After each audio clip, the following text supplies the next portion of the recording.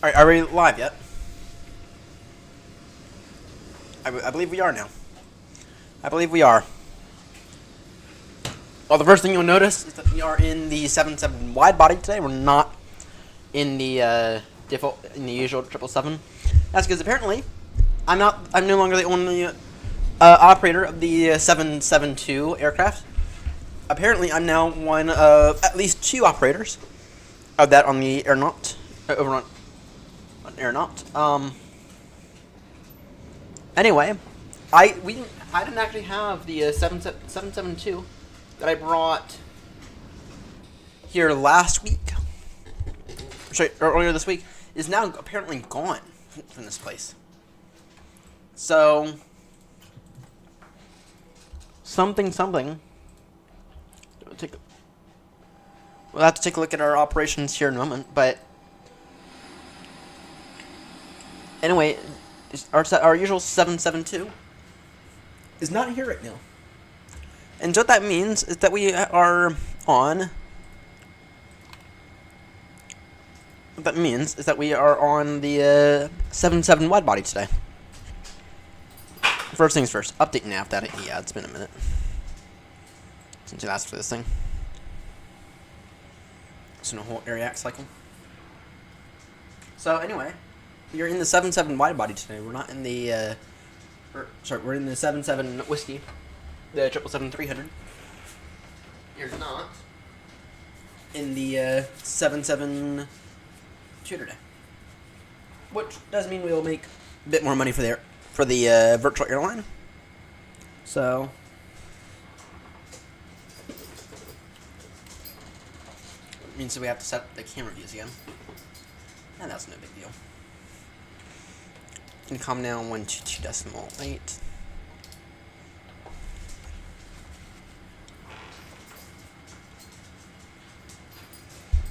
Alright, we're gonna get this stuff up. From C-Net.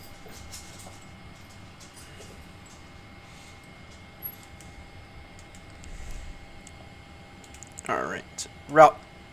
Let's see here. I did pre-file this, right? I did not.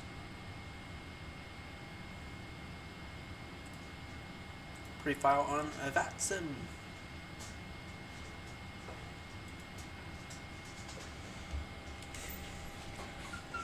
Set payload. Set fuel. Select route. Alright, we're supposed to be up in the air, or we're supposed to be departing in about 11 minutes. Hopefully we will. I'm going to load this route along into our alignment.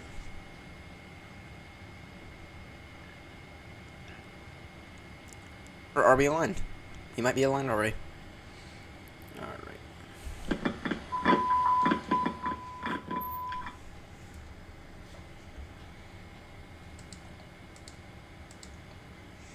In the meantime, what's the stuff looking like?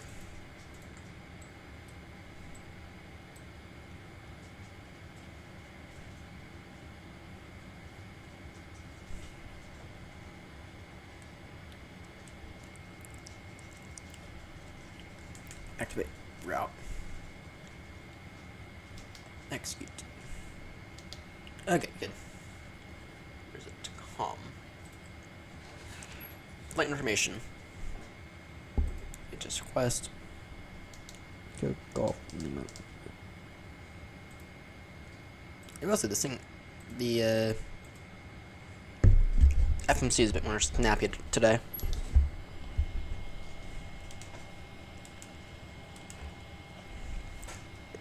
The FMC is a little bit more snappy today. I know why that is. Does our brightness work appropriately yet? No, it does not.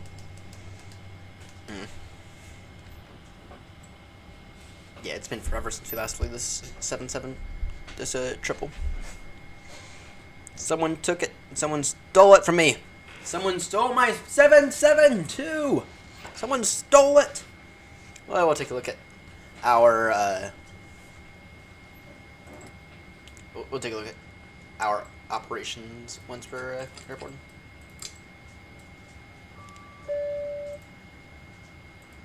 Alright, information Gulf. The wind is 290 degrees, 9 knots. So I'll take, in that case, 2... People have been taking 27, right, surely? Yeah. Calsign to Foxtrot. Alright. Dew point, temperature 6, dew point 2, QNH 1007. Heathrow traffic Speedbird 247, taxi holding point runway 27 left via Bravo, Kilo and Alpha holding point 27 left. Heathrow. Radio check, Speedbird 22 Bravo. 5 Alpha. Thank you. Alright, now it's a good time to get the AP1. Try to get out of here in a moment. Alright. In that case, departure, sorry, net ref, flaps. We are quite heavy. Flaps 15 for Heathrow today. Alright. Can we agree with all those? Those are not out of the ordinary. Trim 4.75.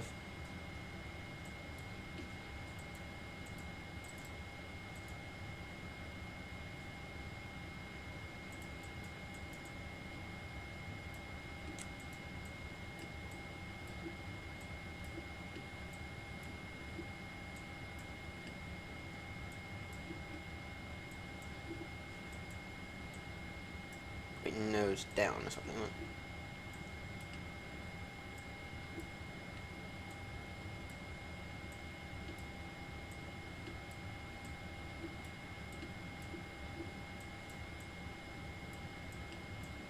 that. I don't know what's going on with the trim.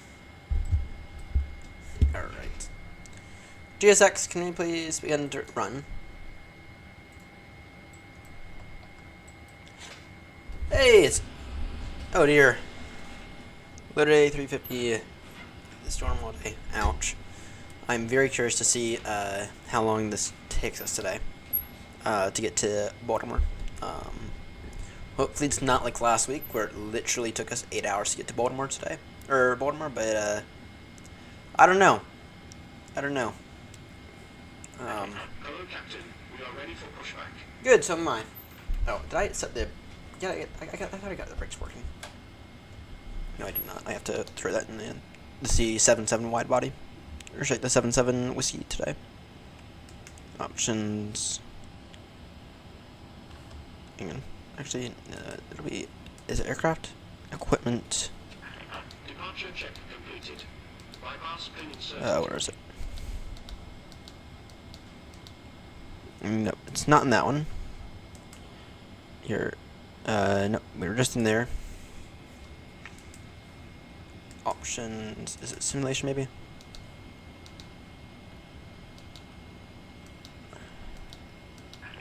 Locking gear.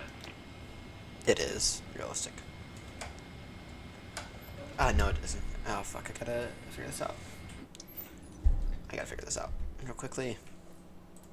Controls. It is this.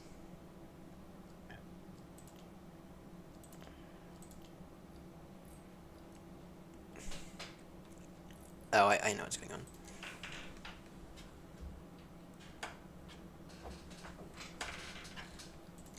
Here, where's it? Brakes. Parking brake. Parking brakes on.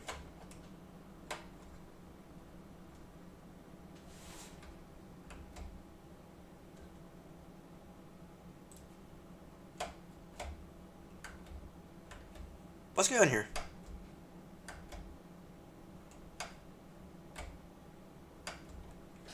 I mean, this thing's clearly being detected. Okay. What's...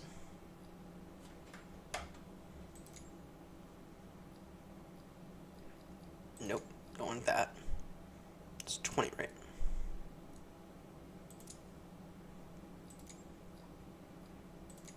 Delete.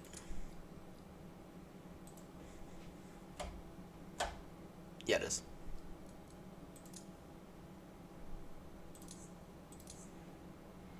I very, very recently figured this out. Oh, it's still not working. Still not working.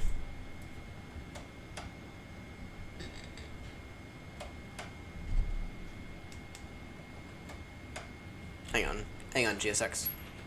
Oh, we still have another 5 minutes, so that's good. Controls. Where is it? Brakes.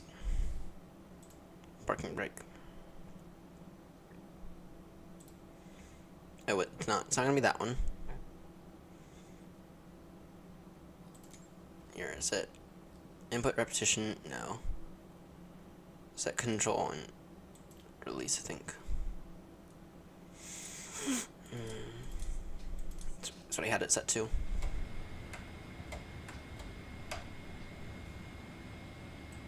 You know what? Whatever.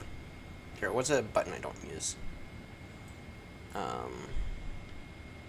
There's no button for this, right? If we're to set it up here on the yoke. So this is how long it's been since we last used the 77300. Usually we're in the 772.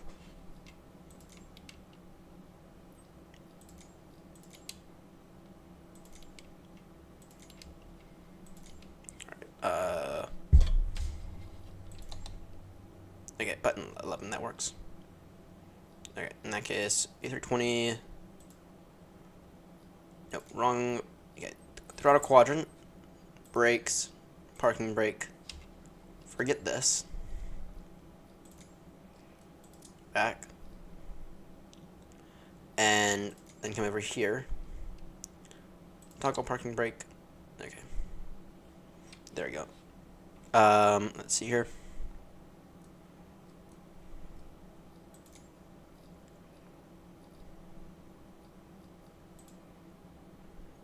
Nope. Let's not do that.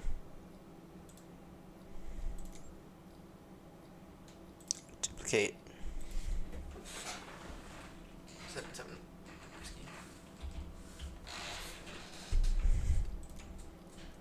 Alright. Let's see here. It's about this now.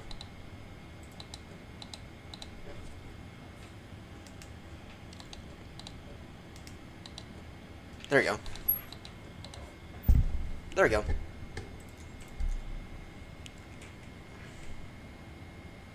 Continue pushback.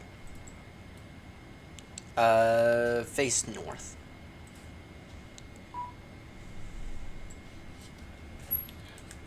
Alright, let's see here. Where is it? Options. Heathrow traffic Speedbird 247 heavy, line up, runway 27 left. 27 left? What? I thought everyone was taking. People were. Alright, where is it? Current connections. We can release that. Oh, come on now. You're gonna tell me that we can't do this through. Oh my god, that's annoying. Ground connections. Oh wait, we need to release power. Aha. Reef shocks. Commencing sparking brakes. All engines clear. Start at will.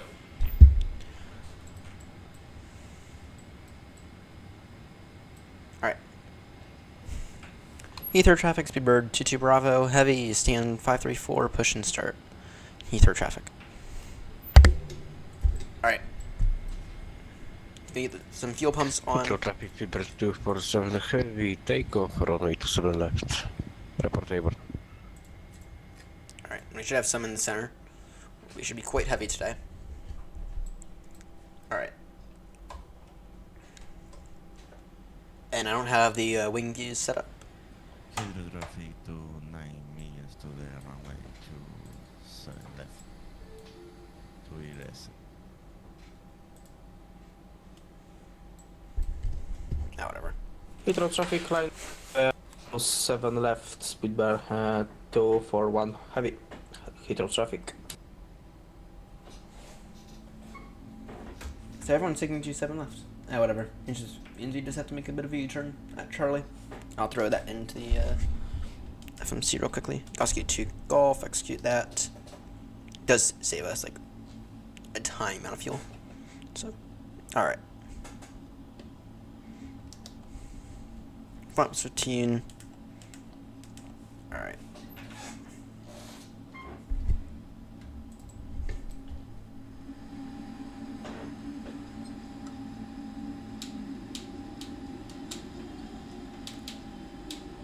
Appears to be a good engine start. Appears to be a good engine start. Shut up. Flight controls. Flaps full now. Alright, full up. Full down. Full left. Full right. Set parking brakes. Waiting your confirmation for good engine start. I can confirm a good engine start.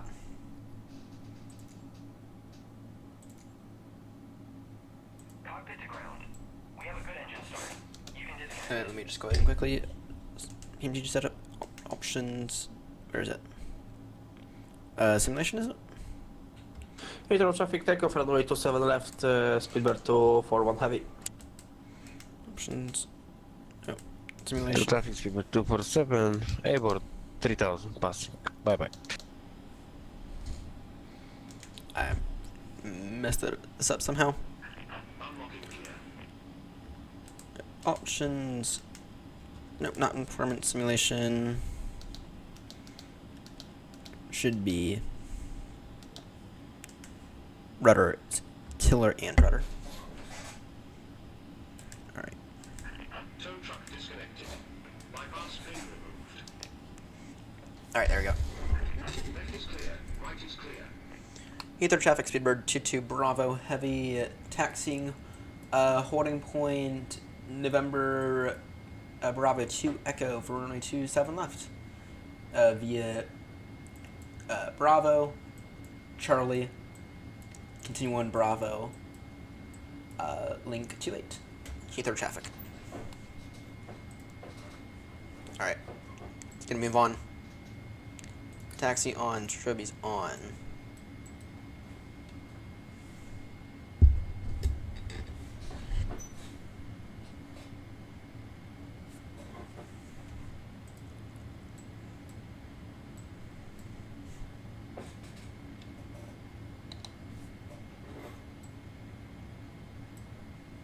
Heathrow traffic passing flight level 1500, Speedbird 241 heavy. Heathrow traffic.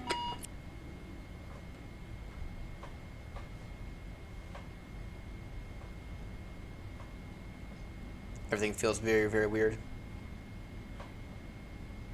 I had the settings dialed in for the 772. And yeah, everything, this rudder feels a little oversensitive.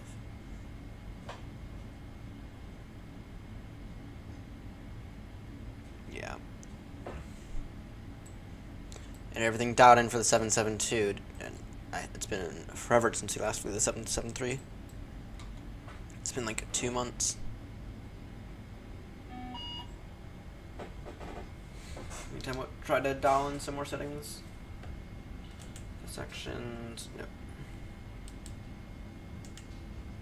Options.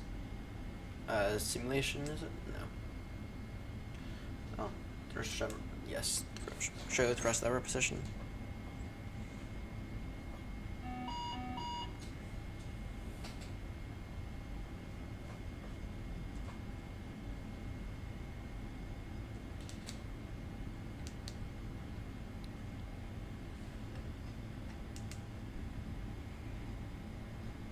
Alright, there we go.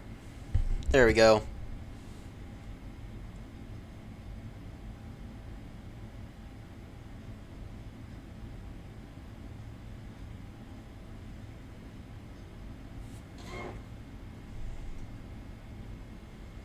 Just gotta verify real quickly.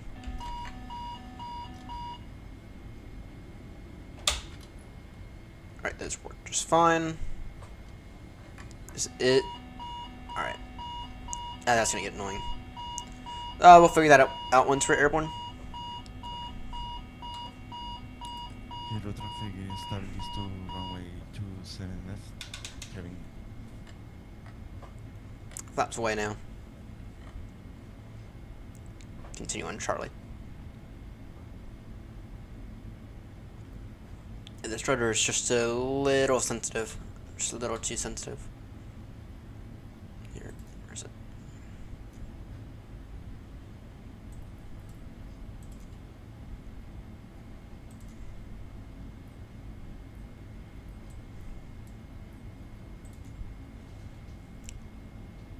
And this is why I don't like this. Having to adjust some settings. Because now our taxi's all over the place.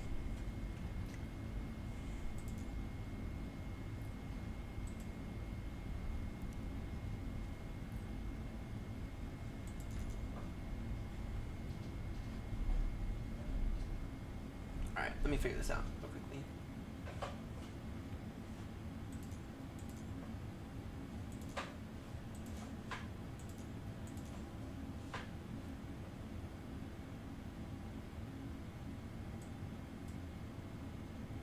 Alright, let's see your sensitivity. Minus 0.7. One is, I believe I have that.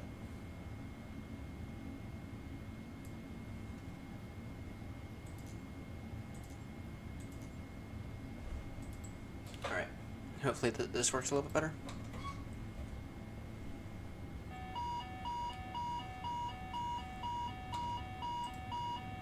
Alright, that's gonna get annoying. Alright, flaps 15 now.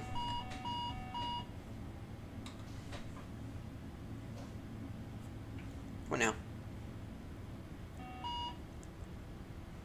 Let's get a move on things, please.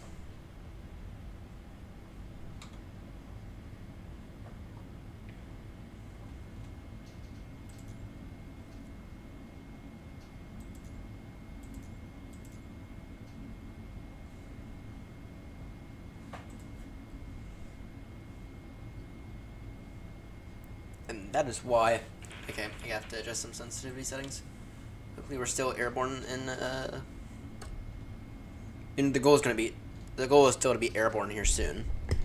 I have a photo of what this settings page should look like. I have a photo somewhere from a few months back.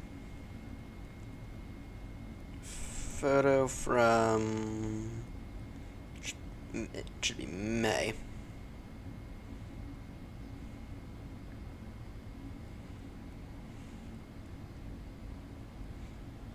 Back when this thing initially launched.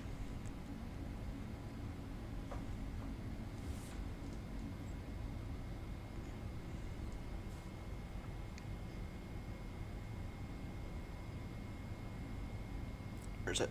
Where's that photo that I have?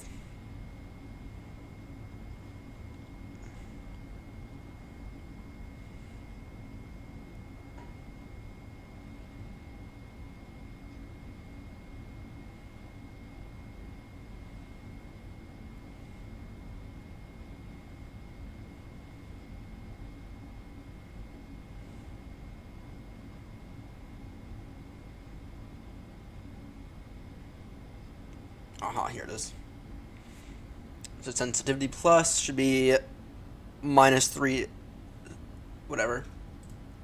-3.8. -6.6.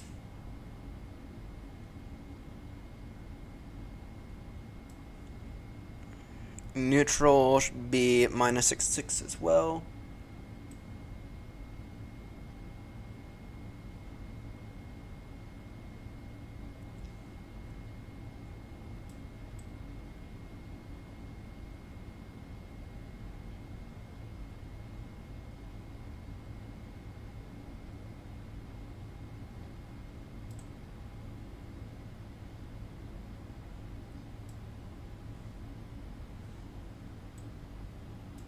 -6.6, and extremity dead zone -0.5.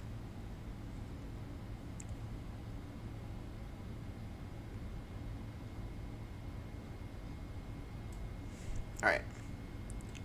Let me go ahead and put that in for both then. Minus 66.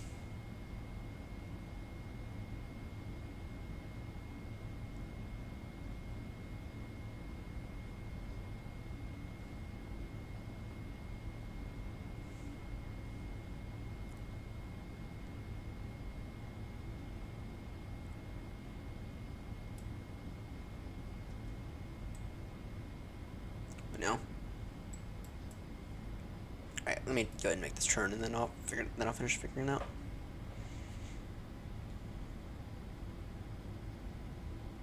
Oh yeah, that's so much better. So much better.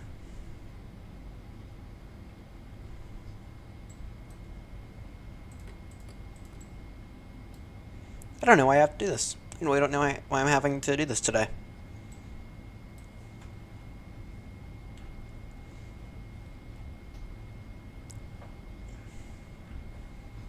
Alright, let me just go ahead and minus 0.66 minus 0.66.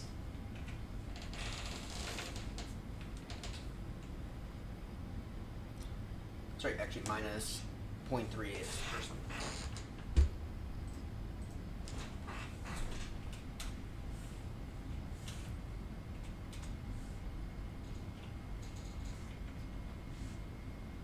Wait, what?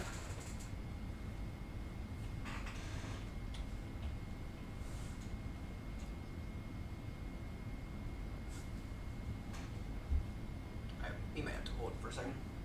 And it doesn't happen. It doesn't happen when that screen turns off.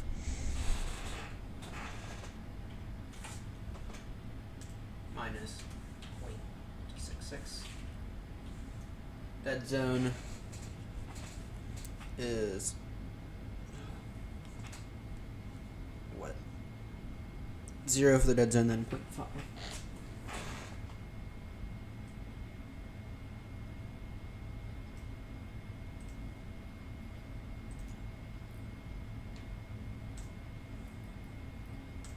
Alright, there we go. There we go. Now it's working a little bit better.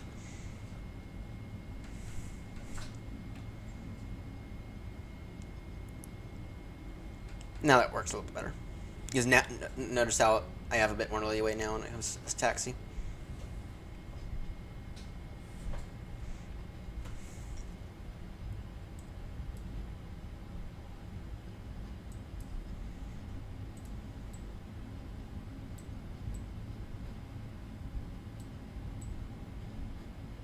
Alright, landing lights are on, runway turn-off lights on LNAV, VNAV on. Alright, now that we have that working.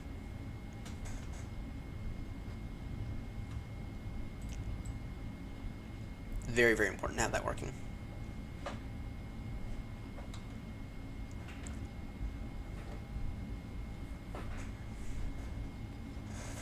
Alright, let me go ahead and get yoke cam up. Configure yoke cam so it doesn't look if it's not way overexposed. Minus 5 usually works out well.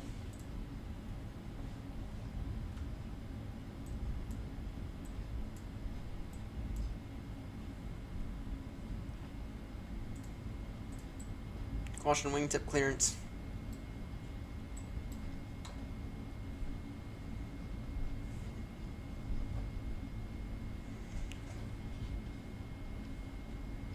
We should have, yep, we have an Air Canada right there.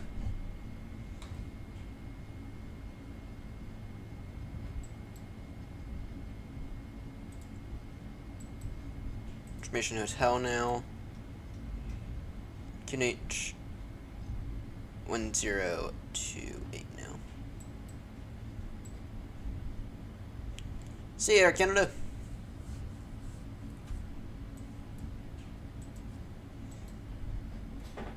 Flap should be 15, not 20.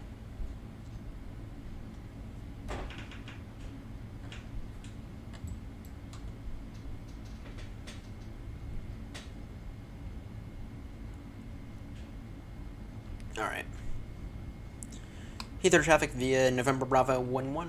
Sorry. Via November Bravo 2 Echo. Speedbird 22 Bravo. Heavy lining up. Runway 27 left. Heathrow traffic. I missed that point, didn't I? Oh, no, I didn't. Alright, we gotta be careful with this here because we gotta be careful not to whack the tail. Which, because of the longer body, it is. We're really used to the 7.7. We're used to the 7.7.2. Right, so we gotta be careful. No, I'm fine. I'm good.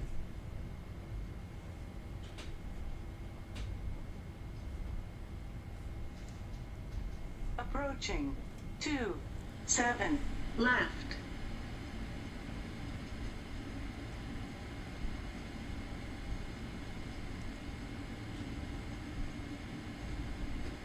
On runway 27 left.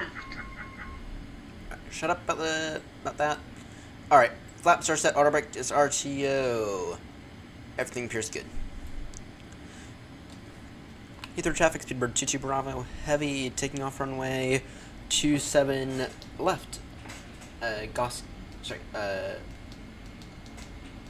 Goski to Foxtrot departure, Heathrow traffic.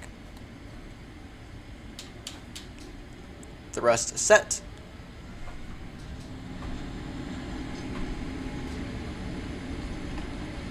Airspeed live. 80 knots, check.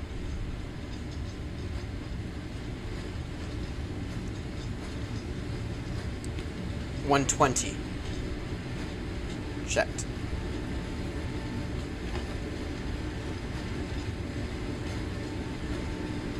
V1 and rotate.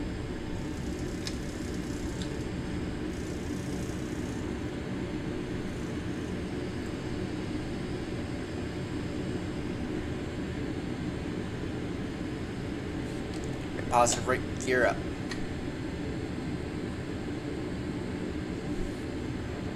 Begin to put some flaps away.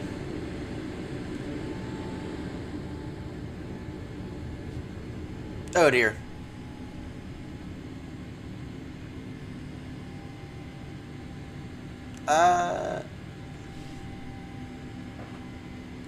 No. The FMC appears fine. No, just that we have some configuring to do. It's been so long since we last flew the 772. Oh dear. Heathrow traffic, Speedbird 22 Bravo, heavy, now airborne, passing altitude 3,500 feet, climbing now flight level 340 traffic.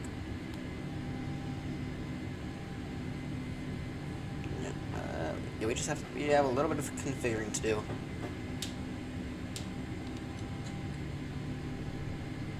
It's been so long since we last flew the triple, or since we last flew the 7.7 wide body. Right, there's those flaps up, legs direct now. Goski.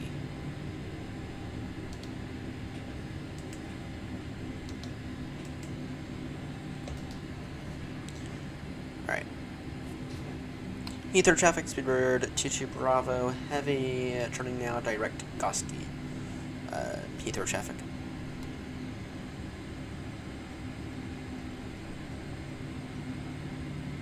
$340 is what this thing has, right? Yeah, it does.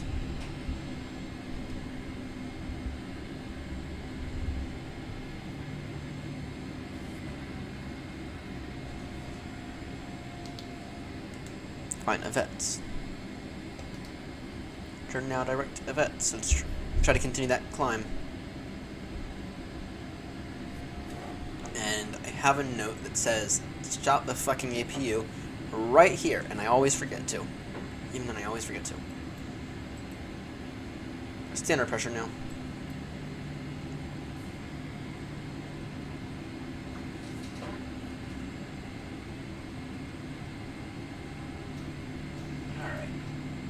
It took us a while to get out of there. It took us a very, very long time to get out of Heathrow today. All right, let's begin to try to figure out some of that configuration. PMDG setup. Oh, aircraft equipment, is it?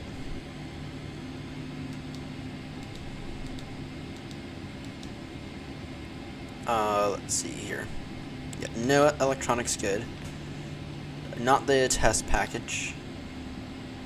V1 callout should be, but apparently our speeds were deleted right before takeoff, so that'll explain that.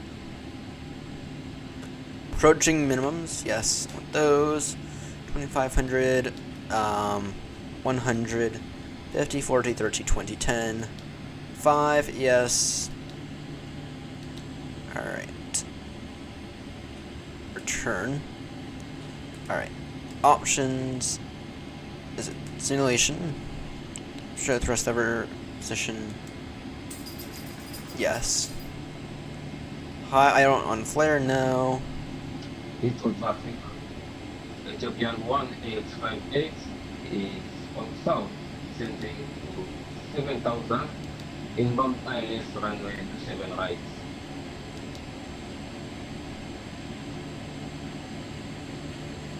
Alright. Call that airspeed. No need to do those. Alright, actually, V1, yes. Calls positive rate. No need on positive rate. Pause at top descent, no. It's normal. Alright.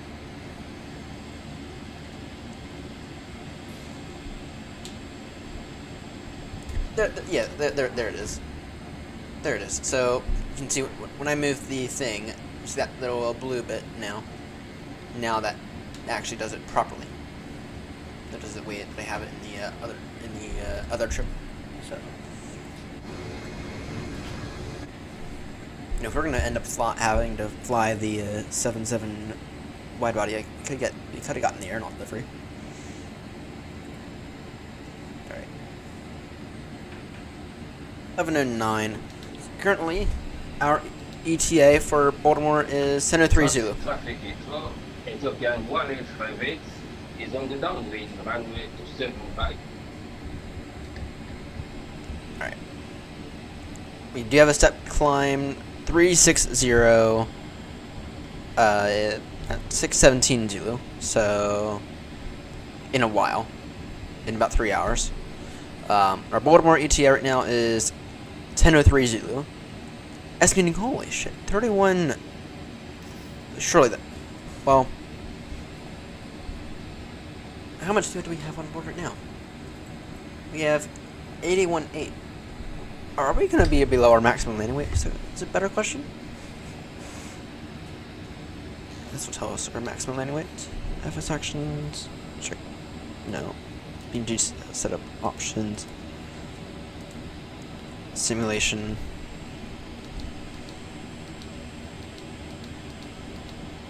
Nope. Aircraft. Equipment. What's our maximum landing weight?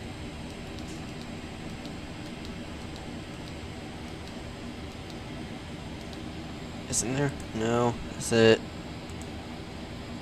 No, won't be in failures. Equipment.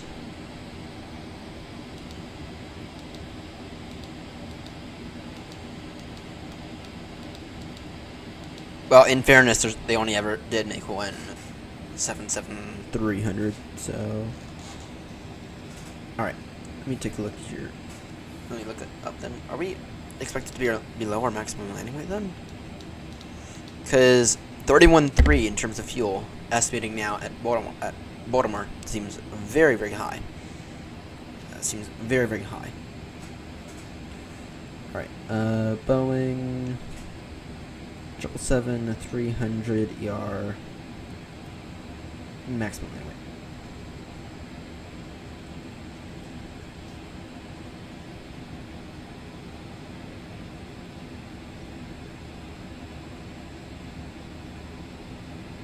Alright, that's 77200, 77200 ER, 7 300 ER. Maximum landing weight. Oh, this might be showing it in, is this showing it, this is showing it in kilos. Alright, our maximum landing weight is 251,290, so 251 tons. Not according to what I'm seeing on, in terms of our maximum landing weight. What I'm seeing on Boeing.com says our maximum landing weight for the 777. Oh wait, that's not the right engines though. That's the GE engines. Actually, we're using the GE engines, I believe.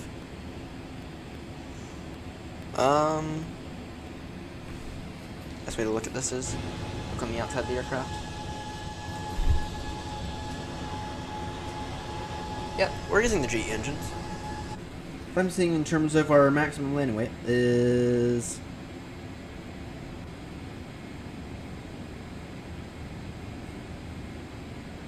251.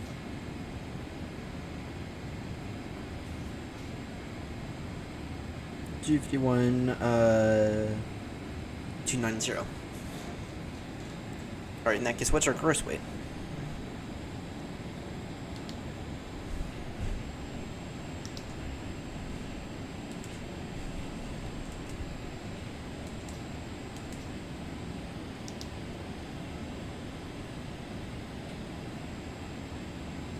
Where is it? Progress is it? I forget. I completely forget where the gross weight is. I think it's internet ref, but not in this init ref. All right. POS is it? No. Nav data is it? No, it wouldn't be in nav data. VNav, is it?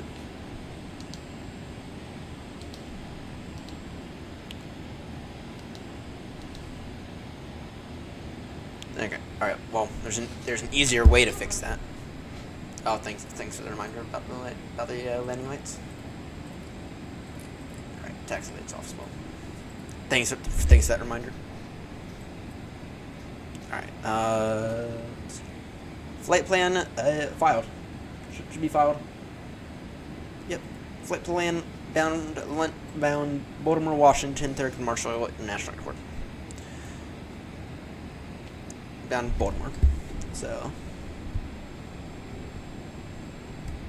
Oh, for the weights. Yeah. Well, what we can do is we can just add them up. So.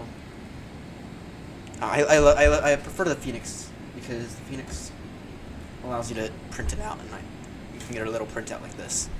But I don't have that. What is our zero fuel weight? Alright, zero fuel weight is 201,760. Alright. It's 201,760. And then we're estimating 31.3.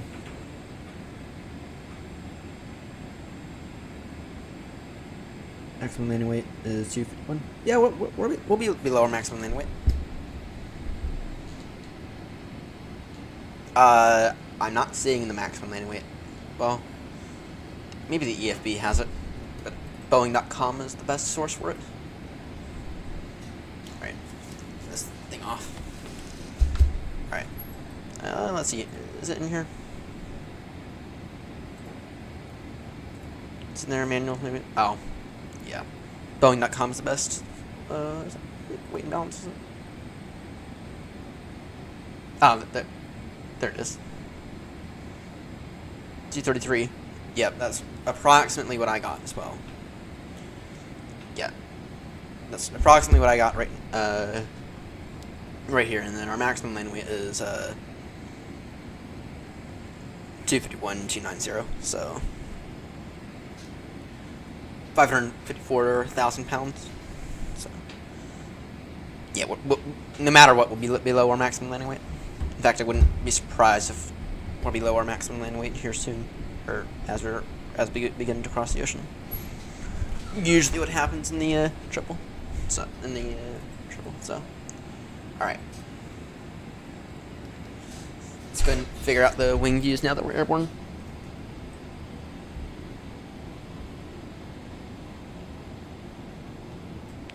Actually, let me get the cabin lights to be a little bit better. F sections is it? Cabin lights, manual, full. There we go. Get the cabin lights to be a bit more. Unless it's not wanting to work. It's not really. It's not really. You just gotta set up the wing views. Because something, apparently we don't have them set. It's been so long since we last flew the 777-300. It's been so incredibly long since we last flew the 300.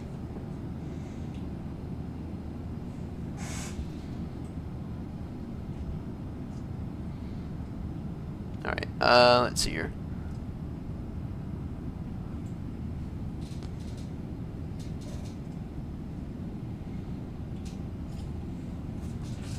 You know what we're gonna do? We're gonna cheat a little. Weather. Custom, yeah, live weather. Just so we can get these wing views. Primarily the flaps, so we can verify the flaps.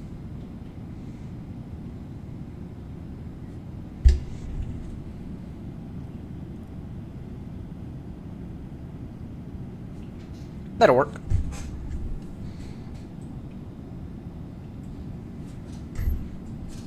In terms of one of them.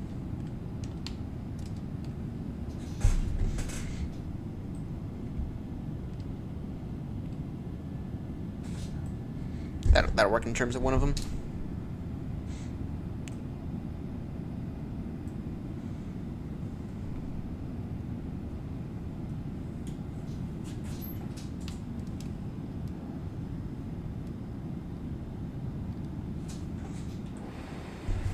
Alright, there we go. Back over to live weather.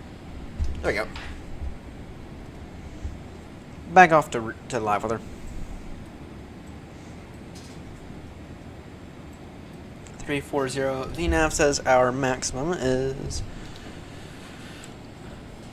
Yeah, VNAV says that our maximum is 348. So, all right. Now that chaos is done. Estimating Baltimore right now at 10:04 Zulu. Though, depending on how the winds are, if the winds decide to not be horrendous today, hopefully we will not have to do that much there. Hopefully that won't get delayed by a massive amount, like it did last week. No, last week was horrendous. I mean, we arrived a whole hour late last week. It was a whole hour later than what we expected last week. So that was not fun. That was not fun at all.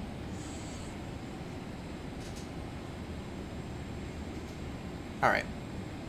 And what is our first oceanic waypoint so we can consider the clearance? Sumax. Just Sumax. Then how long do we have until Sumax? Actually, if we're to make that turn now, go direct Sumax. 419 Zulu. Oh, we got about an hour. We got about an hour. We got about 40 minutes before we have to have the oceanic clearance in. We'll go ahead and get it in about 20 minutes then. Alright, now that this aircraft is beginning to look a little bit better. A little bit more like what I'm used to. I can figure out who the fuck stole my 772. Who on earth did it? And where on earth is it at? Where is it? My airlines.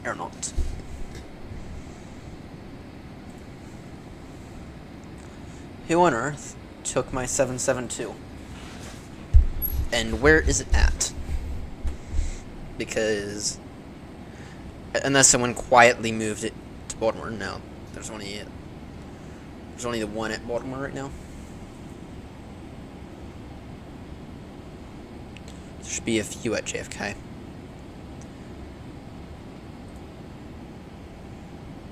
Alright. There's one at JFK.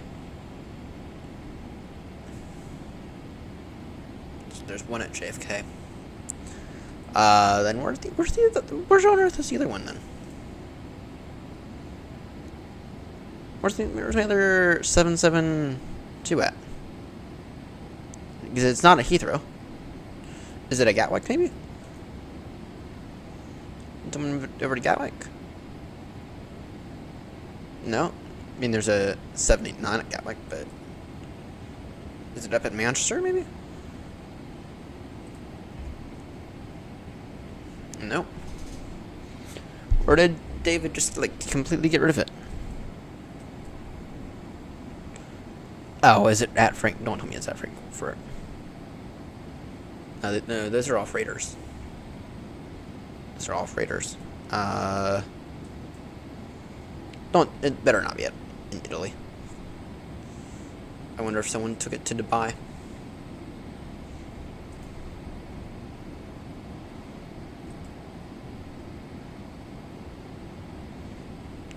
Is it at Istanbul? It is not at Istanbul. Where on earth should it go? Is it at Dubai? I doubt it. Kinda doubt it. There is a 777 at Dubai. I'll have to keep that in mind. Better not be there.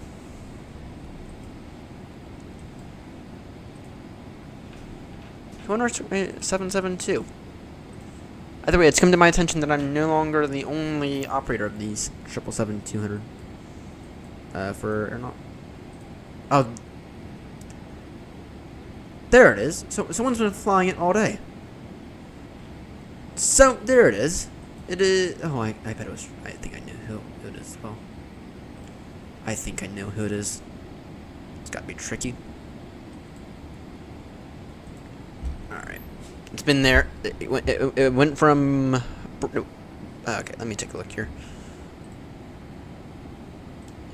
Whose arse do I need to kick? It's my 772, not anyone else's. There.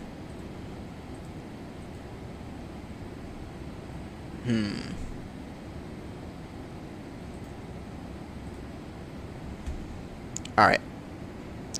So let's see here. 772. Holy dog. Really? And then did he take it from Brussels? He did. He did. That's you took my my good old 772. But it just means that I have to move the other one to Heathrow at some point overnight. I have to move the one that we have at JFK over to Heathrow. That's all that means.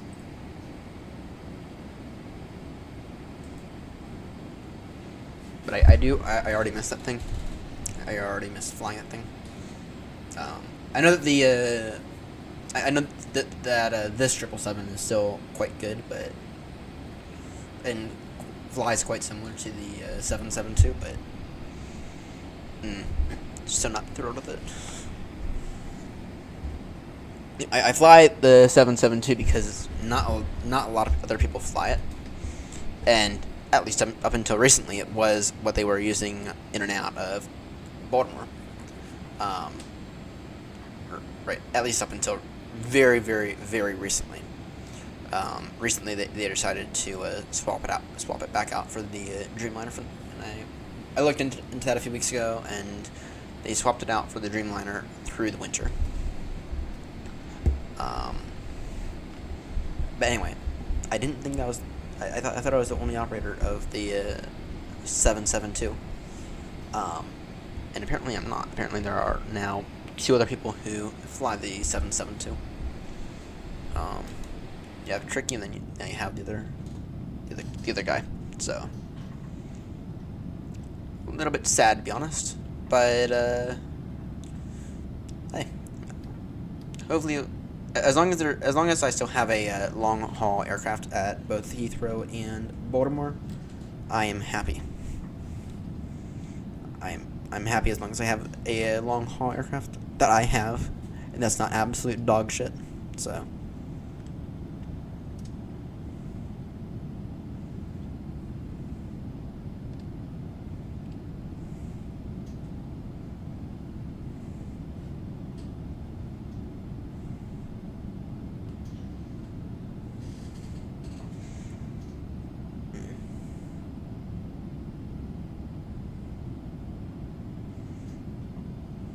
Alright.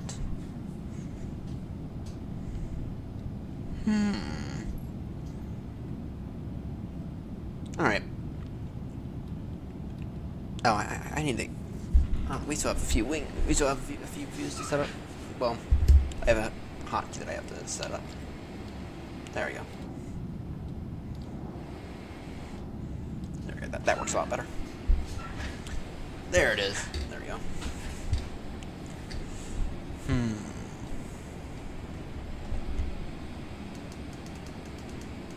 The brightness on the WinWing MC or on the WinWing FMC still doesn't work. It's a little annoying. Alright, in a moment we will go ahead and get our oceanic clearance filed. And then we'll go ahead and open up Minecraft once we go oceanic. We have a few projects we have got to finish up there. And then I'm beginning to plan out the next video. I'm getting to plan out the next video. Because it's been forever since we last did a plane review. Not to mention we haven't done one yet under the new system. That's because we need to update the new system a little. I realize that in terms of audio, not exactly the best. Not exactly the best in terms of audio, especially with the engines. So I was gonna do it. I was gonna do the 777. I was gonna do it for the 777s, and then actually I had that video filmed, and then Boris dropped their sounds, and I was like, I can no longer give this thing the rating that I did give it. And so we need to update that. And then I'm getting to plan out the video for the end of the year. And that's gonna be all the highlights. And so what I'm gonna do here soon is I'm going to put a thing up that says, please tell me all the highlights of this year, and or anything that you might want me to include. Right, and I'll include it for highlights of this year in that video I eventually do. I was gonna do it for last year, but last year, by the end of the year, we only had like a month on YouTube, and so I decided that for last year we weren't gonna do it. But we've been on YouTube for over a year now. We've had a year. So far, we've had 11 months of fun and quite exciting times.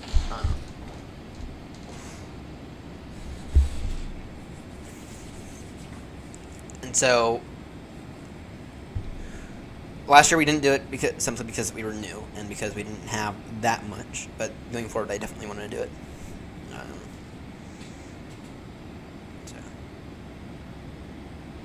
Just realized you relined or redlined.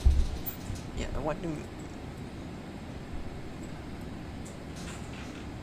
I blame the sim for that? Here, is there like a failures thing we have to do? Checklist.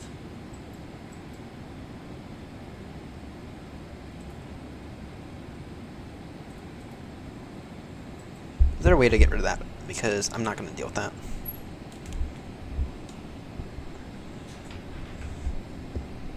Alright. And what can what is that? Yeah, I see that now.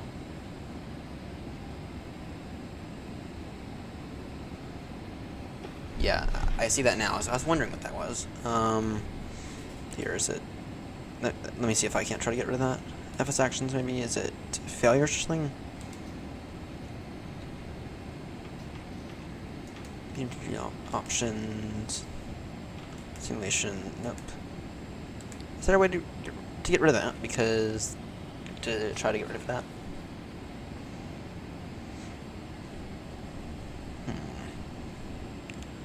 Aircraft failures maybe. Well, it says no failures, so.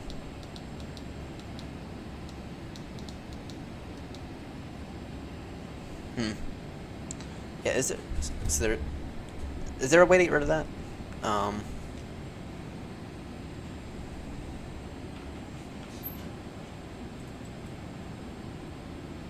willing to continue forward with it and get rid of this. So.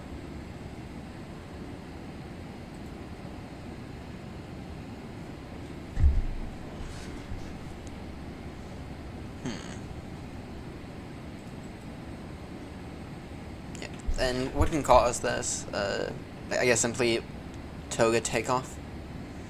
I guess could theoretically cause it.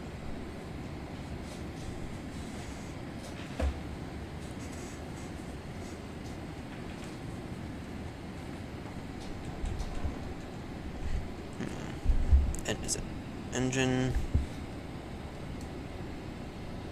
churn?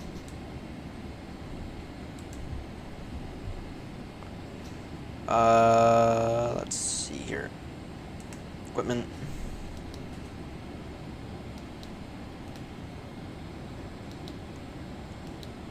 Or is there like a certain procedure that I have to do in order to, is there like a procedure I can do? Okay, let me get that ocean clearance on request real quickly. Let me look at it. Let's see here. 777 EG. It's EGT. Red. Try cancel and or recall button.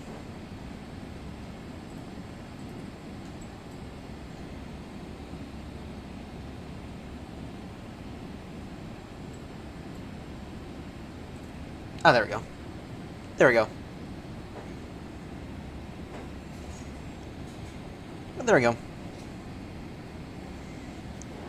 Got rid of that. Got rid of that error now.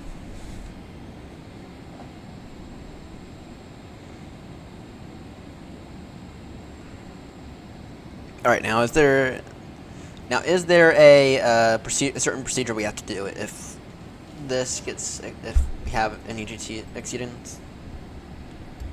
Here, engines.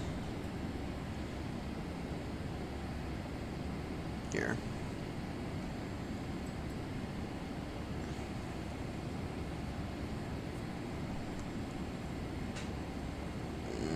No.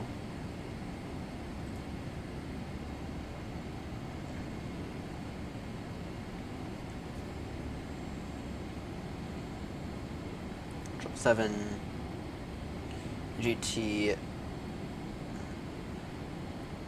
exceedance procedure.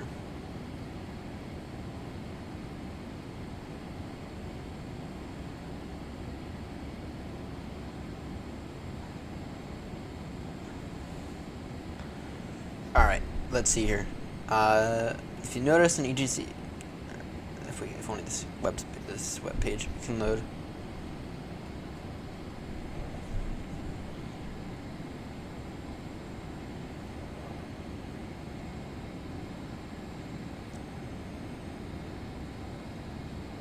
All right.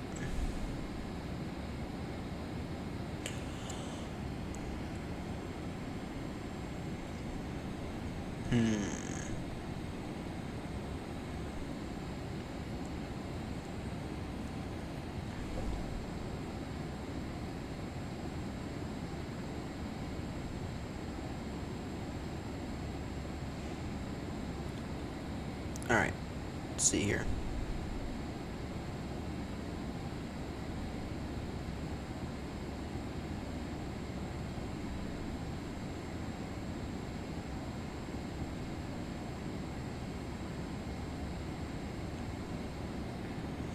Well, the engines didn't fail. The engines are fine. Let's see here. EGT exceedance on takeoff.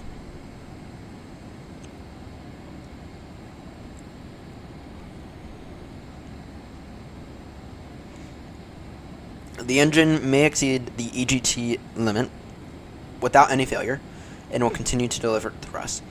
If you notice an EGT exceedance during takeoff, the takeoff should be continued and established on initial climb before applying the engine limit slash surge slash stall memory items. Okay, the EGT exceedances are to be recorded in the technical log. Alright, note if the EGT suddenly increases when setting takeoff thrust, it's most likely a symptom of a severe engine failure. Alright.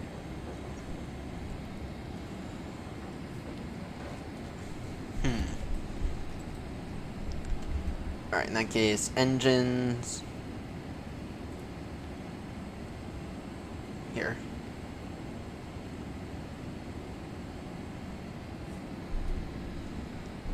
I saw that. And actually, it wasn't the FAA who did it. It was the I think it was the EU who did it. Just for a simple software update. Simple software update, and then small, and then for some aircrafts it'll be a hardware fix. But I did see that. But at least it hasn't caused anyone to die yet, and at least they're being very proactive with it. At least they're being very, very proactive with it. So, good job, Airbus, on that. When you notice an issue, that is the correct way to handle that. So, yeah, some will need hardware changes. Others will not. At least they're being very proactive about it, and at least they're being very clear about it. And if I recall correctly, I think that AAD was issued with Airbus, not against Airbus. As in, I think Airbus were the ones to issue it, and whoever agreed with it. Let me just go ahead and get that ocean clearance on request real quickly. Now track. Sign in with the FATSIM. I'm just gonna do it through my phone here. Sign in.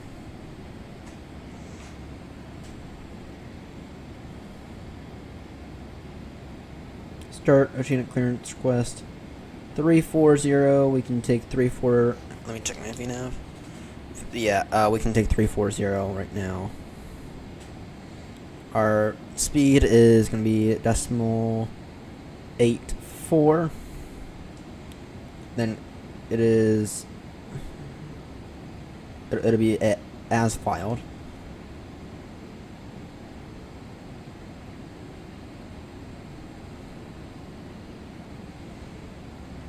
Entry point, Shanwick.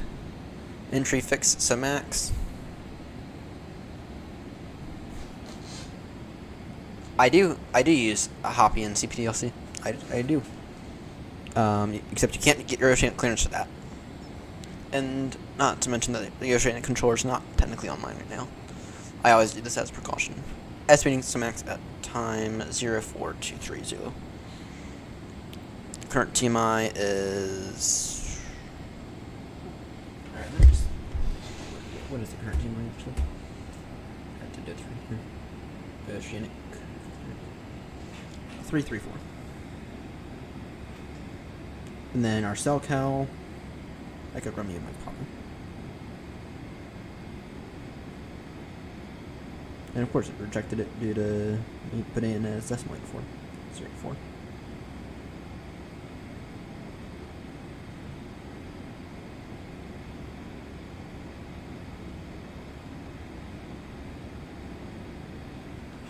Bigger pup.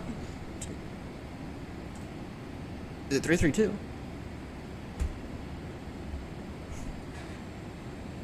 I'm seeing 334 on my end for the TMI.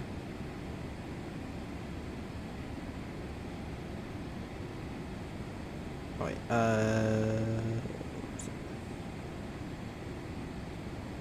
no, I know the issue. She went 334. There we go. Got it. I got it. Yep. Got it through my phone. Yeah, I do use CPDS. In fact, we were just using it as we were departing Heathrow in terms of the stuff. So. No, you were guessing. Mm. Yeah, I Oceanic at least twice a week on this channel. Alright, in terms of CPDSC, we were using it earlier. And actually, we can go ahead and tell this to terminate now. Agent's request, EGLL. VATSIM, auto, terminate. Tell it we no longer need it. The most recent out of Heathrow is India, 290 degrees, 5 knots. QNH 1000808. All right. Well, not that we are going to be returning, which theoretically we should, because the EGT exceedance, but we're not doing that. There's no way I'm doing that. Not to mention we've been up in the air now for 45 minutes. Holy shit, there are a lot of aircraft flying across the pond today. Holy shit. We are definitely going to get the Oceanic controller then. Well, I mean, it is a Saturday night, so. But holy, there are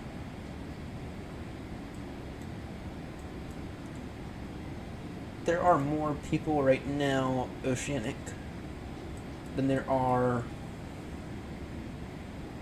in Boston Center. By a long shot as well. Holy.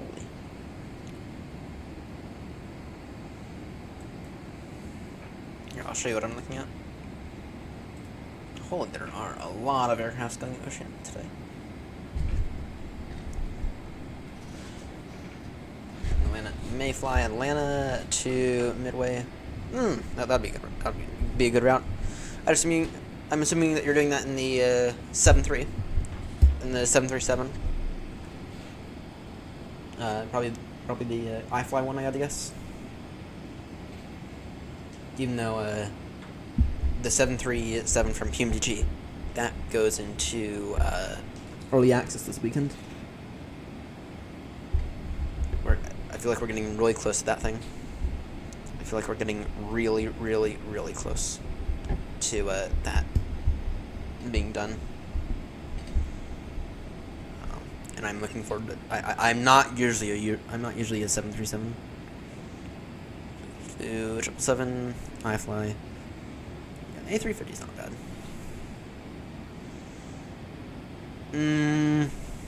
I think that they might have it out a little sooner.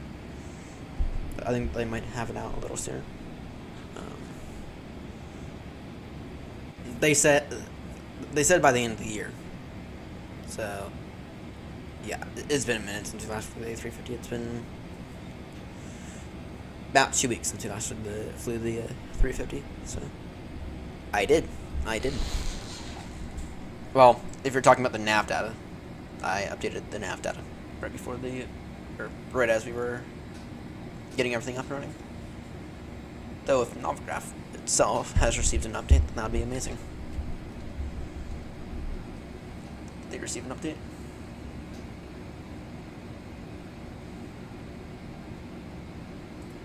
Unload import from SendBrief.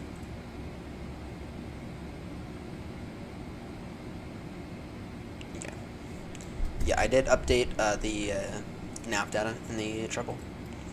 I still need to do it for the Phoenix. I still need to do it for. I still need to do it on the 350. I still need to do it on the 340. There's one other, and I still need to do it for the fly-by-wire ones. but I did update. I did update it for the aircraft flying right now. At least it better have updated.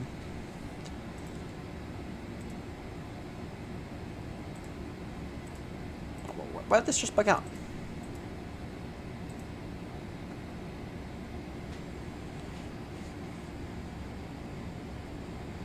I wish they would fix online planes. Yeah. What just happened with the EFB? Did the EFB just completely die out on us? I feel like it might have. Unless that's an intentional feature. Let me try something here. PMDG setup. Options. No, it's not in there. Simulation, maybe?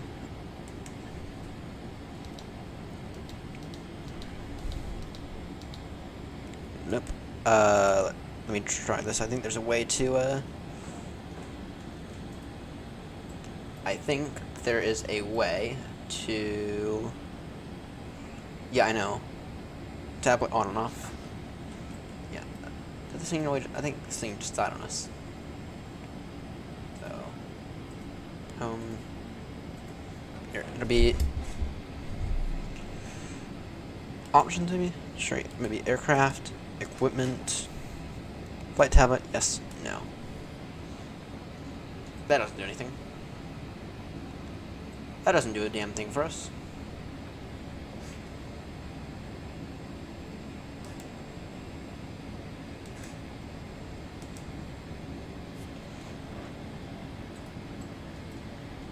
I kind of wish PMDG would actually begin to do the tablets like in here, because theoretically there should be a tablet right here. There should be a tablet right there, like an actual Boeing one, like in the real aircraft.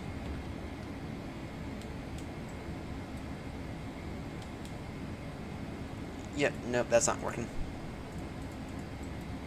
Damn, this tablet's completely fried right now.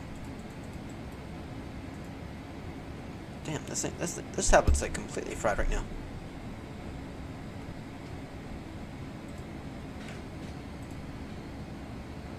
Unless that fixed it. Is that fixing it? I did. Ah, the frames. Oh, good question. We should be. I think we're getting loads of frames right now. Options. Display FPS. Here. Currently sitting in the 40 range. I mean, could be better, but I mean, you know, we're main thread limited, and that's not getting fixed anytime soon, because the CPU that I'm running, the Ryzen 9 5900X, I think it's the X. It is the maximum we can go on the AM4 platform. Maybe it was OBS. Could have been OBS. Could have been YouTube. We are maxed out on the AM4 platform, and so if I wanted to do a CPU upgrade, I'd have to get DDR5 memory, and in case you haven't noticed, the prices for those right now are exploding. Prices for DDR5 memory right now are currently going through the roof. I'm talking, you're looking like $600-700 for 64 gigs of DDR5. So, yep. But I mean, it's like they're going up even more though. It's like they've this week, just in the past 3 or 4 weeks, they've completely exploded. It is now cheaper to buy a PS5 than to get 64 gigs of RAM. So I'm not upgrading the CPU anymore. GPUs are, I know. And actually, what I've heard is that it's mainly OpenAI that's causing the increase in memory prices. Because apparently what they're doing is they're buying up all the DDR5 memory, and they're doing it. They don't care they're storing it. They're doing it so that way other AI people or other big companies can't. And now they have a much more difficult time. Now other companies have a much more difficult time making a good AI data center. So apparently that's what's happening. Not to mention we've been in a chip shortage for a while now. But for right now, I think I'm pretty set off. I mean, we got a 4060. I mean, we got a 4060. Even if I were to upgrade, the GPU, we wouldn't see the difference because right now we're main thread limited. We're CPU limited right now. But I think I got a pretty solid system here. I mean, 32 gigs of DDR4 memory. Man, not gonna complain with that. And Ryzen 9 4060. I have some. Actually, I just did a power supply upgrade when I did the CPU. I thought I needed more. But I figured though, if I were to upgrade to AM5, well, I should probably wait until AM6 comes out. But B, if I were to upgrade to AM5, what it would be better for me to do is just build a whole new PC. Take the GPU out of this one. Take a drive out of this one, right? And then turn the current one into a streaming PC. Right. Maybe swap out the CPU with an old 4600G that I have lying around. I mean, I have a rating on RX 590 behind me. I think it might be a 570. But that thing's on a shelf because it's broken. But yeah, what I figure would be best for me to do if I were to look into an upgrade to AM5, buy a case, buy motherboard, RAM, CPU. Well, actually, yeah, probably CPU. Because buy the CPU, maybe a CPU cooler as well, and then just take one of the drives I have in the system, because I have like 3 or 4 drives in the system. Transfer that over. Same thing with the GPU. I already have a power supply, so I can take the power supply out of this guy, throw back in the old power supply, the old 500 watt power supply, and then turn this guy into a streaming PC. So 7800 X3D, nice. Currently on a 9800 X3D, 64 gigs RAM. That's a pretty good system right there. Pretty damn good system. So, anyway, I'm not gonna. That's way out of my budget right now, especially with the RAM prices. For right now, I'm happy on what I have. I mean, I don't have the highest end PC in the world. It's little last generation, but it's fine for me. And it's still not in any way, shape, or form an underpowered system. I mean, could it be balanced a bit more? Yeah, but in reality, we're not going to get much better right now. Completely maxed out on a AM4. So, but yeah, if I were to upgrade to AM5, I'd harvest a power supply, GPU, probably swap out the CPU in this system with the other one, and a drive and I'd steal a drive out of the system, and then I'd be on the hook for a case, new motherboard, RAM, and CPU cooler. So, save me. I mean, it'd make it so I would have 2 PCs.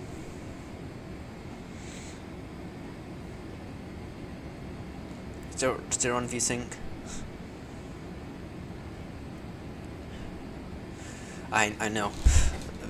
I would literally be screwed if it wasn't for VSync, I think.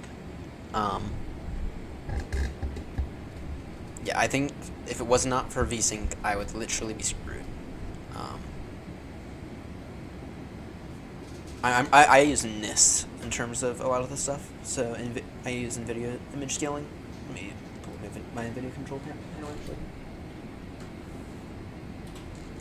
Though there is part of me that wants to go over to an AMD card just because NVIDIA has such a high graphics profile, or sorry, such a high driver profile. Image scaling on, and then I have, where is it? I should have VSync on somewhere. Yeah, using 3D application setting. So, but the main thing is I have image scaling on, so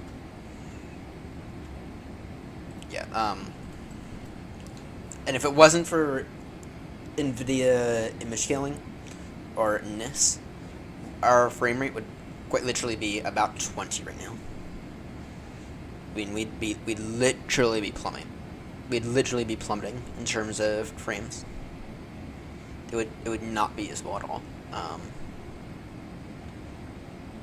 But of course, with the, I do make a bit of a sacrifice there because now everything's affected by image scaling. OBS is affected. Minecraft's affected, and actually Minecraft looks really bad right now in my opinion because of it. So I do make a bit of a sacrifice, but I want to use this PC for streaming Minecraft and Flight Sim, so there's not much. I mean, I'm not complaining about this, so. But I'd quite literally be screwed without this right now. Alright, anyway, we are direct Somax. Estimating Somax in about 20 minutes. Let me go ahead and change the squawk code real quickly. Squawk 2000.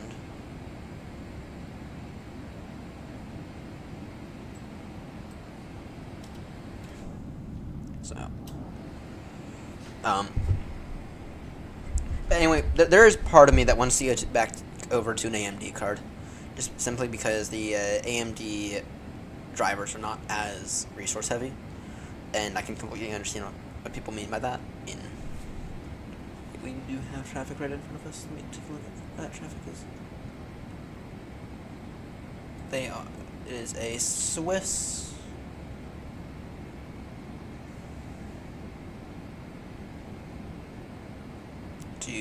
Just this,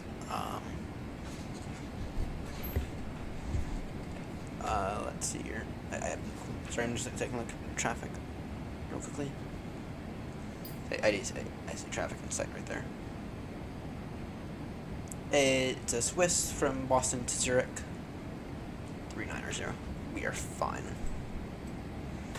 Alright, let's take a look here. Control. NVIDIA control panel. I think it's 50% or whatever. Sorry, it's 2x. 2x in term. Oh, sorry, no, that's for image scaling. 50%, yeah. 50%.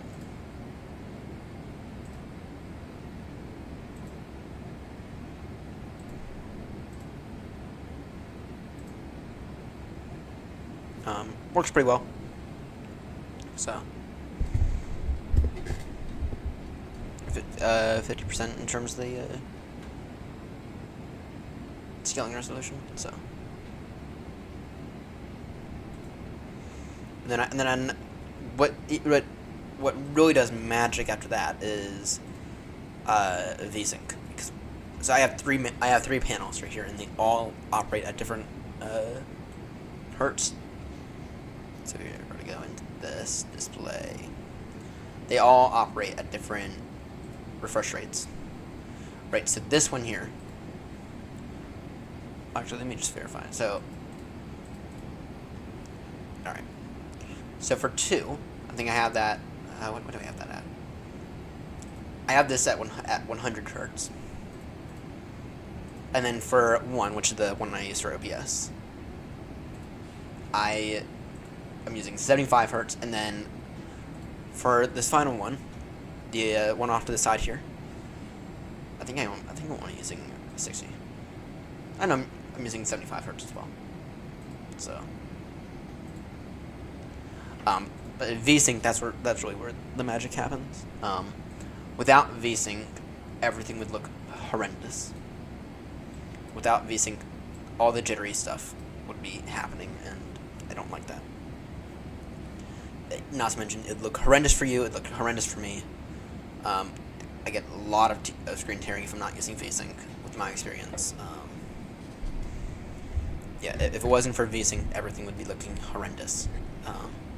In fact, last week I tried to pull out an old 32-inch 1080p monitor, or actually it was a TV,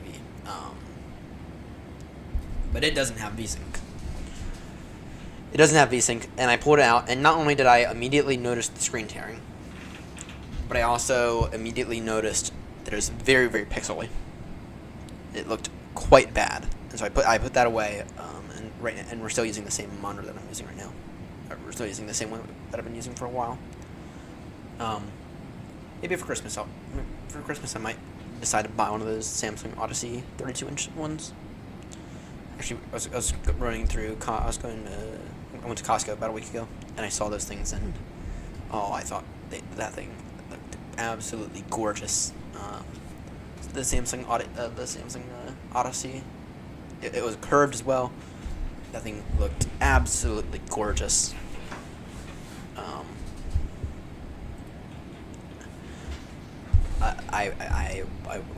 I really want one of those. Not that these Scepter displays are bad. These Scepter displays, in terms of cheap budget displays, I can absolutely 100% recommend these Scepter displays. I mean, this one right here I've had for literally the better part of the past decade now. The other two are relatively new. Actually, this one here I've had for about 5 years. Then this one here is new about a year ago.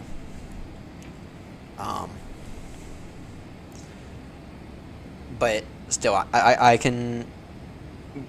If anyone needs a recommendation, or if anyone ever comes to me for a recommendation on a monitor, or on a cheap budget monitor, I always just recommend look up on Amazon the Scepter stuff, because that stuff is amazing, and I have good first-hand experience with a lot of it. And I've tried a bunch of other cheapo monitors. I've tried an LG, I've tried a Philips, I tried a Samsung, a Samsung.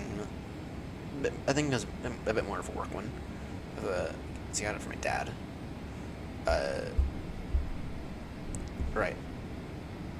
But I've tried a handful of other cheap displays, and I always come back to the Scepter ones being absolutely top notch. I mean, they look great. Their resolution's not horrendous, and they're still budget. I mean, all three of these. I mean, this one here I think was about $60. No, this was like 7 years ago. Then I believe this one here, the one I'm running OBS on, was probably, I think it was about $75, and I think this one over here was about the same. And absolutely amazing. I mean, you really cannot get any better for a budget. So, and at this rate, who's not on a budget? Who is not on a budget at this rate?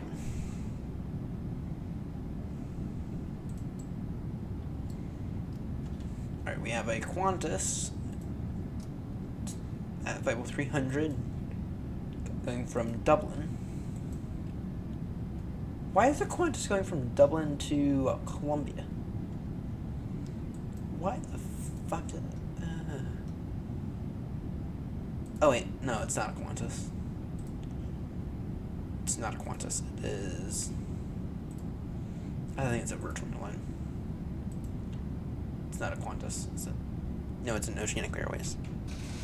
Listen, I'm an idiot. Alright, we have an Oceanic Airways going from Dublin to Colombia. We have us going to Baltimore. We got an LOT going to Warsaw. Now then we might need to be a little concerned about because they're 350. We're only 340. Speedbird 192 going to Heathrow. Dutch 172 going to Barcelona. Virgin 8 going to Manchester. You have an airline I can't pronounce going to Columbus. Got a Lufthansa going to Frankfurt. Got Speedbird 2156 going to Gatwick from Tampa. Alright. It's not bad now. It's not a bad selection of aircrafts. Alright, where is it? Debug. Oh, did you see that the Neos from Phoenix got delayed? Well, delayed is relative because I didn't think they ever put out like a release date on those.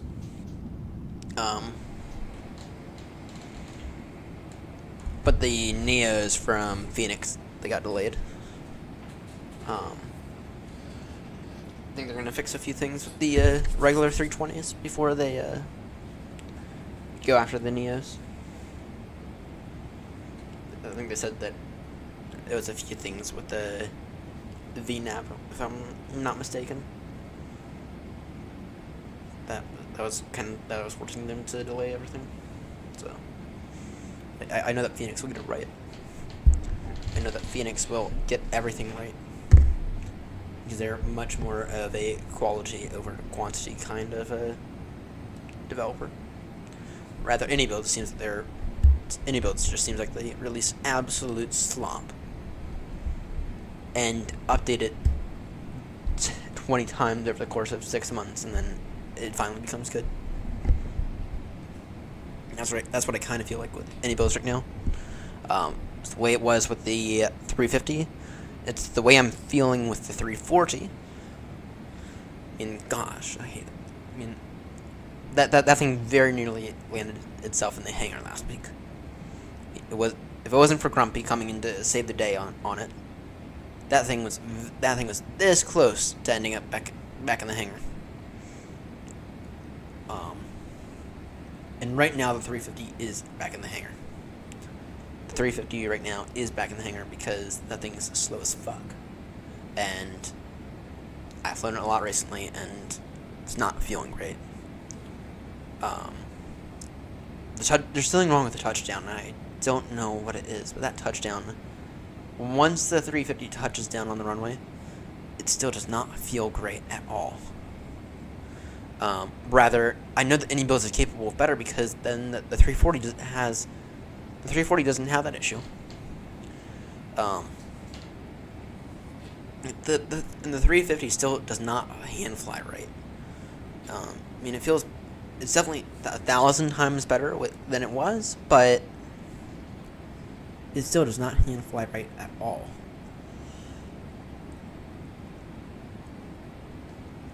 And I don't know what it is.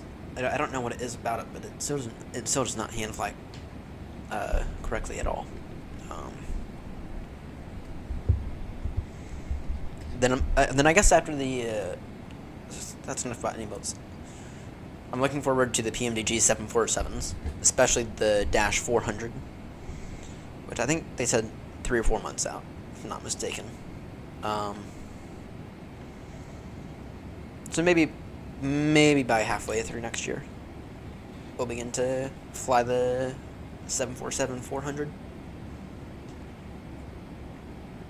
And then after that, I really want them to work on a Dreamliner, because the default Dreamliner is absolute dog shit. I absolutely hate the default Dreamliner. And I know that it's part of my issue with it is that you have to use the weird EFB from the weird in-game EFB, and it's not great. It just really is not anything useful. It was better in 2020. I mean, and I still wasn't thrilled with it in 2020. It still felt way too much like a toy in 2020. It feels like something that they purposefully tried to get out. That they try to get out for those people who want to like hand flight in third person. And it does, the Dreamliner doesn't feel right. Neither does the 747-8. In both versions, they still nothing feels that thing is not great either. There's a reason that we haven't flown the 747-8 in a very long time. There's a very good reason for that, and it is that it is not useful at all.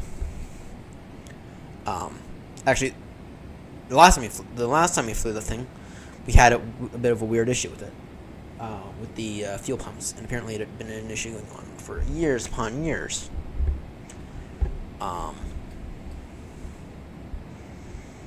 Anyway, not flying the Dreamliner. The Dreamliner kind of sucks, especially the fuel loading. The fuel loading wasn't right either.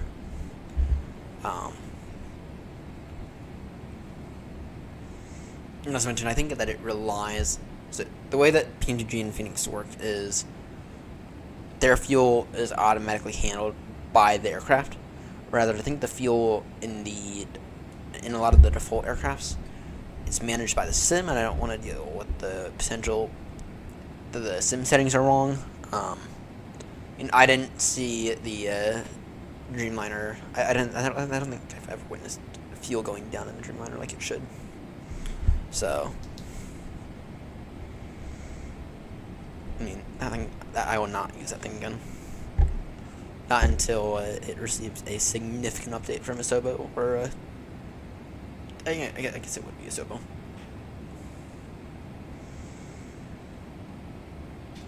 Let's see here. Just a bit of a mid-flight check. Max in about 13 minutes. Our gross weight now is 2745. Our maximum landing weight. What is our maximum landing weight?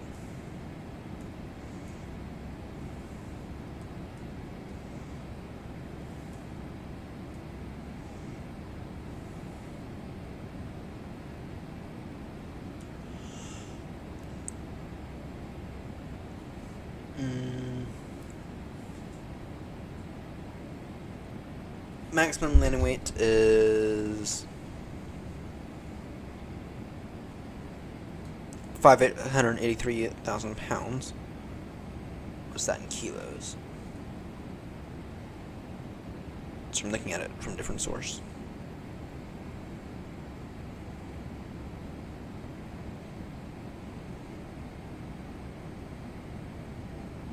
It's like 583,000.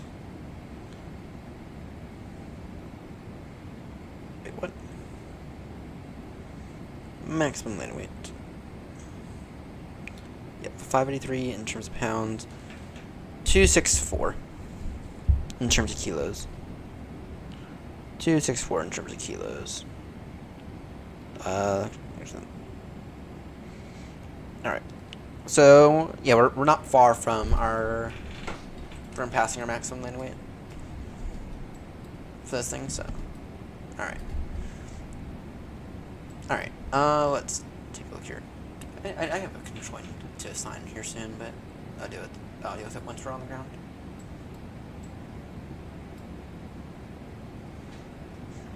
If we were smart, we would do a cabin briefing, but not going to do that today. Alright, now this thing should have a camera button, but it doesn't work, and I don't know why it doesn't work. I don't know why the camera button doesn't work, and I think it's a I think it's a PMDG issue. I don't think it's a setting issue. Aircraft equipment.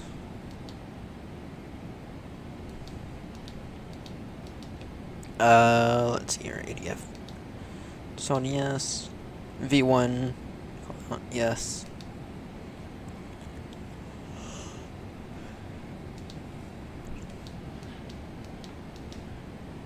No, it doesn't say. I don't think PMDG has the cameras modeled. Alternate IOS requirement.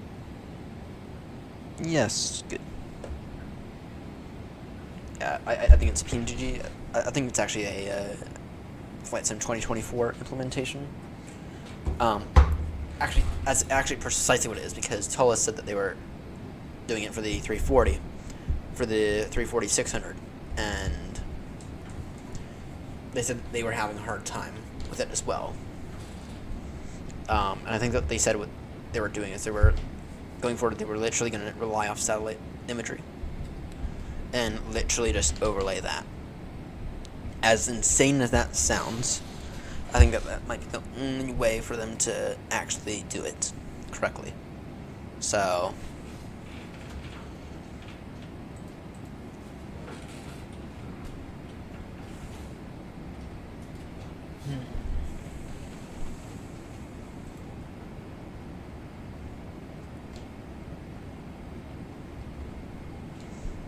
alright.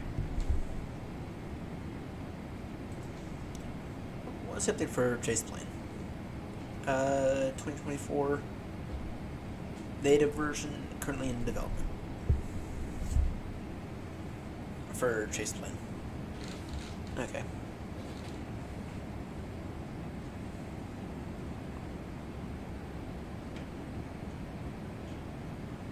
Are they gonna be working on Chase Plane? I do want to begin to use Chase Plane again. Chase Plane was nice because Chase Plane actually, when you touch down, it would actually give you the illusion that you were actually moving off side and side, off to the side a bit. When you touched down, in 2020, it's an area that 2020 definitely needed some help with. That's though I'm not seeing that it's available yet. It's not available for 2024 yet, so.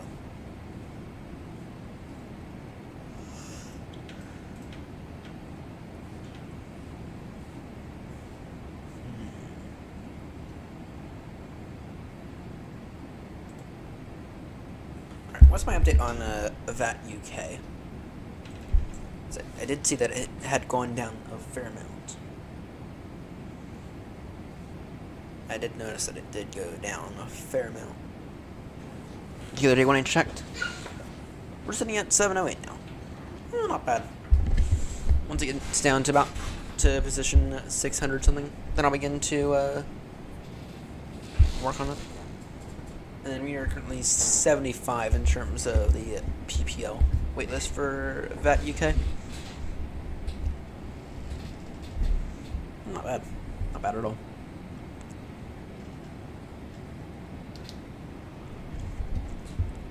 Our Baltimore ETA is going up again. Con speed now .84. Oh dear.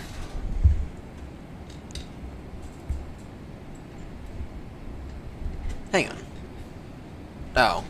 No, I'm an idiot. 10-11.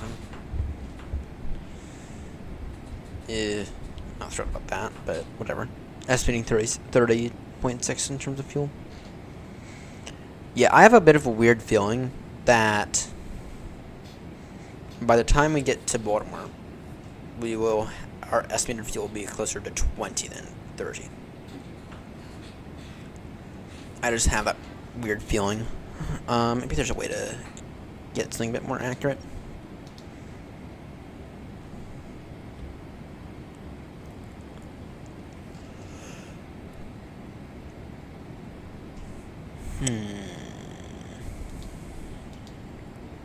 Maybe there's a way to get this a little bit more accurate.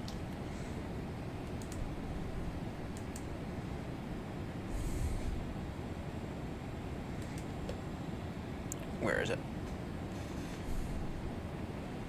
Is it performance? Nope. Thrust limit? Nope. Nope.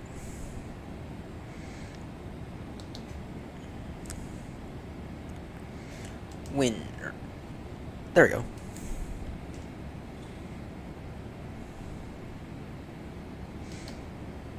There we go.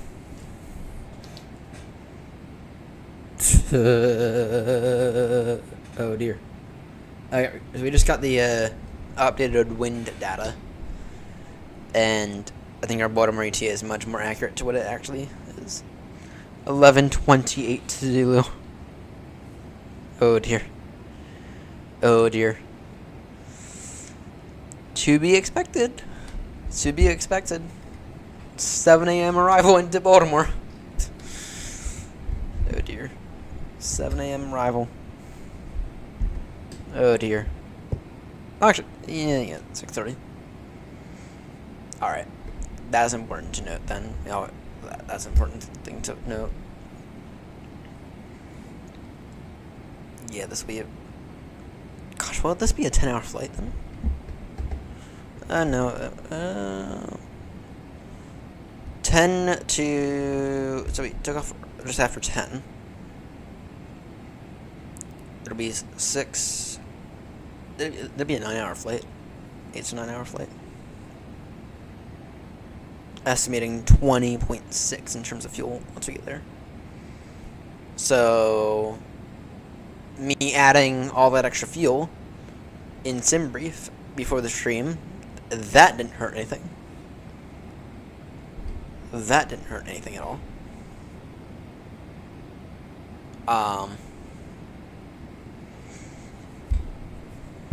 Okay. That's noted.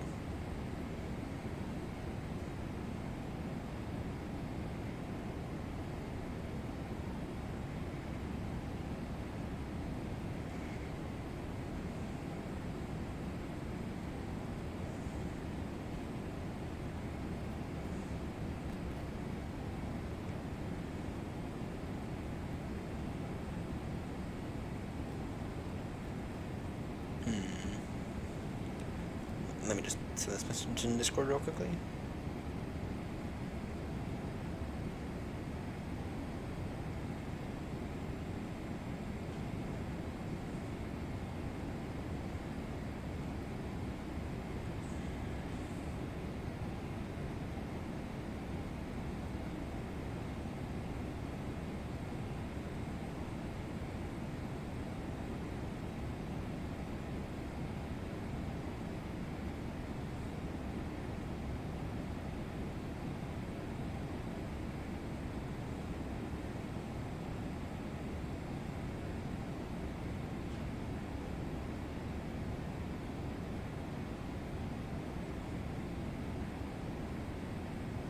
There's a different emoji that I was like... Ouch. Alright. Alright. So in that case, it'll take us a while to get to Baltimore. At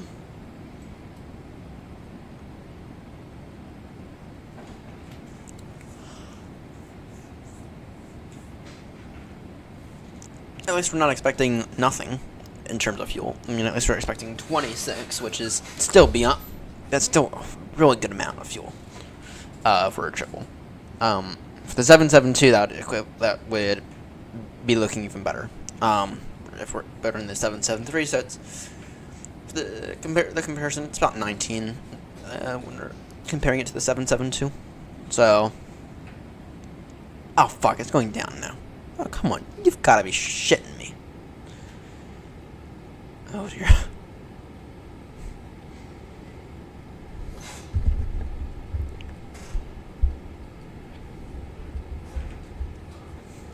Oh, this is why it's important to get your wind data.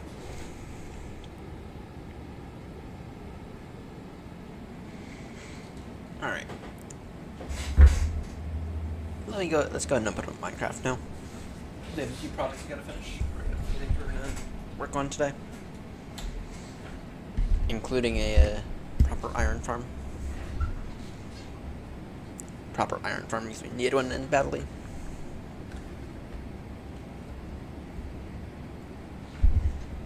Alright. Let's see here.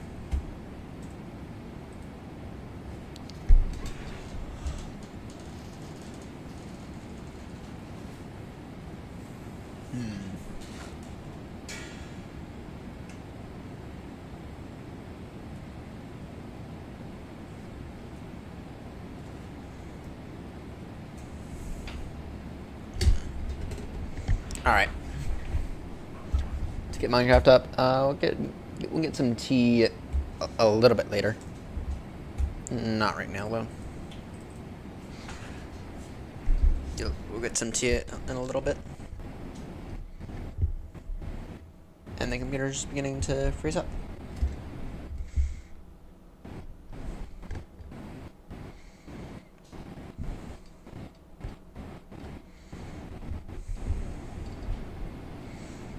In case you're wondering about those pauses there for a second, that was the computer, not me.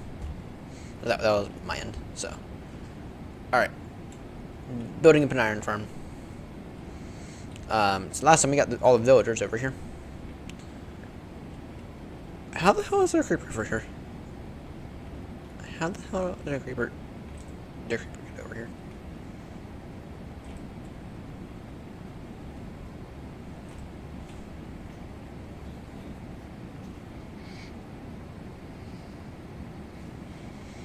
How the hell did a creeper get over here?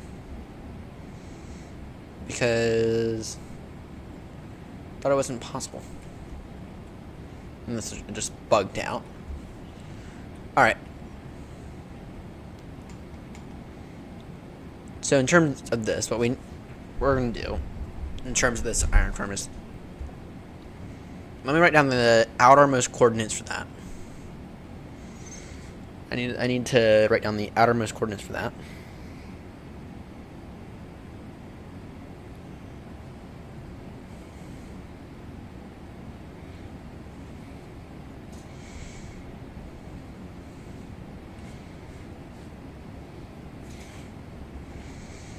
And actually I'll throw that in this chat box here. Because then what we need to do after that is we need to figure out our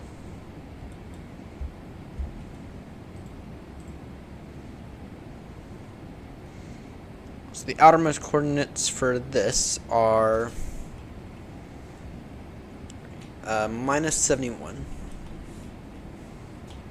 by 54. Minus 71 by positive 54. And we are going to build this thing here at whatever altitude this is. So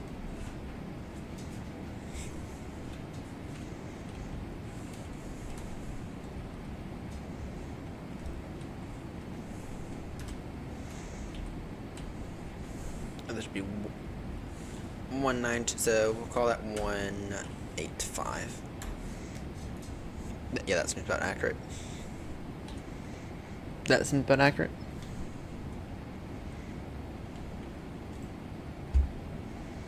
And this villager breeder has not produced a single villager yet. And I don't know why. Alright, let's take a look here. Drop down here. And what we're going to do is we're going to steal this scaffolding. We're going to steal all this scaffolding right here. So we don't need it.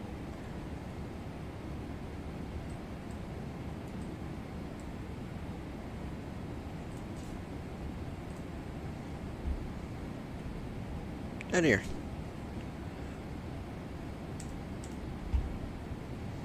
We're going to steal all the scaffolding right here. What we're going to do is we're going to do like little loops of glass going up there, I think.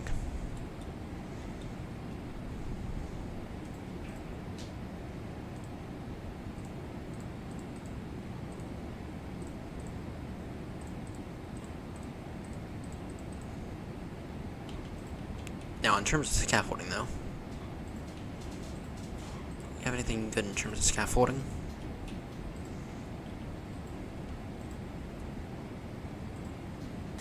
Could have sworn we had a bunch more scaffolding in it somewhere. And then, what do we have in terms of nature blocks?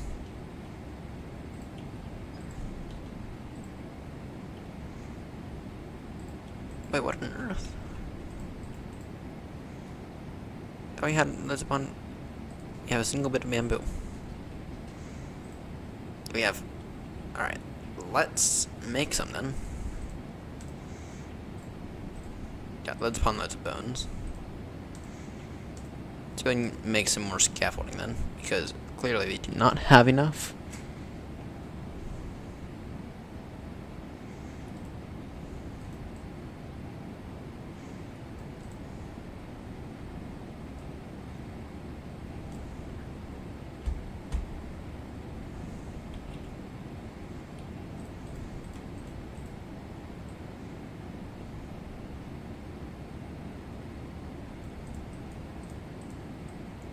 Bloody hell, no, I don't want all that. Just purposefully went on a spree of getting rid of all those.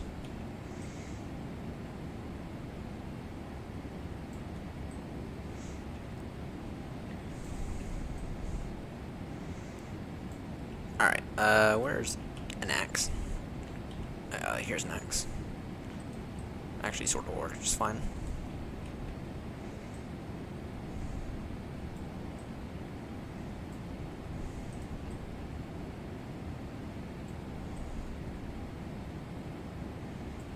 And actually, I need to go up there as well. They gotta go back up there anyway. So, fine then. Alright, it's not that big of a deal then.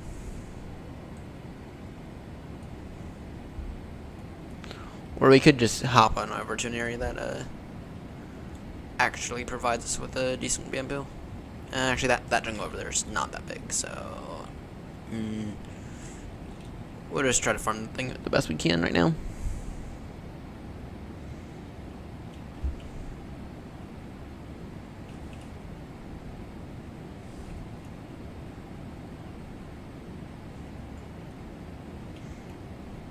Alright, come on out.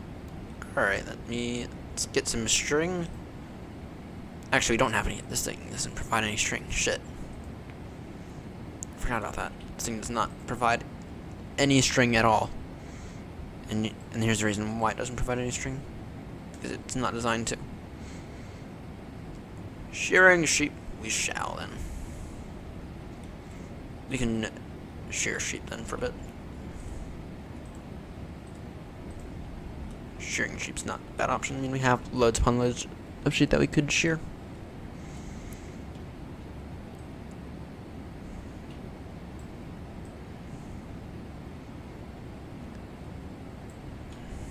The main thing is we need a lot more scaffolding, so we need a lot more scaffolding so we can actually build this thing properly.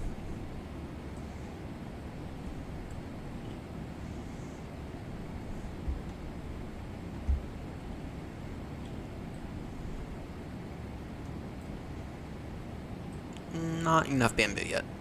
Not nearly enough bamboo.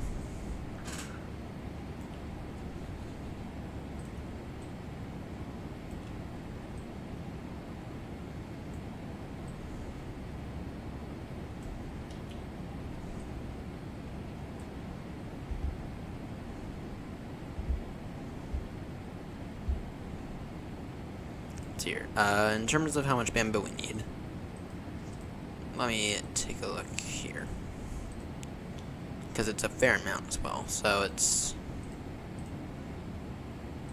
a lot more than we have right now, so that's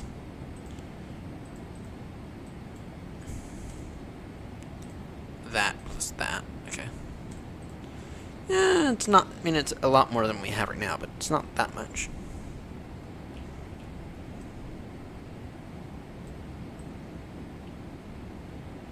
Only another few stacks of stuff.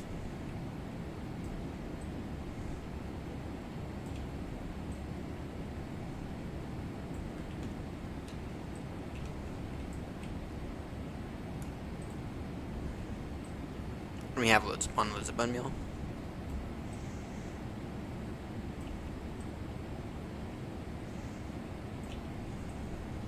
Or at least we should. Because the composter.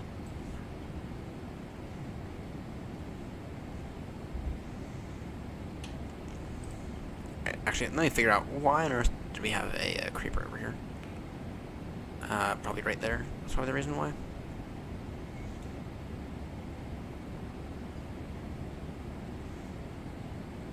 And we might need a torch right there. Alright, that's probably fixed it for right now. It's probably fixed the creeper issue we have had for right now. Alright.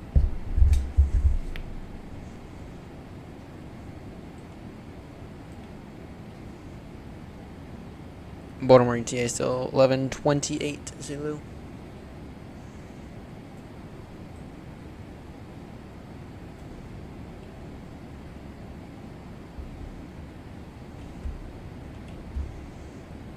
We don't need another stack of this stuff. A little over another stack.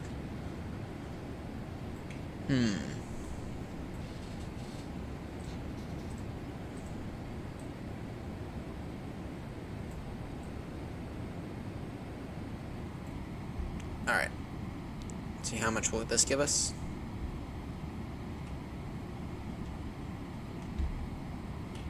Enough. Not quite.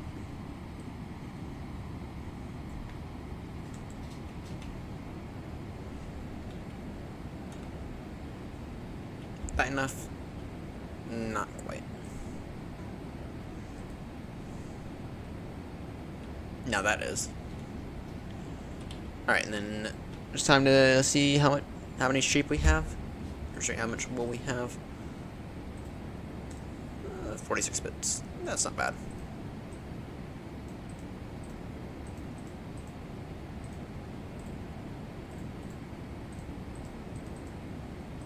So, for me, 16 bits.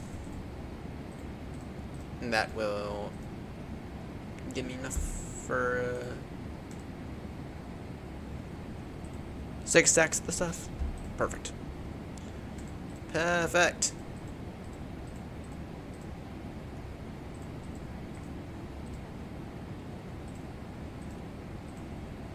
Alright. Got loads upon loads of glass. What we're gonna need now is we're gonna need some dirt. We need a bit of dirt.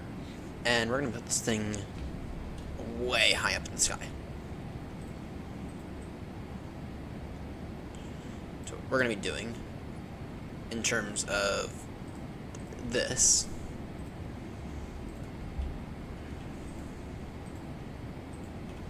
what we're gonna be doing is we're gonna be building actually let me think here. Like little glass circles, I wanna say. We're gonna be building little glass circles all the way up there. And yeah, I think that'll work. I mean, it'll be functional.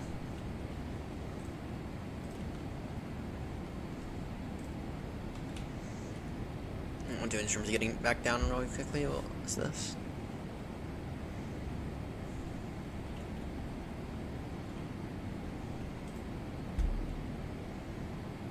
We'll just throw some water down all around right there.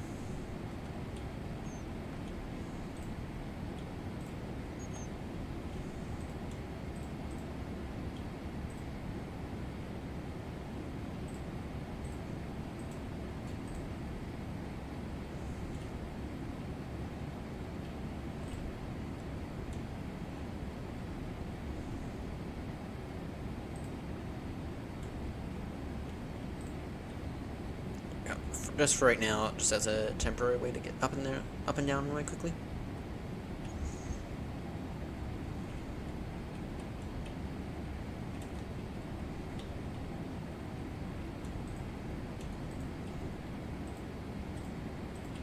Alright. I'll make this easy on me. Actually, let's figure it out. Let's get up to altitude first.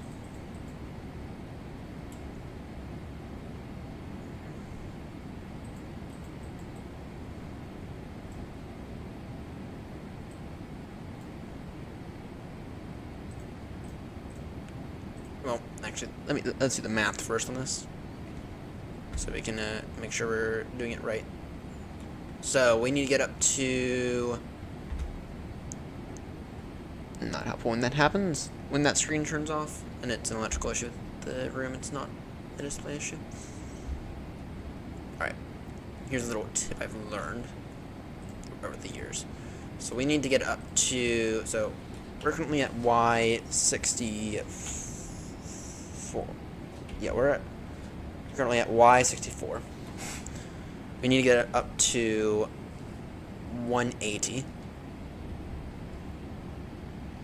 We need to get up to Y180. So, sorry, 185. So, it's math here. 185 minus 64. 121 over 64 is just under 2 stacks. So it's 1.9 stacks. So one goes that.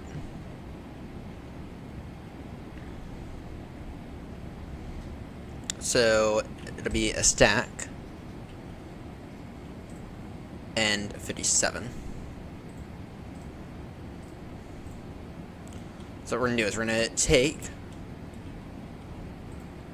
that and we're just going to stack it all the way up there. And now we don't have to worry about it being at the wrong level. So you've already done the calculations, the very easy calculations. You've already done those. Now it's just a matter of peeling up, of getting up high enough.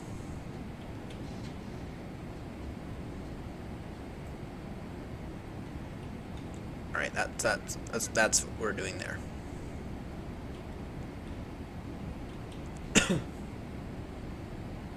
So that's what we're doing right there, and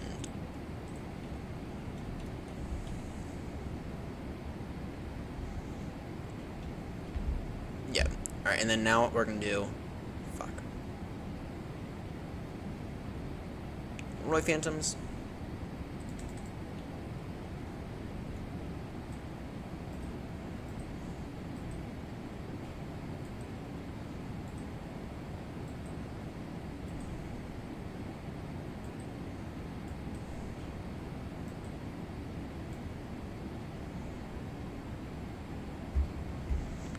Alright, now it's just for us, now it's simpler, just in the sense of, okay, now we don't have to do all this weird math.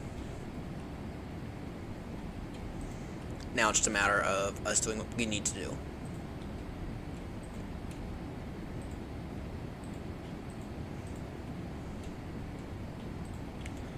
And once we get up there, we get up there.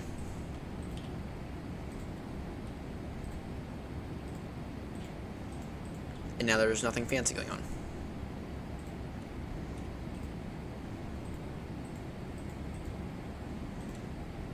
Once we get up there, we get up there.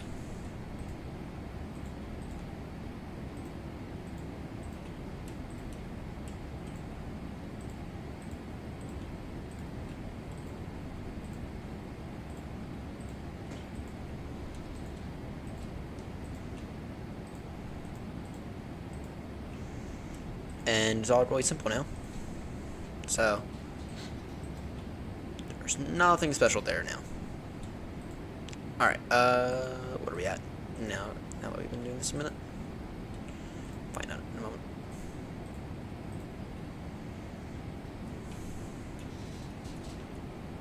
$100, so we have a few more blocks to go.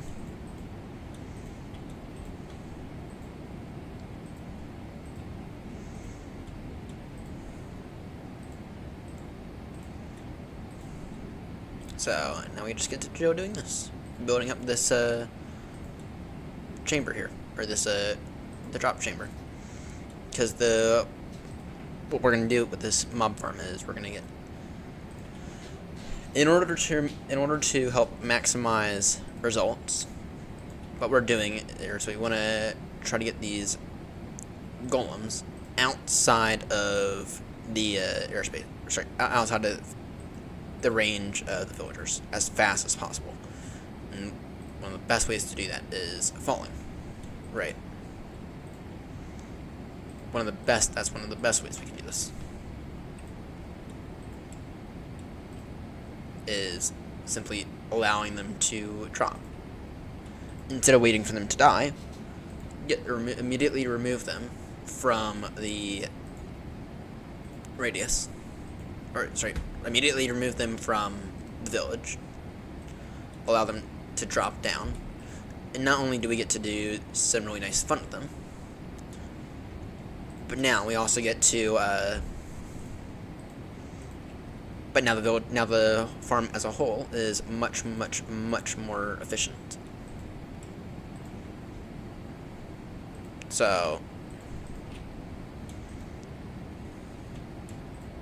that's what that means. And I have tested this method in the past, and it does work quite well.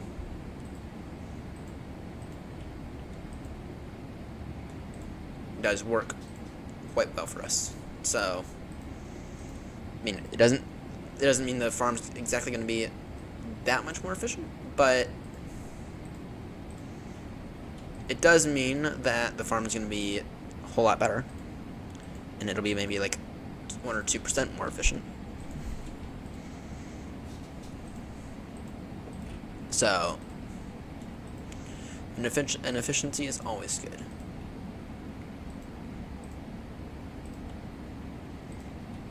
God damn, I had to misplace that one last one. Not to worry. Alright.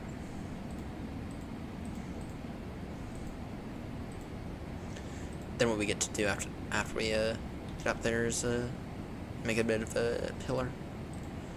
Get to do a bit of a circle, round bit of a circle.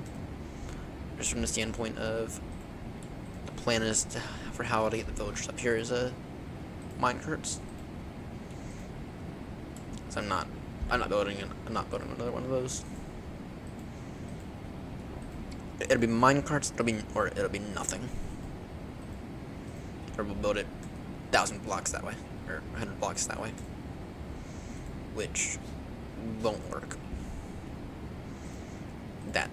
That's not even an option that I want to consider.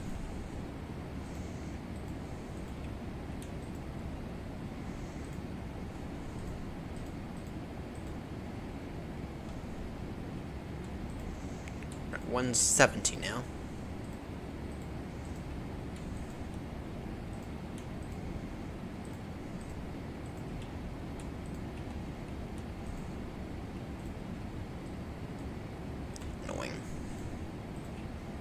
Alright, we are at 178 now.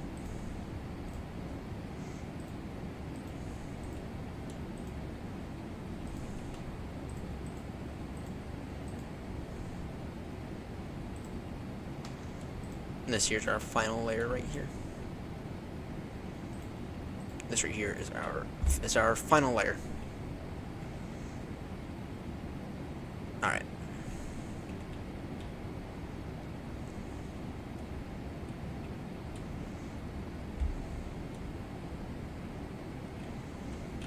Yep, that should work. I mean, it won't look the prettiest in the world, but it'll do. It won't be the prettiest thing in the world, but it'll do. Alright.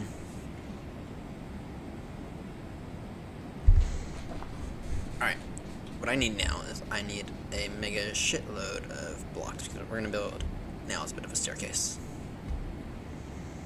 What we need to build now is a staircase.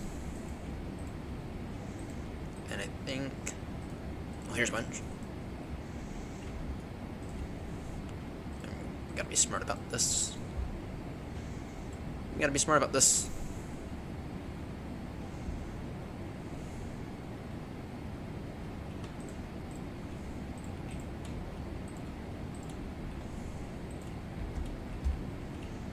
Alright.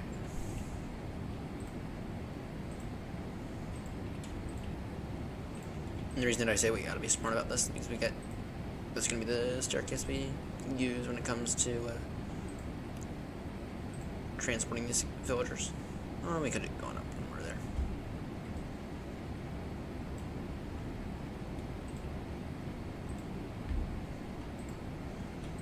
Or this means we have to do 3 like that.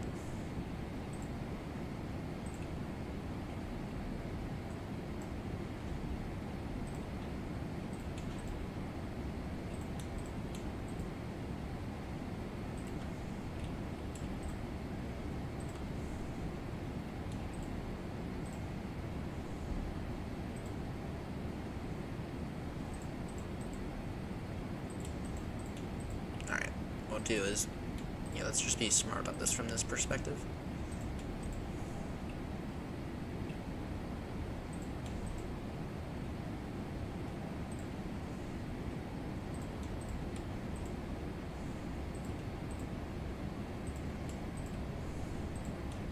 Alright, let's go ahead and get all the way up there with the staircase.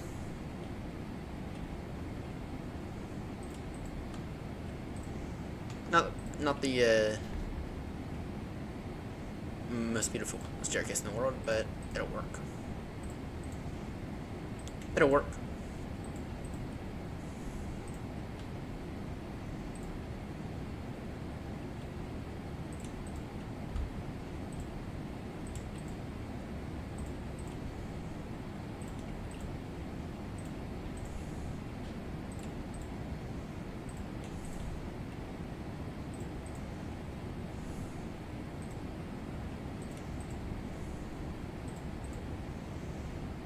Not the most beautiful staircase at all, but right now we're in it for the resources.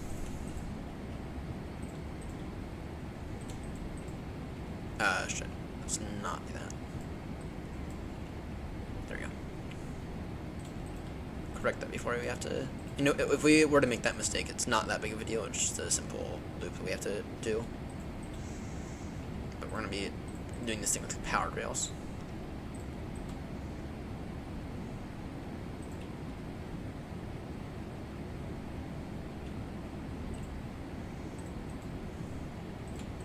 We get to do power rails with this thing because I don't have enough iron for regular rails. Meanwhile, we have loads of gold. In terms of gold, we have shitloads of that stuff.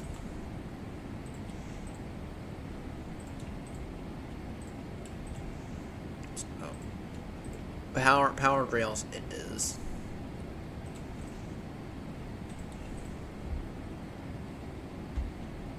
Powered rails it is.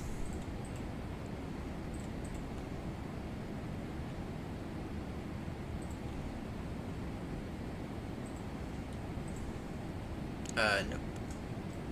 Let's not make that mistake.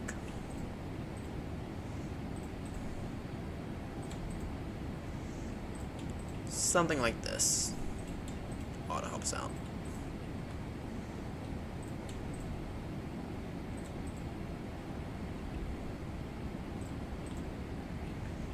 Nope, not to make that mistake either.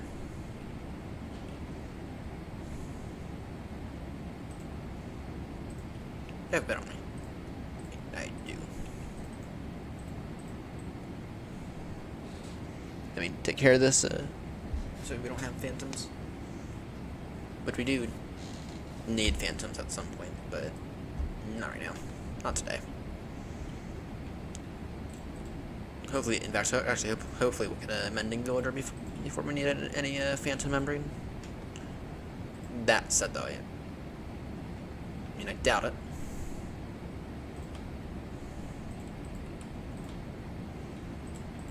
Kinda doubt that, to be honest.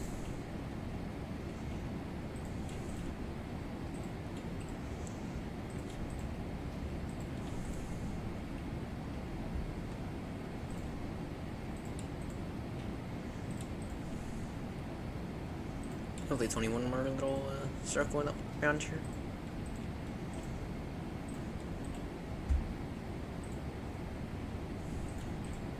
We gotta do. Hopefully it's only one little circle.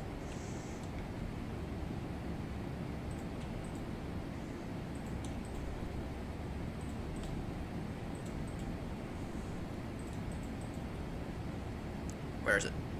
Alright, there we go.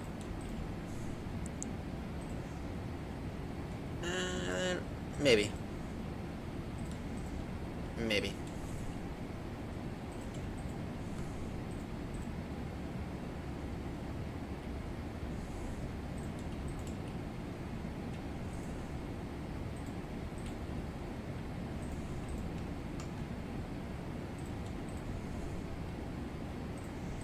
Yeah, should be.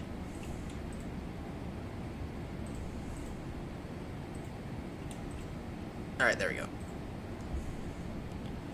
And now what we can do is make a bit of a platform right here. Alright, because what we need to do now, in terms of this, is what we need to do is...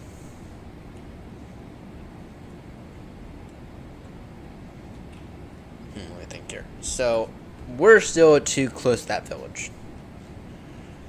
Right. We're still too close to that village in order to actually make the farm here. So what are the options? We could go up to...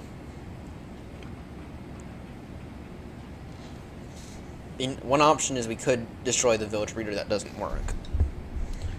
You could just drop the villagers back all the way down and reuse them for another day, for a different villager breeder. That is an option. Drop them all the way down there. Maybe expand out that in that direction at some point. That is an option. I mean, the 3 villagers in there, it's only 3 villagers. Let me think about this. The bag of crisps.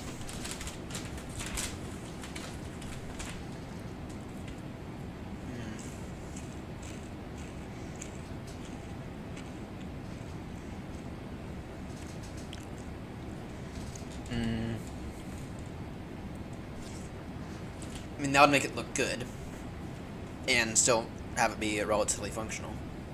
I'm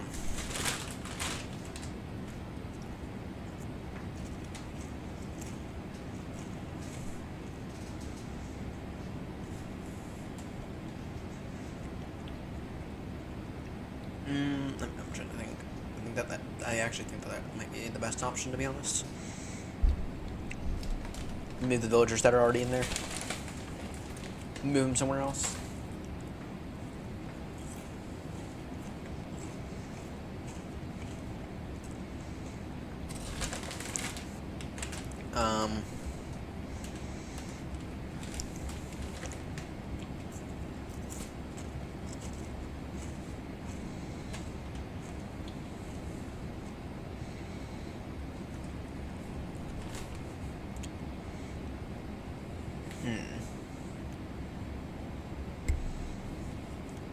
Any other good options? I don't think so. I don't think I do have any other good options.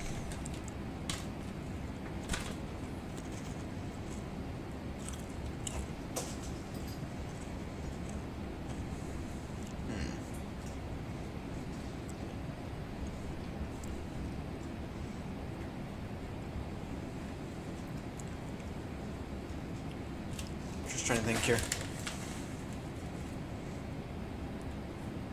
Yeah, let's do that actually.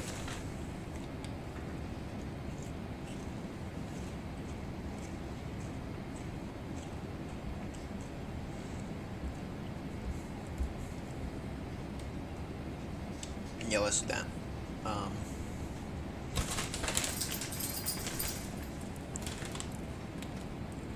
Yeah, we'll move the villagers that we have right there down.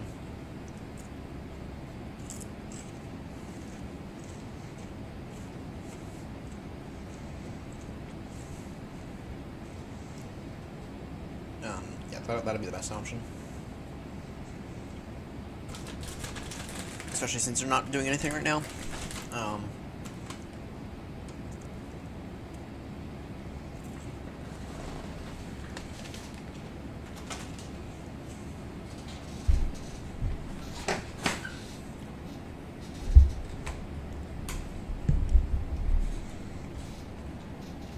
Yeah, let's do that. Alright, for right now, what we'll do is we're just there, and as more on this on this part later.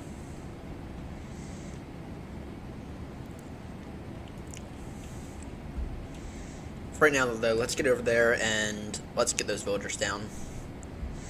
Put them in a little bit of a chamber.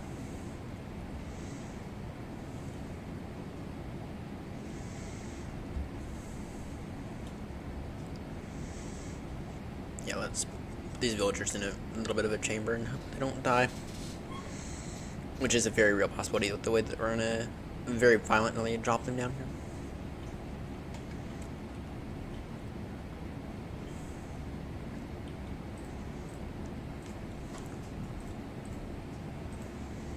Yeah, we'll just put them right there for right now, and then actually what I'll do right now is I'll create a bit of a chamber right here.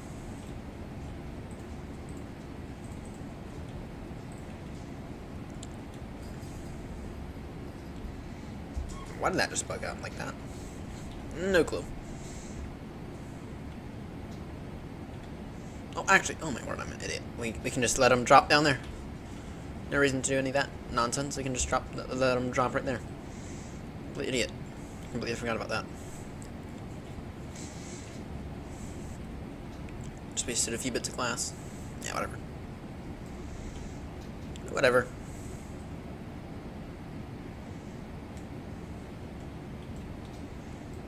Alright. In that case, let's go up there, and we'll go ahead and get the villagers down.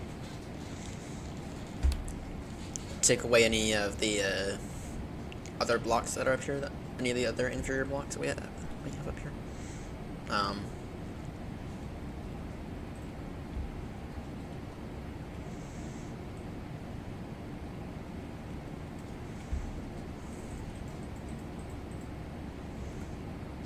There goes one.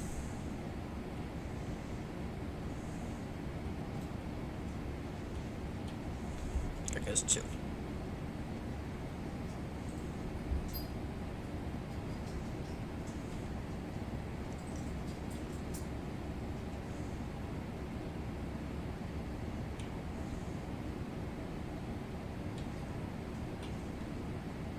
There we go. Well, that's that deactivated then. That's the villagers outside that radius. Just gotta get back up there and remove the beds now, which arguably we actually already need the beds. We actually need the beds anyway, so. Yeah, but we'll take functionality over. We'll take look to stay over functionality, because especially considering that this thing doesn't work.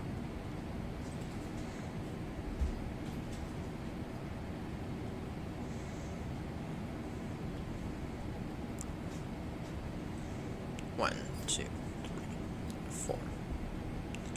Theoretically, actually, I could theoretically drop a bunch of blocks down there that I don't need. Well, actually, let me not do that. Let me just do that to a single bed for right now, and what we'll do is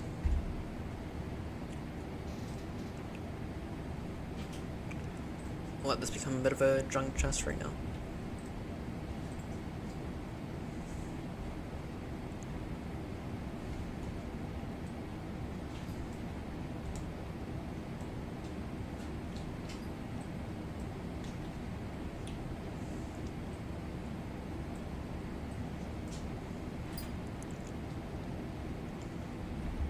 Alright, let's remove.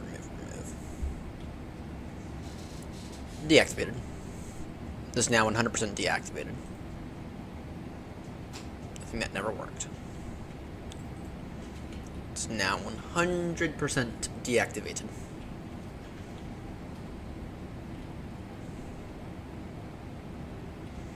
And so now what we can do is, now I can go ahead and build this thing up there. Up there as what we need to do.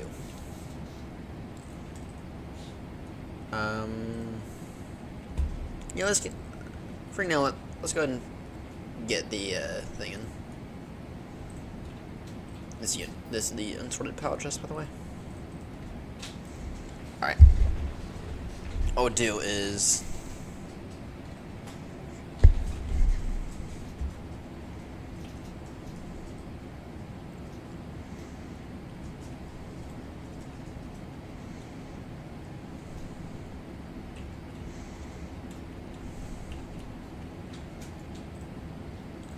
do a bit of this action.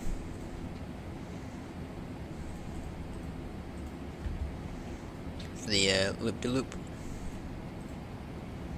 No. Wrong block.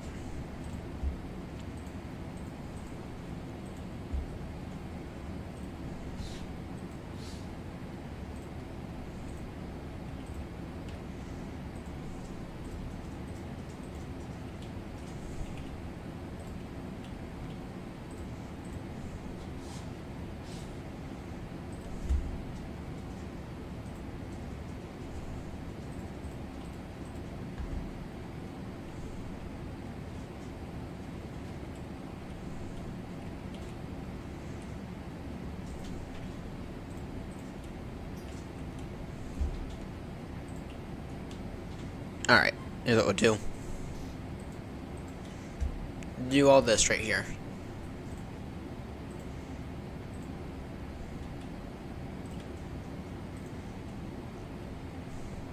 And I know we'll have to remove all this in a pretty dangerous way in the future, but that's fine. If we can get all the glass in now, that'd be convenient. That'll make our lives a little easier.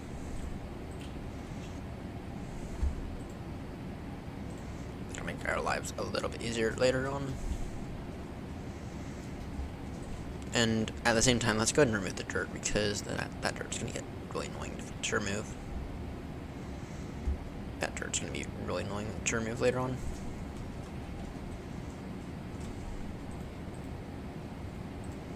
If you don't take care of that dirt now,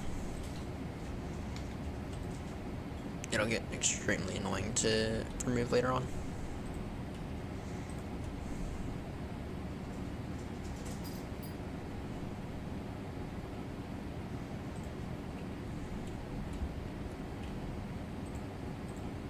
Two, three, four. 1, 2, 3, 4. 1, 2, 3, 4.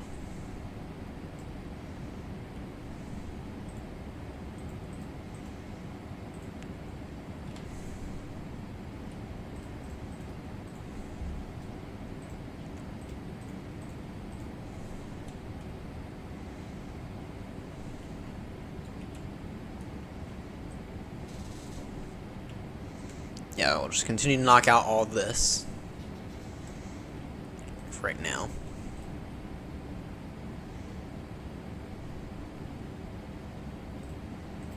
Oh, why am I doing that? Idiot. We're gonna need a new pick here soon.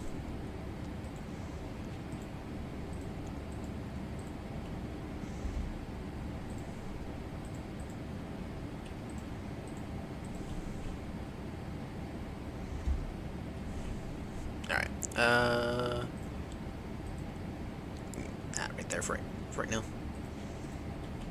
Once again, wrong blocks.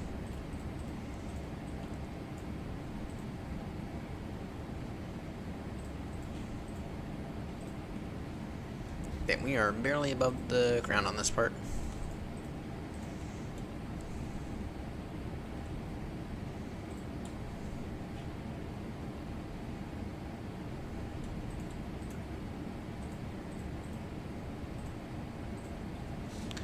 Alright, take a bit of a mid-flight check-in once we finish this up, which will be it'll be a minute, but that's fine.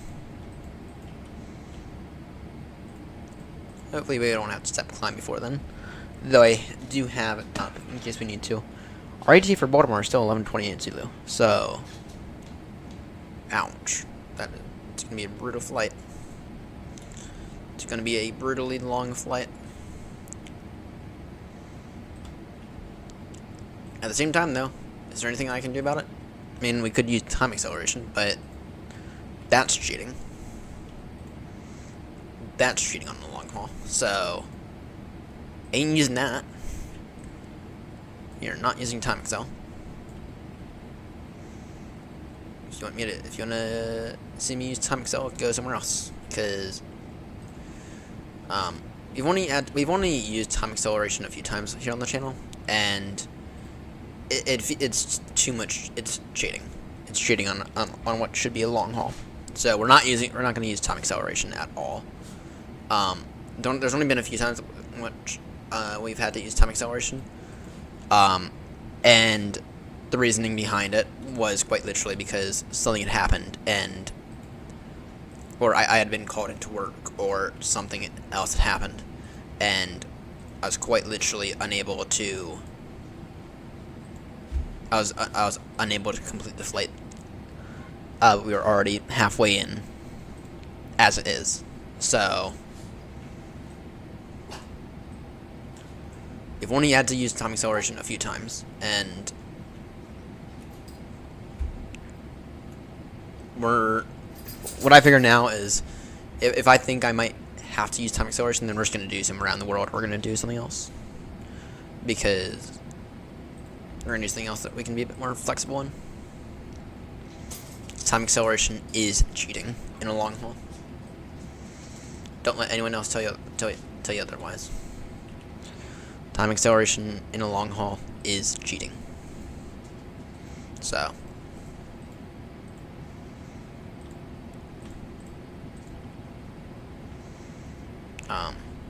will not be using any time accel.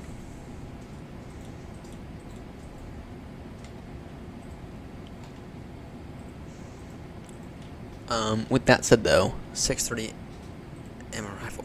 Ouch. 6:30 a.m. arrival. That's brutal. That's just absolutely brutal. But I shouldn't exactly be surprised, because it happened to us last week. And I think it's going to continue to happen to us throughout the winter. Or at least until these winds decide to change direction.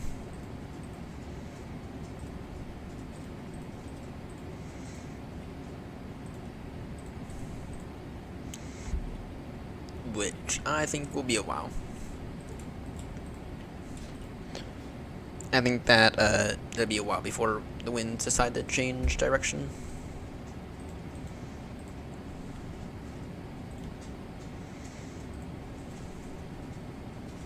The oceanic controller is still not online, which is actually kind of surprising, considering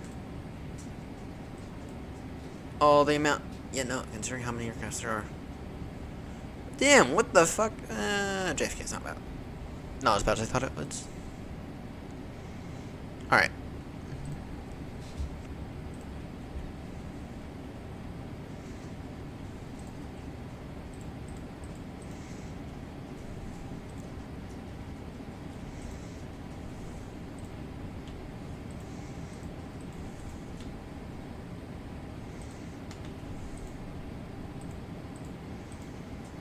Dun dun dun dun dun dun dun do do do do do do do do do do do do do do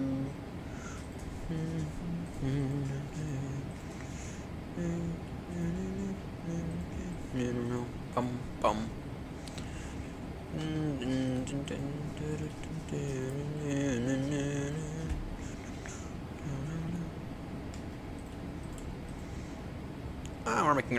We're making some progress here. Making some progress.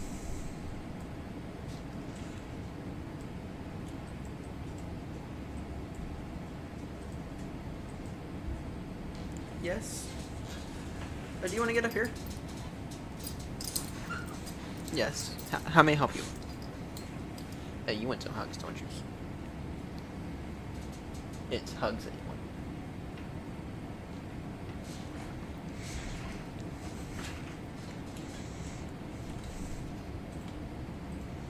Thank you, bud. You just want to sit here on my lap? That's fine. Is that going to be enough glass? I hope so.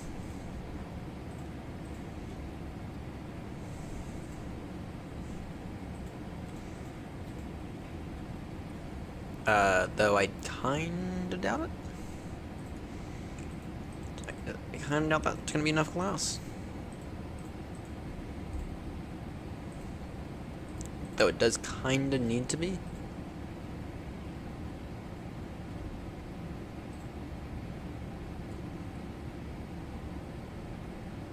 Ouch. No, that wasn't me, but...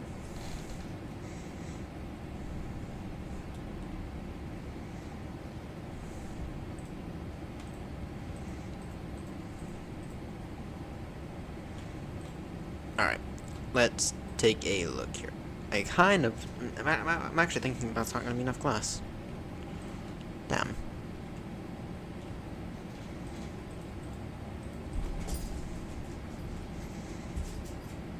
Off he goes. Back over to bed.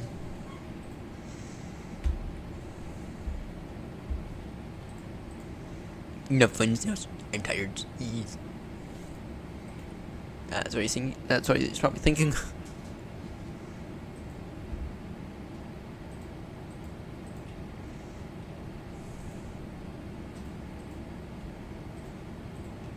Alright.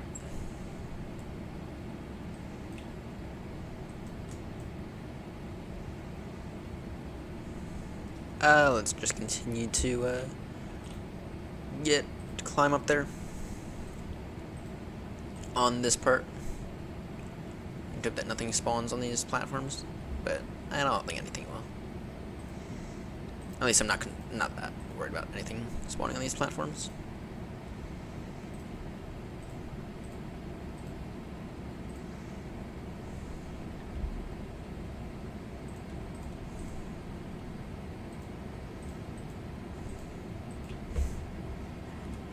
Alright, anything I need to pay attention to right now when it comes to work?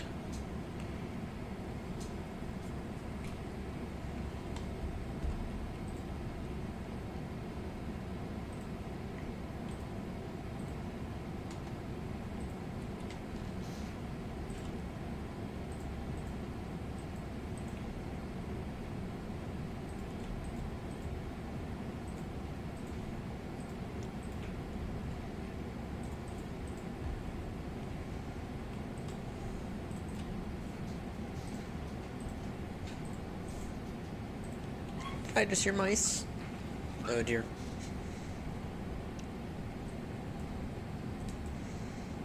Mice are always annoying. Mice are always annoying. Oh, at the end of the year, we're also going to have a bit of a channel rebrand, I think. At the end of the year, we're going to have a bit of a channel rebrand, I think is going to be the aim. Though I cannot say that definitively. Or at the very least, we're going to begin to really make more use out of the Ryan TechFS name. Right now, I kind of just feel like we're Ryan FS. But at the same time, though, that kind of limits us to flight sim stuff. Rather, TechFS kind of opens us up to other things. But at the same time, though, I'm kind of thinking that we're going to have a bit of a rebrand. Because the plan was that we're going to, back when we had the rebrand, the plan was that we were going to have a pretty substantial amount of tech videos and everything. But the thing is that we haven't. Right? I mean, the one thing that's been consistent is flight sim. Right, and so I'm kind of thinking that we might decide to go after the Ryan FS name, but at the same time, though, I don't know. I don't know, because I don't want to lock us into only doing flight sim. Right, but at the same time, TechFS. I mean, I was gonna, back when I decided to rename the channel from Ryan MCFS to Ryan TechFS, I was kind of thinking that we were going to do a lot more tech stuff, but at the same time, we haven't done any tech stuff. We haven't done any tech stuff yet. In fact, I just threw out a bunch of projects that we were going to do. Just threw out a bunch of stuff not too long ago for a bunch of projects that we were going to do, but that we're not going to do anymore. Trying to declutter and get rid of junk. I mean, the closest thing we've come to the tech stuff is building an Android tablet, and even then I threw out all that stuff because it was taking up space and it was a bit of a mess. And right, I deleted that video off the channel because I was not gonna continue it. I was no longer gonna continue with it, and I think really just what killed off that project was the fact that the 3D printing would take so long. And also back then I was also still in college. But back then, I think what killed off that project was the fact that the 3D printer just straight up was not working anymore, and the fact that these parts that would have to be 3D printed, they would have to be 3D. I'd have to design a way for them to all go together, and even at the end of the day, with the tablet all done and dusted, it would not have the ability to rotate itself. It would still be based on its battery wouldn't be great. Right, and actually, I did a cost analysis. I think I did a cost analysis on what it would take to get those things to work, and I just found buy a frickin' iPad. I mean, reduce, reuse, recycle all you want, but you're stupid if you decide that you're straight up stupid, economically wise, especially in this economy, to decide to try to build something when the alternative is actually cheaper. And it was. I mean, and I still have that iPad. It's across the room. It's currently on the bed, but I still use that iPad quite often. And at the end of the day, you're not, in terms of any tablets that you're gonna get for under $300, there's no shot at getting anything else aside from an iPad. So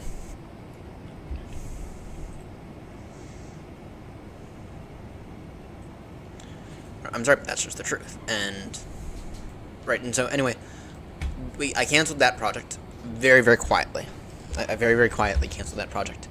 Kind of feel like I should have been a bit more open about canceling that project, but at the same time, I don't think that video had that many views. I think it had like maybe one or two views on it. So anyway, I don't know if we're gonna take advantage of the. I want to rename the channel and rebrand it in a way that makes it better, right? That's a bit more accurate, or what represents a bit more of what we do. But at the same time, we're not going back to MCFS, which I do.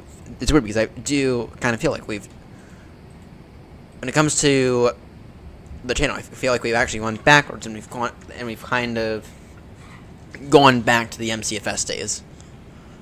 Except I don't want that to be the name of the channel.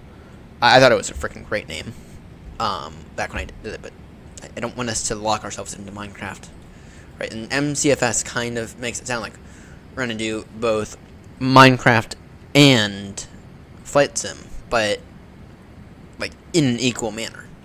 Rather, that's precisely not what we're doing. That's precisely not what we're doing.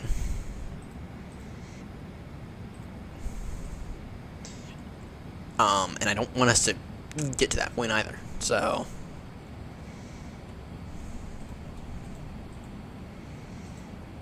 I don't know in store in terms of the channel rebrand. We might. I'm gonna think about it, but we're gonna do it at the end of the year.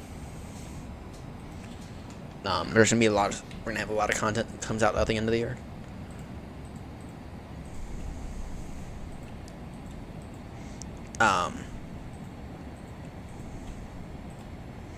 Right, a lot of reflection content. Well, not exactly a lot of reflection content. We're gonna have a video of the best moments in 2025, and actually we're gonna begin to work on that possibly once this thing is done, to be honest. Or it might be more tomorrow during our Baltimore Heathrow, which I do think is gonna be tomorrow. We'll schedule that in a bit. I do think it's gonna be tomorrow night. I'm looking forward to it. Don't get me wrong, I'm definitely looking forward to that. So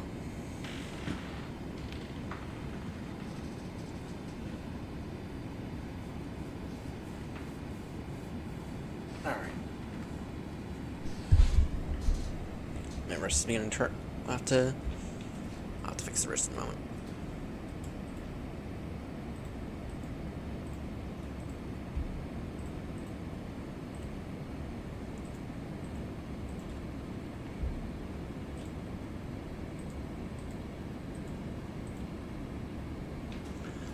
But yeah, I don't know what's in store with the channel rebrand, but I do know that I do want to do a channel rebrand at some point.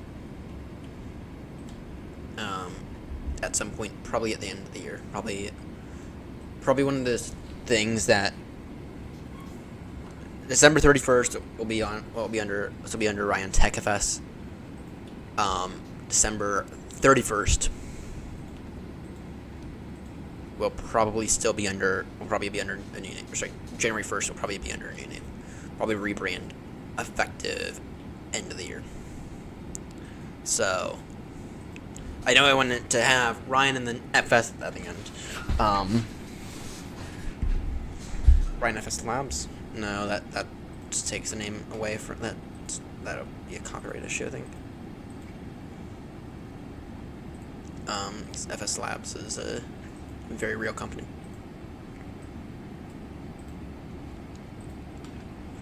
We could just do Ryan FS, to be honest.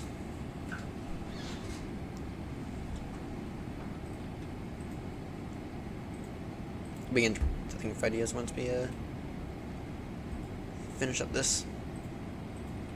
To finish up this part, and we're actually not that far from being done. Fuck, we're out of glass. Fuck, and we have to go all the way back down. And grab glass. If we even have any more glass left over. Which I'm not confident we do. We don't. Son of a bitch. We're out of glass. Son of a bitch. How much glass do we estimate we're gonna need? I think here.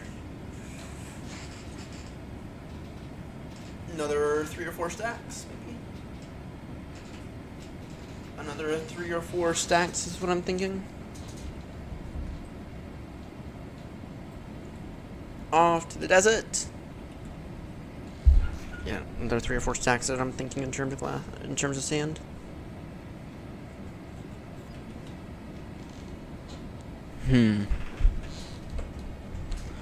Another 3 or 4 stacks. Now it's like, oh, that's annoying because I was like in the mood to finish it up as well.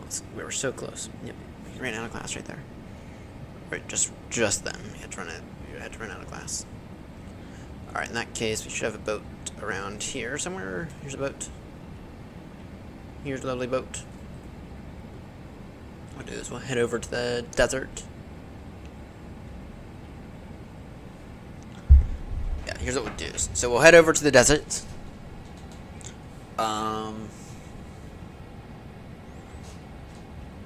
We'll grab. Let's grab 4 or 5 stacks. Actually, let's grab 5 or 6 stacks. As many as the shovel will provide. That's what we'll do. Yeah, as many stacks as the shovel will provide. And then once we're...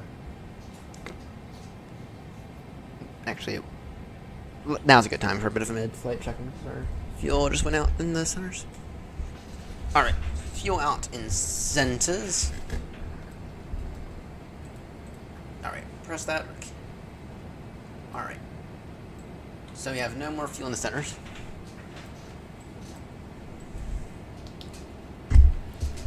What does that mean in terms of our gross weight? Our gross weight now is 2644. So we are below our maximum landing weight now, I believe.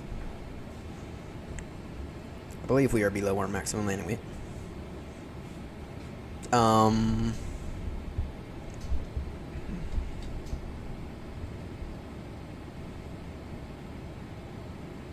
Wait, let me verify with Boeing that we are below our maximum landing weight.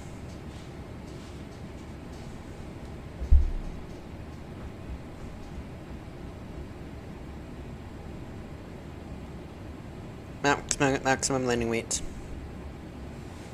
We are still actually above our maximum landing weight. It is 251,290. 251,290. in terms of our maximum landing weight. So we're still actually a little bit above it. Interesting. We're still actually a little above our maximum landing weight. 251.290. So 554.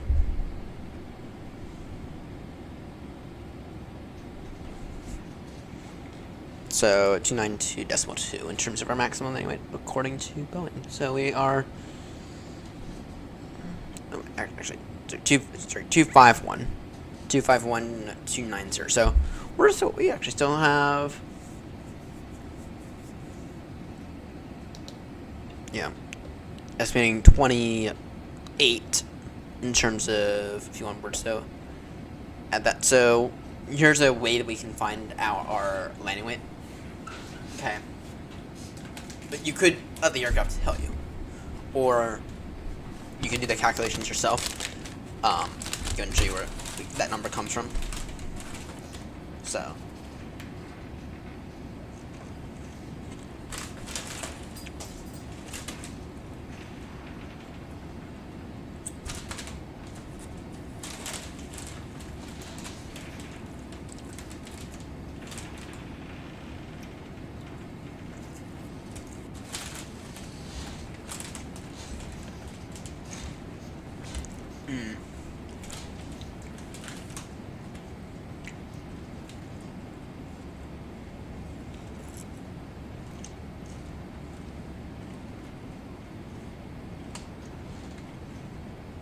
Yeah, I'll show you where get that number from in a moment.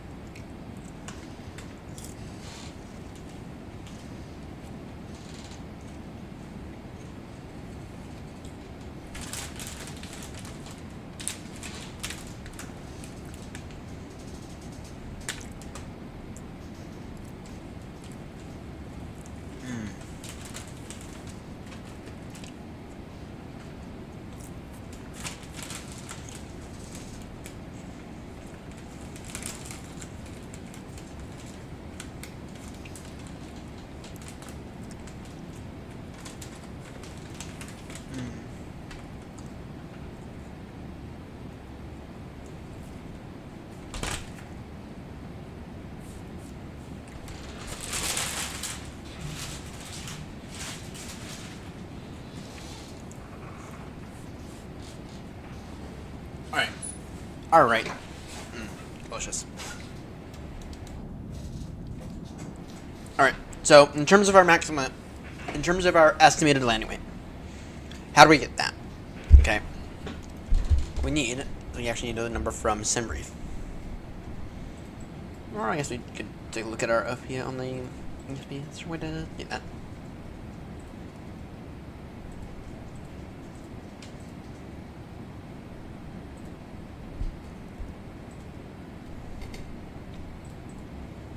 Yeah, it's right here. Okay. What we need is to take a look at this. So, our fuel. But this should also tell us our, should also give us our load sheet. This should also give us our zero fuel weight. I believe, anyway. Right. Should give us our CFW.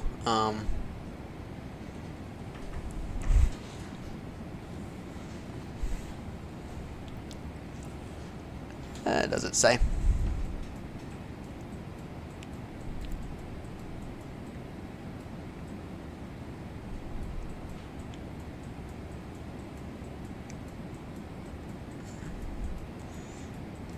I don't think this does.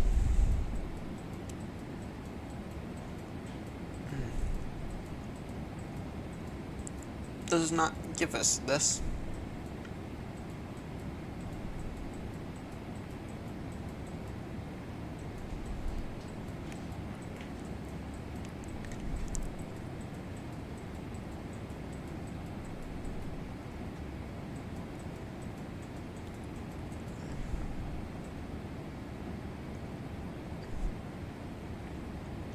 It does not. Okay, not to worry. Not to worry. What we'll do is we'll get it from SimBrief.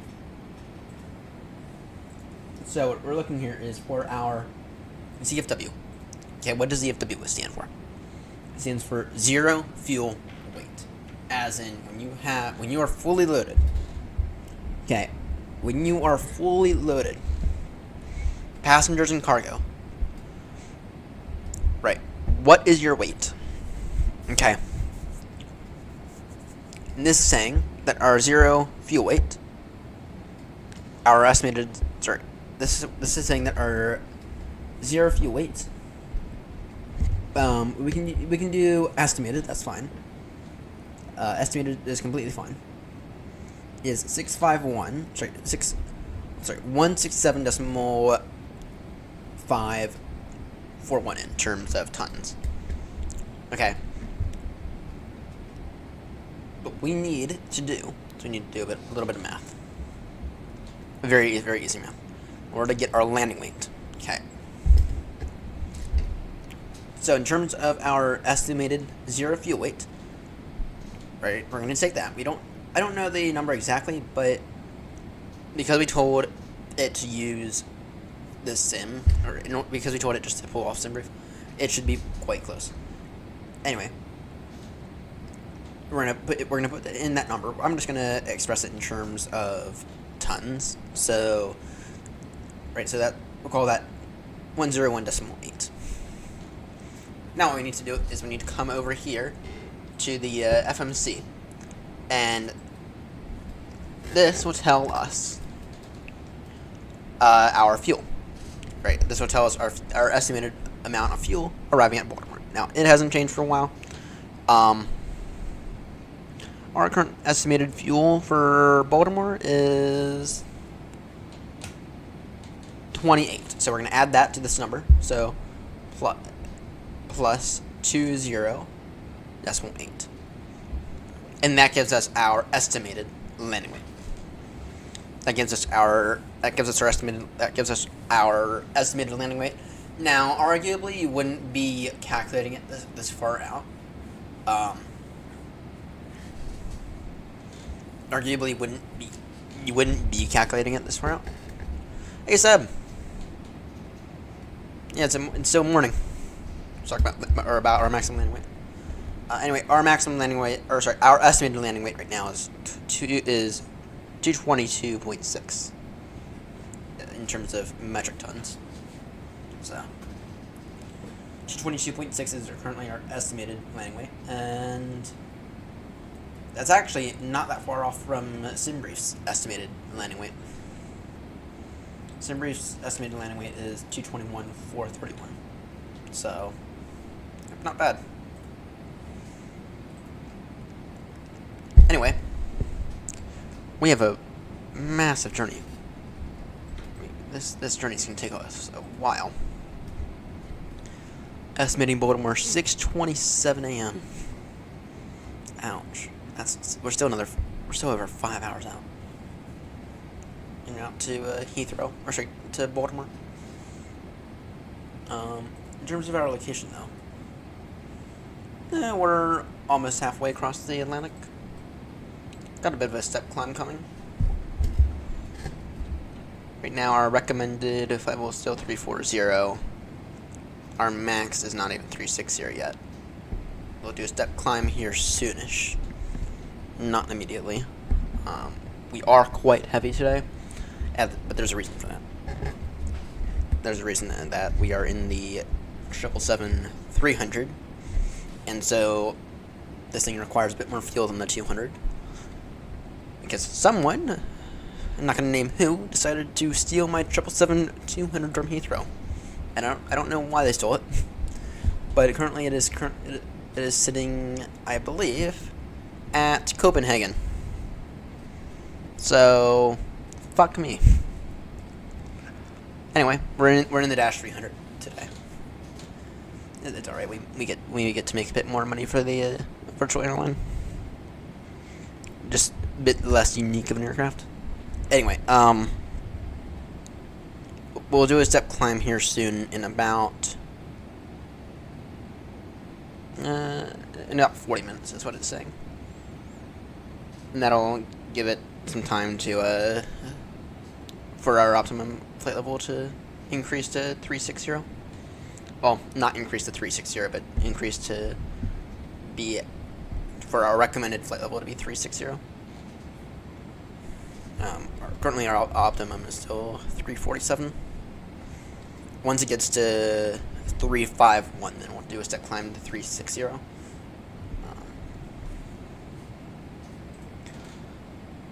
Actually, can we increase our speed a little? Decimal 87. Selected speed. Yeah, let's try that.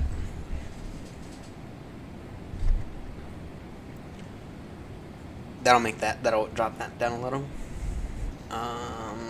614 now. 614 estimated Baltimore ETA. Oh, that saves us nothing. That saves us nothing. That doesn't save us much time. That saves us 5 minutes for the cost of half a ton of fuel. Okay, so when you hear a pilot on the intercom say, "We're sorry you're delayed. We're gonna do everything in our power to try to get you over to your destination as fast as possible," what that means is that they're not doing squat, because what happens is usually if you want to get there, usually the most you can get there earlier by is about maybe 10 or 15 minutes, but it's at the cost of like half a ton of fuel, and it's like, and if you're already kind of close on fuel, can you really do that? Maybe the reason for your delay is because you were sitting on the ground taxiing, had a bit of a long taxi time. Maybe you're already a little short on fuel, so when you hear a pilot say, "We're going to try to get you to your destination as fast as possible," what they really mean is, we're going to fly the aircraft, you're going to get to your destination when you can, and fuck off. That's what that means. So don't let anyone else tell you otherwise. You have a step climb. You're soon 200 nautical miles. Got the wing view set up. Inbound Baltimore. It's not helping that screen turned off. So Seb, I checked in with VAT UK a few minutes ago, and 708 is our position.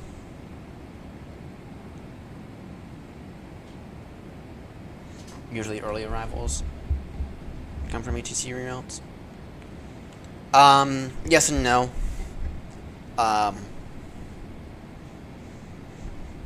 Yeah. It is completely possible for that to happen. Other times you just get more of a tailwind than initially expected. So, usually our arrival into Heathrow is about 9 a.m. But of course, the past few times we've done the Heathrow flight, at the Baltimore to Heathrow, we've gotten in around 4 a.m. Just because we have a bit more of a tailwind component than initially expected. So, by the way, these are going to get delayed to starting at 11 going forward. Not this week, but the week after, because we are extending our hours by an extra hour. So,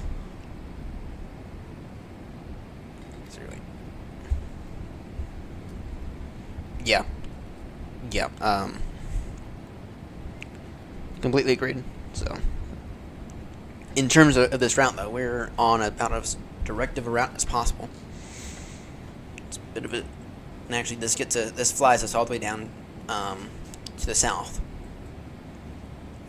This flies us down a bit more to the south. So,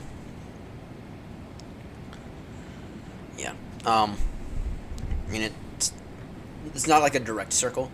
Actually, let me show you. Let me just show you something because I cannot speak. This is still about as direct of a route as we're gonna get. I mean, I was looking at the routes, and one route should take us all the way up and over Greenland. that's not a route we're gonna. That's not a route that we're gonna do.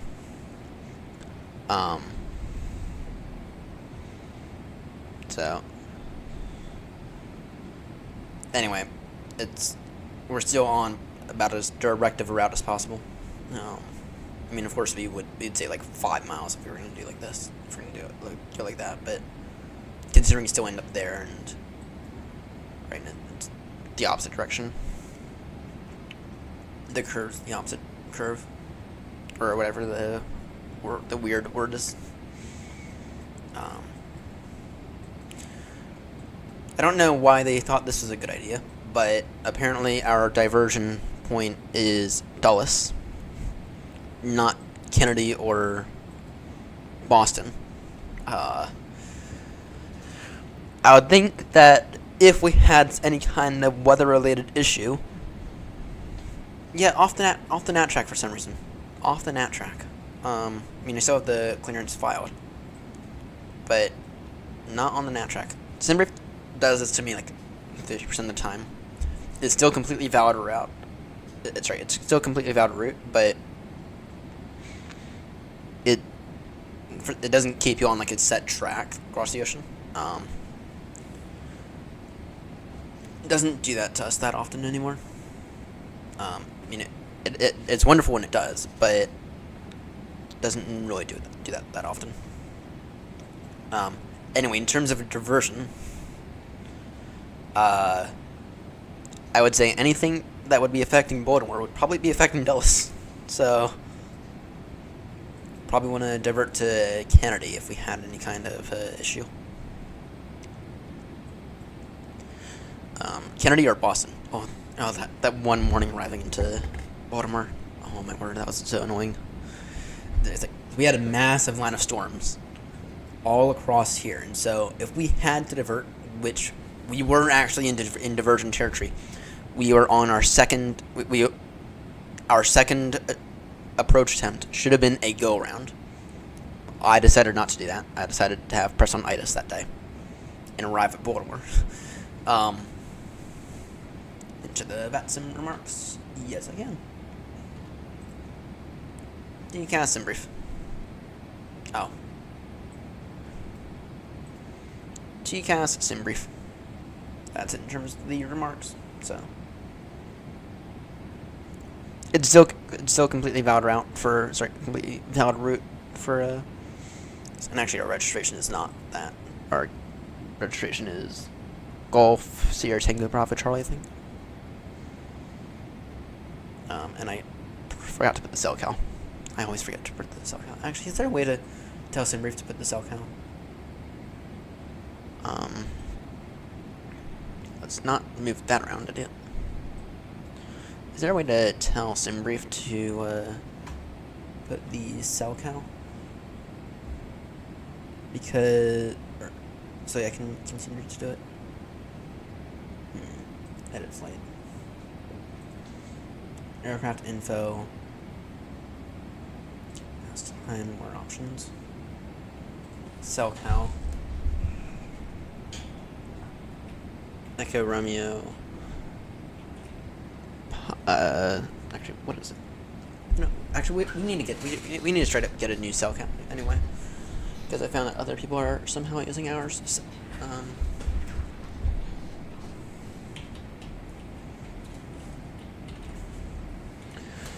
this way to get cell count codes.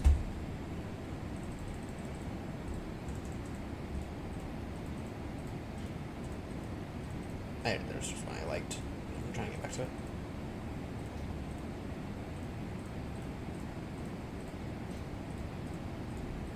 Something that begins in Bravo would do.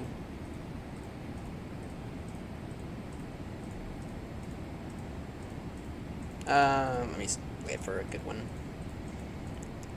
I just missed a good one. There's one we had all the way back at the beginning of this. So, yeah, you know they're gonna add numbers to. Oh my word! Are they really? Are they really? That's gonna be annoying when they do. So, actually, what we need to do is we need to make I need to make a little thing of like reminders for me to tape to the bottom of my monitor. That's what I need to do.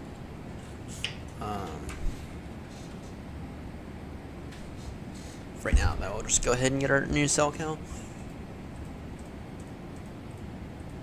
You know, I have a hard time believing that they're going to add numbers to the cell count. Because, and here's the reason why.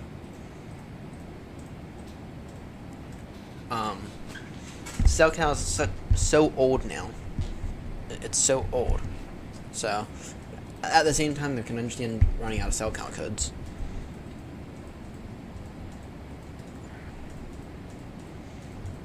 I can completely understand running out of cell count codes. Let me just wait until I get a good one.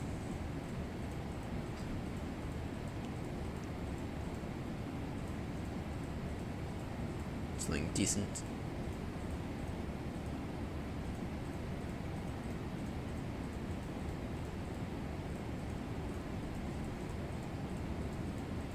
That represents BA and out equally, or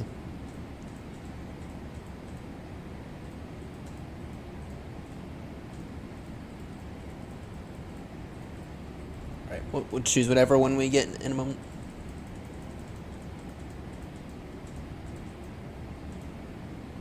Whatever. That one ought to work going forward. This will begin not today, but it'll begin another day. Mike Bravo Echo Hotel. Alright. Mike Bravo Echo Hotel will be our cell count going forward. So we can go check that in the sim brief. Mike Bravo Echo Hotel.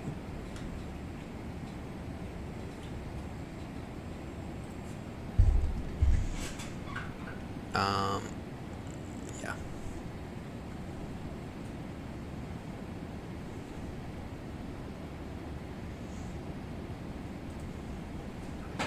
And then is there anything else we have to do in here? Alright, let's see here. You know, there's like, I know that there is like a... Right, your logic is good, except I saw the press release. Oh, what? Oh. Wait, what? Are they really adding numbers? Cell count change.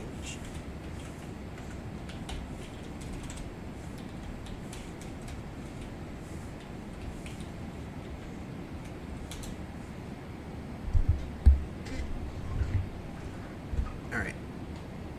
News. No. You'll have to send me that link. I'm gonna send it in Discord. It's not that I won't believe you. It's just that I really don't know why on earth they'd change it after this long. You interchange it, make HF frequencies less loud. That's what you got to do. Make high frequency stuff less loud. So, and surely there's a way to do that. You're in 2025, for God's sake. Alright, so what we need to do is, I keep losing my maximum landing weights, and so what I need to do is I need to make a note of all of our maximum landing weights we have to be aware of. Apparently they are running out of them. I understand. I can understand from that point, from that perspective.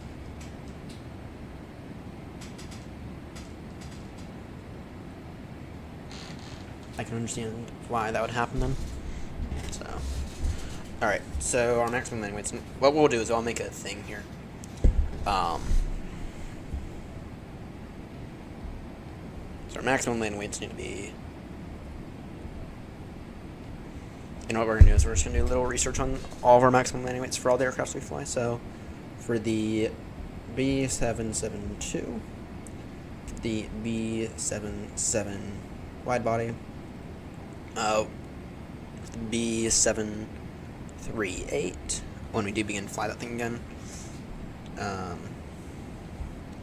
A35 kilo, the A321, A320, A319, and then I think there's for the A343.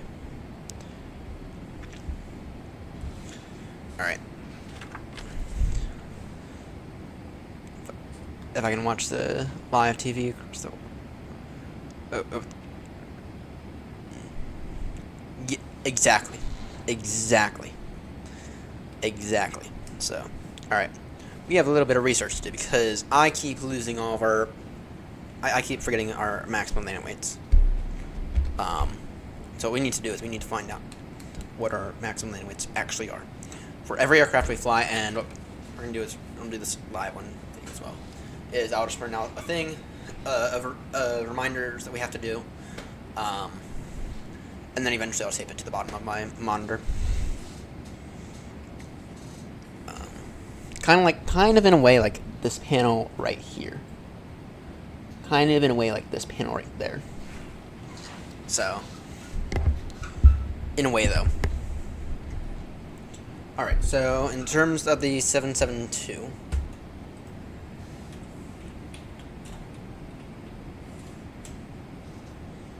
actually this will give it to us for all of them. Alright, so our maximum landing weight for the 772, which we are not flying today. Today we're in the 77 wide body. In the flying a wide body pencil is what I like to call it. Let's see here. So it's gonna be the 777 200 ER with the Rolls-Royce engines. The maximum landing weight for that is 208,650.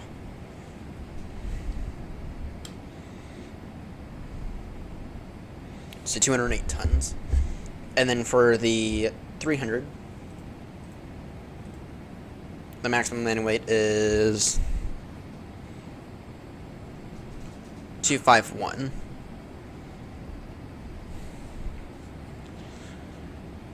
And then in terms of the 737 800 maximum landing weight,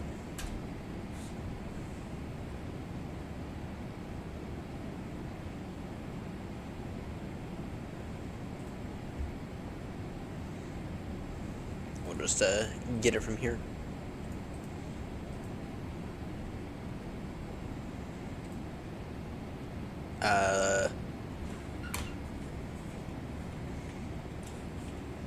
Seven three seven 800.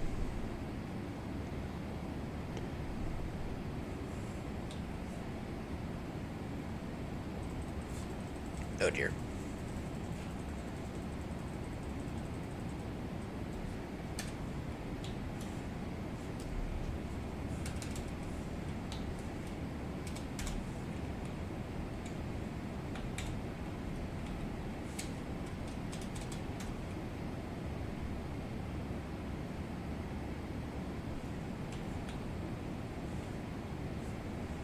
Really?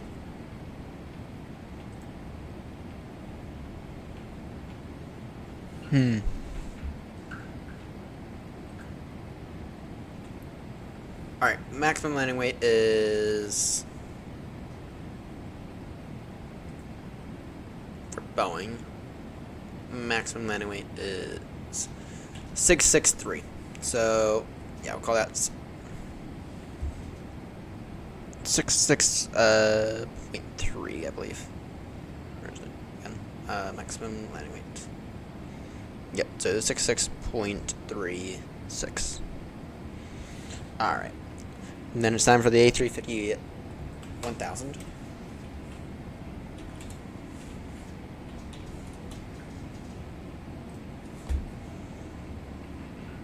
Our maximum landing weight for the 350 1000.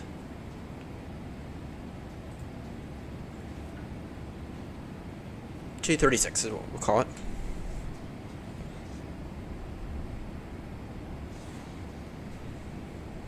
And then for the 320s, actually, A340 300 maximum landing weight. They made a 500 for the 340. Really? I never knew that. I thought they did 300 and then 600. By the way, when Tullis and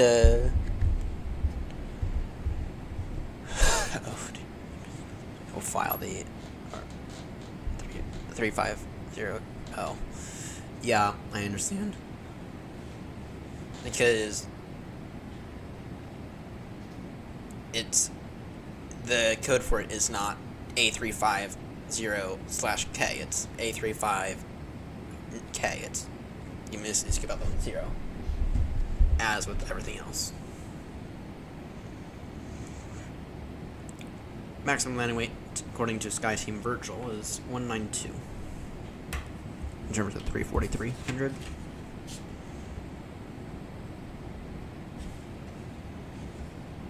And then in terms of A321 maximum landing weight. We just had to figure this out the other day as well. For the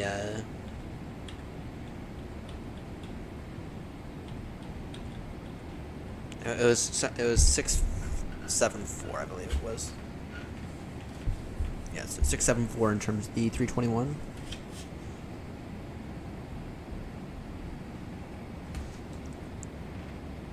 Actually, no, not for the 321. It's for the 321. It was something else. Oh yeah, It should be it should be 835 kilo, and then slash whatever at the end. Alexa, turn on Ryan's desk. There's a rule set up somewhere, and I haven't been able to find out what that rule is, and it turns off my desk at exactly this time. All right, so for the A321, the maximum landing weight is 7 something. It's 7.4. Wait, what?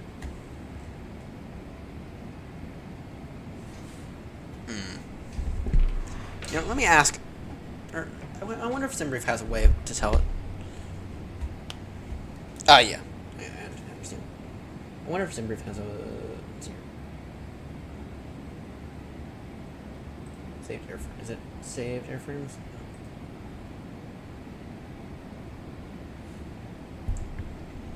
It should be somewhere.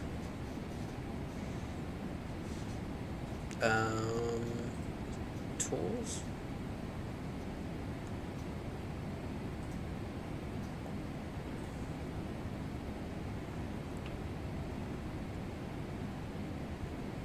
New flight. Pretty much for all modern passenger planes. Yeah.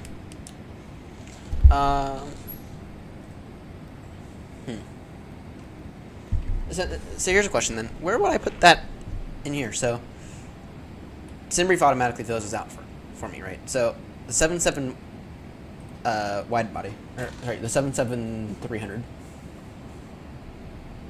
I should then, Mom, this won't allow me to do it, but well, I guess it's an FAA thing, so it doesn't really matter anyway. So.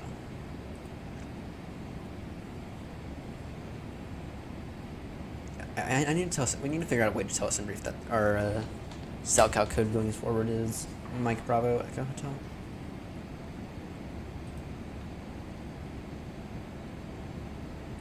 Is it in account settings? No. I feel like I've looked into this before as well.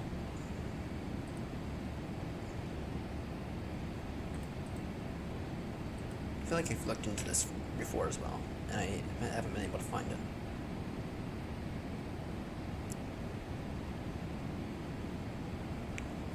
Saved airframes. Aha. Search for an airframe. A321. Oh, there. Great. we'll create a new airframe. I don't want to create a new airframe though. Oh wait, A321. Aha. Maximum. It doesn't give us our maximum landing weight. It gives us our maximum takeoff weight.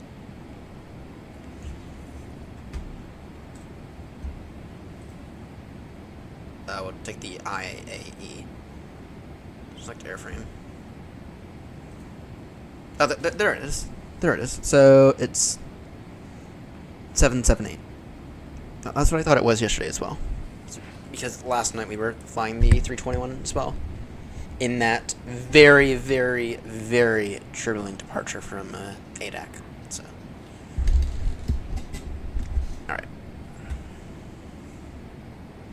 Save airframe. Aha.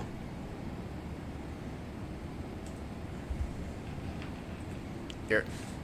Gonna recruit your help. What's a give me some registrations for BA.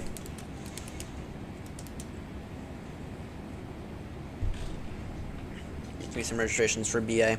Let's see here, Mike. Bravo Echo Hotel. Oh.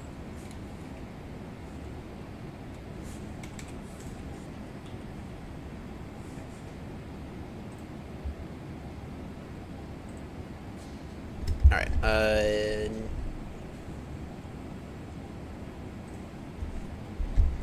here, let's take a look at plane spotters.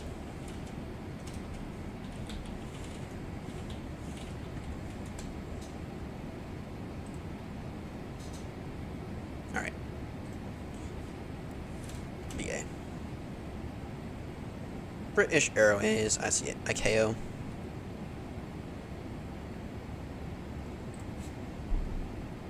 Close. Alright, fleet. Oh, historic fleet. Ooh. This gets to tell us if they've ever operated. Ooh, I'm curious about this. I'm curious about this. Yes, so BA actually, a lot of people don't know this, but BA did actually operate these 737s at a point in time. The last one that they operated was in 2003, I believe. Well, that's for the Dash 200. But they also operated the 500 as well. No, they operated the 500 until like 2009. And what the hell? Well, oh, because of Conair. Yeah, sorry, Comair. Yes, so they did operate. They also operated the Dash 800, but it was operated by Comair, which is South African, and they decided to abandon that project. All right. In that case, what we'll do in terms of that registration, go ahead and get a bunch of registrations. So for the 73, let me get a better pen.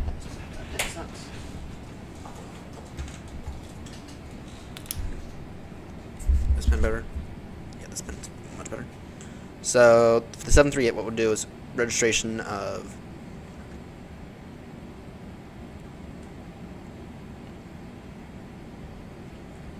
one of the older ones. So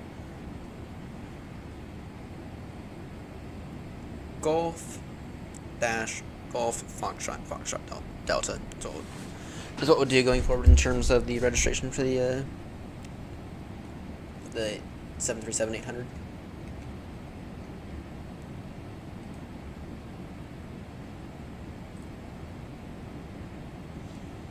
So, and then in terms of the A319, for the A319, there's one registration in particular that we fly. And it's one that I've actually flown on.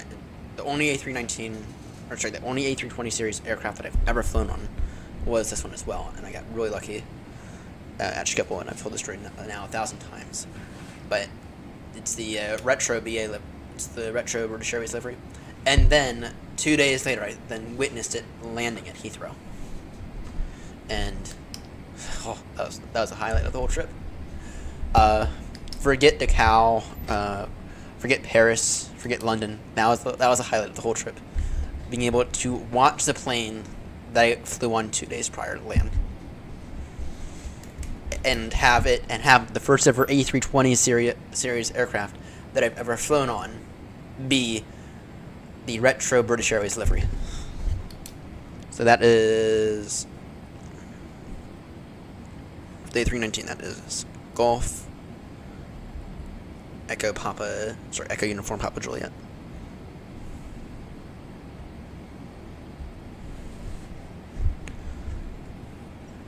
Alright, and then for the 320 we'll do Echo Uniform Bravo.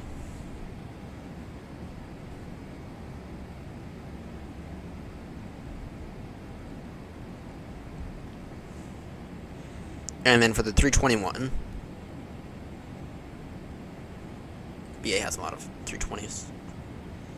Even though I think they still have more 320s than they have 321s. Echo Uniform X-Ray Echo. Golf Echo Uniform X-Ray Echo. And then in terms of the 350,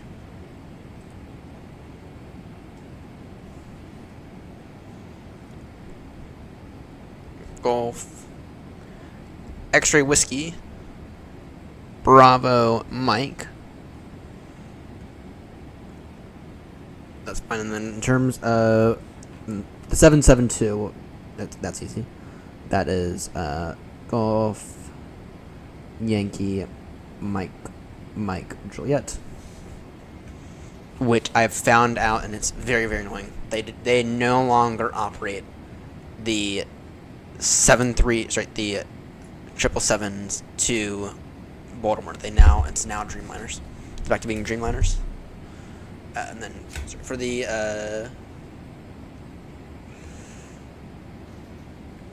777-300.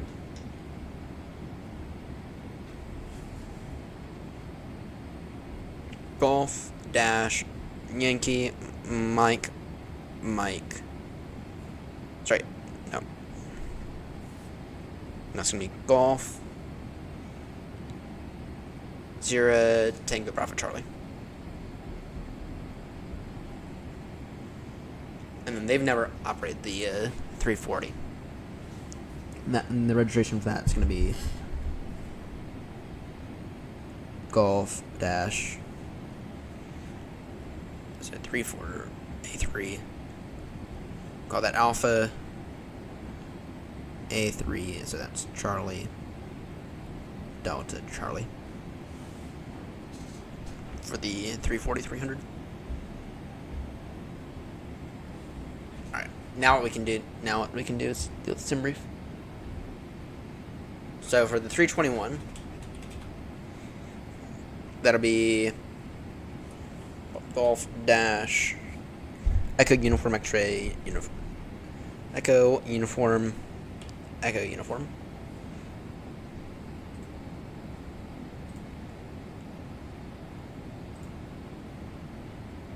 new airframe B772.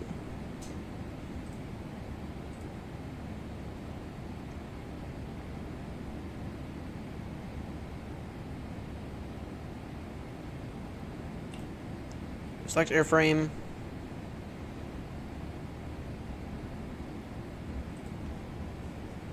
Going forward, the registration is now Mike Bravo Echo Hotel.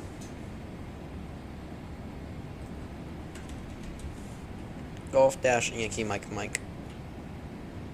Actually, it's Mike Sierra, not Mike Juliet.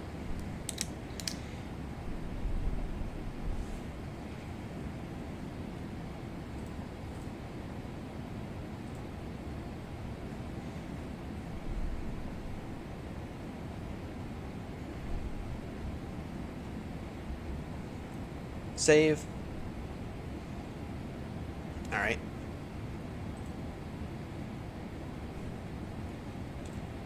New airframe.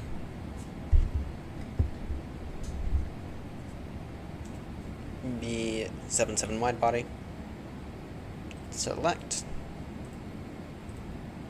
777, select airframe.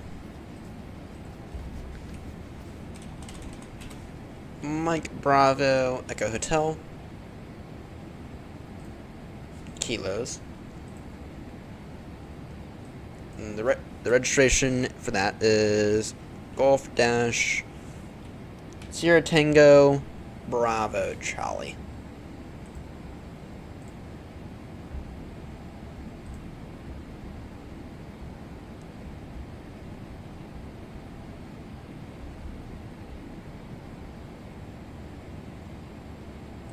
New airframe. A35 kilo.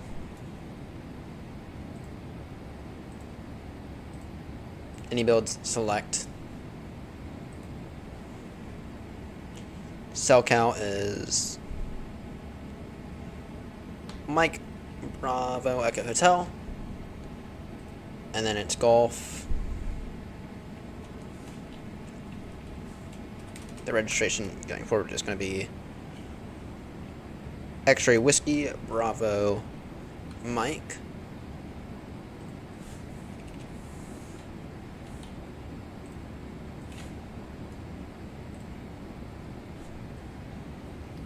Right, and then save.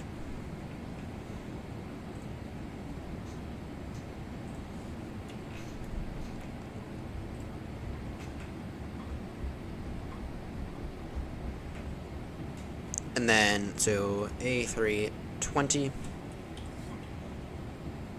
the LEAP engines, or sorry, this. Phoenix IAE, select.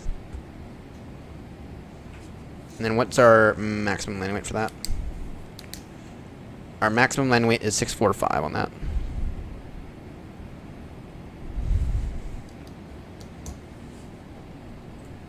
And the registration for that is going to be Echo Uniform Bravo. No cell count on that.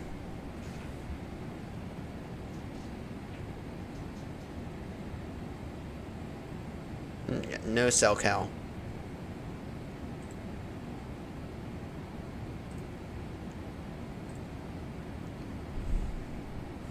And then new airframe A343.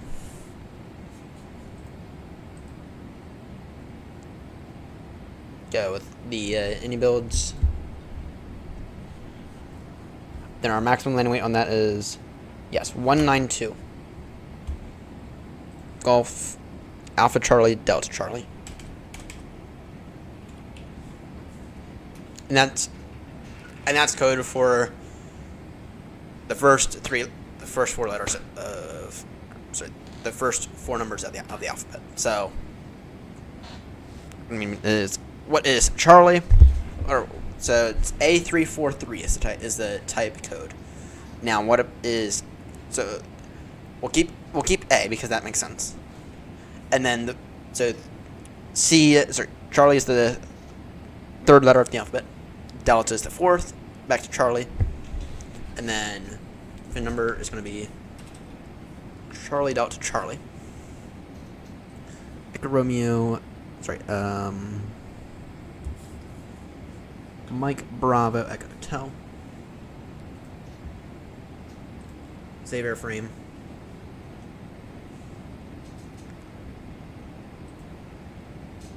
And we just have to do, so we did the, now, we did the, no, we haven't done the 319 yet. We haven't done the 737. B737. Sorry, B738.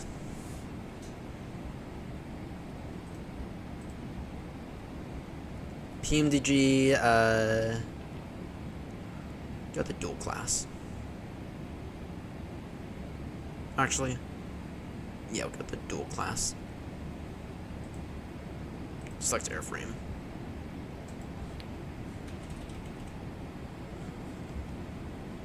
For the 7-3, that's going to be Golf dash Golf Foxtrot Delta. Fox Delta. SoCal Mike Bravo Echo Hotel. Kilos. And then our our maximum landing weight is 663. Yep, that's what I have. That's what I have here.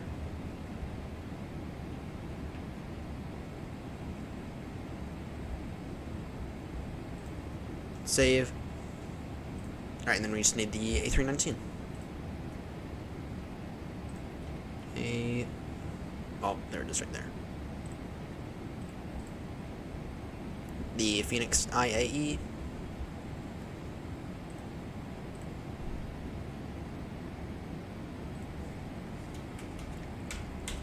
I like how I love how Phoenix did that. Oh my word, they're complete tricksters! They're complete tricksters! Anyway, Echo Uniform Papa Juliet.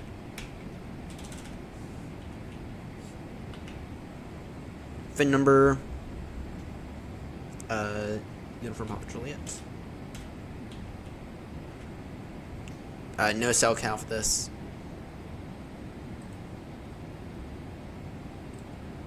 Alright, so that's 1, 2, 3, 4, 5, 6, 7, 8. Correct. Right, and we just needed to use... I just need to take a look at this. So our max landing weight is 625 for that.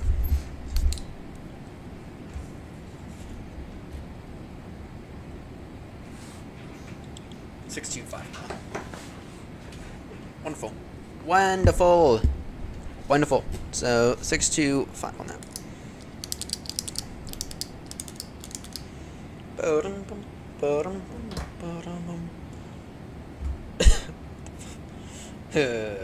my word, they're tricksters. They're tricksters over at Phoenix. They're tricksters. Oh, we missed the step climb. Step climb now, flight level 360.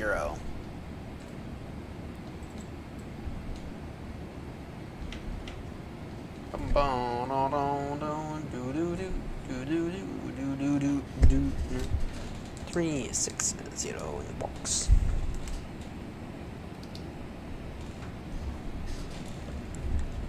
Traffic, be advised. Speedbird 22 Bravo heavy.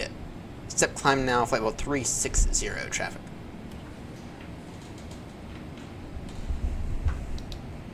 VNAV still says 6:24 a.m. Not looking great now, is it?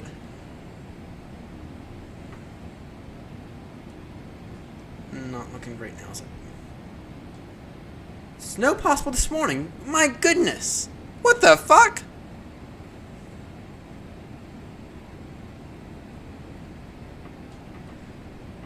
In that case, I have a few things I gotta do before we get that snow. What the fuck?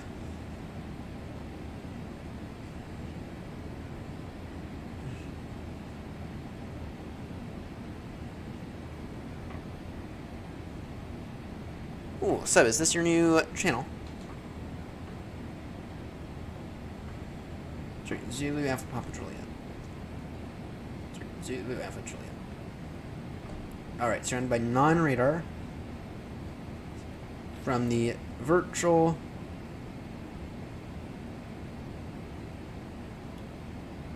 Ooh, Seb, is this your new channel? You better not be competing with me. Oh, is this your new channel, Seb? Seb, is this your new channel now?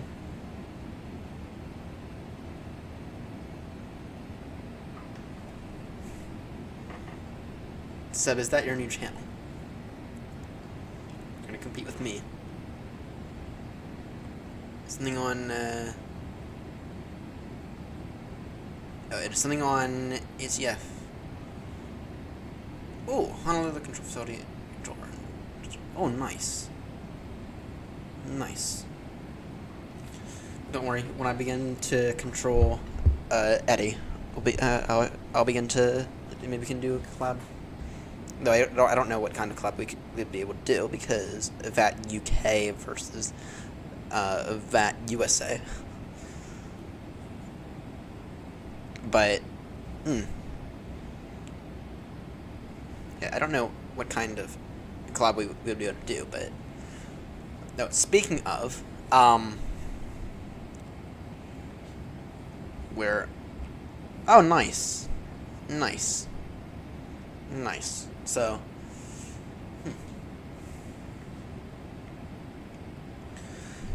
Nice. So did you see all the A320 right now have to get new stuff?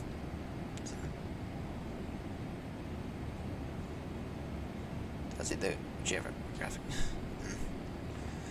So, yes. So all the A3. There's a thing I was going to talk about. Channel rebrand. So for the end of the year, I'm getting to get some plans together for the end of the year. So we have a few things to note. First, if you could send me in Discord all of your favorite moments out of this year.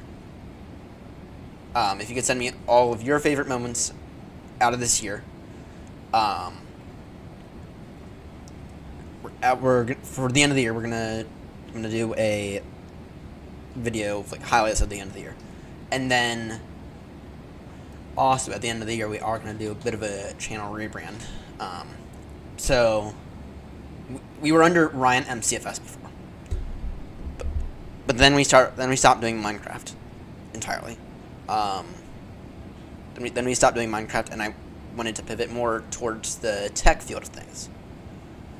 But the thing is that since then we've kind of not really done anything with tech. I mean, the most we did was a bit of a tablet project, and even then that ended with one video of what was supposed to be a 3 or 4 part series, and it didn't really go anywhere. And eventually, I gave up and threw everything in the trash. And it was more of a timing issue.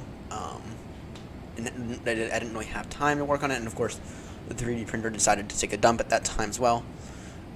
Anyway, I'm looking for a new name for the channel. Ending in FS, of course. I still want to keep the FS. I mean, I was just straight up thinking about dropping the tech FS, or the tech part, and being it Ryan FS, but I don't like that. I don't like that. So if you have any ideas on the channel rebrand, right? I don't want anything to be a potential copyright issue. First off, let me pull my speed back real quickly. But I want it to represent more of what we're doing, right? Part of me is just tempted to keep the TechFS because we've been doing the TechFS now for so long, but at the same time, what's our econ speed? There we go. That said, though, I would like to rebrand the channel. Just something that feels a bit more accurate to what we're doing, and a bit more accurate of what we're gonna go in the future, of what we're gonna do in the future. Ryan PlanFS. That's not a bad option. Or maybe Ryan AppFS. Yeah, that doesn't roll off the tongue the same way that Ryan TechFS does. Yeah, but if you have any ideas for this rebrand, but the plan is right now is we'll continue with, for the end of the year, we'll continue with the TechFS name. We'll continue the TechFS name through December 31st. And then come January 1st, I want to be under a new name. And depending on what the channel is looking like, we may or may not decide Ryan Flies FS. No, that's not bad. That's not bad. That's not bad.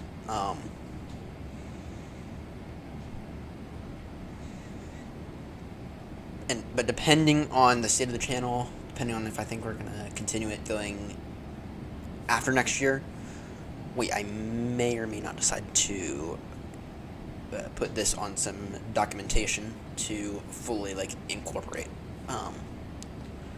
Though I think that's a little early for that.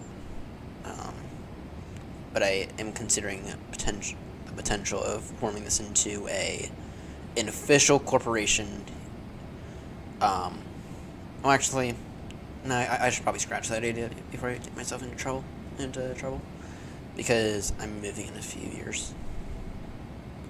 Oh, that's the other thing. I am moving in a few years. I'm moving out of the States, moving into hopefully Manchester, maybe southern England area. Don't know what part of the UK yet, but I do know that in a few years I'm moving out of here and moving into the UK. So, Ryan flies of us. That's not bad, actually.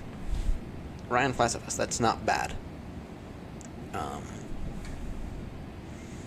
But then what happens when we begin to control? So, what happens when we begin to do controlling sessions? So, and I can guarantee you what we're going to end up doing is on these Baltimore to Heathrows, which I don't think we're going to stop doing them coming into the new year. On these Baltimore to Heathrows, what we'll do is we'll begin to control Edinburgh ground. At least that's the goal. We begin to control Edinburgh ground once we learn to control. We'll control Edinburgh ground, maybe Edinburgh Tower. So, but I have been clear about this in the past. When they come to me and ask, okay, which facility do you want to start out in? You start out Manchester, Stansted, Eddy. We're going to start out at. I mean, they all have their benefits. Stansted has the benefit of having to do a lot of communication with London. Manchester has the benefit of overall it's a bigger airport with a bit more of a complex taxiway system.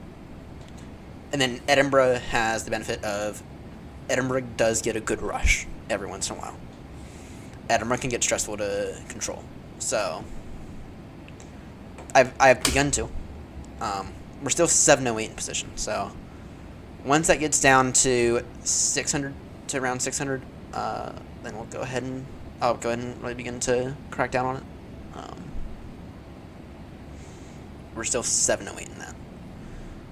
But anyway, I think we're going to start out at Eddy. So, no, it doesn't. Eddy does not have the least traffic out of the three.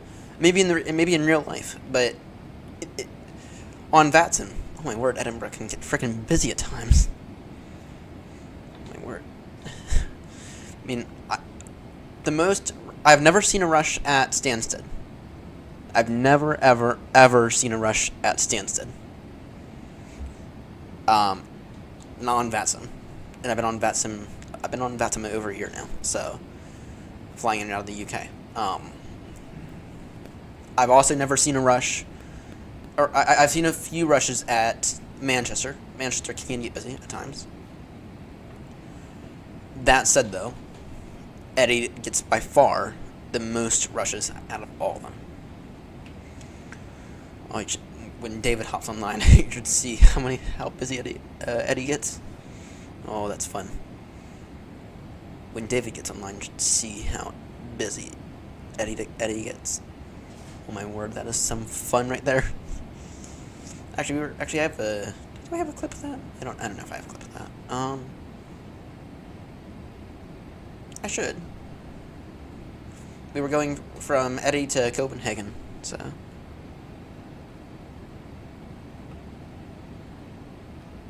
Now, maybe. Stansted, I've never seen any kind. Actually, it's so rare that I see any kind of traffic at Stansted. It's so rare that I see any kind of traffic at Stansted. So, we'll see.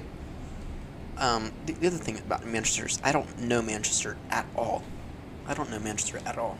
I feel like Eddie would probably be the best option. And then plus Eddie, you get all the Scots who you can't understand, so you get benefit, you get that.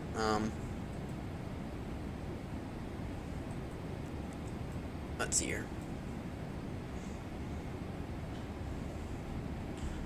Anyone going to Manchester right now? Yeah, there's one aircraft going to Manchester. Maybe two. Oh, you have them. I don't know. Yeah, no, Manchester's definitely bigger. I mean, fuck, they land A380s at Manchester. And if they can land A380s at Manchester, I don't know how Baltimore's not able to accommodate an A380. Because Manchester's, it's big, but it's not that big. But yeah, no, I think my decision is set on Eddie. So, see you, Seb. Thanks for tuning in. Thanks for tuning in, mate. I still got 5 hours left of this. 6:27 is our current ETA for Baltimore. So, I still got 5 hours left of this. Maybe I'll be here when you wake up. So, how on earth did it? This is an 8.5 hour flight. This is gonna end up being an 8.5 hour flight. Actually, VATS and Radar is estimating that we're gonna arrive at 11:50 Zulu. How the fuck did this become an 8.5 hour fucking flight? I have no clue. Alright, anyway, what we are gonna do right now is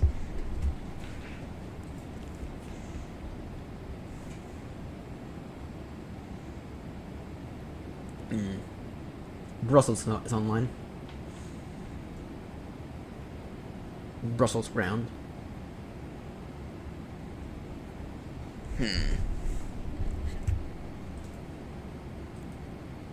Boston's online as well. Don't know how long they're going to be online for. Alright, what we're going to do right now is I'm going to go ahead and begin to make this little thing that I have to put at the bottom of my screen. I'll do that in the thumbnails thing.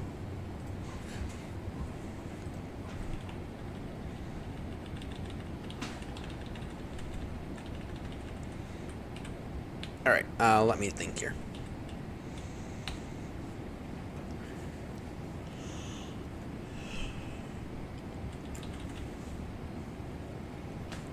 Let me think here. What we'll do is we'll,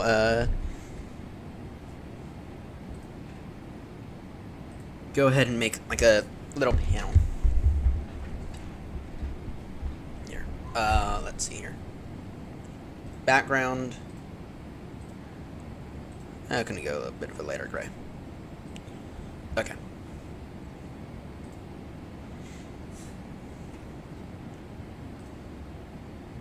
Text box.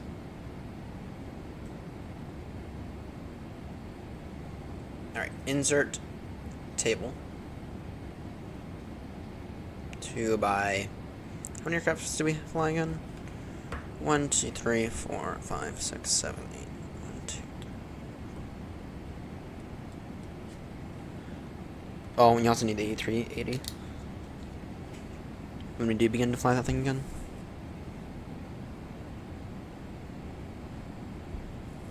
So 1, 2, 3, 4, 5, 6, 7, 8, 9, 10.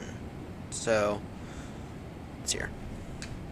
We have 772, 717 wide body, A38, sorry, 737. That's so 1, 2, 3, 4, 5, 6, 7, 8, 9. 1, 2,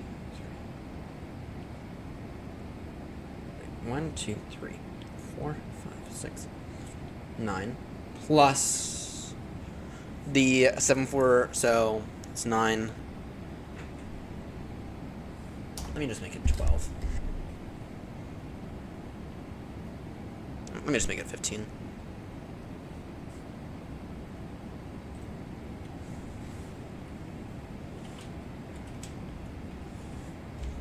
aircraft.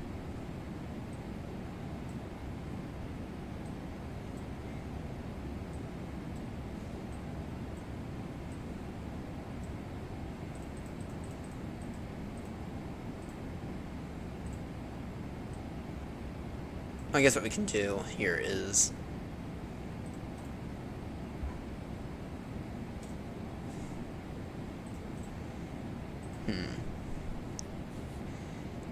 format options.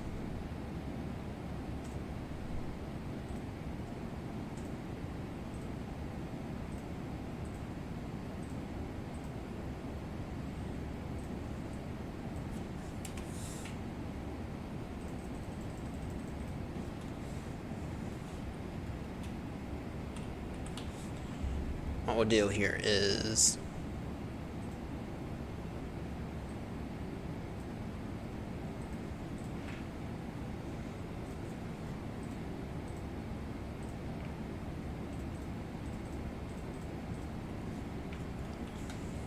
maximum landing weight expressed in tons. Here's what we'll do. Here, let me go ahead and get this up. What we'll do here is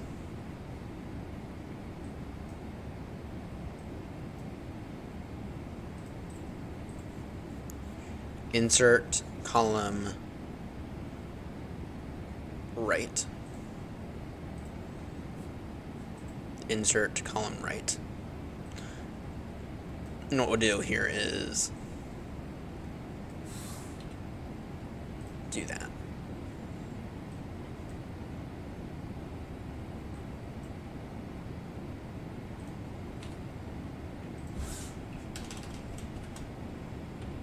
Aircraft type.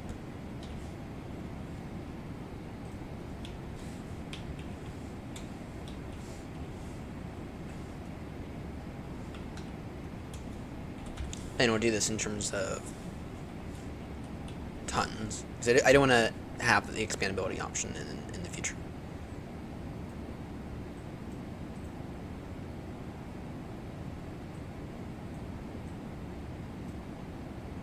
Alright. What we can do here for the rest of these is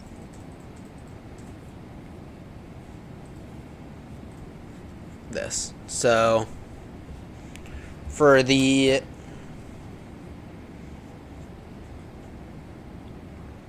aircraft type, so what we'll do is we'll start off with the 772.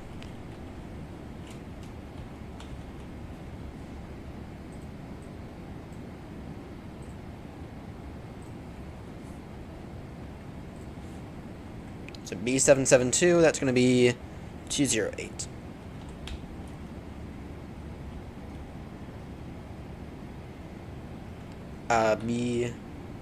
B77 wide body, that'll be 251.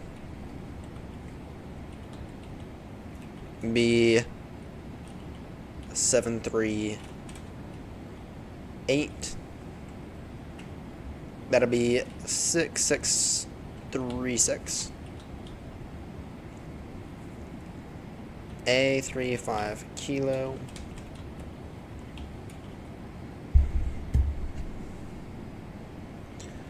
$236.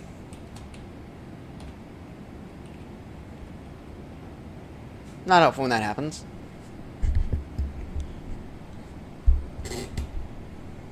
Alright, and then what we'll do here is we'll move this over here. So A35 kilo, then A321.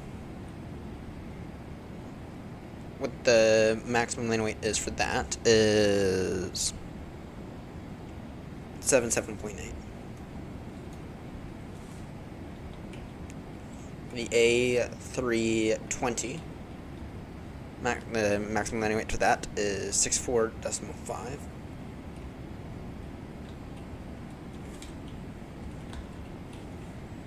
For the A319, the maximum landing weight for that is 625. And actually what we'll do is we'll actually sort these in by long range and short range. So And I'm adding the 737 on here, not because we fly that often, but because we're gonna be in the flight here soon. 738. That's 66.36. Then in terms of the in terms of the A343, it is going to be 192, I believe.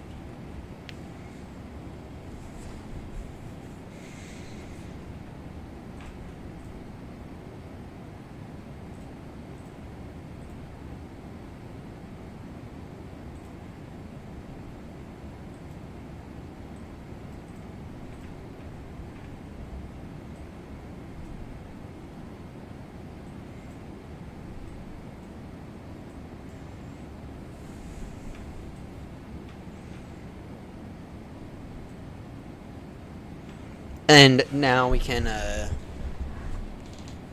here, actually, we'll go ahead and,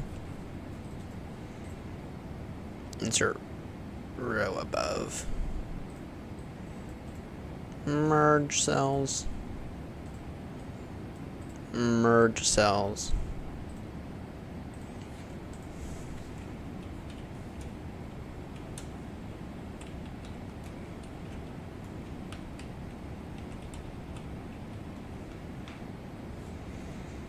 Center those.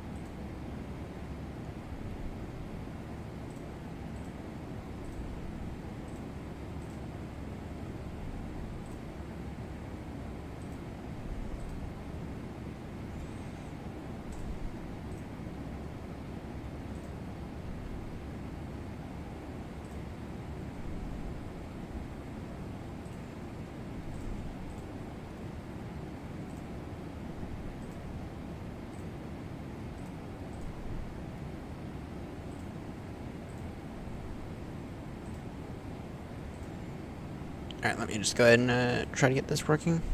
Try to get this in a good format.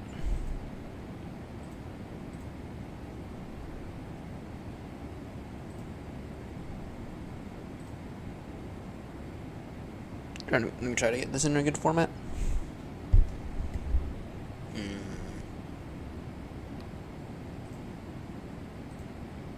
Oh, come.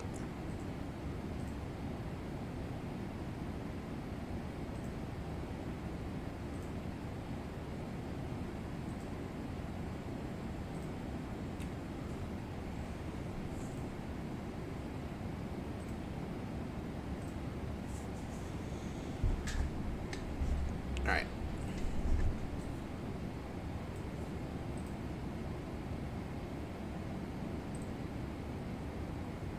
Actually, there's an easier way to do this.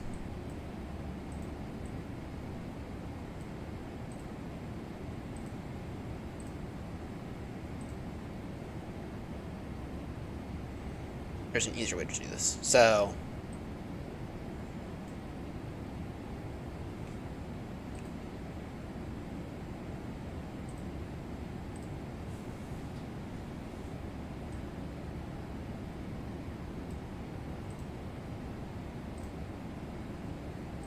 that. Yeah, it is. So,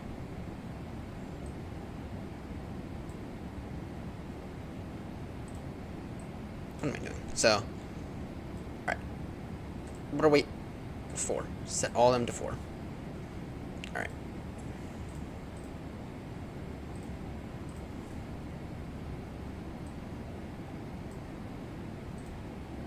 What are we? 2.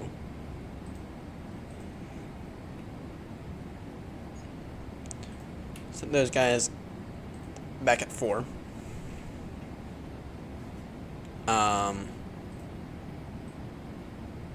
Then for these middle guys, set this at, what is it, 1?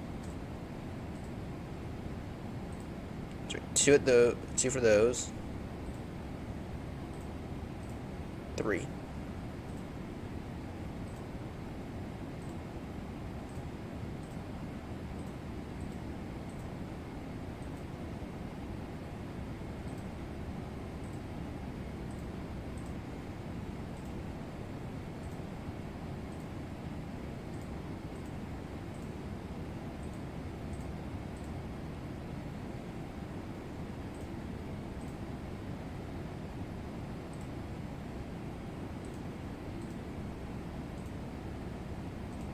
Actually, do it here when it comes to these is set all these at 1.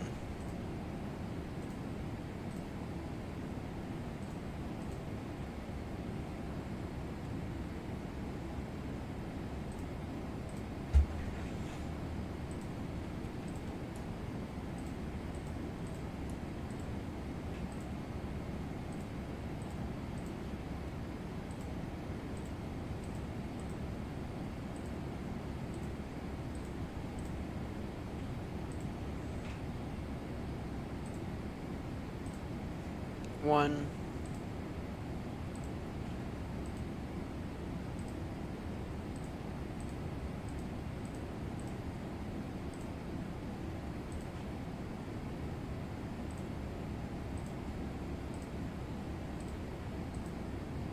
Ah, damn it.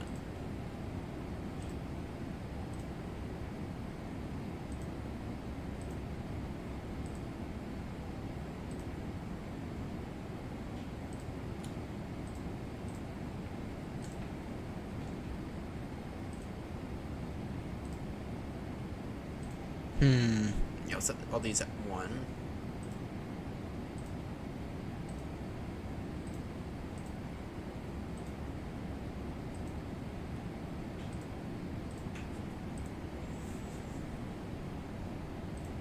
Alright, and what to do here is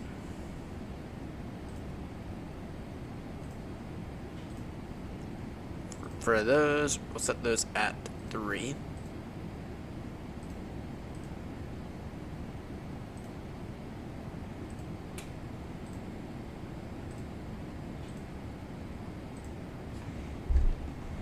Then in terms of the this right here, set these guys here at 2.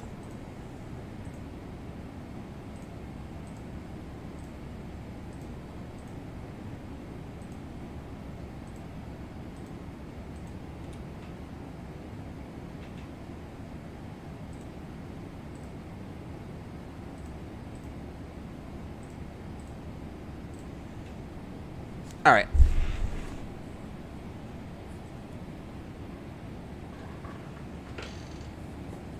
That looks good now. That looks good. I'm just gonna quickly center all those. All right, there we go. All right.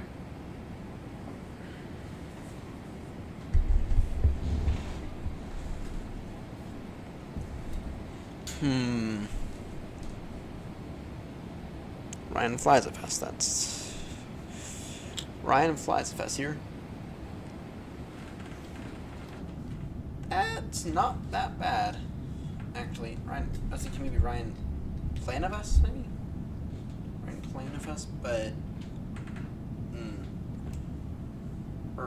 or Ryan flight simulation. Ryan FS.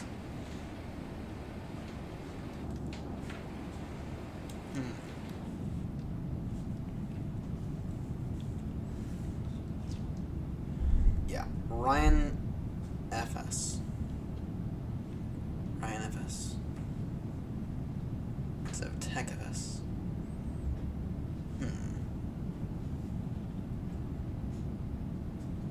Ryan FS.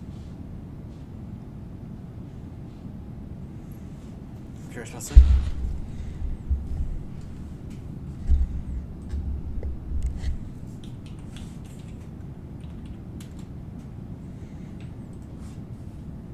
curious about something. Hang on.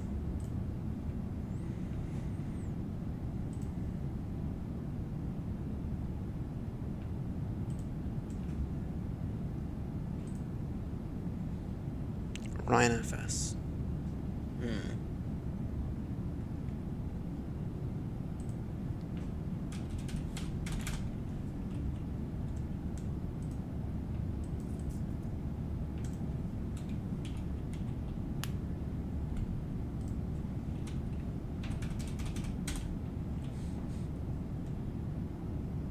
Handle isn't available.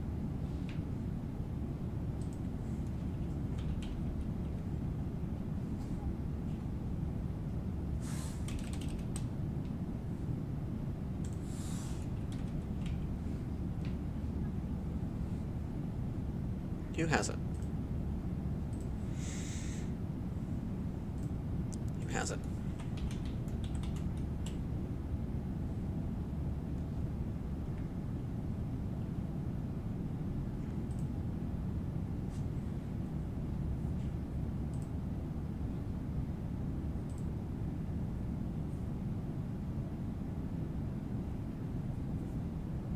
And it's annoying, the fact that this guy doesn't have any.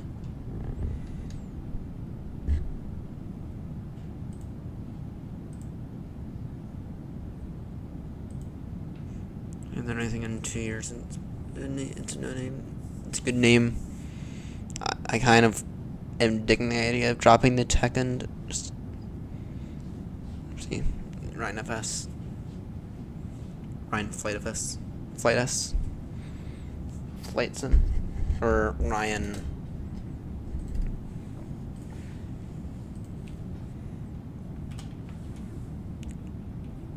Ryan FSim. Ryan FSim. Kind of like the FS though. Ryan's FS. Ryan SFS. Ryan YTFS.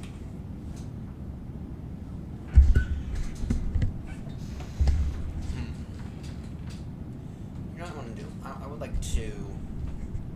I wonder if there's a way. Because I'd pay money. I'd pay a good $10-20 to get that handle. Ryan FS, Sec FS, Ryan AFS.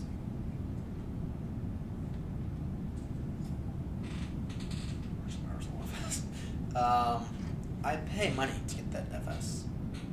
To just simply drop the tech.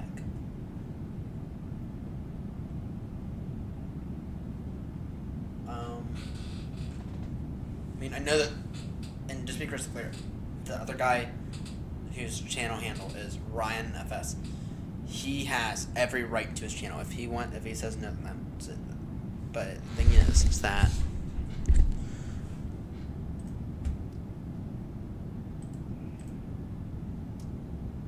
let me see here.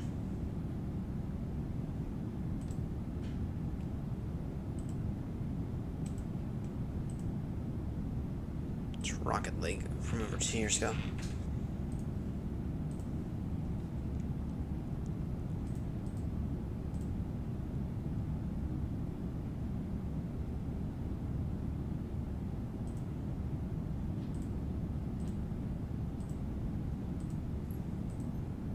Doesn't.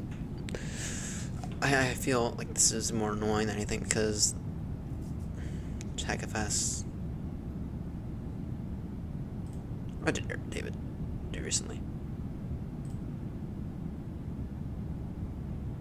No.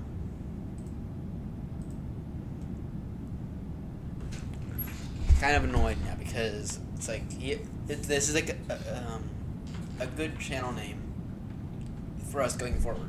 Or simply drop the tech. Simply Ryan FS. It doesn't know if it's the same way though. I'd simply like to drop the FS, but this guy has.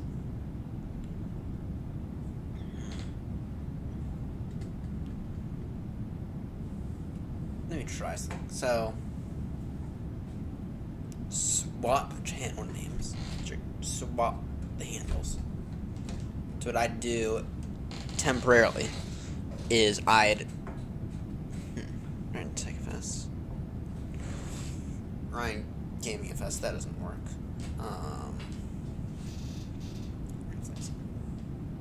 I'd like to drop the name I'd like to drop the tech part out of the name and end it there. Because this is a flight sim channel. Maybe Ryan AFS? Maybe AS? No, that doesn't seem Ryan Ars. Oh, that's not appropriate now, is it? I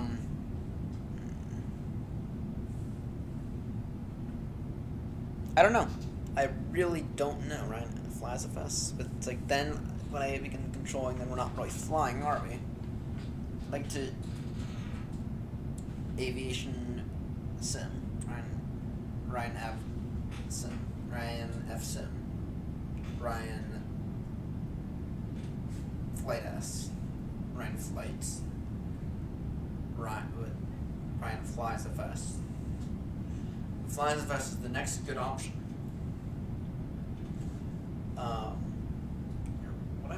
What I might decide to do is maybe decide to create like a.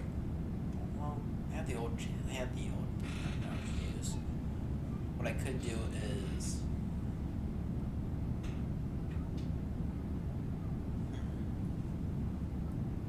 It's like I don't want to like restart everything though. Right, I don't want to restart everything. Right, I don't want to restart all that. I just want to. I mean, we have about 1,000 shorts at this point. That right, I just want to simply like rename the channel though.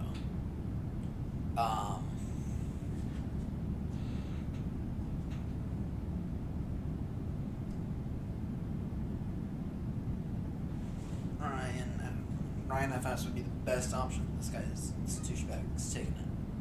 This douchebag took it 2 years ago, and has 3 videos on it. And he is. I just want to make this crystal clear. He is entitled to his channel. If he does not want to give it up to me, he does not have to.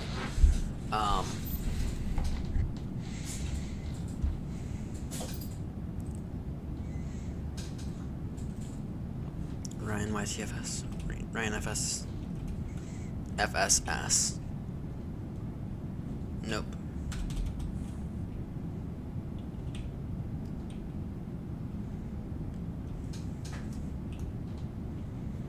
FSA. FSA. Alright. Official Ryan FS.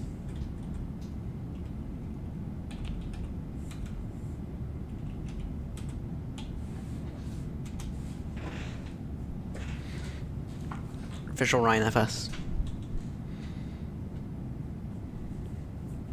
That's an option. That's an option now, isn't it? Official, so Ryan FS. That's an option now, isn't it? Official Ryan FS.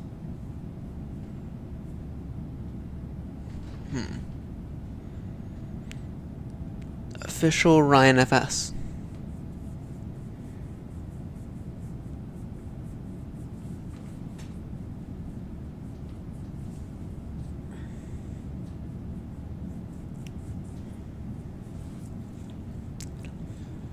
Official Ryan FS is an option. Official Ryan FS.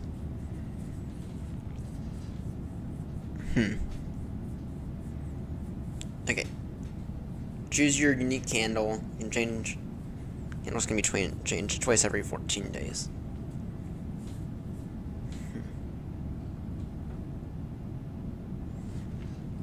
I'm pleased to announce that we're gonna drop the tech, not the channel name.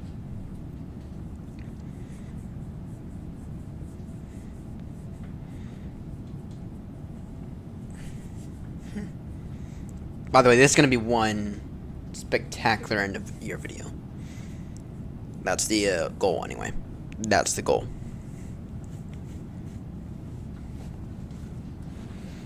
It's been one crazy year. It's going to be one Ryan official FS.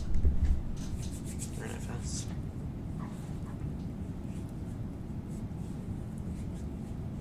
I just feel like that was like not like the right time. I mean, it's been a year since we last were on YouTube. I mean, I could film a video. I mean, we're not recording this. I could literally just film a video while we're doing this, saying, going forward, Baltimore to Heathrow's into the new year. At the end of the, Ryan official Ryan FS. I mean, it absolutely an option. Absolutely an option.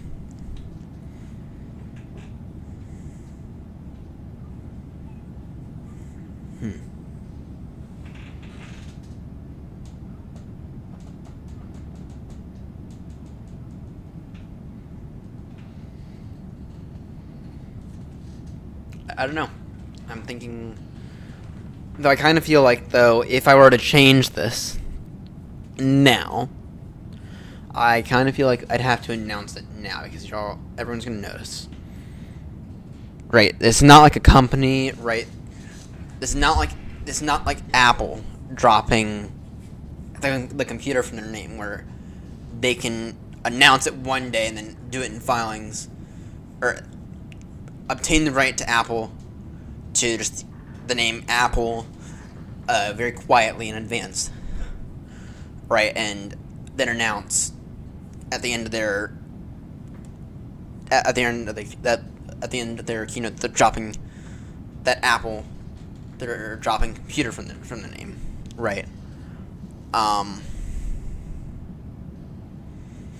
Right. So it's like, we are going to drop the tech part out of the name. We are dropping the tech part out of the name, guys. And that is going to be official. Official Ryan FS. Or Ryan FS official. Ryan FS.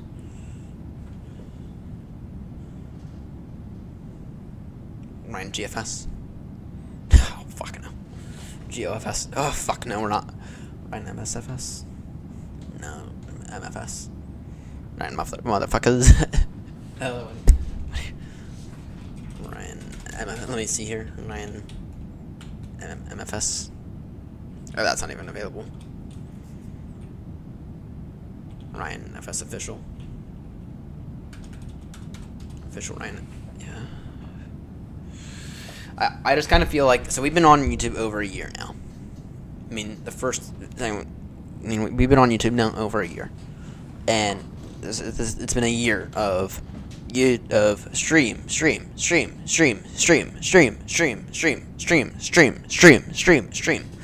been over YouTube. It's been over a year. It's been coming up to a year now that we've only been streaming on YouTube. We've only been streaming on YouTube for about a year now. So I don't know. I really don't know. So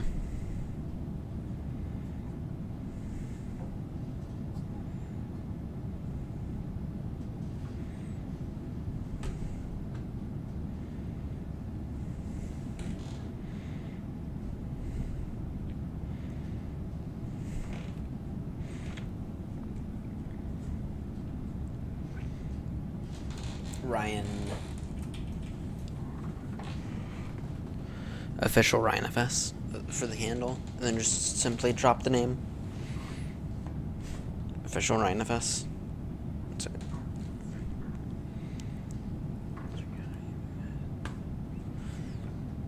If you guys know how to contact a controller or a YouTuber, saying, look, just to make this crystal clear, he is entitled to their channel handle. They are entitled to it. If you want to reach out to them and say,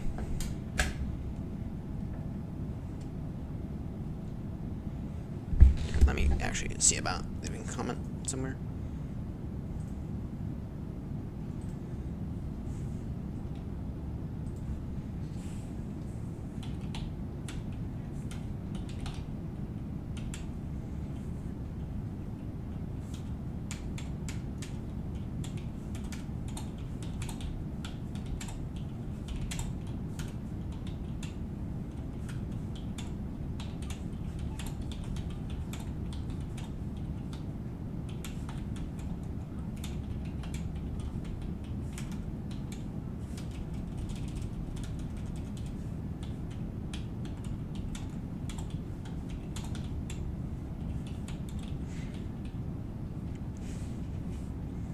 I don't know how else to get in touch with you, nor do I know if you can,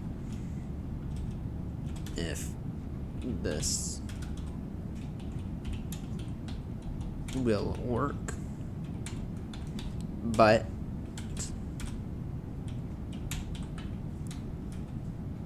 I'm wondering if we could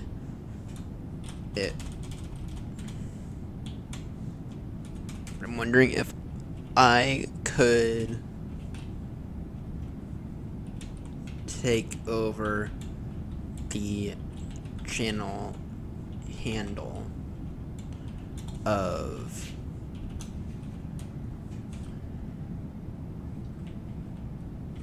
Ryan FS in a bit of a rebrand that I'm doing personally, on my channel. I don't know how else to get in touch with you, nor do I know if this will work. I'm wondering if I could take over the handle of Ryan FS in a bit of a rebrand that I'm doing on my channel. And then can we go back to the old? So Ryan MCFS, because that was originally our channel handle, by the way.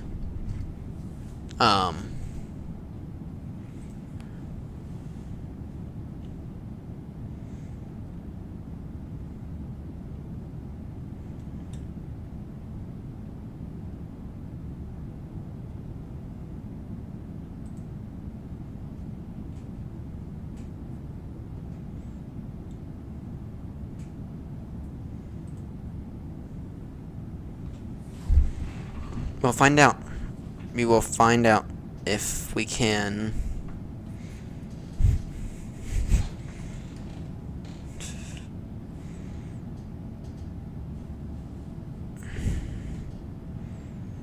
I have left the email, or I've left the message, or the comment.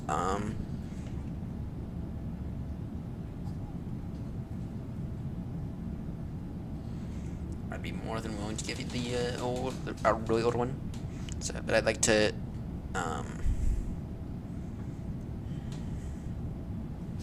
but just to be crystal clear, I want to be 100% crystal clear.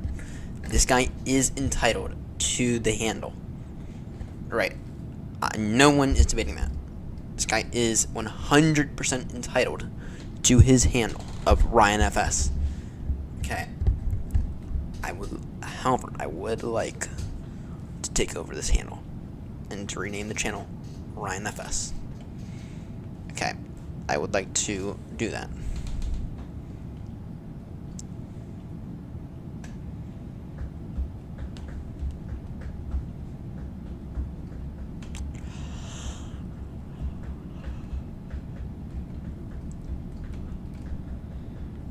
Alright, 11:28 Zulu is our ETA. That's about 4 hours out. I don't know how else to get in touch with you, nor do I know if this will work, but I'm wondering if I could take over the handle of Ryan FS in a bit of a rebrand that I'm doing on my channel. So, to be clear, this guy was here first, so 124 subscribers. Who recently subscribed?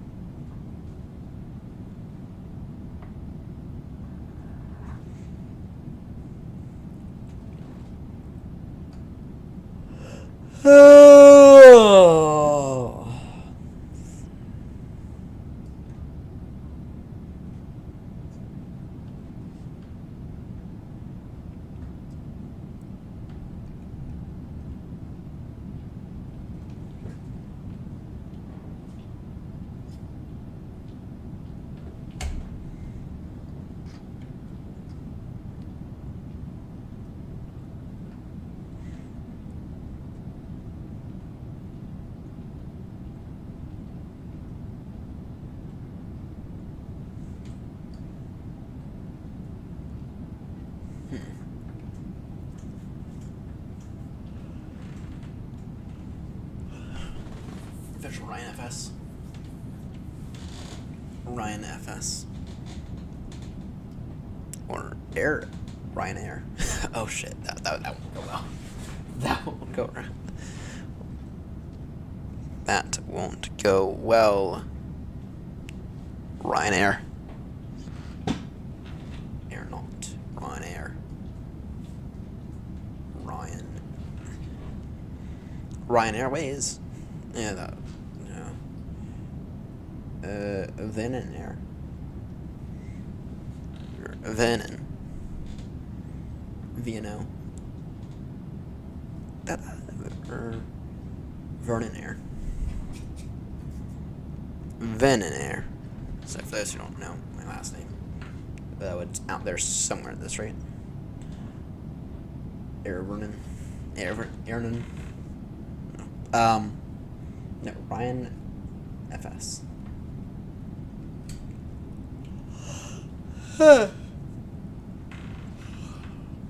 I'm a little sleepy, not gonna lie. I'll get some tea here shortly. Get some tea here. Well, I kind of want to wait a little bit because I can only do 1 cup of tea at night now, or else my stomach will feel like absolute utter dog shit. So I can only really do 1 cup of tea now at night. If I do 2, that's when my stomach really begins to feel like absolute crap. So for that reason, I can only do 1. So it's kind of sad, but not anything I can do about it, unfortunately.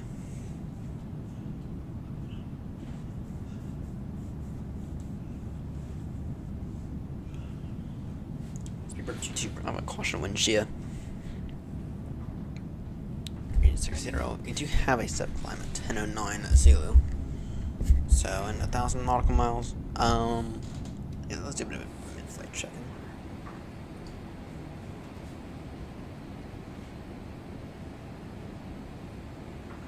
Official Ryan FS.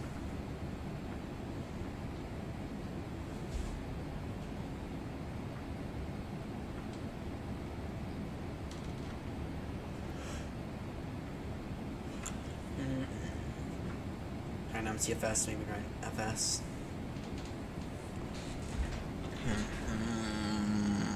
I don't know. I really don't know. Because I'd love to take over the name Ryan FS, to be honest.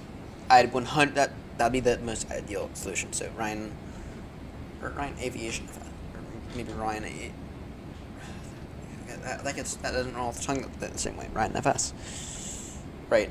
Ryan MCFS was the old name. Ryan TechFS works better. Could go back to Ryan MCFS. I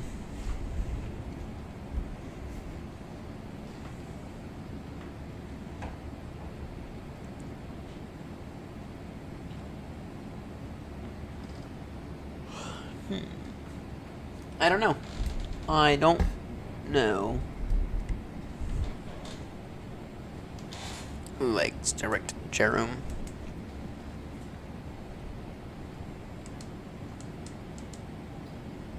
Let's try direct Jerome. That might save us a little bit of time, actually. That might save us a little bit of time. Turn direct Jerome. Speedbird 2T Bravo Heavy turning now direct Jerome. That is the Juliet Alpha Romeo Oscar Mike waypoint. Traffic. Then we're still not overly in that, which is insane. We've been at this now 4.5 hours. We've been in there now 4.5 hours, and if I wanted to get to 1,000 hours by the end of the year, so what's the way to do this? Let me take a look here. VATSIM radar.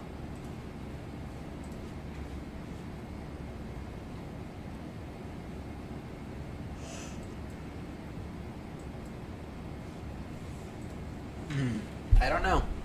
I don't know. So, VNAV. progress. Actually, let's try to get updated winds. Let's try to get updated winds. Departure. Let's try to get updated winds, shall we? What are the winds looking like? Index. Performance, is it? Source limit.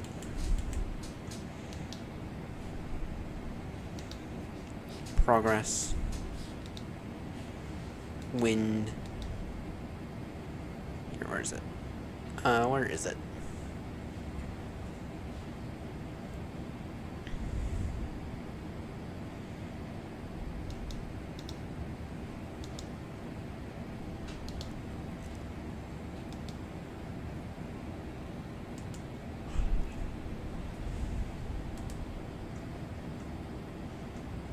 Let's go and get updated winds, shall we? The wind.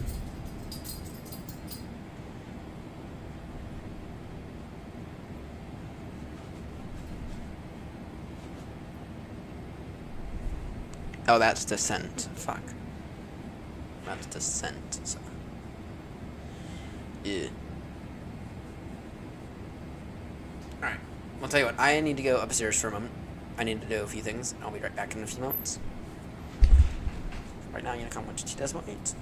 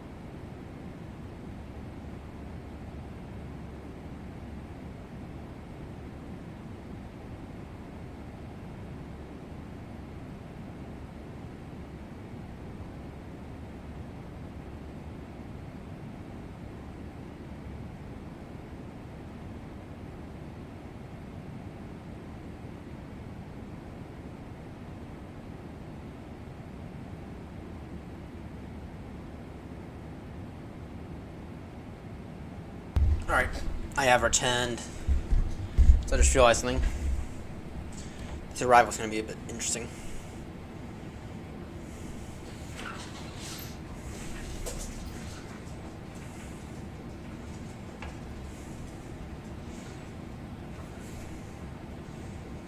This arrival's gonna get interesting.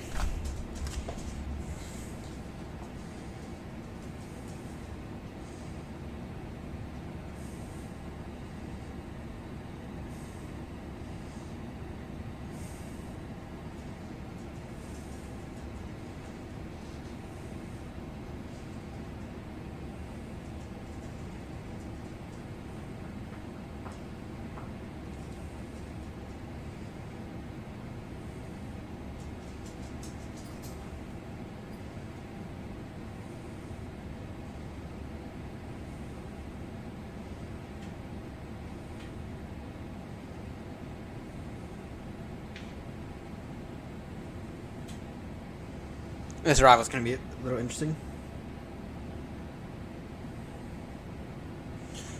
Oh shit.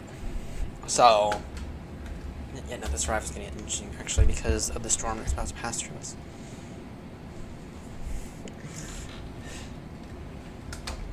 What does the meteor? What does the meteor look like? Meter.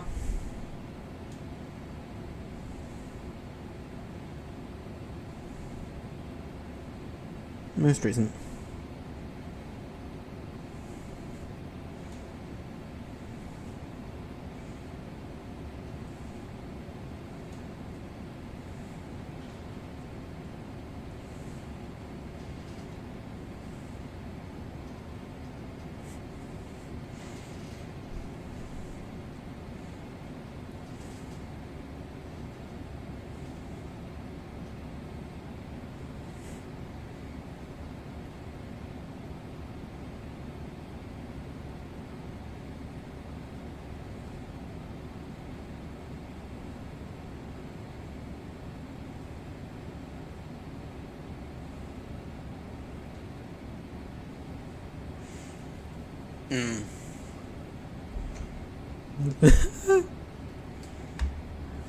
Even better for this rival.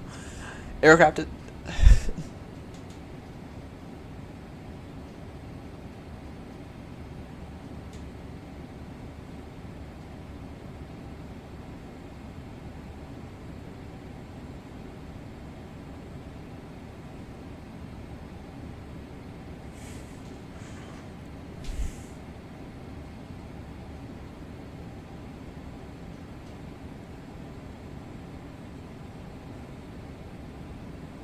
In the dark.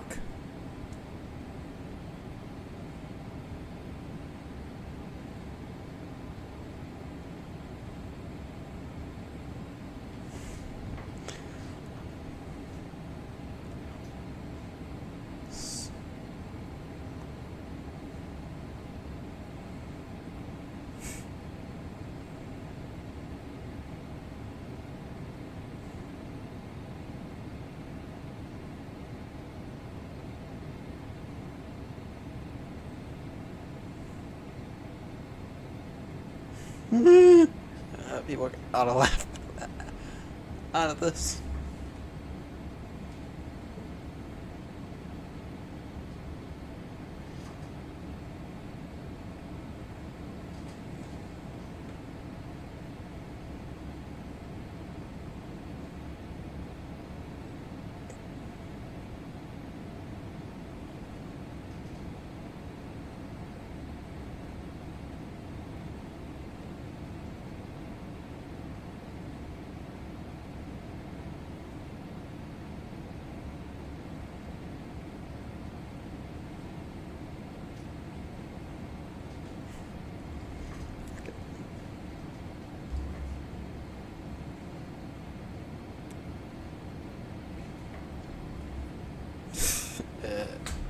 Oh, this ought to be fun. This ought to be a fun arrival. This ought to be fun.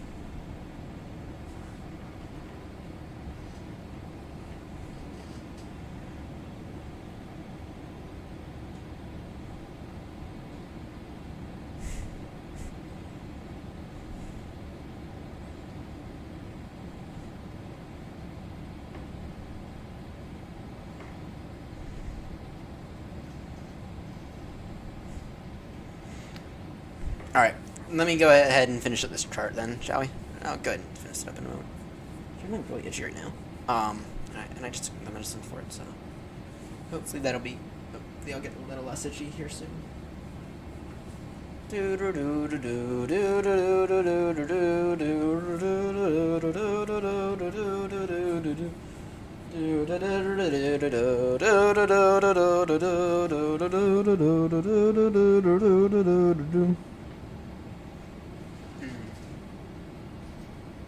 Yeah.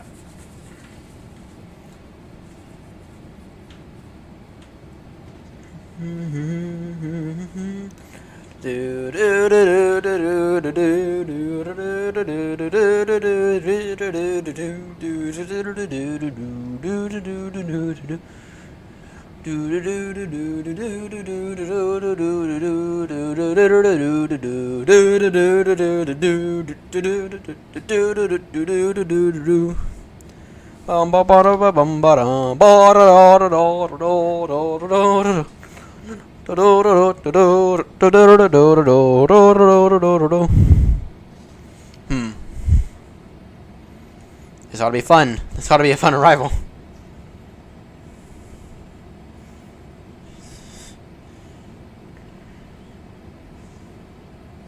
Alright.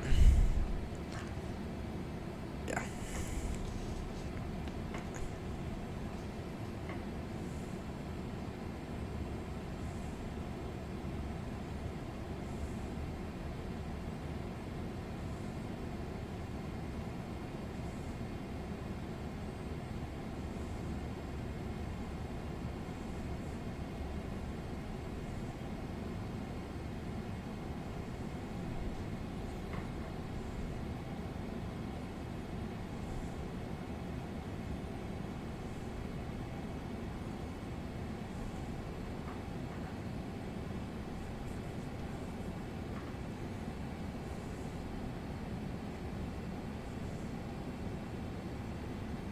Current ETA.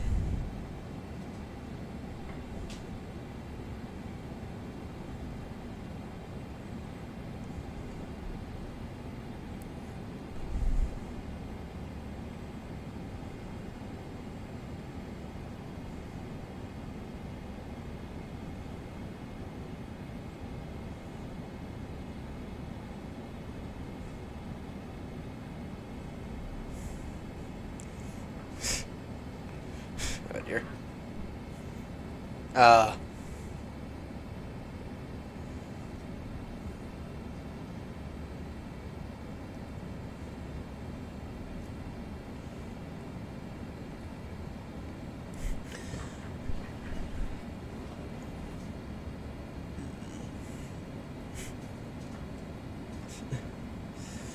Alright, let's see here.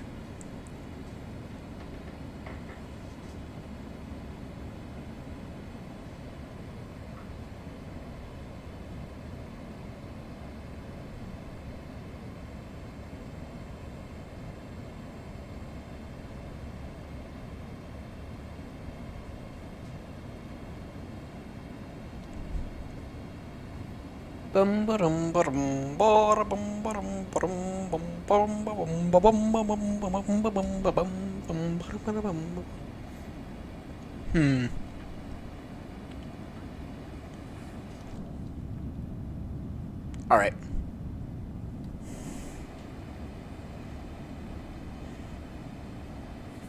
So, the VNav says 11:28 Zulu. That's only about 3.5 hours out. A little over. So, but it's taking us around. We're only doing 381 on the ground speed. We're going as fast as we possibly fucking can.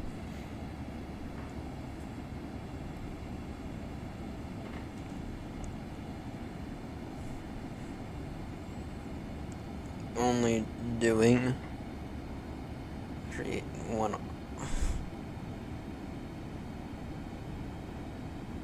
ground speed now. Not great, not fun. 120 knot.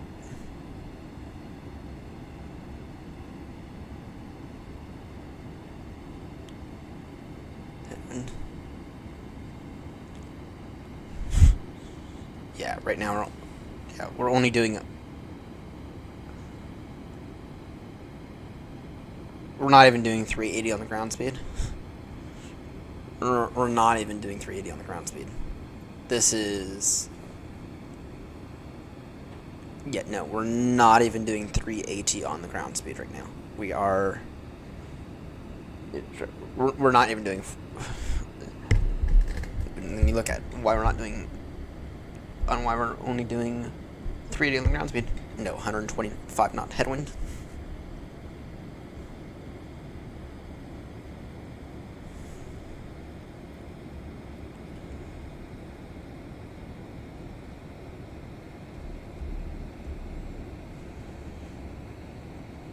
Alright. Yeah, only doing.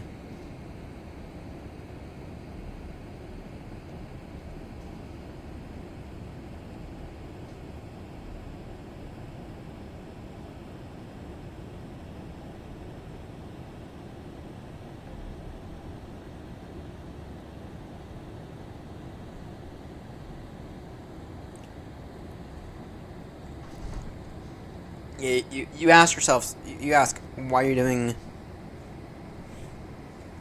Why are we going so slow? Well, we're doing Mach decimal 86. You ask why are we going so slow? Here's the reason. We're not going slow at all. We're still going 86% the speed of sound, which is not slow at all. Usually we're going about 84. But here's the. Then you see we're only doing 380 on the ground speed. Why is that so low? Then you see, oh shit, there's 124 knot headwind. So then you're like, okay, that's why we're going so slow. I mean, it's quite literally going to take us an hour to get to Jerome. It's going to take us over an hour because of this headwind. It's going to take us over an hour to get to Jerome. There's a reason why. It's going to take us over an hour to get to Jerome. Not anything I can do about that. I mean, it's only 400 nautical miles away. It should be only about an hour. Or sorry, it should only be about 40 minutes or so. But no, because we're only doing 380 on. Because we're only actually doing 380 on the ground speed. It's going to take us that long to get to Jerome. So, and then you realize, oh, that's why we're going so slow. Anything I can do about it? No, not really. Not really. Not if you want to maintain the fuel economy, which we kind of have to at this point. Kind of don't have a choice on that. We kind of have to have some kind of fuel economy because we kind of have to be a little limited on fuel because we're in, or for the equivalent of the 772, and we got we're expecting 18.0. We're expecting about 18 metric tons of fuel on board. When converting it to 772 terms, which I understand a lot more. By the time we get back to Baltimore, if we need to do a go around, that'll use up about 2 or 3 tons of fuel. If we need to divert after that, then we are gonna have to divert to a place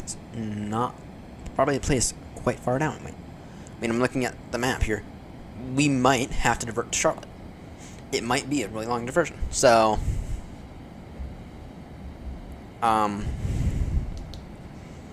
thinking the storm is going to affect Boston.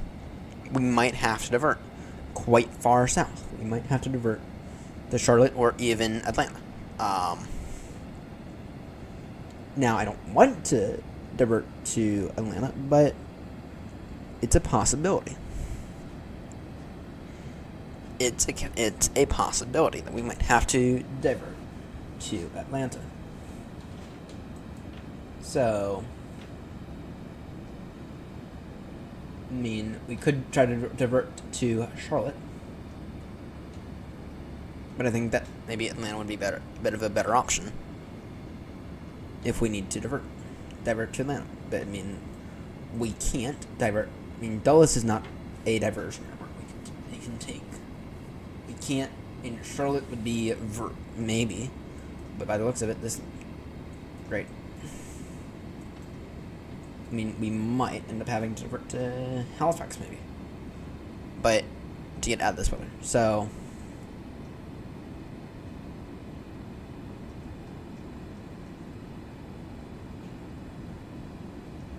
Bum bum bum bum bum bum bum bum bum bum. Anyway, it's like, what do you want me to do? Because there's not much I can do, unfortunately. There really is not much I can do. So, and why am I so itchy?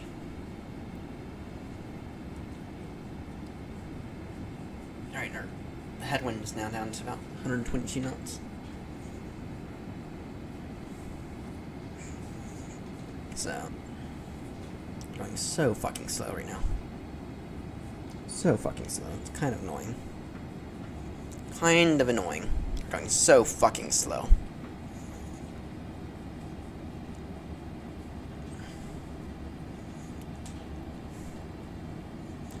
Ow. Son of a bitch.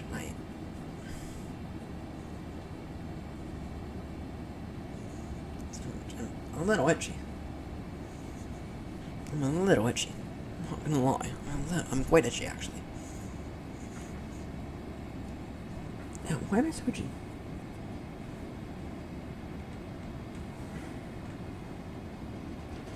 Why am I so itchy today? I'm just taking medicine. Hopefully that'll freaking work 3 hours.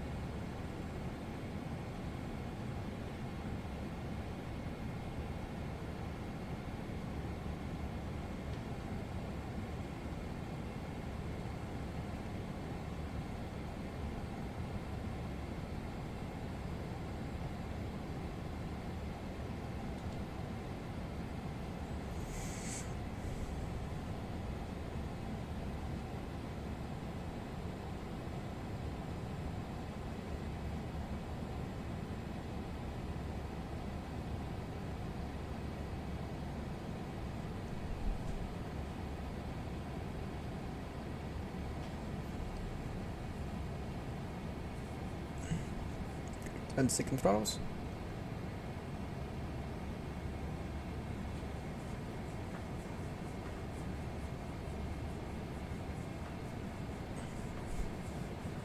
Oh my word, I'm a little itchy still.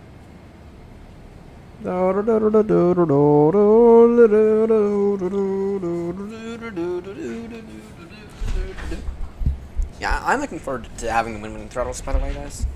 Actually, I have the money set aside from all that. With the throttles, it's probably better if you're... So, that's right, Gamer Clark's who is going to be my mentor when I begin to do ACC.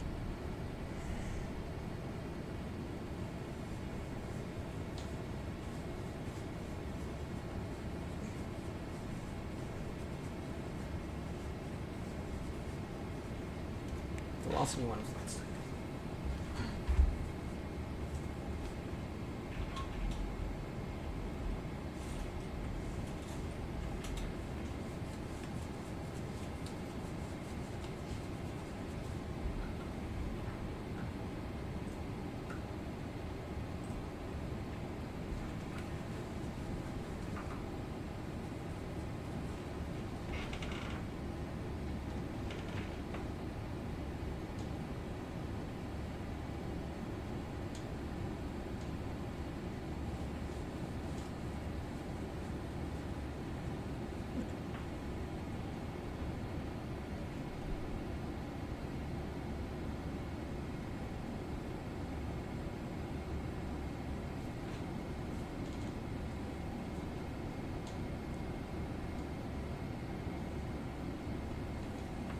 Yeah, by the way, we are going to eventually get the Moses stuff. Actually, so, let me go ahead and get this printer on.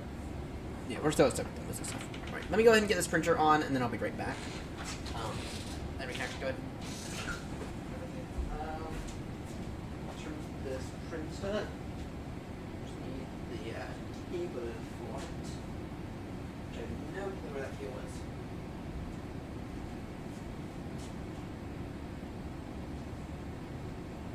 No clue where that keel is right now. Where's that keel? Oh, it's probably here somewhere. Probably in one of these.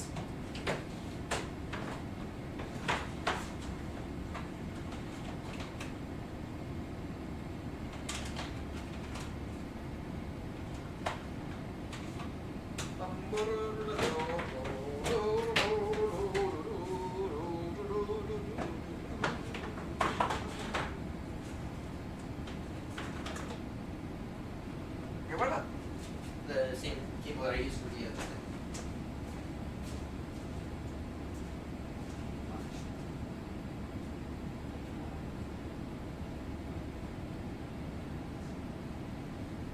Can't remember where that cable is.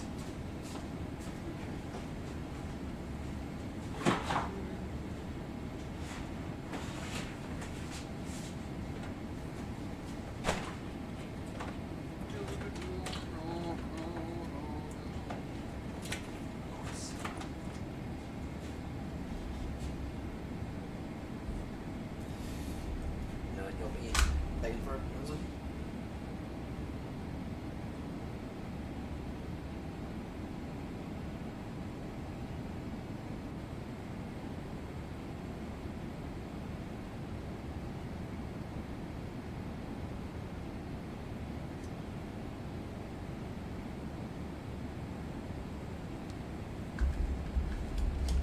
Alright, let me take a look here. So, I need... Wherever the hell.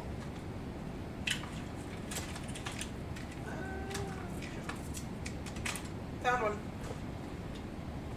Found a cable for what? Oh gosh, God, I love these Costco yellow bins right here. I love them. So amazing. Wait, noise makes the best.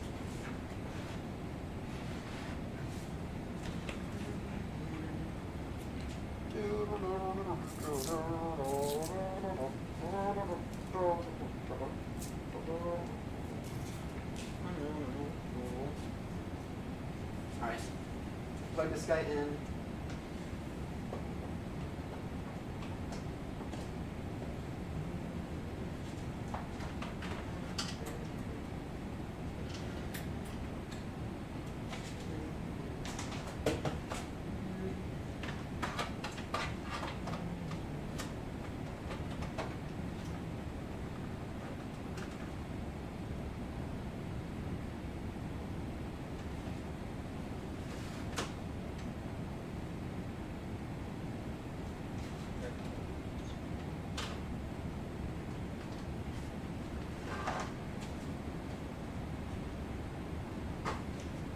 Alright. Let me take a look here.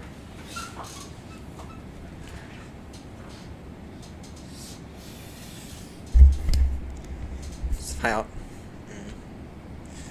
Alright. So yeah, this.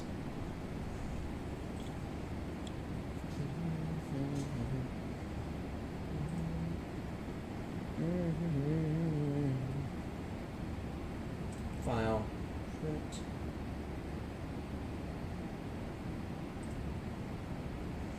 Let's take a look here. Oh, did I remove the fucking printer from the thing?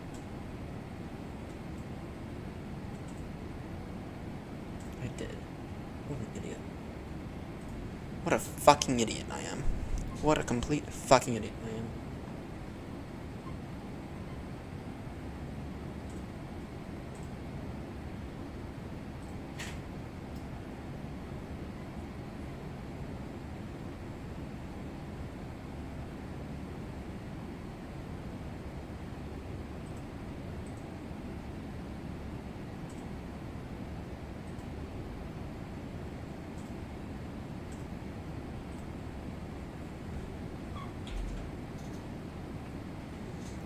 What a complete fucking idiot I am.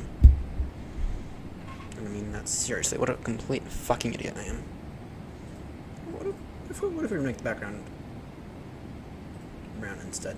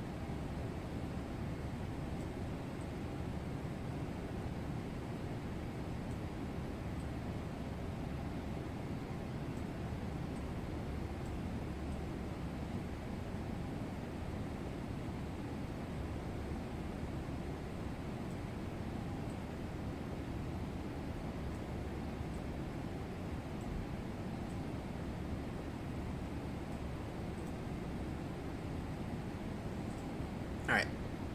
With that. File. Print. Alright, what about that? Let's see if we can't try to get that up. And then what we'll do afterwards is make the reminders.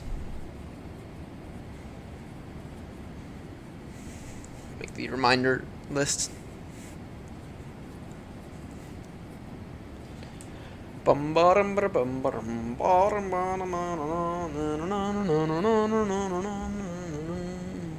Pages, custom.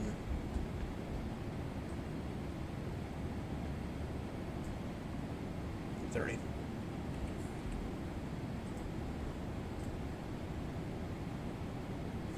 I mean, take a look here. Scale, custom, 90. Let me try that. I might need to go add ink to it, which I still have some ink bottles.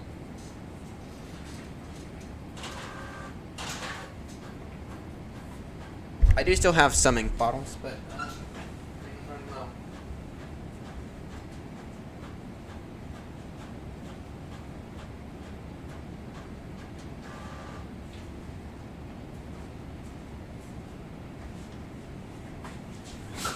Can I see? Here's a question. Can I see this very well? Yeah, that'll work. Yeah, that'll work. Maybe a tad bigger. Maybe I could go a tad bigger. Let me get this out. Let me see how it is. Maybe attached to something a bit more steady.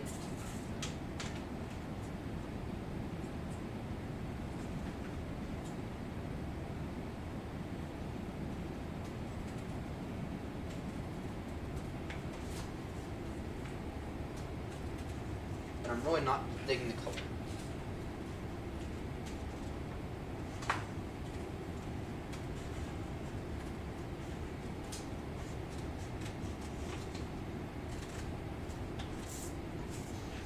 Yeah, I'm really not digging the color at all.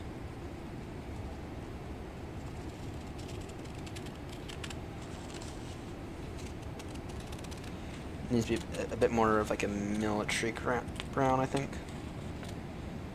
That's like a skin tone brown, I guess.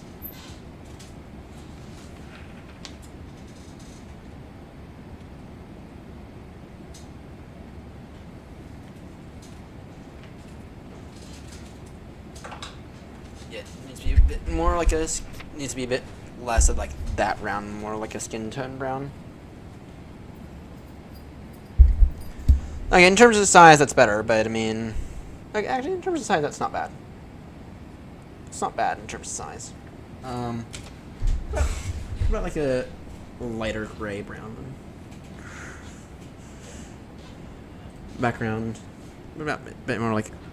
No, what about, like, a... That. Or...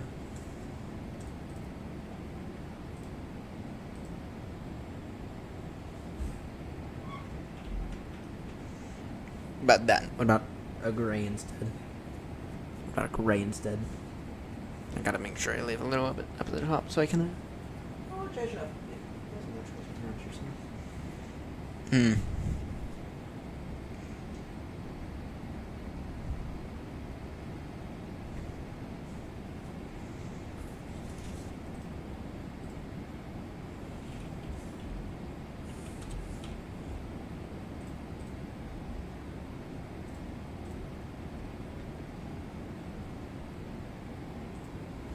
Yeah, see how that is instead? See how that is? Did you go downstairs grab some more papers, Paul?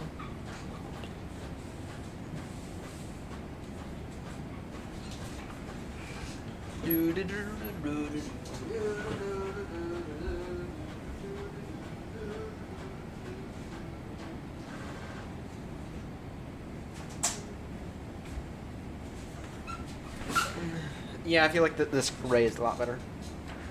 Yeah, I feel like that gray is a lot better. Alright, let me just cut it out real quickly.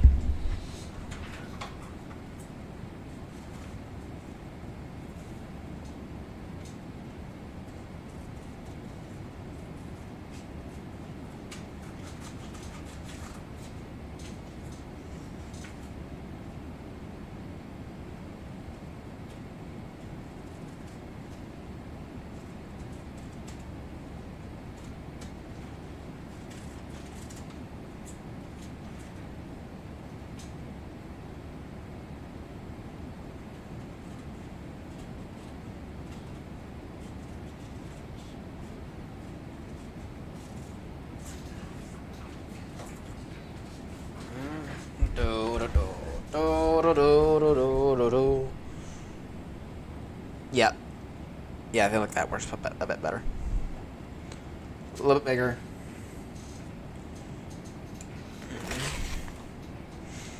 Yeah. A little bit bigger. Just stick that like right there, something. Alright. Have like a tape around. Shove some electrical tape around here. Of course, that is the challenge, finding the electrical tape. Finding the electrical tape. 1 minute.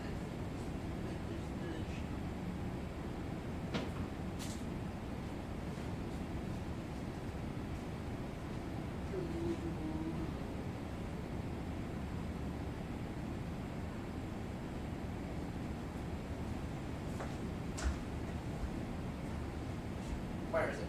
Where is it? Where is it? Oh. Right now, I guess I could use painter's tape. Yeah, use painter's tape for you.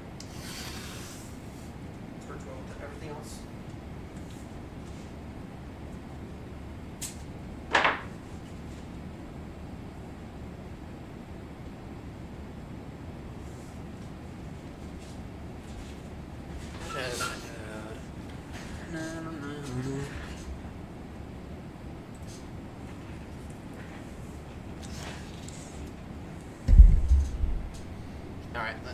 a look here.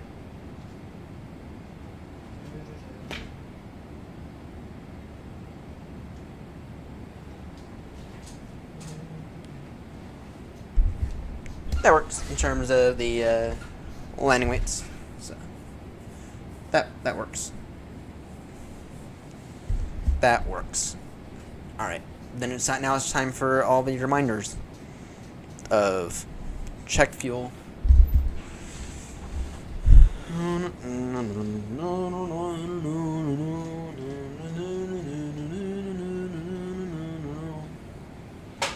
Stop the fucking APU.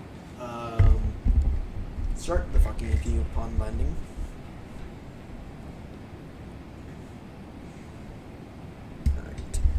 Alright, upon takeoff, landing weights and flaps. New SoCal, Mike Bravo Echo Hotel. Going forward, it is Mike Bravo Echo Hotel. That will be our new. Just be crystal clear that going forward, that will be our new SoCal. Go to Mike Bravo Echo Hotel.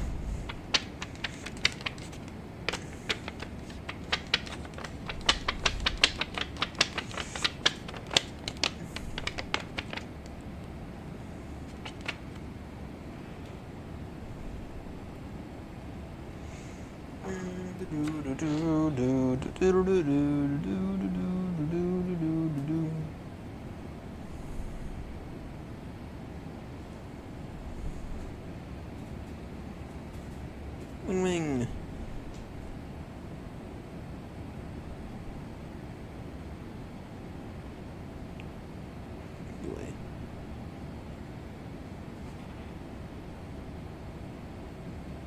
So you didn't do their safety. Do the cow. Ah, fucking cow. This fucking cow. I didn't do it. Alright. 3 hours 20. Sorry, 3 hours. Yeah, 3 hours 21 minutes. So 3.5 hours remaining. Again, this might be a 10-hour stream, to be honest. No, it'll be a 9-hour stream. Actually, it's not far from me in 10-hour stream, is it? Won't be far. It won't be far. I mean, we'll be done at 7 a.m. That's a 9-hour stream.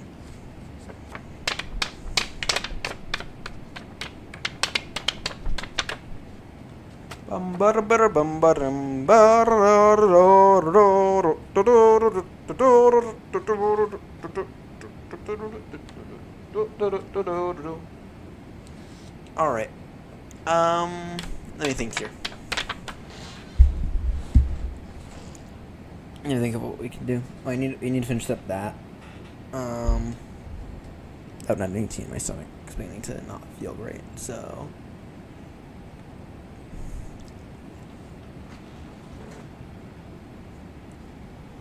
Soup time, maybe? Maybe time for a bowl of soup? Bowl of soup, maybe. I do have some soup that I could use up, to be honest. I do have some soup I could use up.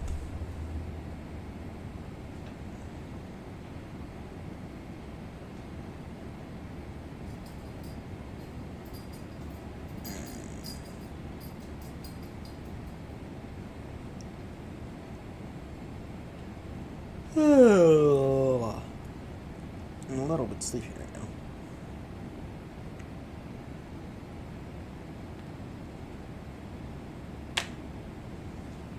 Yeah, I do have a little bit of soup I could use up. Actually, I have a lot of soup I could use up. Yeah.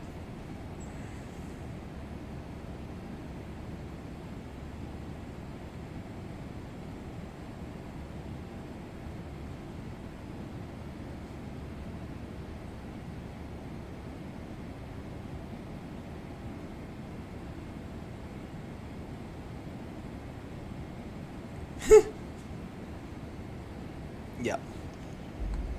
Oh, disappointing, but this is what the product we've paid for, working 100% before.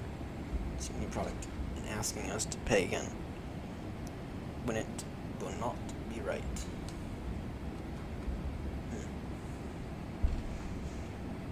Alright, I'm gonna go upstairs, grab a bowl of soup real quickly. I have plenty of soup in the fridge right there. I'm gonna go upstairs, make it real quickly. For right now, I'm gonna come with you to Decimal 8. Be back in like maybe 10 minutes, 10 minutes.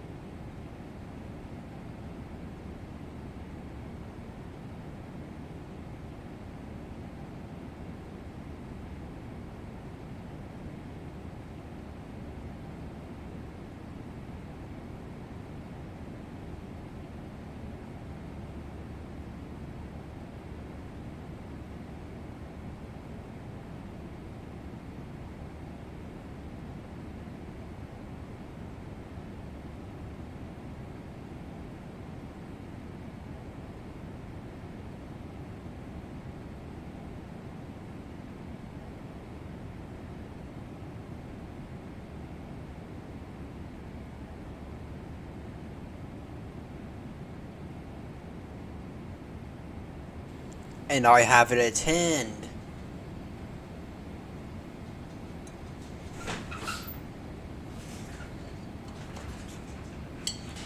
Alright.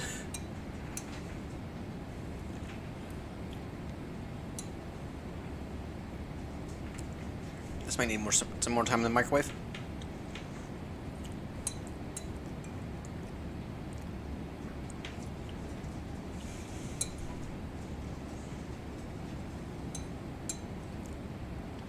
Wait, the glass bottom being hot enough to burn me. It's still quite cold, actually.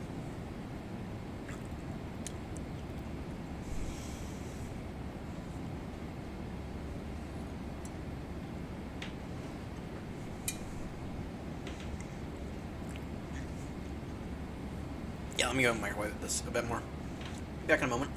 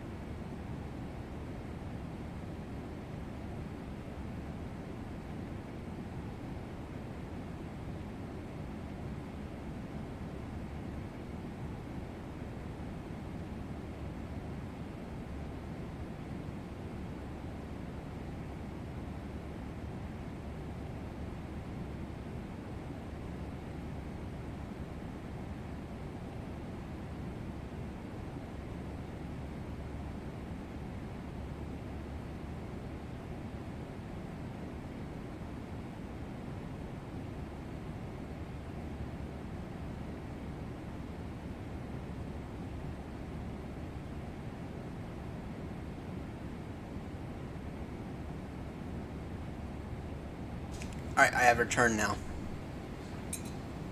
We're still not at Jason. We're still not at Jerome. So.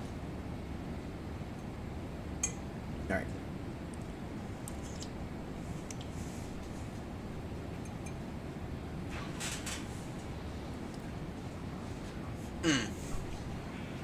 Delicious. Delicious. Actually, it's not delicious, but it's some food over no food.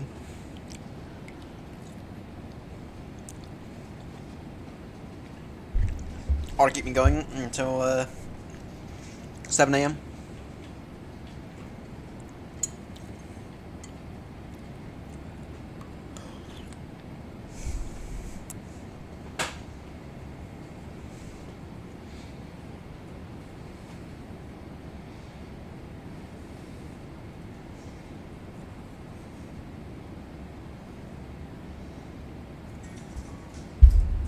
Are you okay?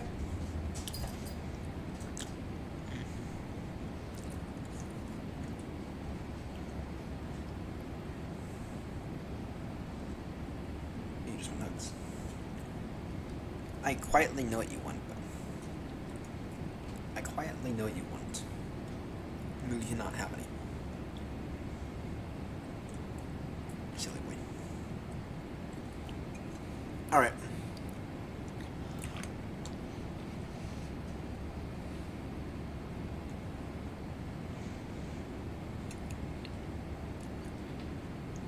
Not bad at all. French onion mixed with chicken and rice. That's what it is. No.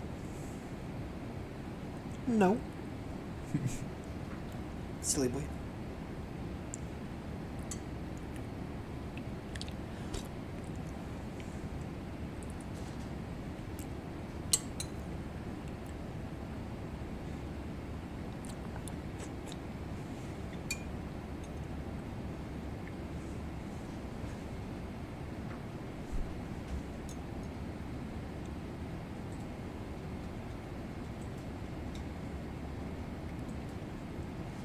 Boston's still going strong.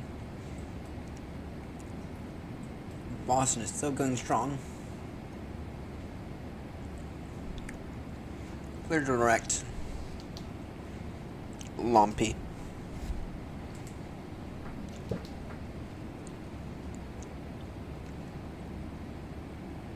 We're doing a little faster on the ground speed now.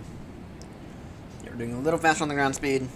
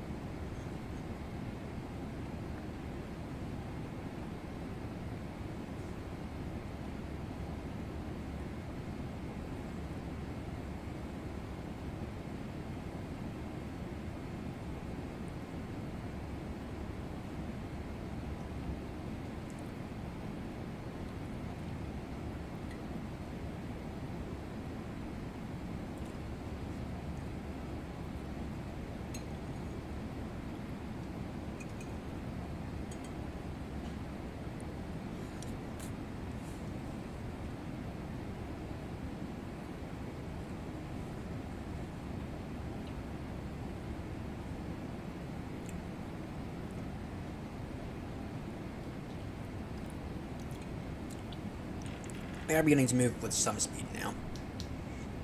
Baltimore ETA 11:27.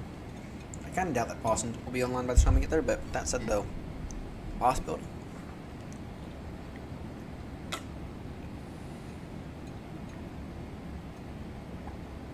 Certainly a possibility.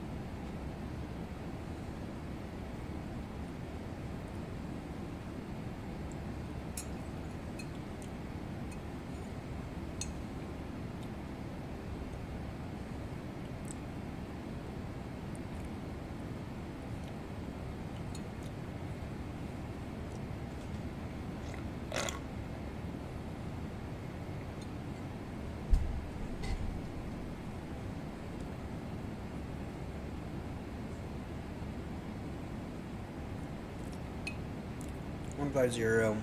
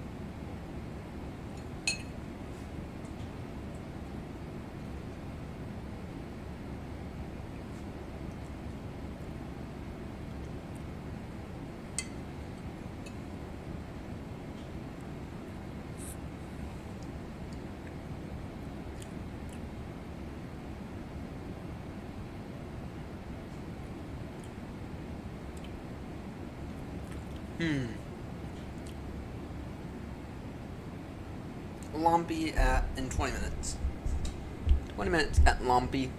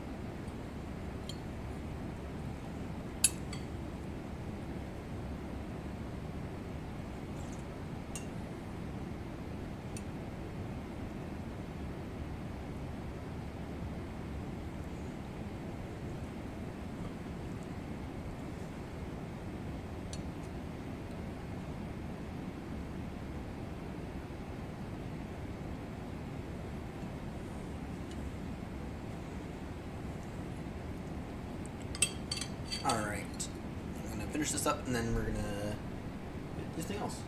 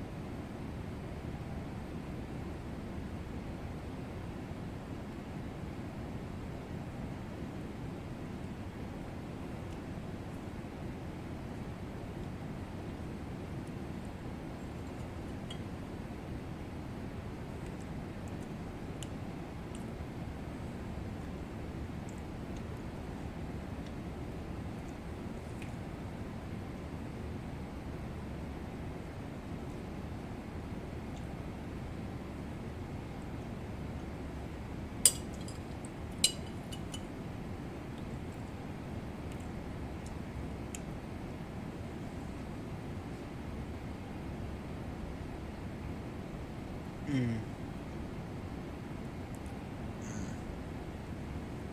finishing up some soup here.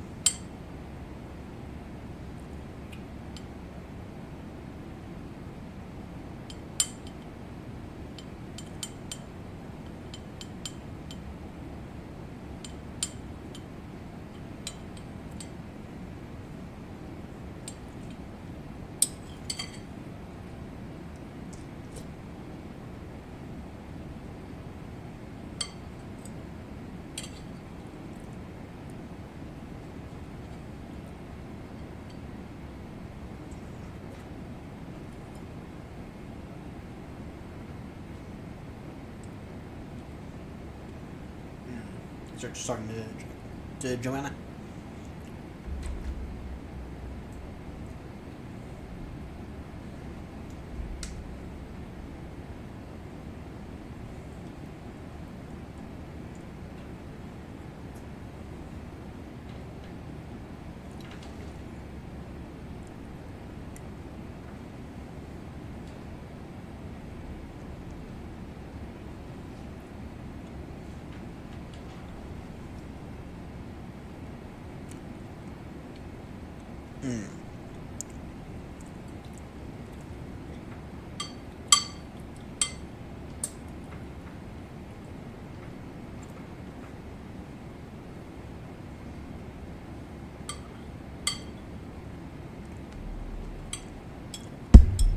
Alright.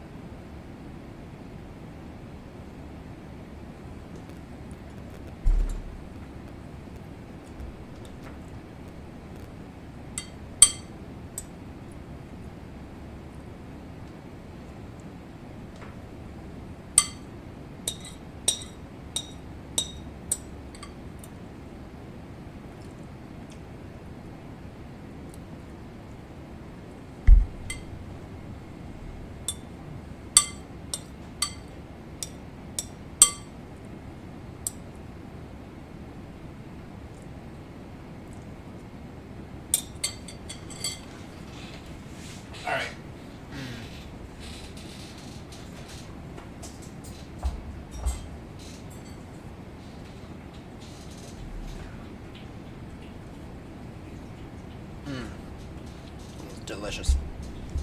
Oh, it's not really delicious, but don't tell anyone. Alright, we got about 2.5 hours left. On this flight, we got about an hour and a half until our top descent. Boston's one.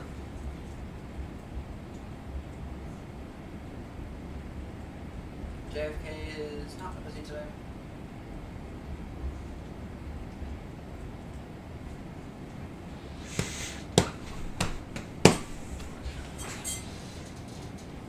And I'll be right back. I gotta use the restroom, man. I gotta go piss.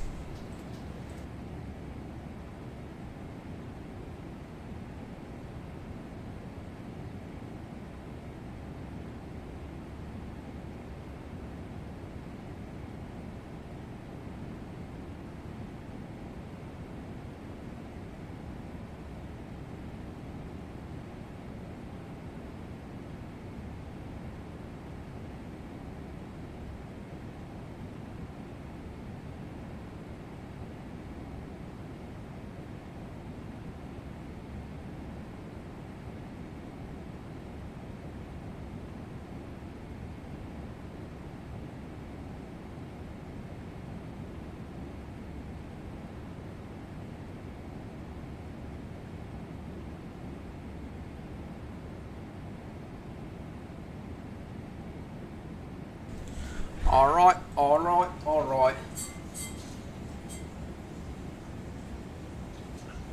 PMDG, general chat.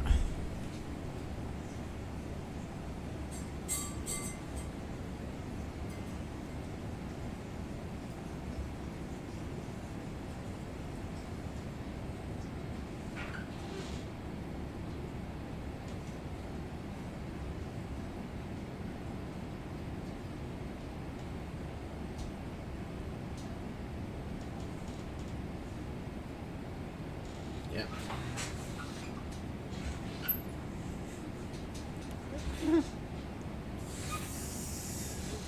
Alright, let's take a look here.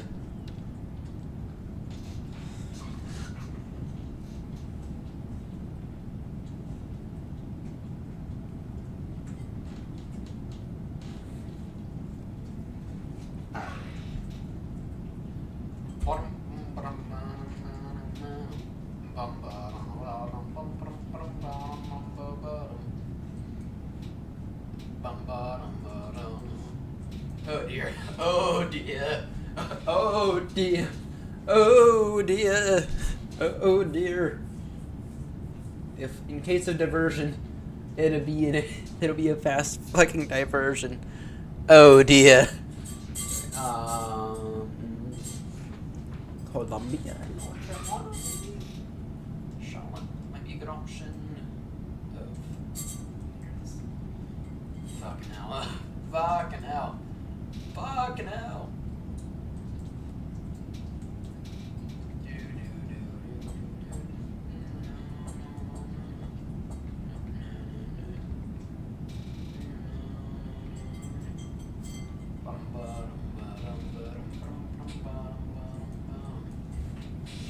Oh dear. In case of diversion, Charlotte might be your best option. Boston's about to be under the storm as well. Boston is about to be under the storm. Yeah, Boston's about to be under the storm. Charlotte might be. Charlotte will get under the storm, possibly by the time we get there. So, whoops. What's this? Act. Oh, sorry. Nantucket. That's not an airport. We can land it. That's not an airport. We can land it. Nantucket Memorial Airport. Yeah. Yeah, no, that's not an airport. We can land it. No, what's it?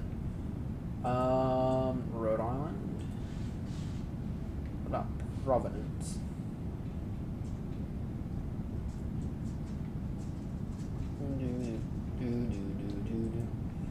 Boston, maybe? I mean, Boston's not a bad option for right now. Not when the storm is essentially above Baltimore.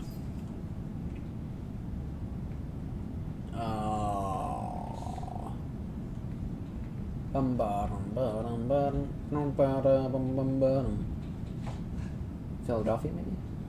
Philly's not a bad option. And Philly is an airport. We can. Well, they'll be under this storm here soon. JFK is already going to be under it, so JFK is not an option in terms of diversions.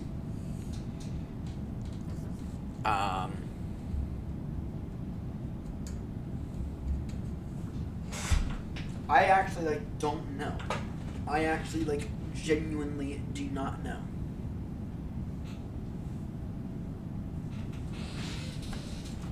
If we have to divert, I genuinely have no clue where we divert to. So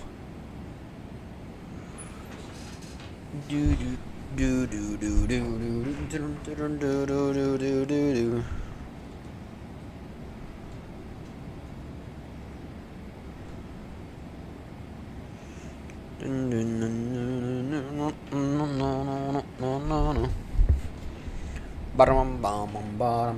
Fine, let's go back into Minecraft. Let's go ahead and get back into Minecraft. Let's work on this. Let's go ahead and get the sand. Let's go ahead and get the sand that we need. Yeah, let's go get the sand that we need. Let's get back in Minecraft. Let's get the sand we need. Let's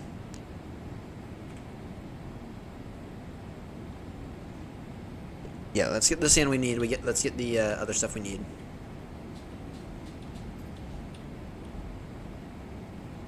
What does it feel like our thing's a little on the left side? Why does it feel like our thing's a little on the left side? I have no clue.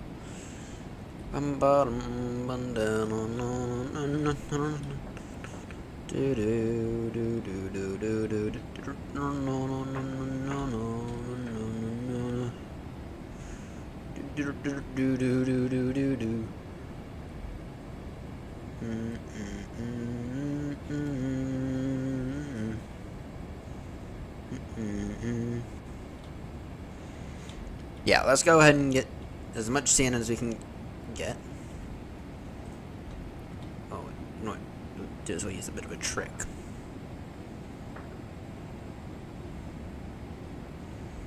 when it comes to this. So, in this village, we don't have to fear this village anymore because we clearly emptied it all out.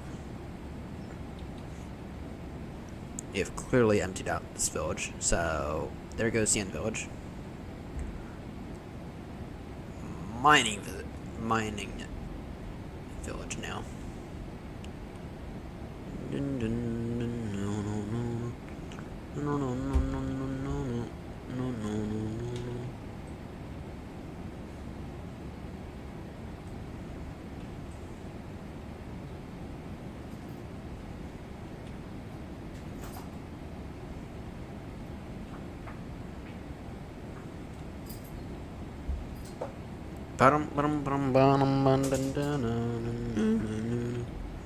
Yeah, let's go ahead and mine. Let's go ahead and get some sand here. We need. Gosh, it's not even a stack right there.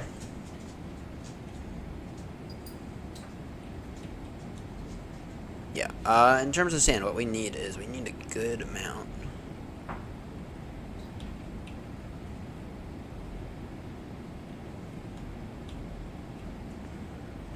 If we can get ourselves maybe like another 4 or 5 stacks. Well, actually, this shovel's not gonna handle it.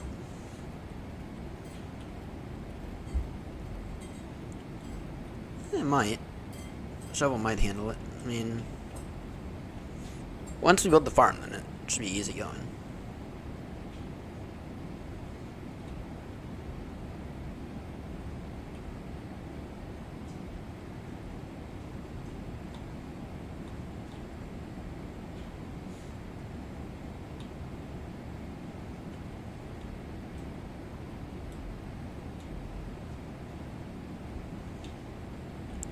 What is that now?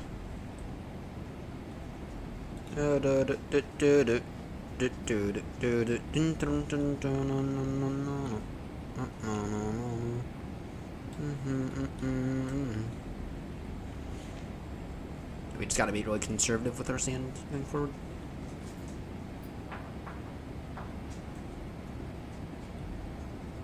That's not enough, but.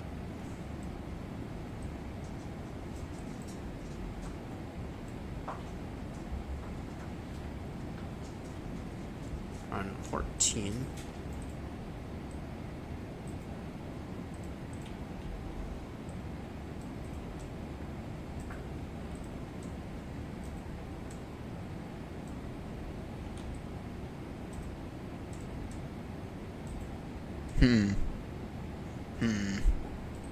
Hey, for tuning in, welcome aboard the British Airways flight number 229, service now, Baltimore, Washington, to Good Marshall International Airport.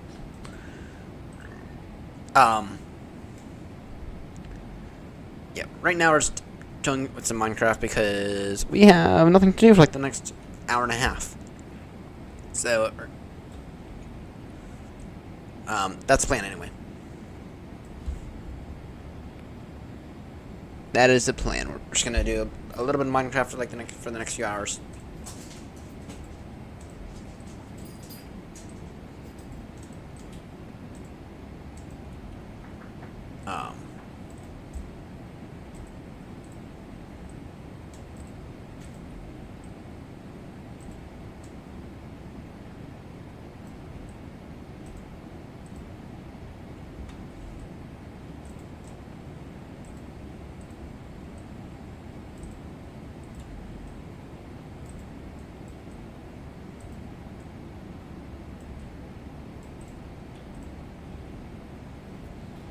But we're not. This torch shit. It's not doing anything wrong. This torch trick's not doing anything wrong now, is it?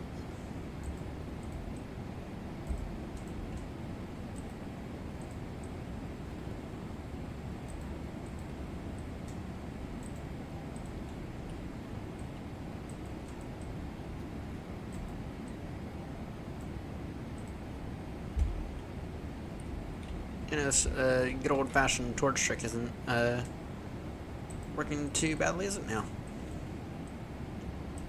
I mean, it would be faster with the shovel, but I mean, and this thing's essentially done. What you gonna do? I mean, it's not the fastest trick in the world, but I mean, it works. It's a trick that works.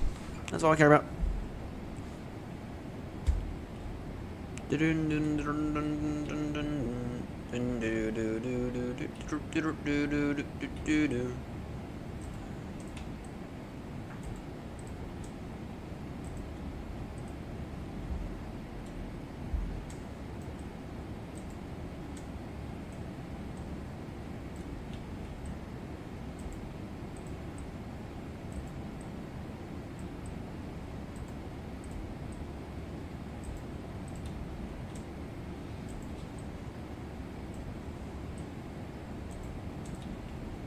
All right.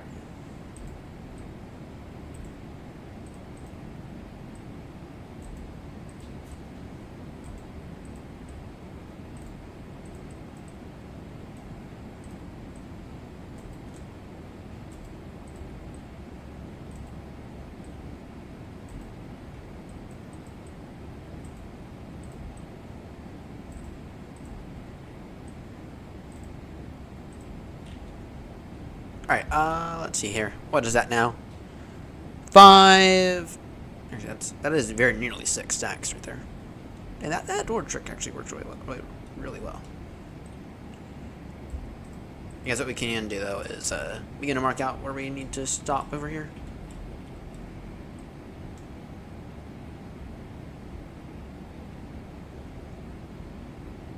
So you will need to stop over here.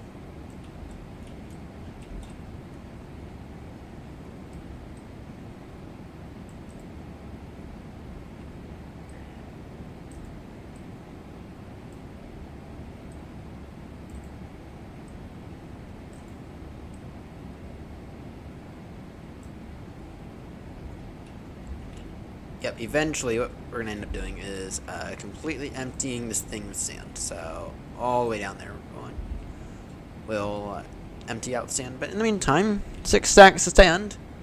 Not too horrendous now, is it? At least I don't think so.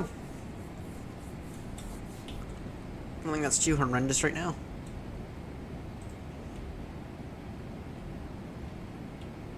Alright.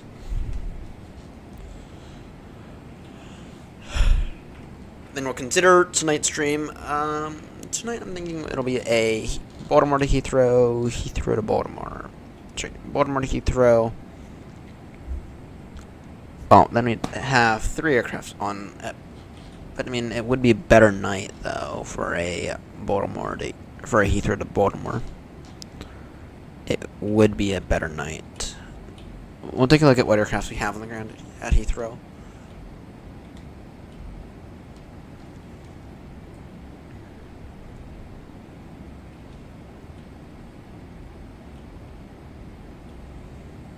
Has mate gotten back to me yet?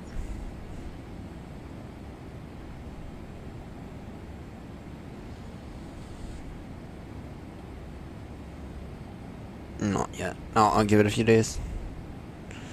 We are going to rename the channel, by the way. We are going to rename it to Ryan FS.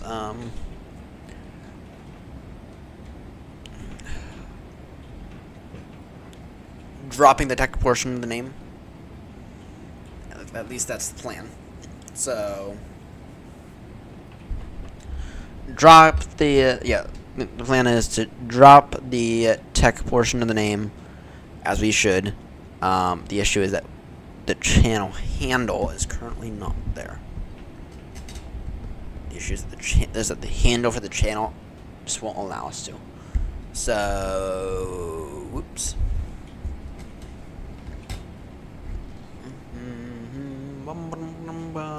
That looks very, very weird. It does not look great. But of course, it's not going to look great right now. So there's going to be an iron farm up there. There's going to be an iron farm up there.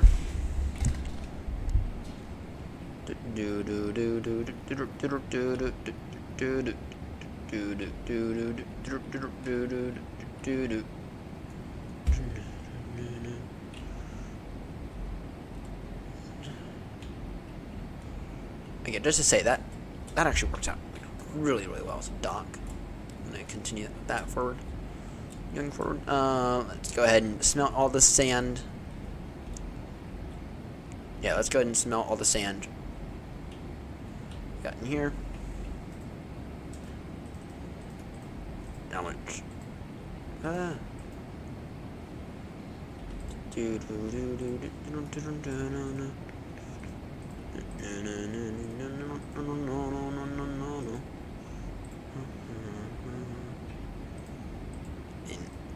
Check that in there.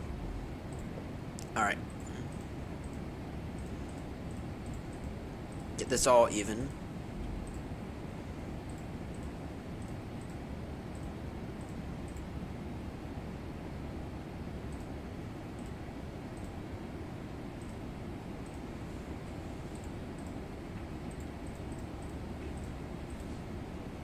And I'll chuck all of that into each side, and that ought to do something over nothing. And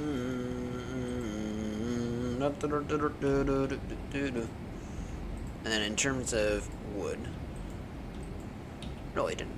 Is that really all the wood we got? Really all the logs we got? We had. Ouch. Ouch. I'm a little peckish right now as well, so.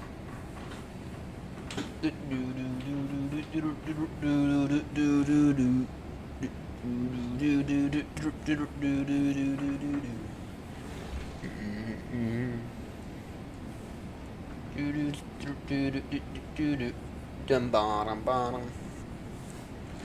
Bum bum bum bottom bottom bottom. Bum bum bum bum. Hum bum bum bottom bottom bottom. Bum bottom bottom. All right.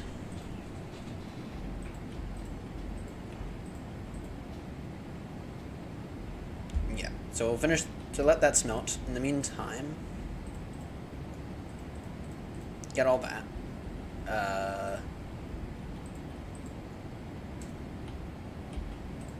Do I need your power rails again?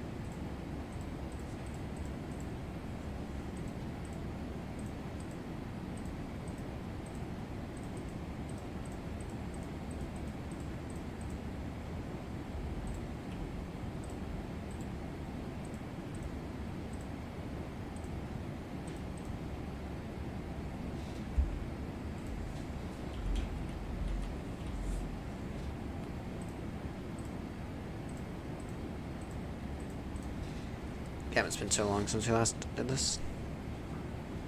Powered rail crafting recipe.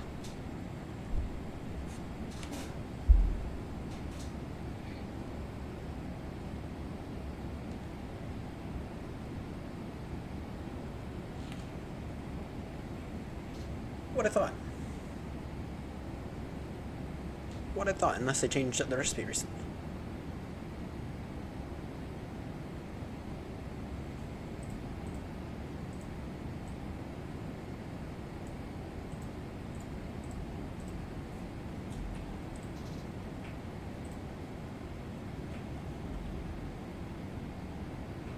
Interesting.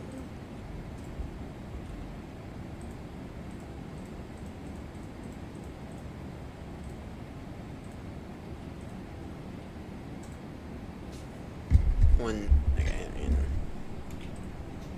All right. What's a bit more redstone?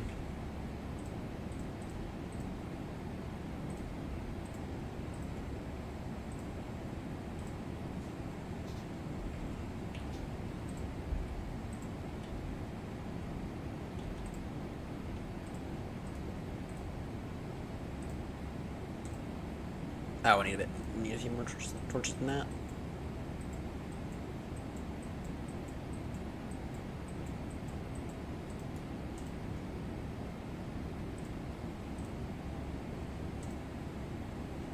Alright.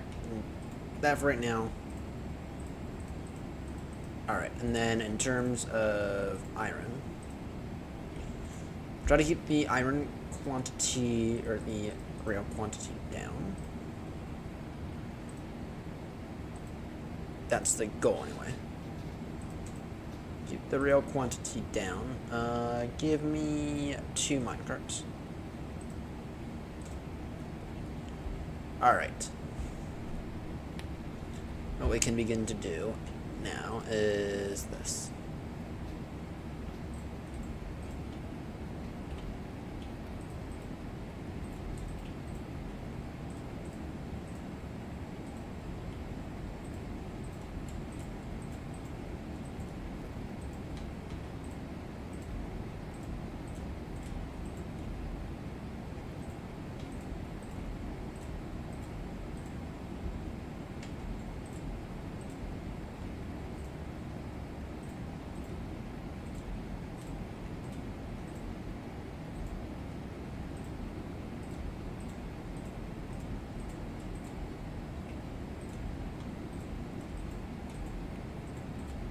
Alright.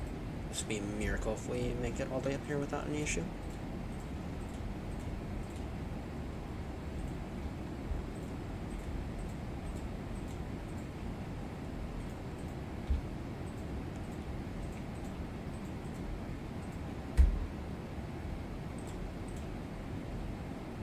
I didn't mess up. I didn't mess up a little bit here. Somebody wasn't thinking straight. Let's see here. In that case, all we have to do here is this.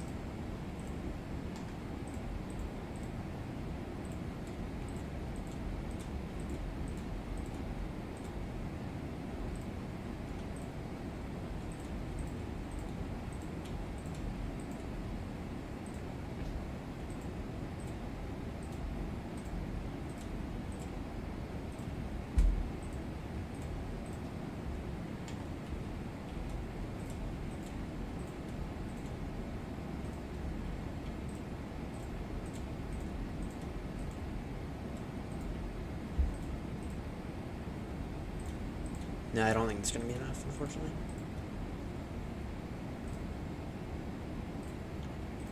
Kind of have my doubts that this is going to be enough, to be honest. Actually, it should be, actually. It very much should be.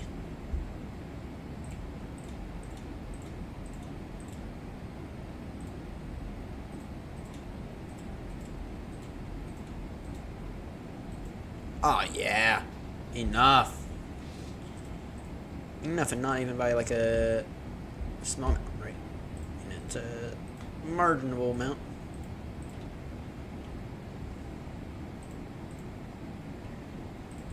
Alright, here's what we'll do for right now then. For right now, we'll just build ourselves a little temporary platform. That's what we'll do for right now. Build ourselves a little temporary platform. Here, let's go ahead and expand out a little.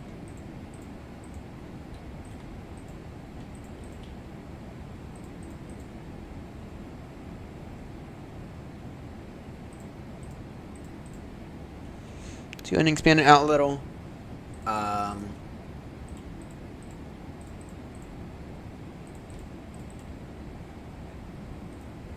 Yeah, alright, and now this would work for right now. And then in terms of the villagers, so we are going to want to begin to get those up here soon. Do is we'll just create a bit of a wall for right now.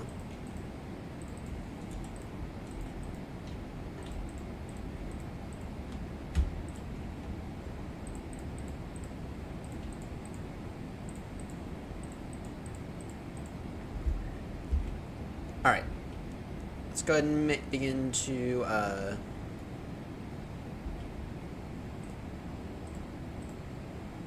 make our way down.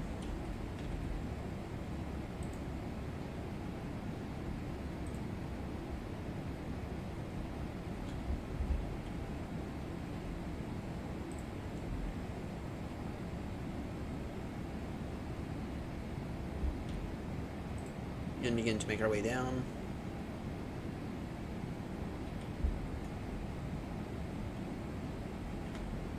Able to? Yeah.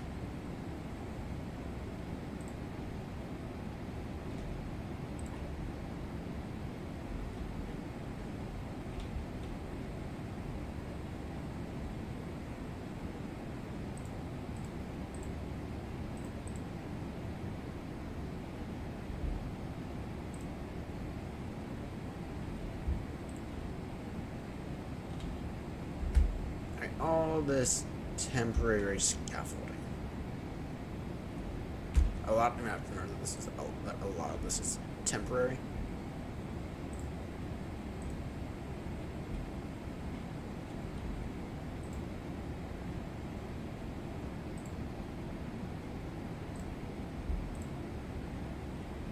All right.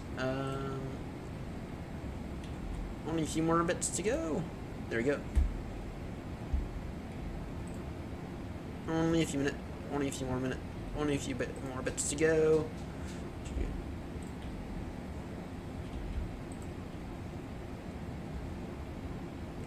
All right, let's go ahead and test this out.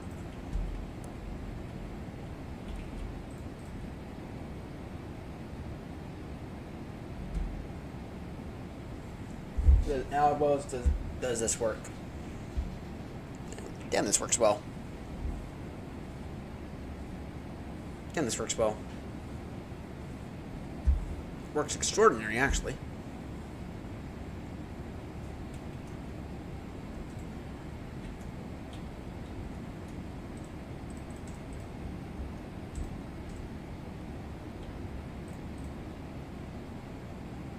Right, now this ought to be fast. That's because it is. That's because it is. That's because it is. Alright. That's a good option. That's a good option. That works out quite well.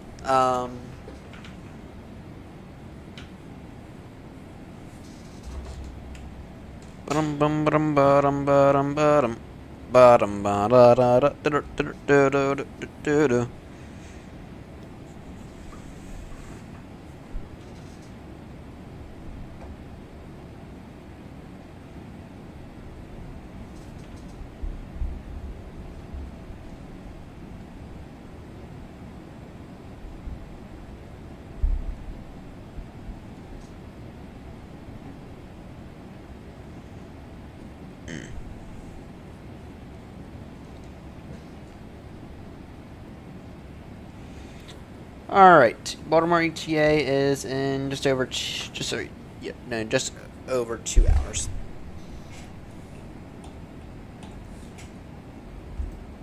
Alright.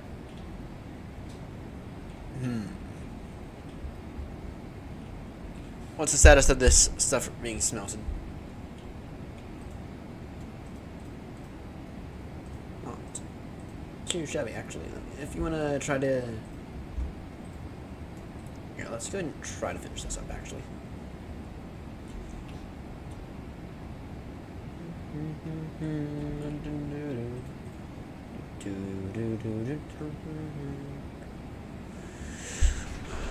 Yeah, let's go ahead and try to finish this up, actually, because at least the glass bits, because that's where we gotta finish up.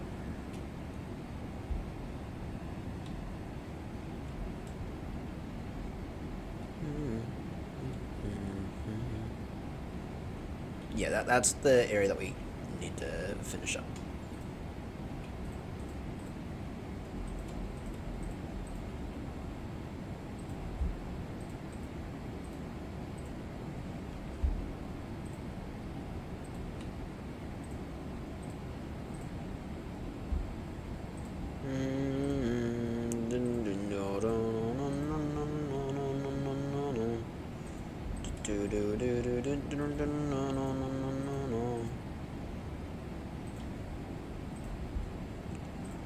Two, three, four.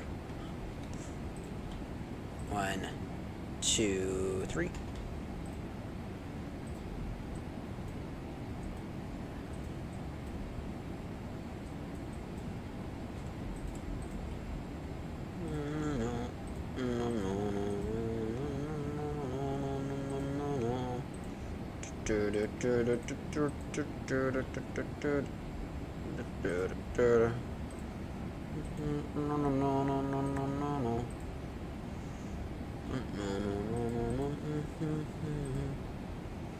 Alright.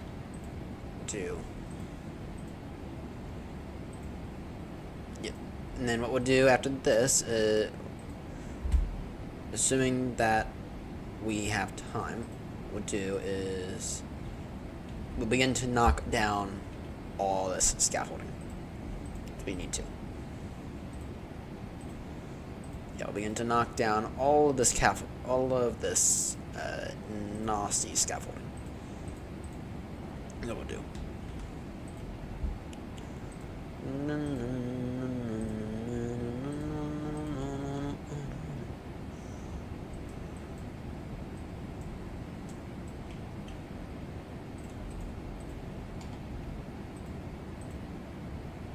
Two, three, four.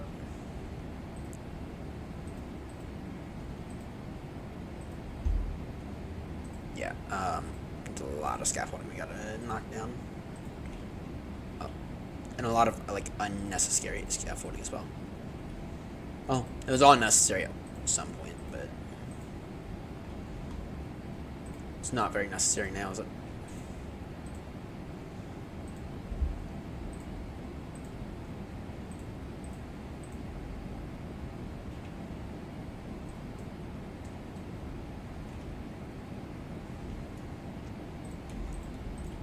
This might be enough glass. This might be enough glass. Kind of doubt it, actually.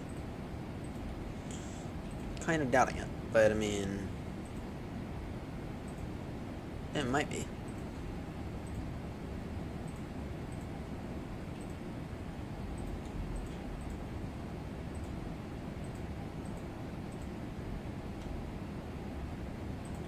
It might be enough glass, to be honest.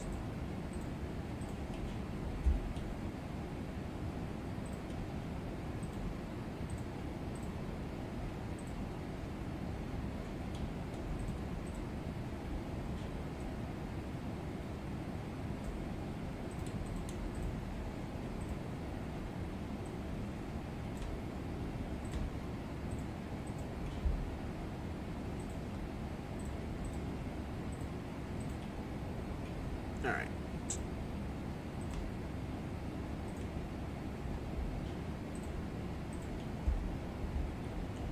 Oh yeah, this will be enough glass. And then we can take all this extra scaffolding down. We can take all this extra scaffolding down and then focus on getting all the stuff that really matters.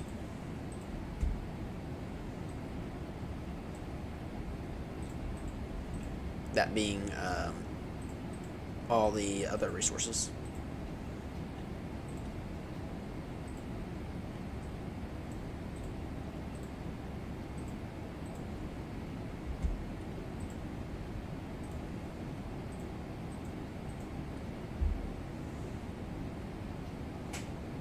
All right.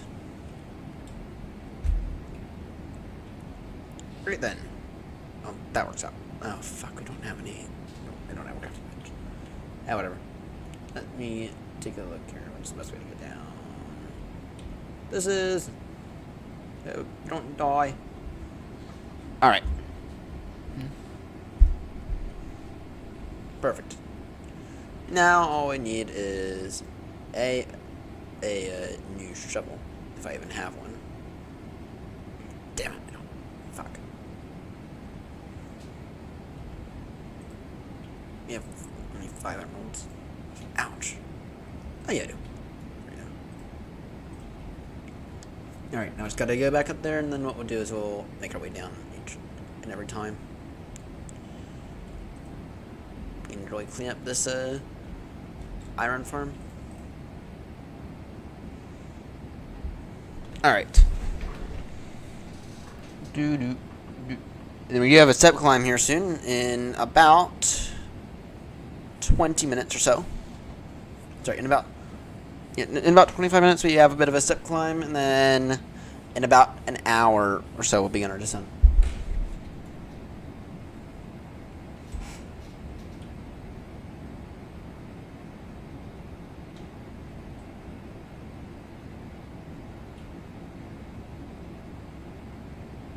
Yeah, in about an hour or so we'll go ahead and begin our descent. So, at least that'll be the plan. That'll be the plan anyway.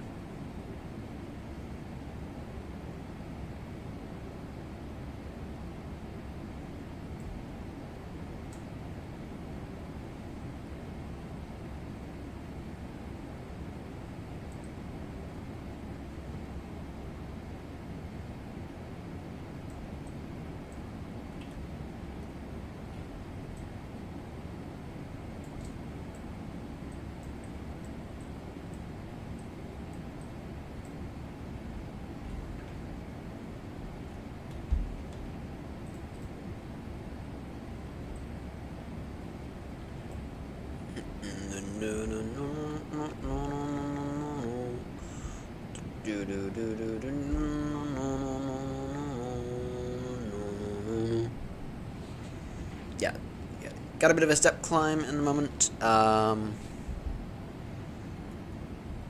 in a bit, but I mean nothing insane in terms of timing. All right, let's do which side should we do next?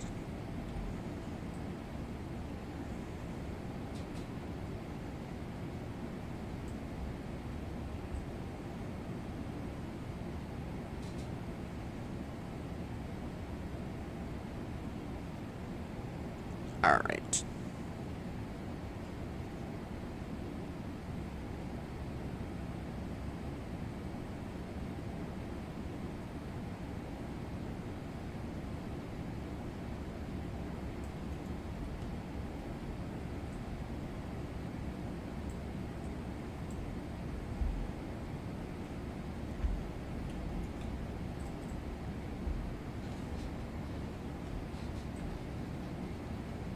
Alright, let's think here. So that's all going solid.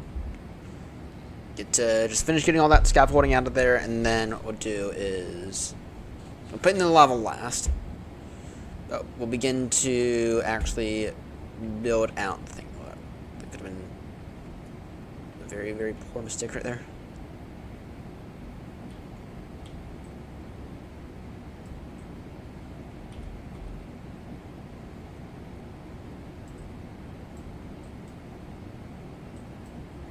Let me just continue to knock out those while we're at it.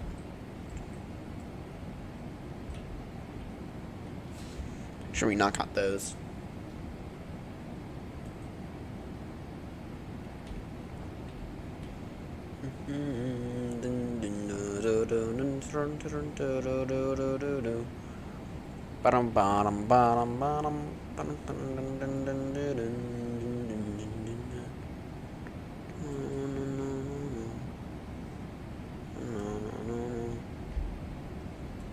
Oh dear, why is there such a mess right there?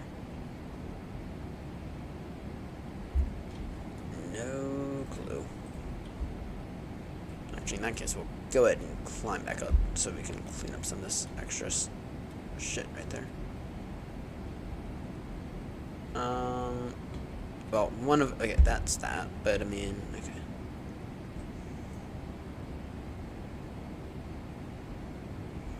Okay, so we'll take take this guy up then. So,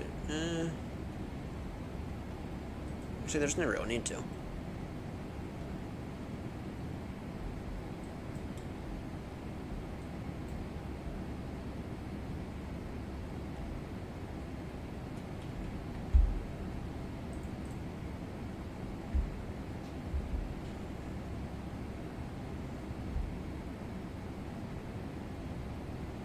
Yeah, no, there's no real need to. So, alright, it's time to take down this one final pillar.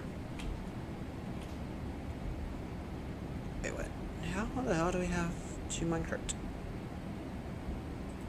Unless they just duplicate it. Oh, unless I made the... Yeah, that makes sense. That makes sense.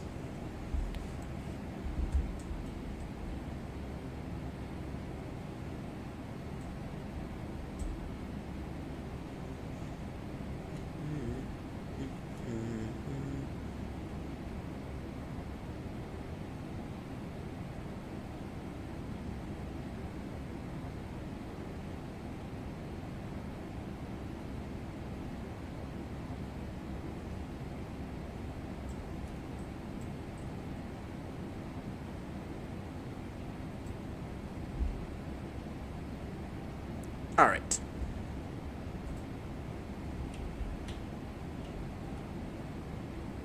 Let's have this final bit right here. You gotta take out right. And then, yeah. Let me harvest those 5 bits out there. And then, okay, so that is a 100... almost 100% clear drop chamber for all these golems. And once again, there is actually good reason for this, and that that if you have if you have a good enough of a drop chamber, as in, if your drop chamber is big enough, then what it'll actually do is it'll actually remove the golems before they die from the radius of the villagers. And so the villagers will straight think, oh, golem, we're still missing a golem. That's what the villagers will think, right? So that's important to keep in mind. Because that's kind of what we wanted. It's kind of what we want. So there's a little thing to help improve efficiency. So a little sleepy, not gonna lie. Alright. Now when it comes to this, we get to begin to build this out now. So first things first, the real thing is actually a little off-center. I know it's going to be annoying, but come to me with a better solution. And so I can guarantee you probably will not find one. Okay, and so what you get to do is to do this. Alright, and then what we get to do is take this out by 4 blocks. So, sorry, by 8 blocks, and then it'll be step 1. So 2, 3, 4, 5, 6, 7, 8. Then 9 and up.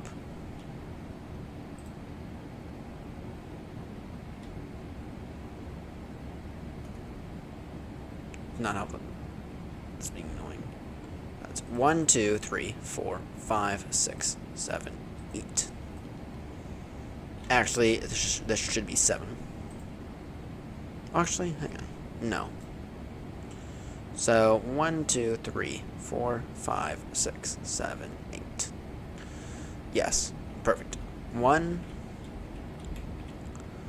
2, 3, 4, 5, 6, 7. And there's a reason. There's a reason for this.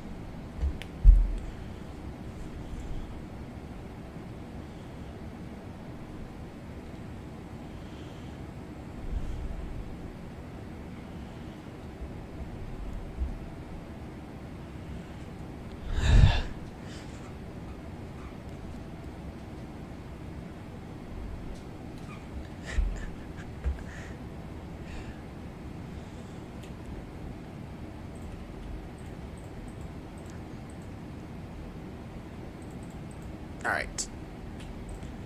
And these get to be 3 blocks wide. Yes. Yes. These get to be 3 blocks wide.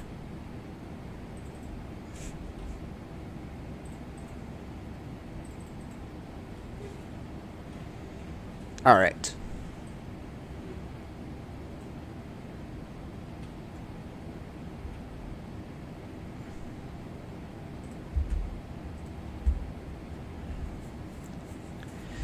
Just like that. That is the first arm of this. So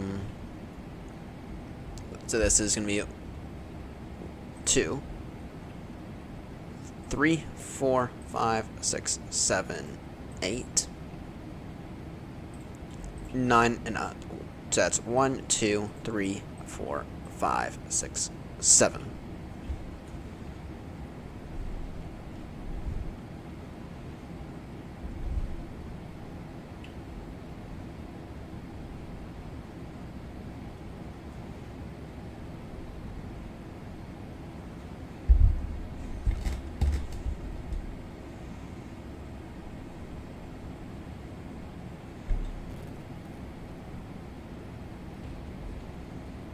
Alright.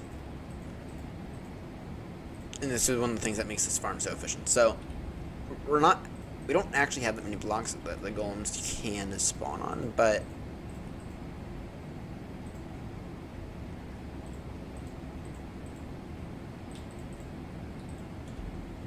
that's fine. That's completely 100% fine. So, because this farm still is gonna work. So, alright.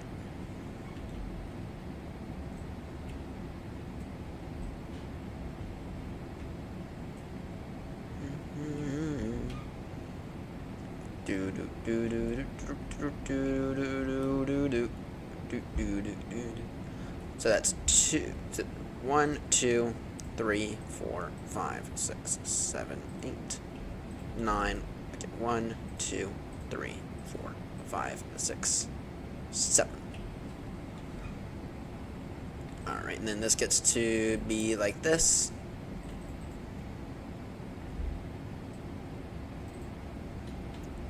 Do the job right, or not at all.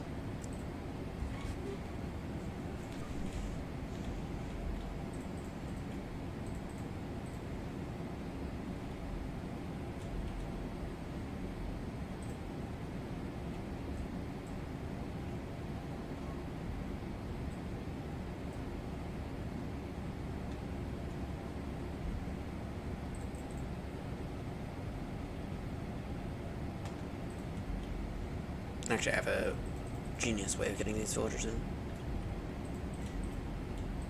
I actually have a truly genius way of getting these villagers in. Alright. Got that, and then down we go!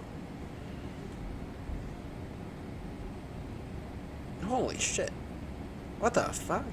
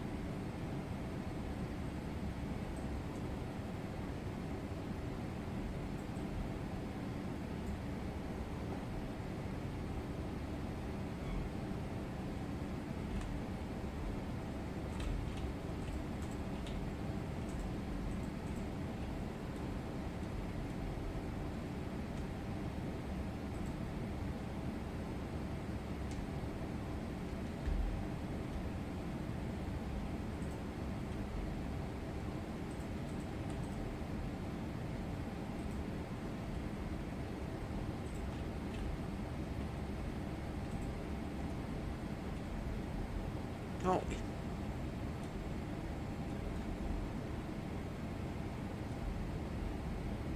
I did not think it was possible for that many mobs to spawn right there. Holy shit. Alright. Anyway, aside from that, very rude interruption.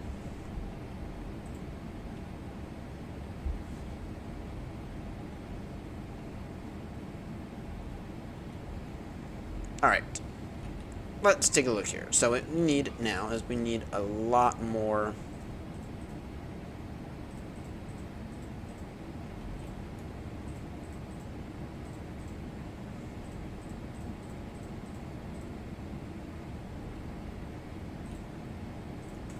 of this stuff here. We need that, and we also need a crafting bench. Wherever one is. There's one. Alright.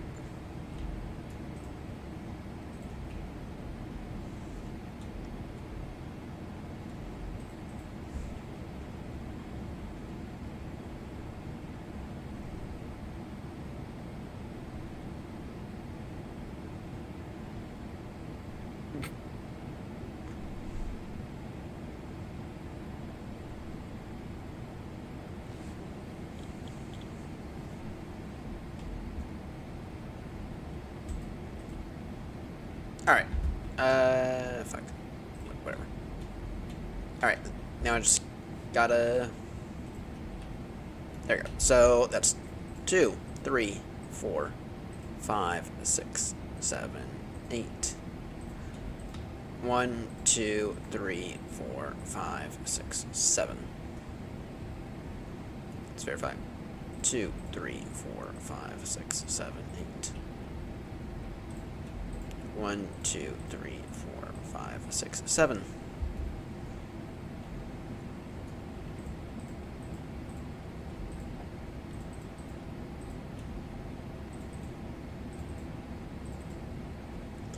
Perfect. Perfect. And what that means is we need now... Oh, dear, this is going to make a bit of a mess on the ground, but, I don't know if I have that much of an option, to be honest. So what we need to do is we need to build ourselves a few little chambers right here. So what's going to happen is we're going to have a wall right here. Okay, we're going to have a wall right there, and then under it we're going to have a slab. Here, actually, let me kind of show you all what I mean.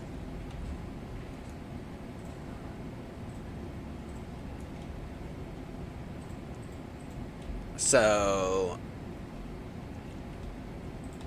2, 3, 6, 7. So you said, yeah, 1, 2, yeah.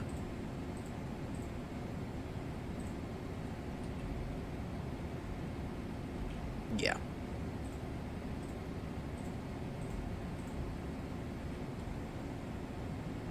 Yeah, this is exactly what's gonna happen. That is precisely what we want right there. Yeah, a little 3x3 chamber. Well, actually, we have to get. Actually, we have redstone. We have to put it down there anyway. So we should be fine. Actually, we should be fine. Let me take a look at. Let me take a photo of this room again.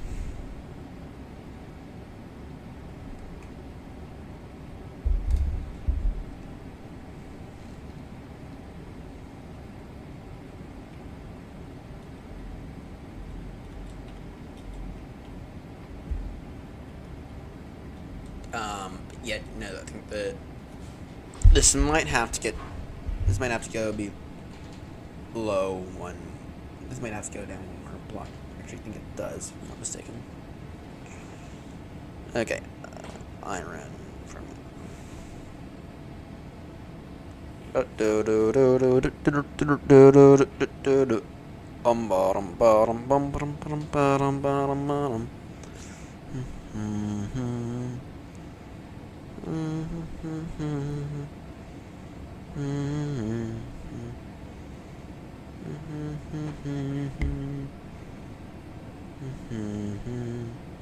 Actually, there's a different design. What's up, guys? Right.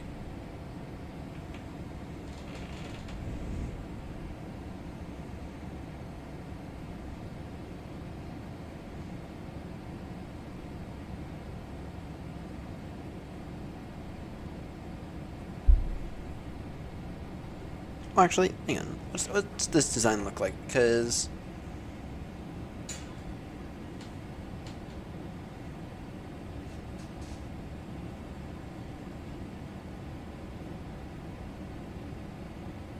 this design does claim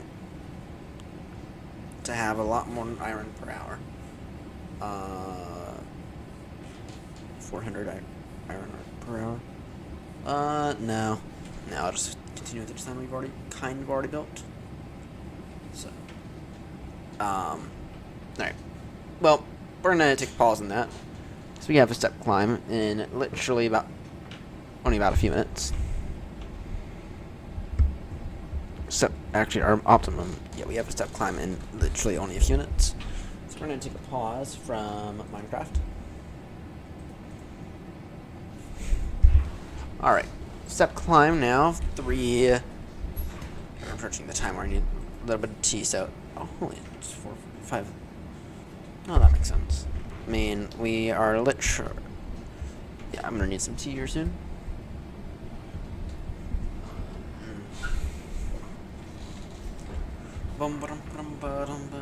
Any ATC on?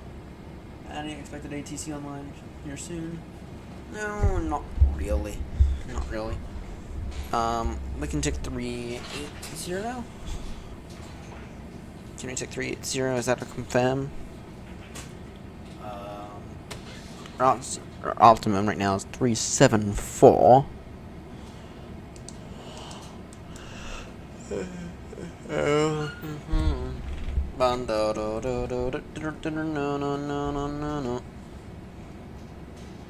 380. No.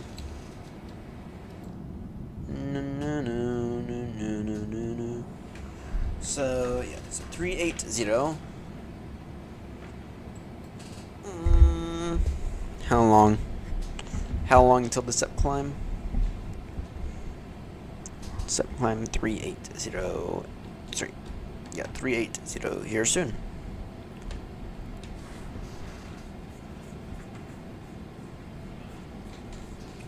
It's almost time for a little tea, I think. It's almost time for a little bit of tea. So, I need some tea in a moment.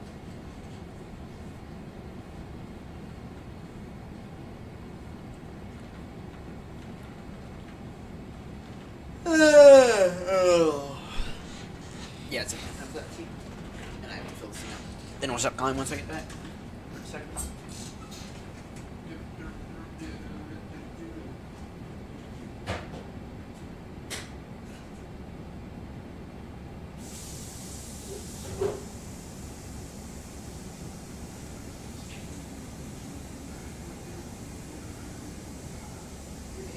He's going on bed.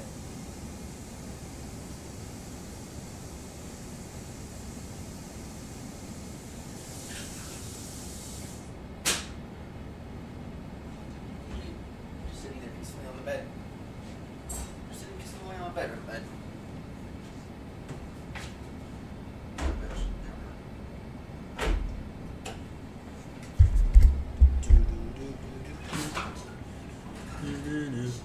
Anyway, cat on is on.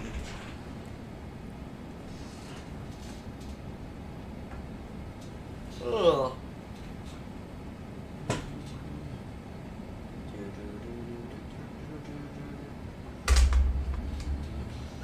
Alright, right now 22.8.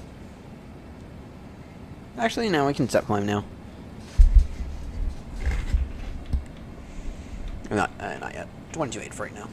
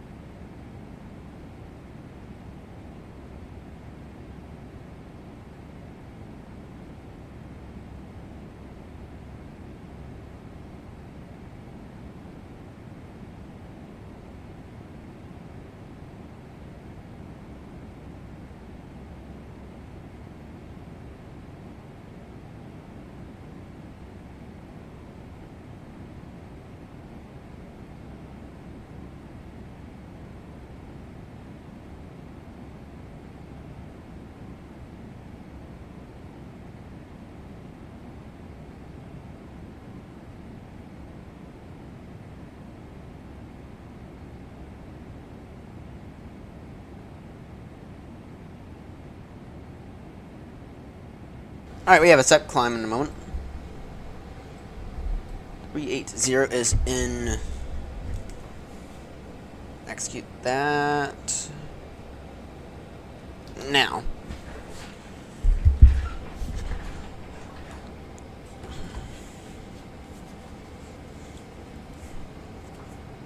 Traffic, be advised. Speedbird 22 Bravo. Heavy step climb now. Flight level 380 traffic.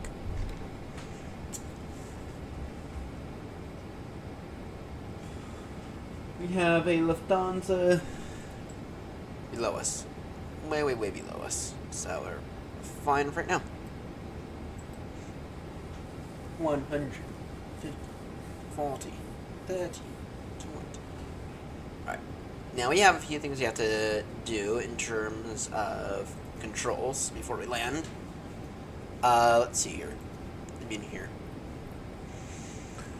And actually, what we're going to do at some point here soon is, in preparation for the throttles, I'm going to switch over to the things over to the whatever's. So, I have to switch. Anyway, our settings, just got to take a look here.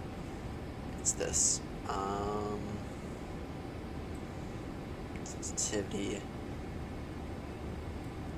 Let's be closer to that.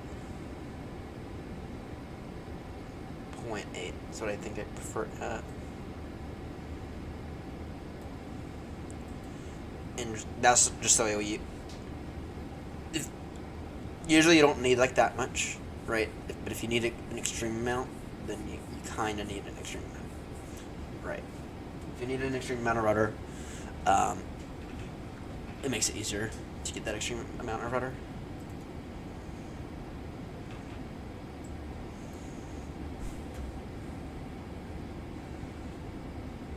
This guy, oh.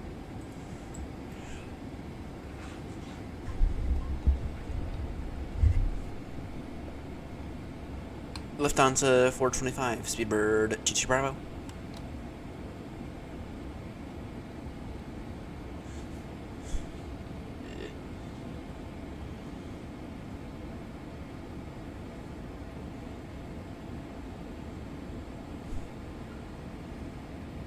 Lufthansa 425, Speedbird 22 Bravo.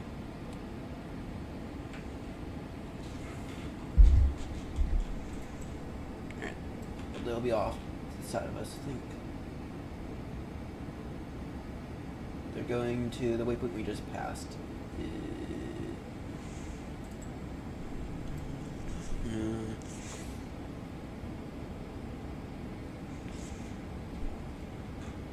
Speedbird 22 Bravo to Lufthansa 425. Lufthansa 45. Yeah, I just want to verify that you have the visual with us. We're a little close.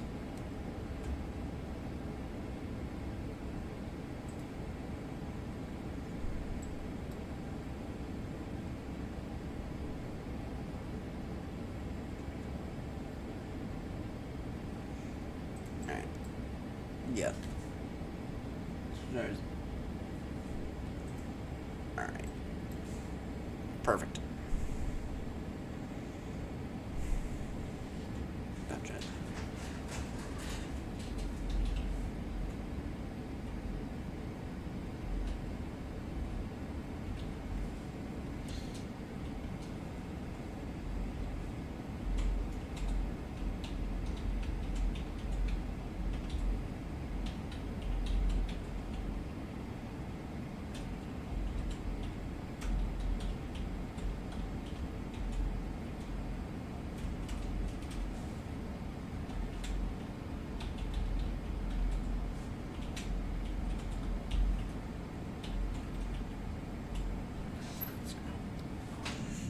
No, sorry, I noticed we were getting a little close. A little close.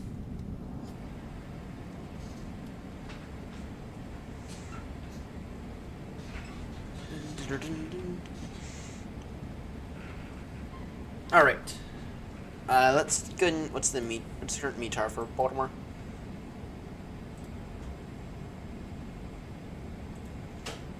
ATIS request.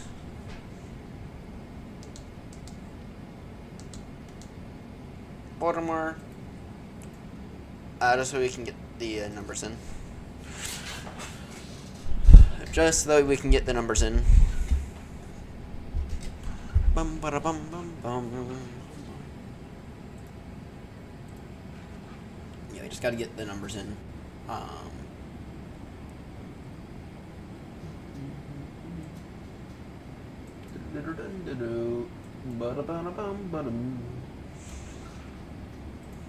Yeah, it'll be the Noogie. Well, first off, it'll be Trish 4. Noogie. Baltimore information Alpha. The wind is surface wind 180 degrees 4 knots. 15 right day.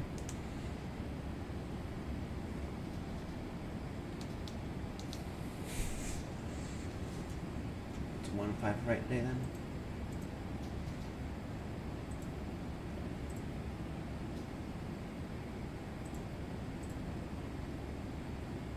Only 10, really. Only 10. No, I went 15 right.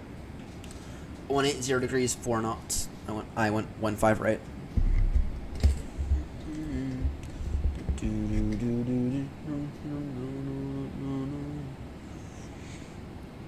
Sorry, 180 degrees 5 knots. Actually, 3 left. We could go 28. Oh. Sorry, 180 degrees 15. Right.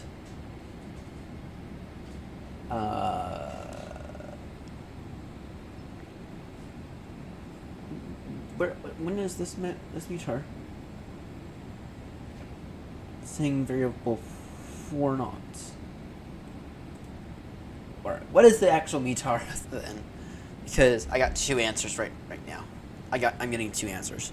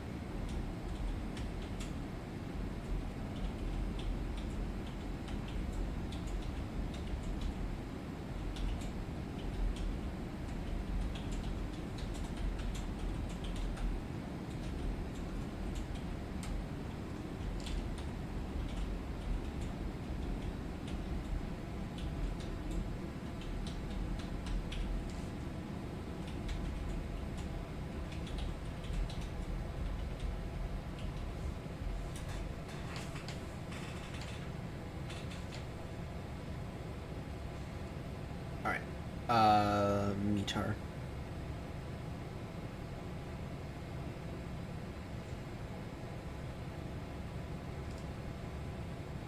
Probably me. Yeah, variable 4.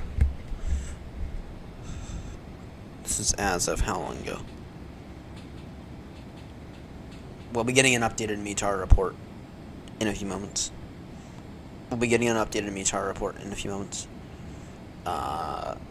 That'll probably decide it.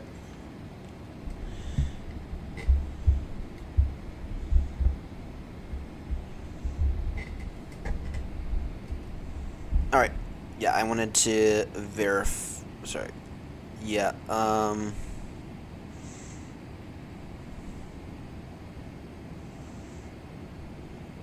yeah, we should be getting an updated METAR report here in a few moments.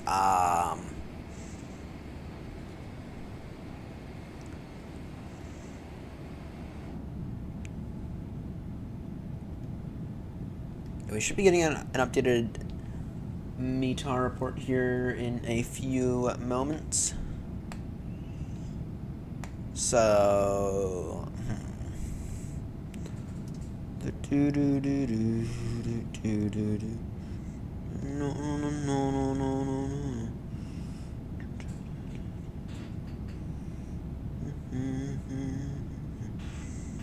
Switch on a 1.5 right.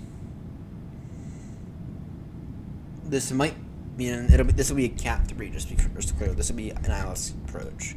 The question is it going to be a Cat 3, and it might actually be.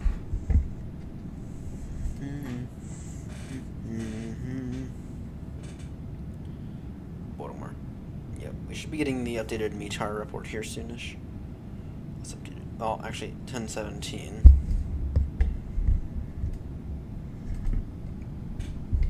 Yeah. It'll get updated here in a moment.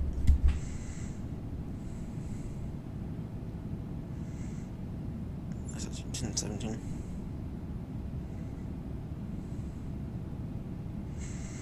Yeah. Usually about this time they begin to issue it, so that'll evidently decide the runway.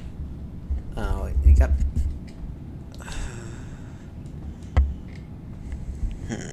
Trying to think here. Top descent about 08, so we got about 60 minutes till top descent. Speeding Baltimore right now 11:32 Zulu, so try to keep up the pace in the descent.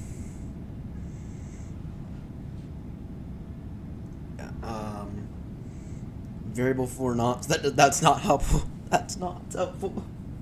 That's not helpful. I mean, only 10 that, or sorry, 15 right would be preferable. Right. Oh wait, sorry. What's opted 28? Sorry. What's opted of 28?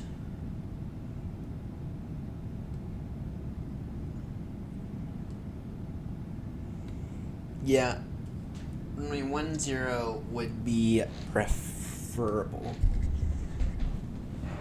I think the winds. Yeah, the winds. I mean 28. Yeah, 10 would be preferable.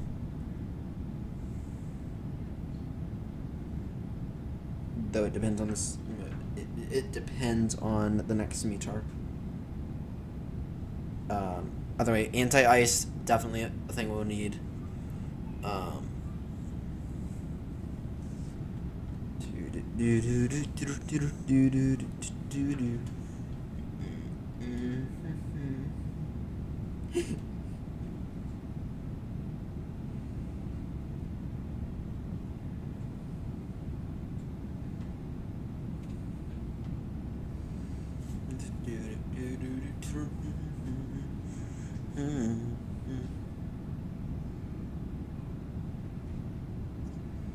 I'm refreshing my page trying to get it, so you should be getting it any moment now. It'll take them a few minutes to issue it, but I'm waiting for it.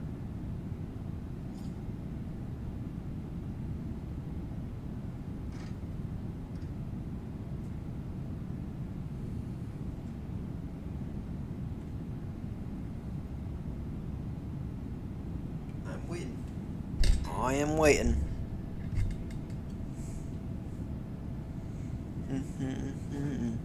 Bum bottom bottom bum bum bum bottom bottom.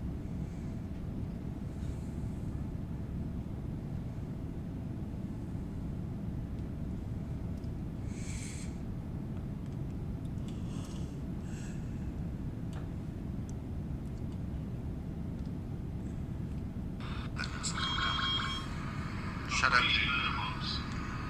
Stable approach. Runway is in sight. Continue. Clear to land.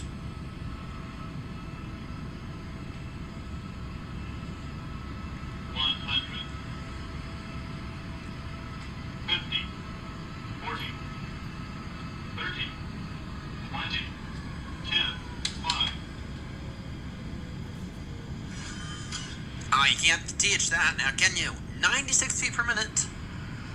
My word. A little late, not gonna lie. But you really can't teach that now, can you?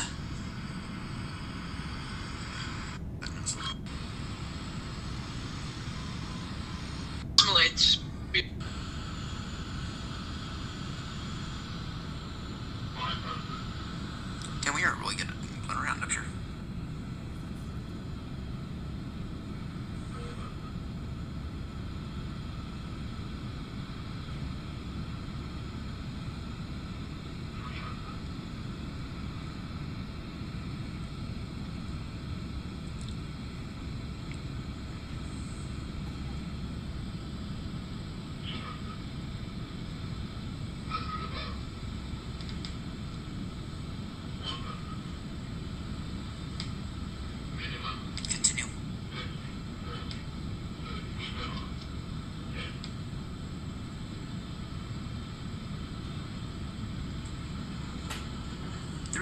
125 feet per minute, even though that that approach was absolutely not acceptable under any circumstances. First ever landing at Istanbul. Step down to make it.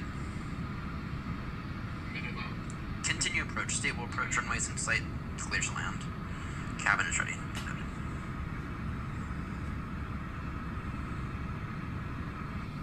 Step down to make it. Double checking for the METAR. It'll probably switch over to special METAR in a moment.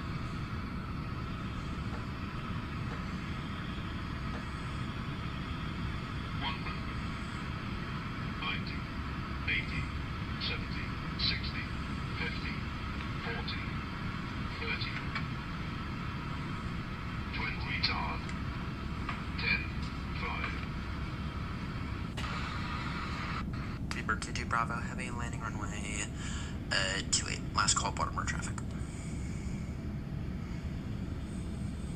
We're perfect right now.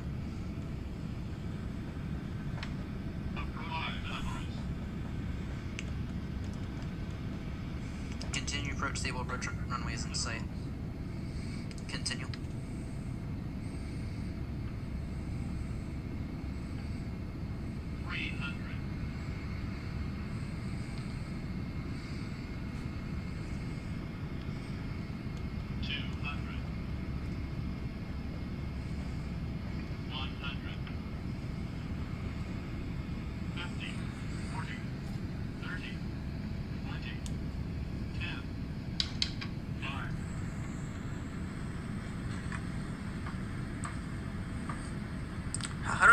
Feet per minute, I'll take that in the triple any day of the week.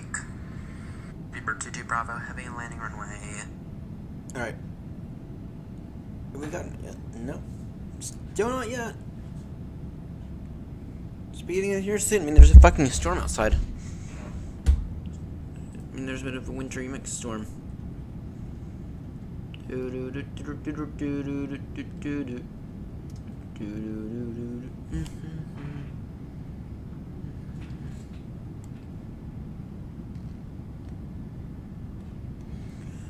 Alright, so we have a Southwest that just arrived, a 738 from Fort Lauderdale.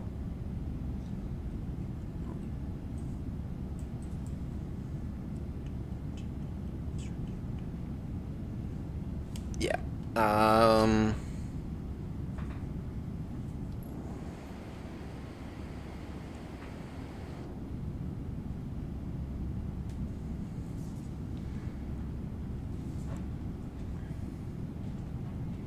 hopefully get this METAR in a moment, or else I'm gonna have to pull up ATIS.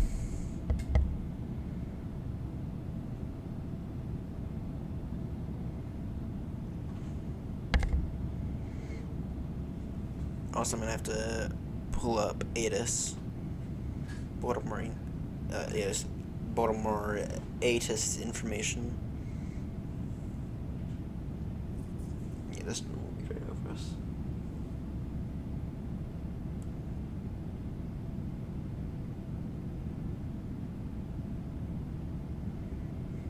Two six time 26. I mean, we are. Okay, one of these time things are not linked up correctly because this computer says it's 28. My phone says 27.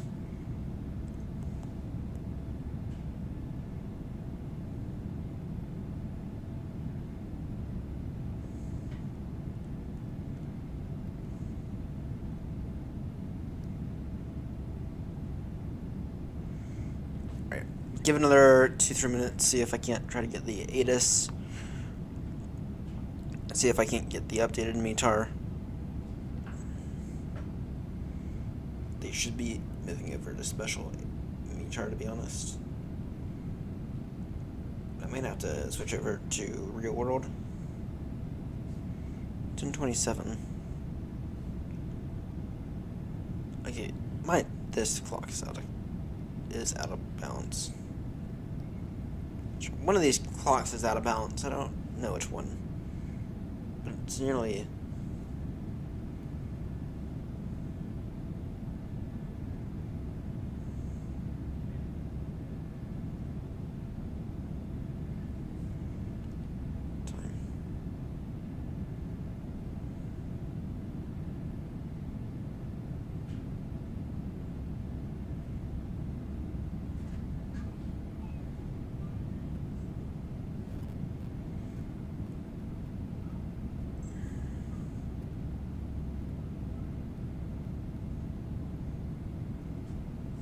Alright. Yeah, no. Hold on. This is like really far out of date as well. Force NAT on. Sorry. Force network time service on Android.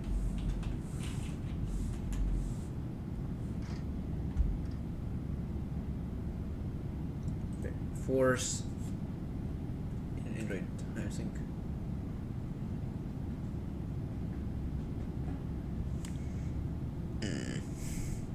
I don't know when that happens.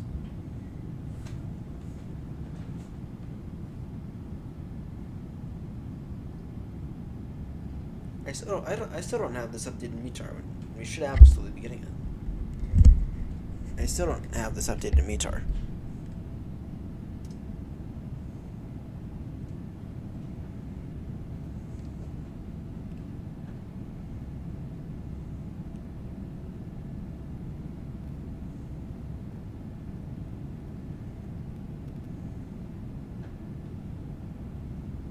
Alright, time for me to get the ATIS then, see what they're using in real life.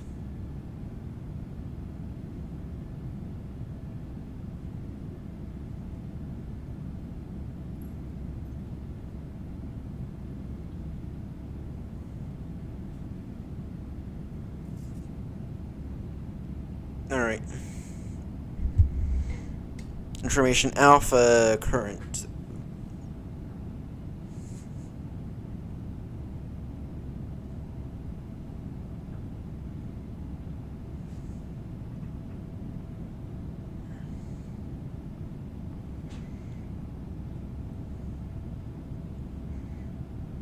Alright. Baltimore Information Alpha. The wind is variable 4 knots. 10 statute miles visibility. Broken 140, broken 190. Temperature 03, dew point -4. Altimeter 3033. Arrival aircraft expect visual approach runway 10, runway 15 left. Departing runways 15 right, 15 left. Notice to airmen. Okay.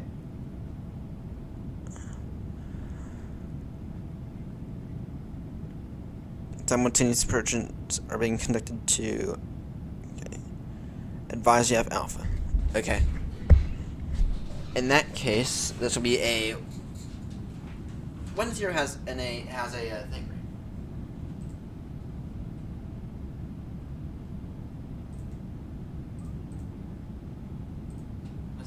Yes, it does. So it'll be ILS.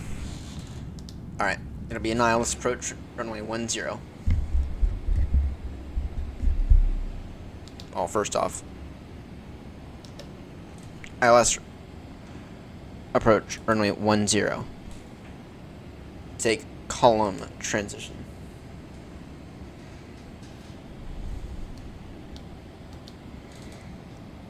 Execute that. Legs. Turn now. Direct Copas.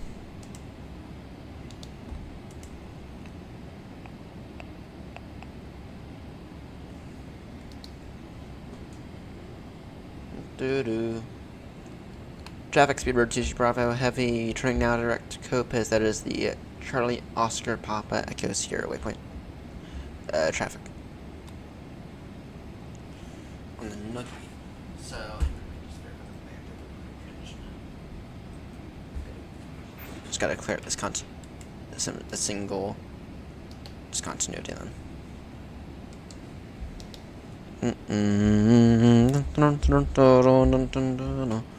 Baltimore ETA now 10:34 Zulu. Fuck.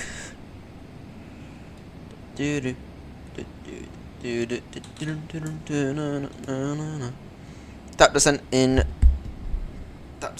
is in about 35 minutes. So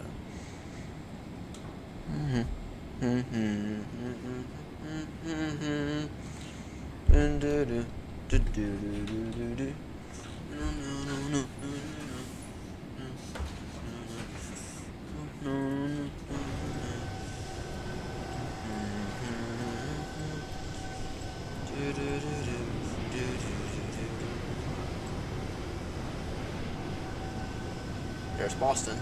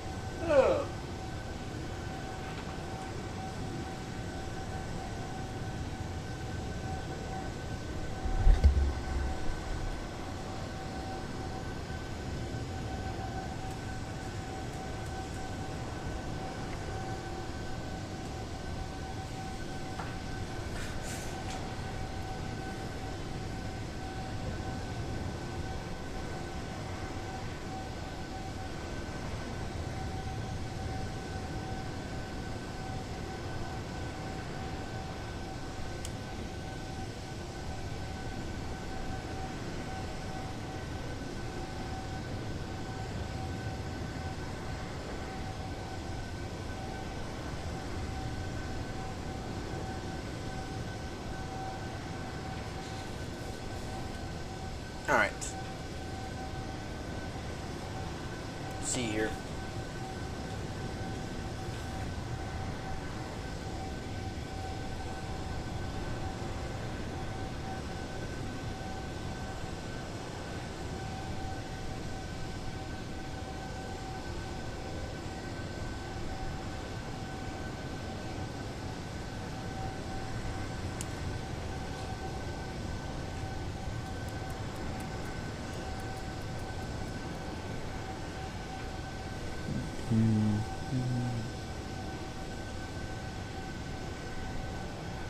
Alright. Get that out right there. Chuck that right there. Dun, dun, dun, dun.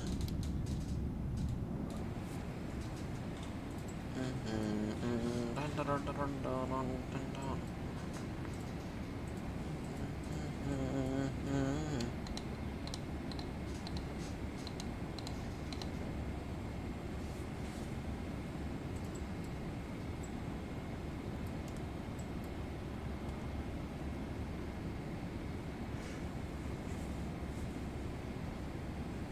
Baltimore ETA 1134 Zulu.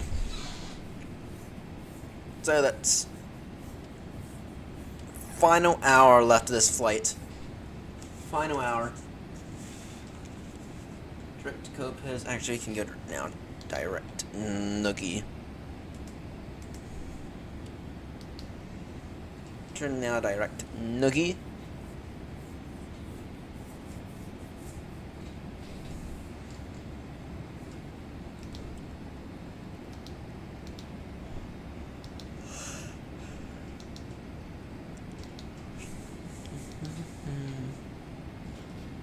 I actually like going to the team now.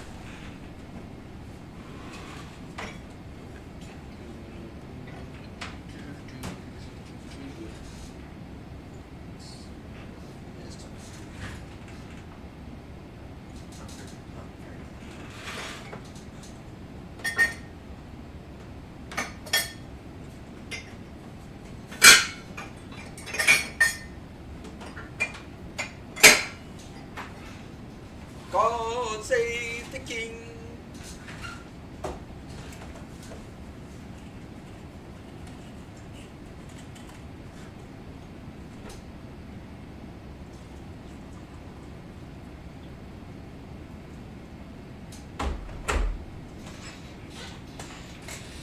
Ugh. I'm a little sleepy. Ouch, estimating 35 Zulu now. Ouch.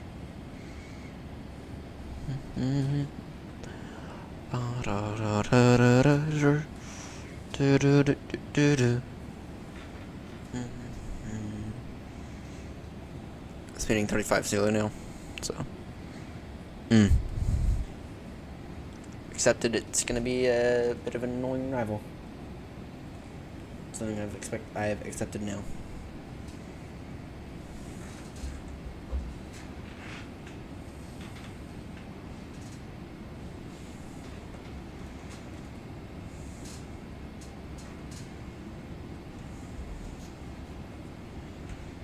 Next page. No, at Troy's 1200 at Troy's.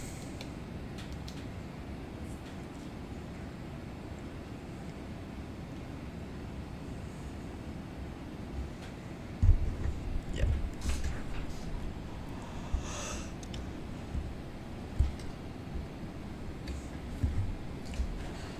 Yep, updated meter yet because we kinda need it.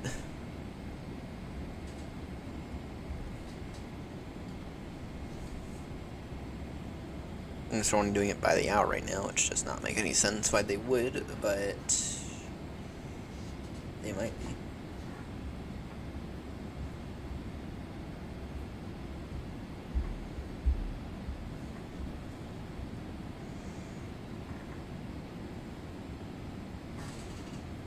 You have some traffic inside we have to be aware of.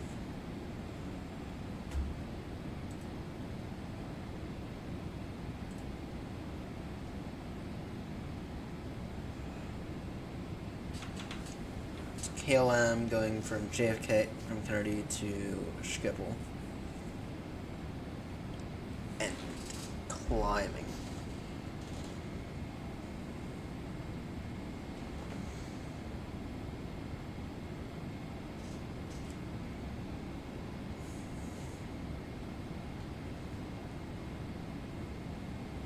A KLM triple going to Schiphol, so.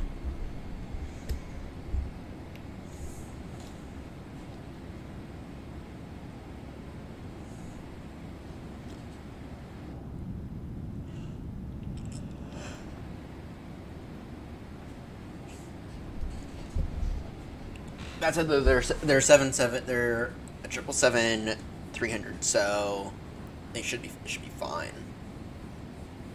They surely won't. They won't get too far above us.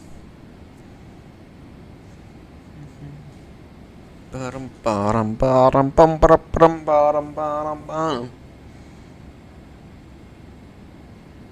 380. Descent in a few minutes. Oh yeah, they'll pass us. Try to get a good wing view of that happening.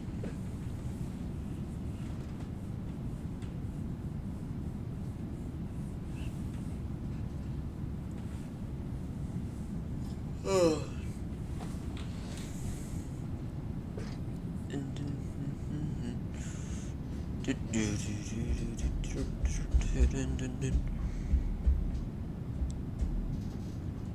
Probably level off 330 if I had to guess. I don't know, 350 then? Interesting. There they go! There they go. Kill him 102. Heavy.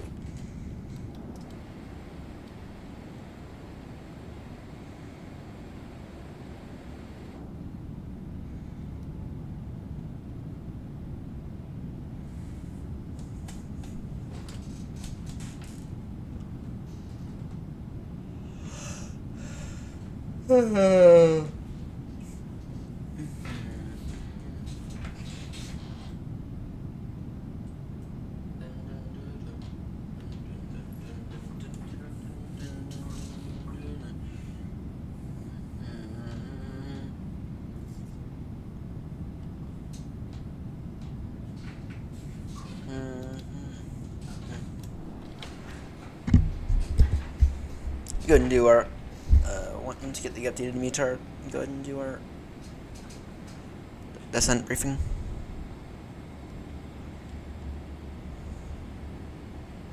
We should be getting updated meter here soon, just to be crystal clear.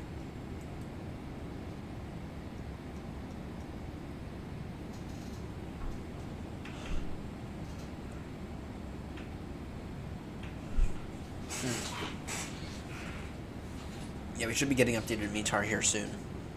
Very, very soon as well.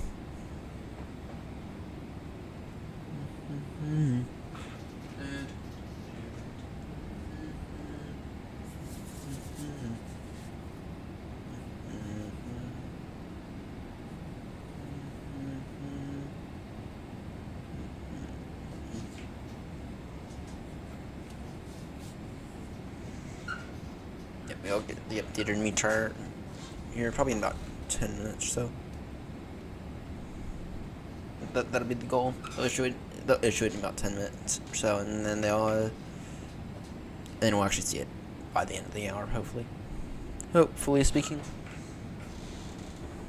Variable 4 knots.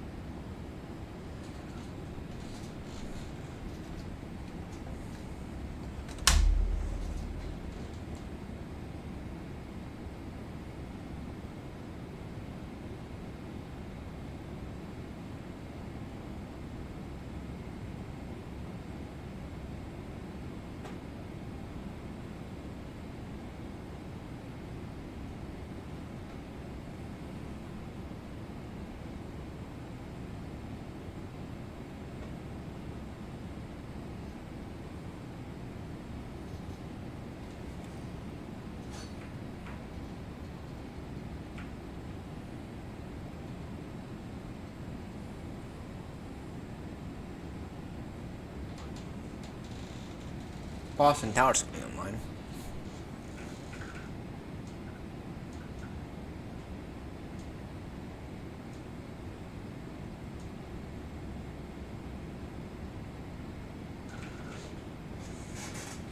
Boston Tower's coming online.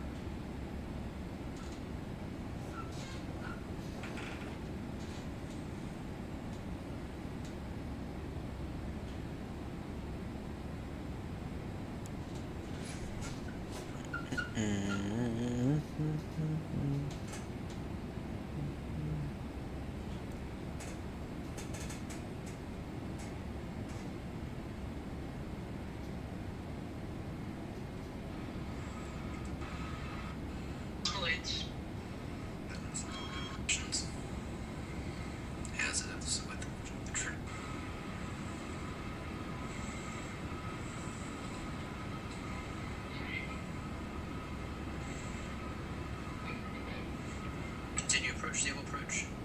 Runway in sight.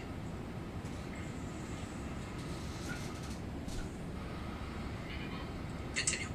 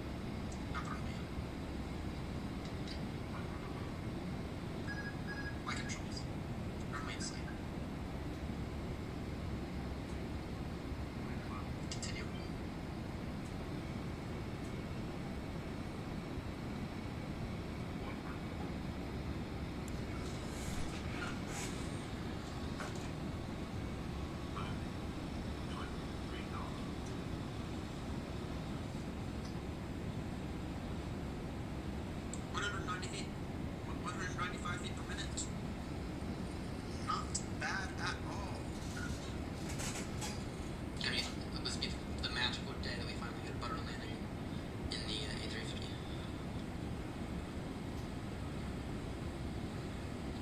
Continue approach. Continue.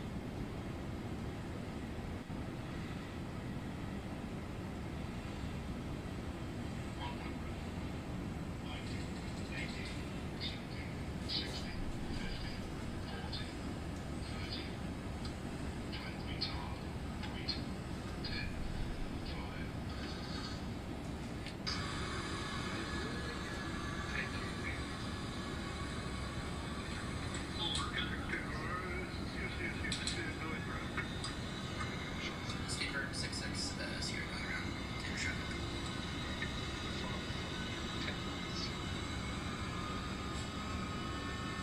What the hell?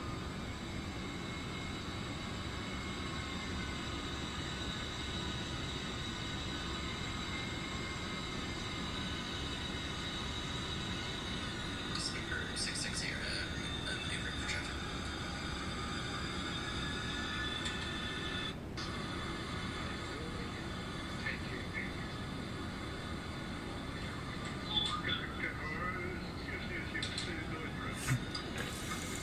Speedbird 66, Sierra going around. Clear traffic.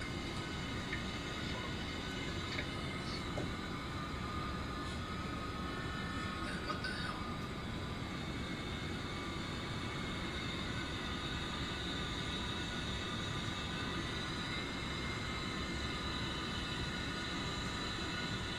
Speedbird 66 Sierra, maneuvering for traffic.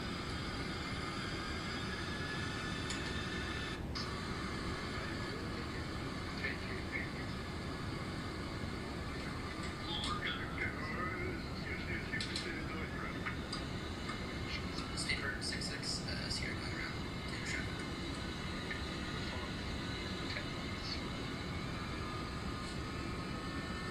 What the hell?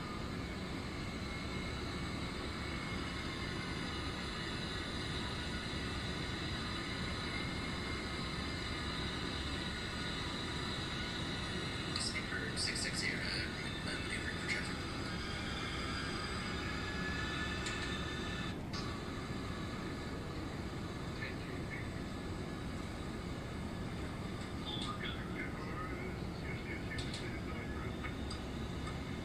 Speedbird 66, Sierra going around. Clear traffic. Approaching minimums. Stable approach. Line close. Line slow. Disregard.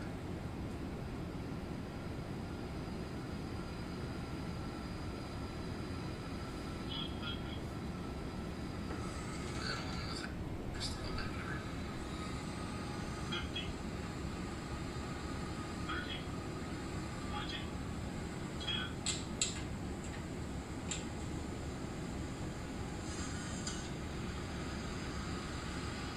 140 feet per minute, that was the definition of butter right there. Alright, just to say it, if you're not buttering the triple most days, you're doing something wrong. Alright, time to finish up crossing processing that T.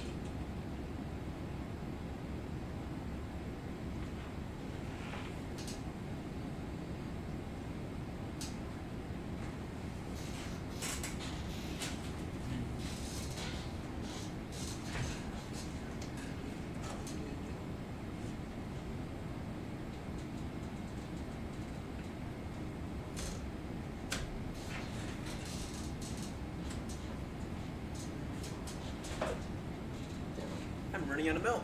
Oh dear.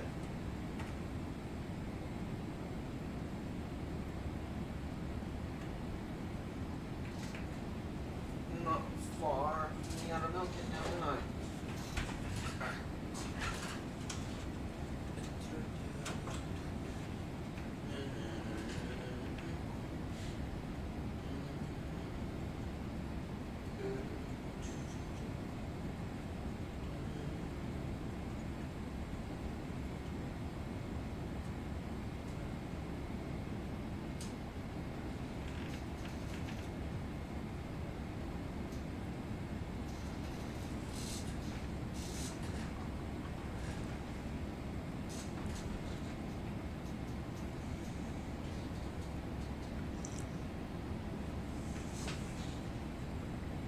Holy, we're passing Kennedy. I'm not even in our descent yet.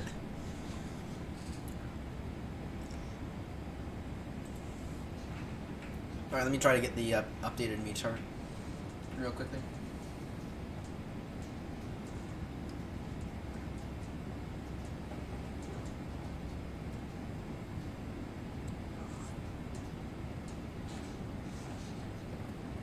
Still don't have it. Still no meter.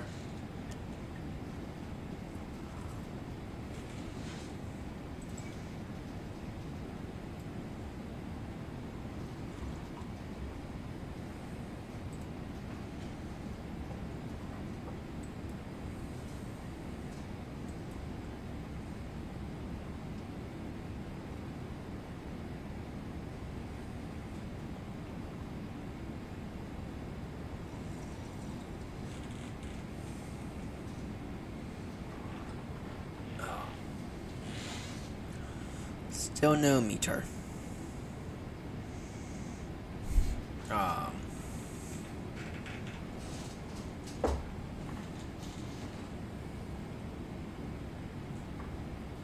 Getting to get a little concerning. Getting to get a little concerning.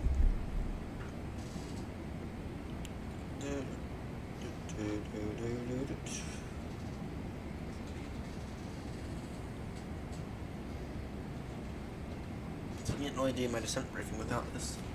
First off, take the ILS.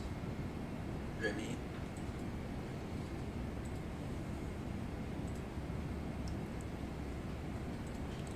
So it's Trish for 1200 level at Troy's. Then down to at or above 9,000 level by Free. And then at what point do we intercept?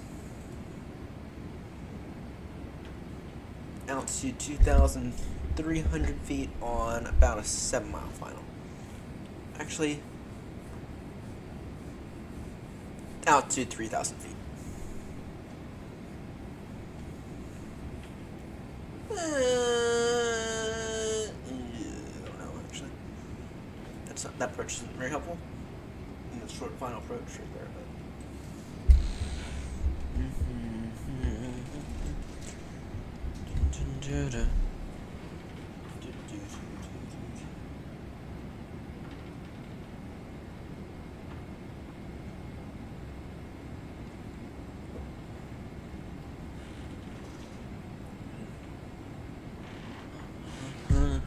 Bottom.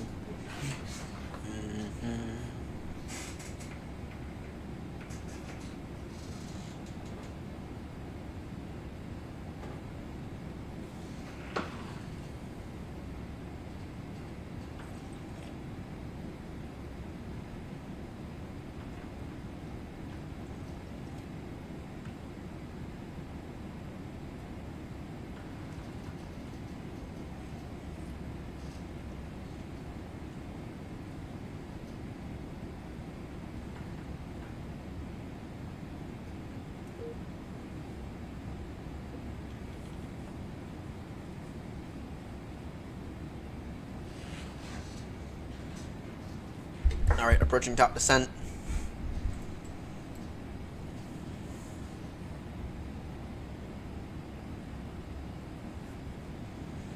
Level 120.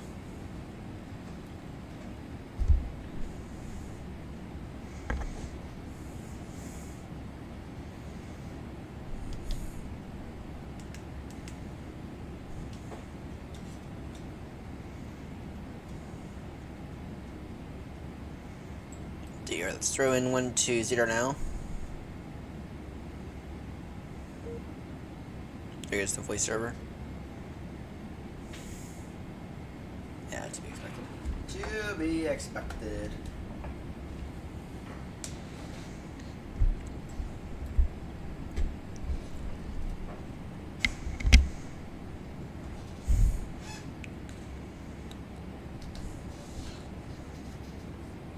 Direct Troy's. 120 left by Troy's. Bum, ba-dum, ba-dum, ba-dum, ba-dum. Let me just verify then. So in terms of the borrow, it'll be, and we're still waiting on that updated METAR. So in terms of the borrow, it'll be 343 on the ILS. 343.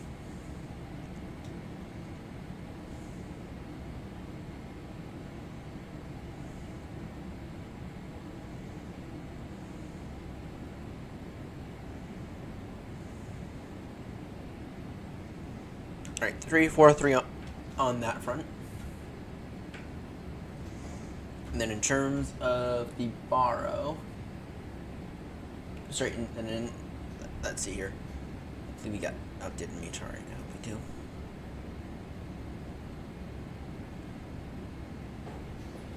Not yet. Not yet. Not yet. I mean, we should be at the end any second now. Baltimore. What the hell?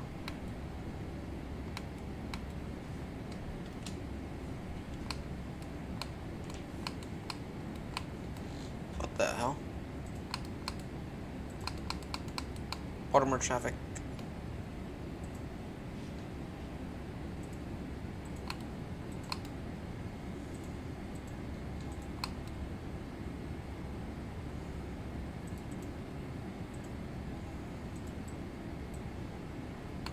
Traffic, Speedbird 22 Bravo radio check.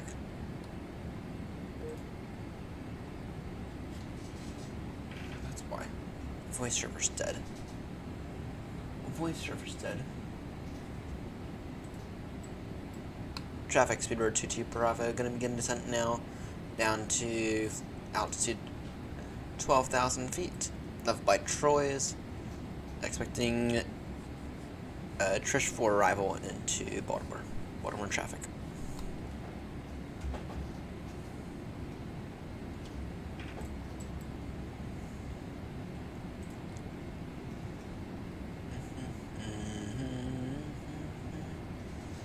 Alright, and we'll go, because of the potential for wind shear, we'll go flaps 25 today, and we're going to go auto brake 3. Because runway condition is up for debate.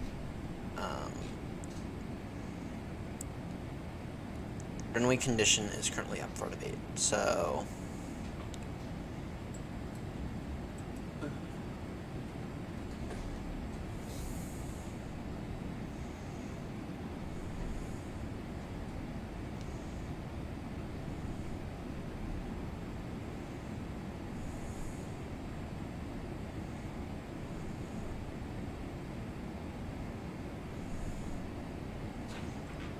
final consent.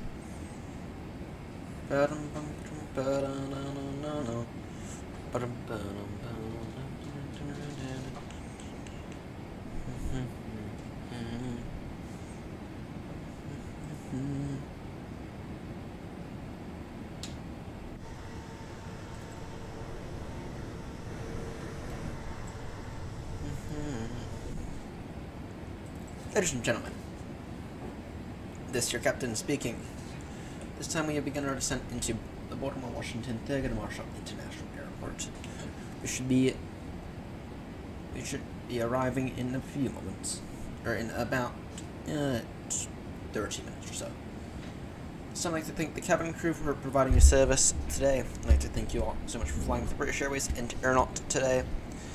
The current Baltimore weather is kind of unknown. It looks it's not going to be the smoothest drive ever. It's a little snowy actually, so just keep that in mind as you. Actually, we just got it. We just got the updated Baltimore METAR. The wind is now 200 degrees 5 knots. In that case, that's a 2-8 landing. That's a 2-8 landing. Shit, let me switch this over. I was running 2-8 fins. That's a 2-8 landing. That is a 2-8 landing right there. 10 statute miles visibility. Search for.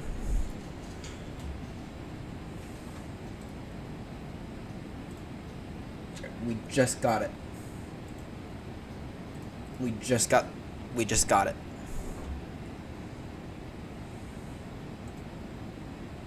ILS. Fins.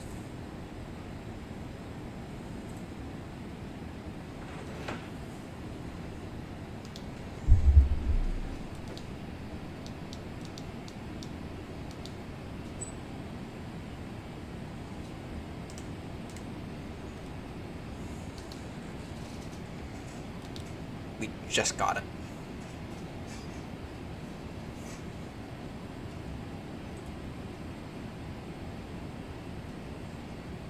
Speed up. 330 knots. Alright, any update? Any change on the, No, it's still 343. Okay. Sorry, we just got the updated MHR.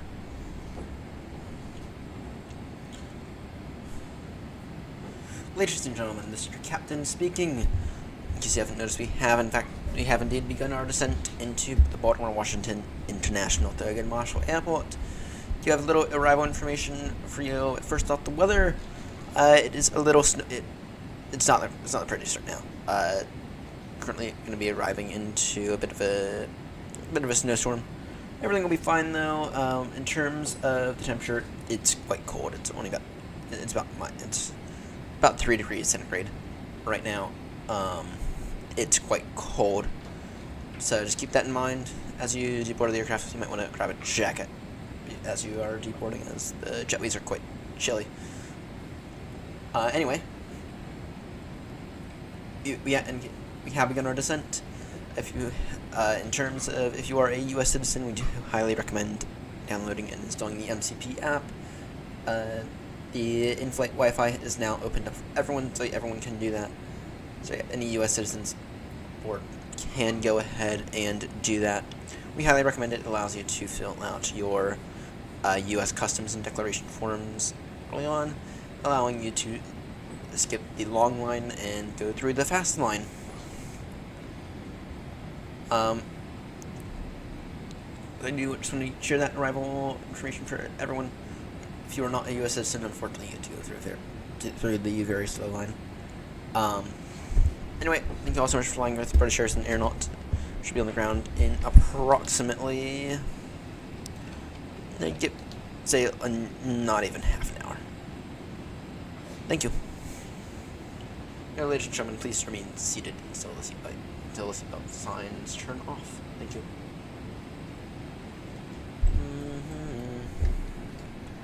Altimeter now 3023. Sorry. Yeah. 3032. Mm-hmm. 3032. In terms of the altimeter.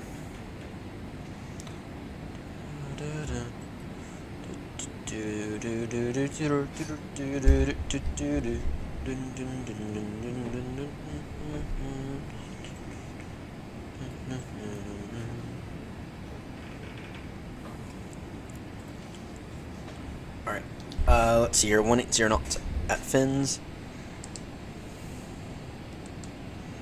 Sorry, 180 knots at fins.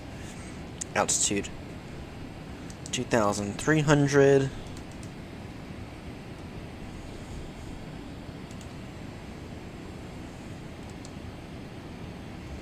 At Woody we want altitude 4,000. Sorry.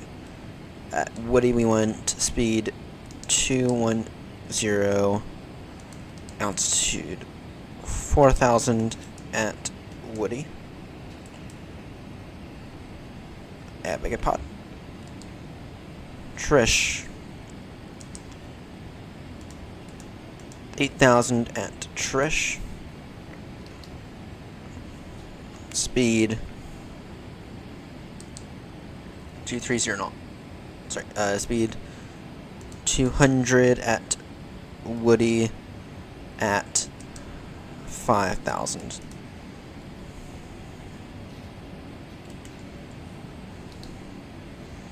And then at fins, speed 180, altitude 3,000.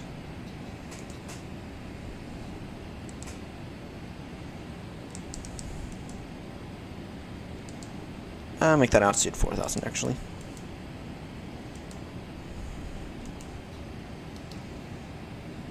Trish, yeah, we'll call, so Trish 210.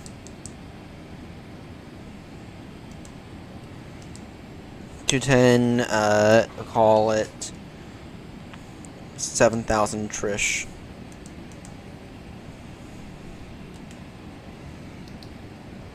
Then free 9,000. Actually, sorry, call it 8,000 at tree. 240. 8500 at free. There we go. 30. All right.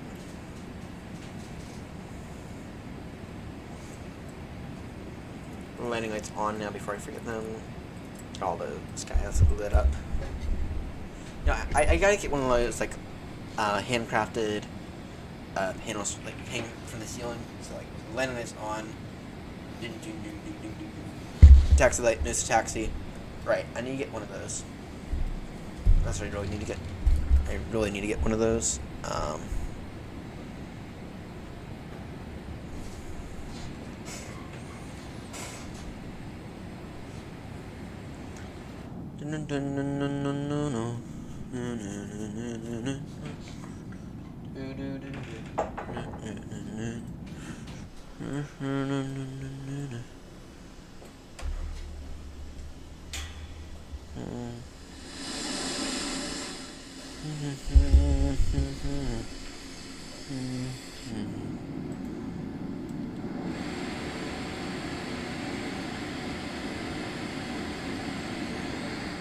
Speed now 280 knots.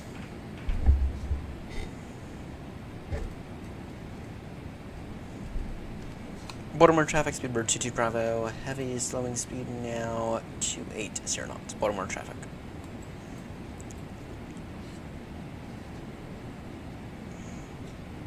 Send now down to 8,500 up by free.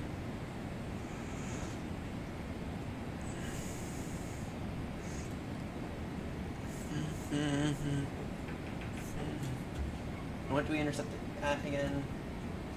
3,000 pounds. Okay. So down to 2,300. Okay. Speed. Yeah, 180.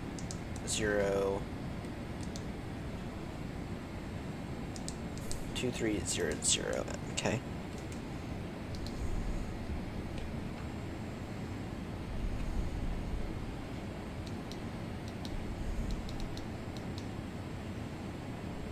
When it's your again.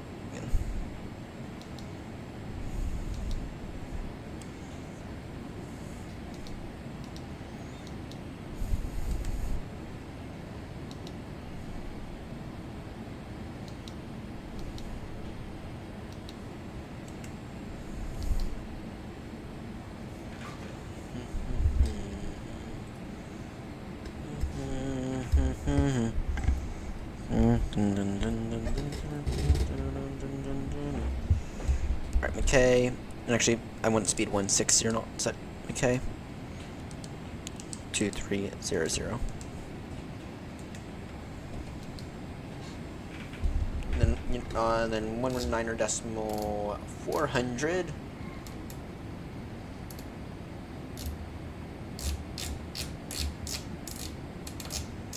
So you can make the switch over real quickly.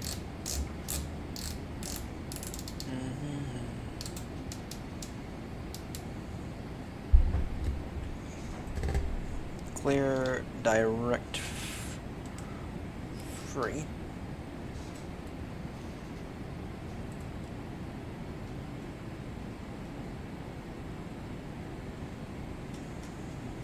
Speed now 240 knots at free.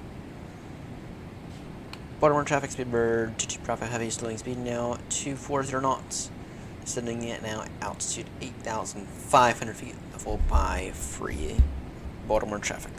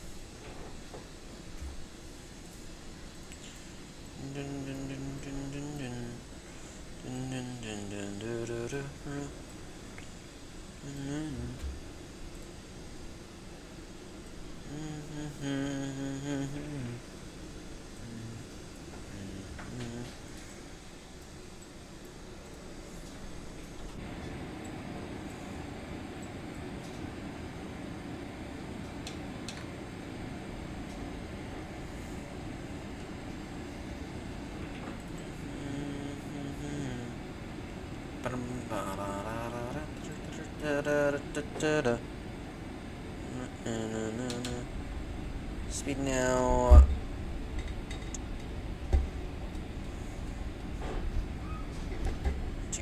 knots. Ah, close. Close. Close!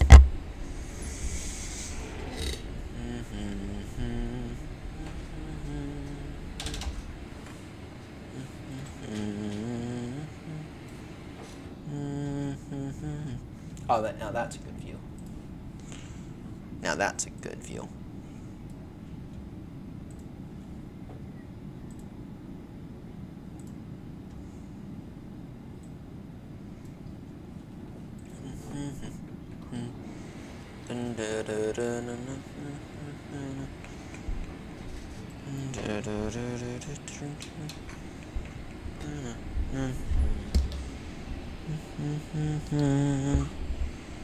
I'm expecting Baltimore now 11,320.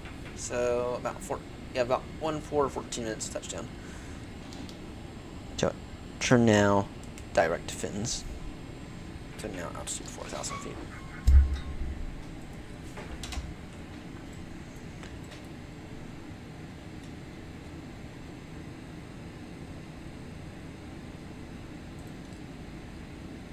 Baltimore traffic, Speedbird 22 Bravo, heavy now, direct to Fins, expecting out strict runway 28. Fins transition will slow speed 200 knots, slowed by Fins. Baltimore traffic. Cabin ready, noted.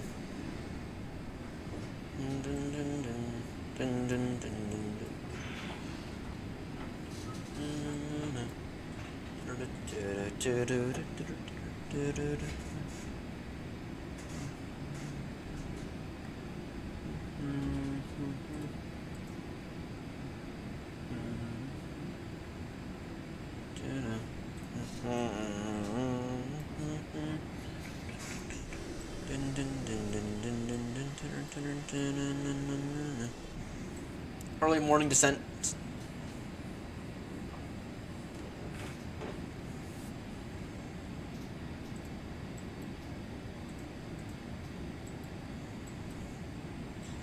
Formation Bravo, now current wind 200 degrees 5 knots.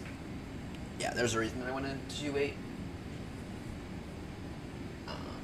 There's a reason why it's not a. It is technically a small tailwind.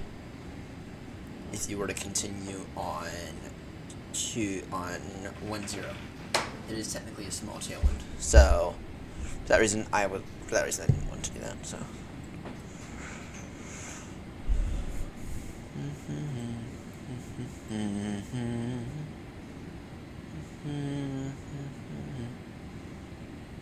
It's that mountain right there. I think that's Aberdeen Proving Grounds right there. Yeah, I think that's Aberdeen Proving Grounds right there. And I believe, if I'm not mistaken, that right there is Interstate 95 right there. If I'm not too mistaken. Oh, actually, this could be it. Right there could be Interstate 95. Yeah, that looks like it's actually something else right there, to be honest.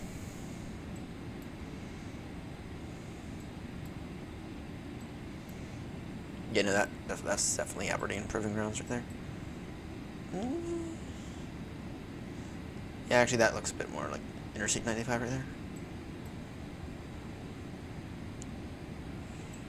Yeah, that's definitely Interstate 95. Because I used to live kind of down over in this area as well.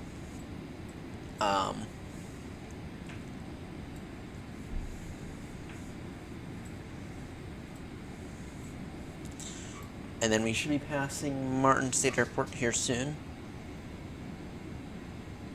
That might be a minute.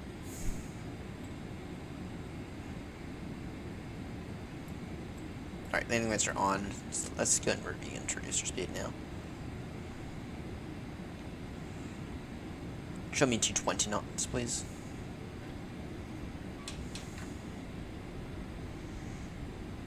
Yeah, no, Martin State will be there. There we go. That right there should be Martin. Actually, no, that's not Martin State. Martin State's a little bit more over here. That's not Martin State Airport.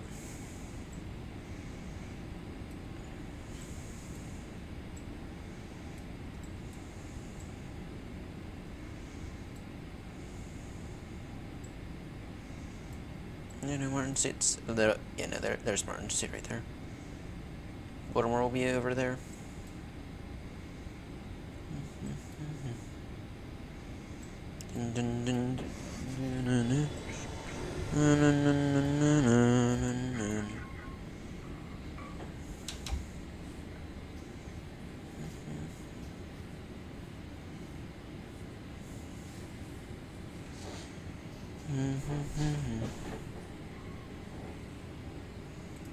Yeah, Interstate 95. Actually, no, Interstate 95 actually goes through some tunnels. No, actually, it could go right there.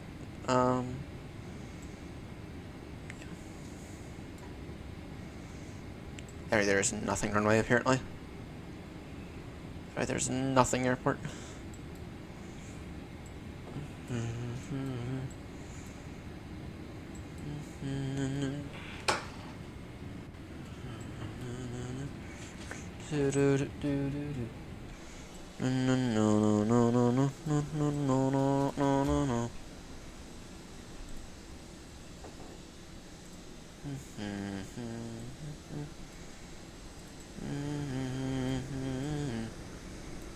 Gorgeous.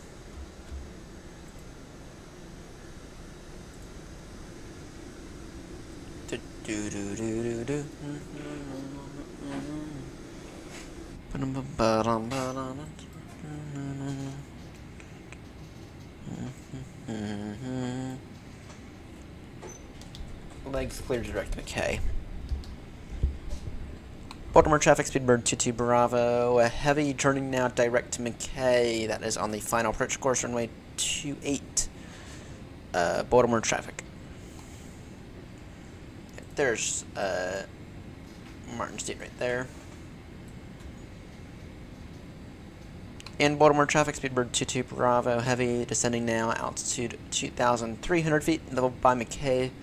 Then we'll also slow our speed 180 knots. Level, yeah, 180 knots by McKay as well. Baltimore traffic.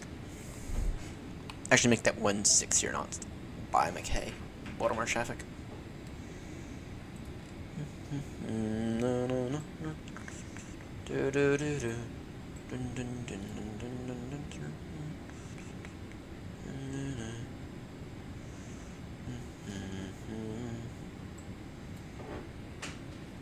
Go flaps 1 for right now.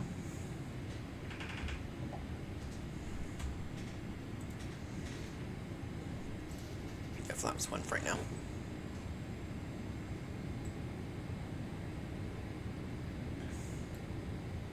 Approach mode on, by the way.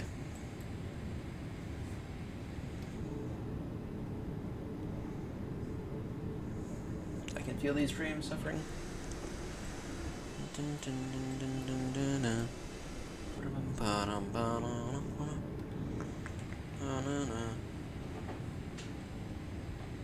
Flaps. 5 now.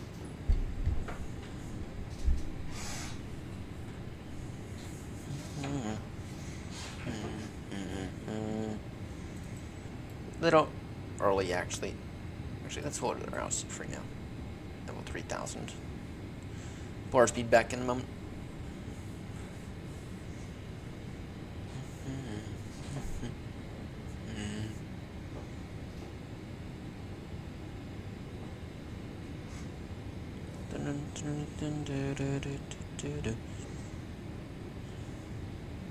Got 7.5 miles for turn final.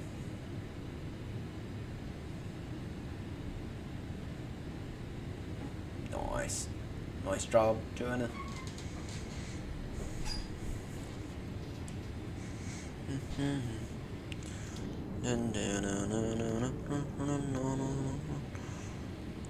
Not thrilled with these frames, to be honest. Oh. Easy way to solve that. Just close a bunch of crap. How is Minecraft still open?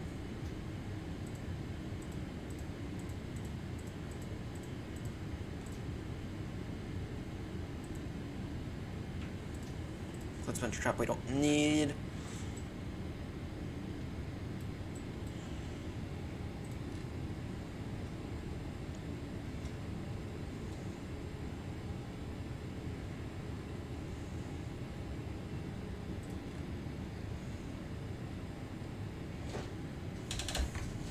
.160 knots by McKay, please.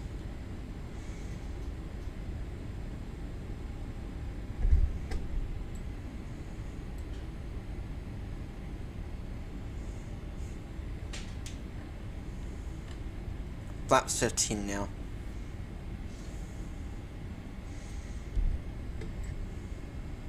$2,500. Noted. Alright.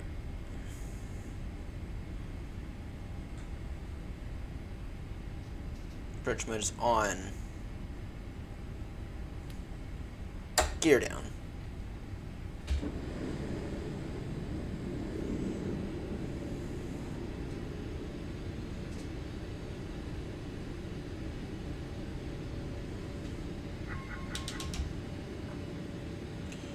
Baltimore traffic final call on Unicom 122.8. Speedbird 22 Bravo. Heavy.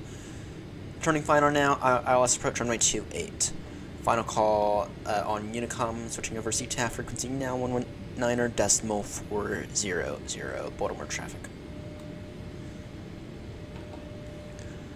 Baltimore traffic. Speedbird 22 Bravo. Heavy. Localizer established ILS approach runway 28. Level 2,300 tilt lines established. Speed 160 knots until 4 mile final. Baltimore traffic.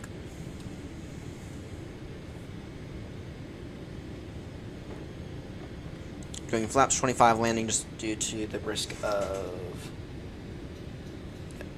Our final approach speed will be 149 knots. But due to the risk of unknown winds, because there's a snowstorm right in front of us, we're going to take flaps 25 landing. Usually we'll go flaps 30, but if we need more flaps, then we can give it more flaps, but it should be fine.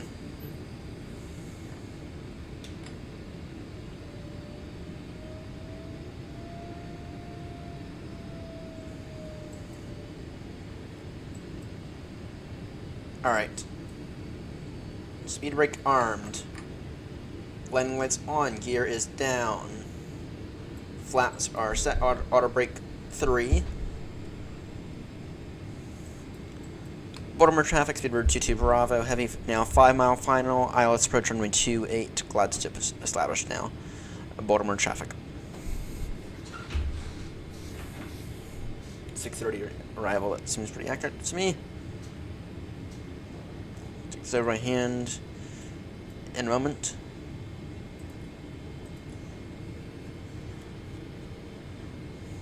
4.6 DME. Slow final approach at 4 DME. We can begin to reduce in 5, 4, 3, 2, 1. 149er. Baltimore traffic, Speedbird 22 Bravo, heavy, reducing final approach speed, now short final, ILS approach runway 28. Final call, Baltimore traffic.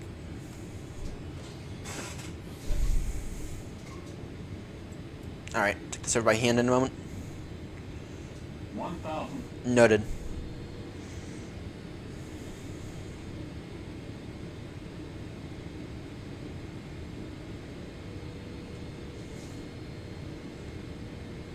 Alright, take this over by hand. Approaching 28. Alright, take this over by hand in a moment. 5, 4, 3, 2. 5, 4, 3, 2, 1. My controls. Getting a little low on this approach. Getting way too low on this approach. Approaching glide slope. Glide slope. Yeah, can I agree with that? Glide slope. Glide slope. Minimum. Glide slope. Continue Glide approach. slope. Shut up. Glide slope. Glide slope. Glide slope. Slope. Glide slope. Glide slope. 50, 40, 30, 20, 10, 5. Firm. Or was it? 130 feet per minute, I'll take that. I mean, it was a little off center, but whatever.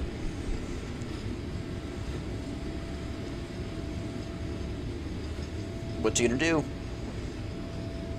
Take that any day of the week.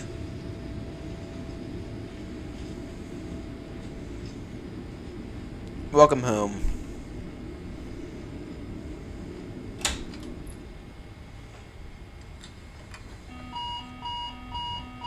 Oh, shut up.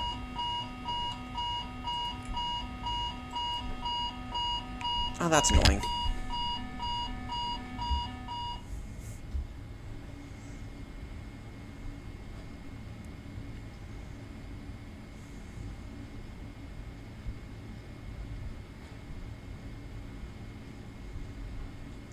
Welcome home to Baltimore. Baltimore traffic, Speedbird 22 Bravo, heavy now vacated runway 28, taxiing, crossing runway 15 right at Foxtrot. Baltimore traffic.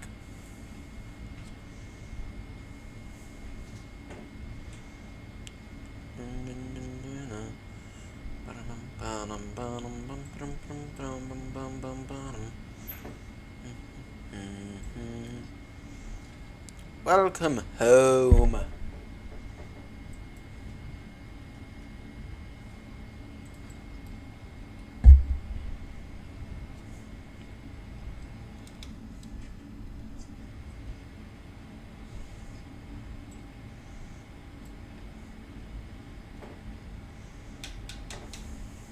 Flaps away.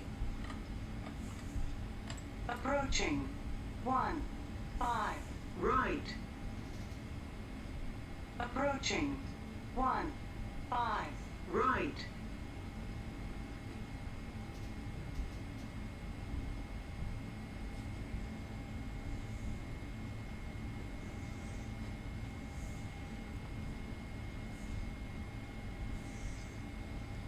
Baltimore traffic, Speedbird 22 Bravo, heavy now vacated runway 15 right. Taxiing stand Echo 1 via Papa and Bravo.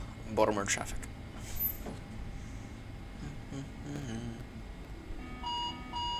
Oh, shut up. The other one doesn't do that. APU on.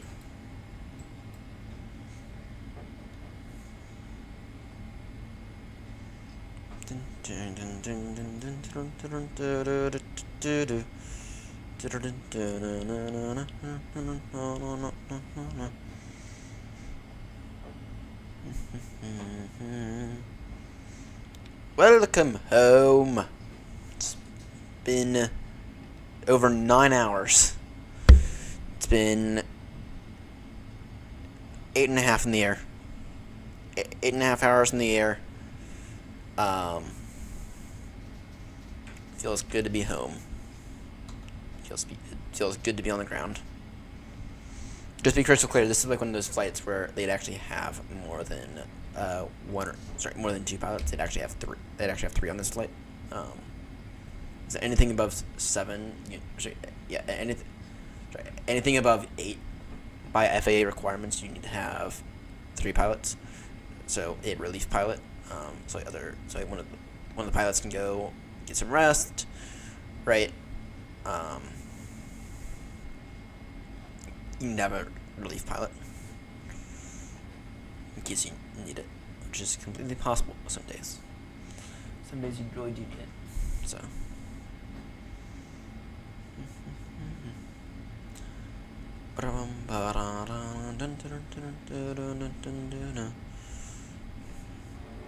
Alright, APU running now. Landing lights off, which were well clear if any of those. Alright, GSX.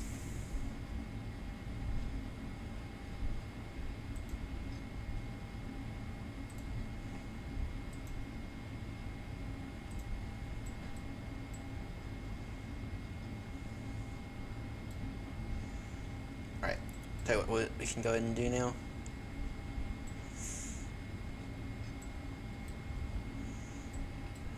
Engine number, yeah, we can go and shut down number 1. Engine number 1 shut down.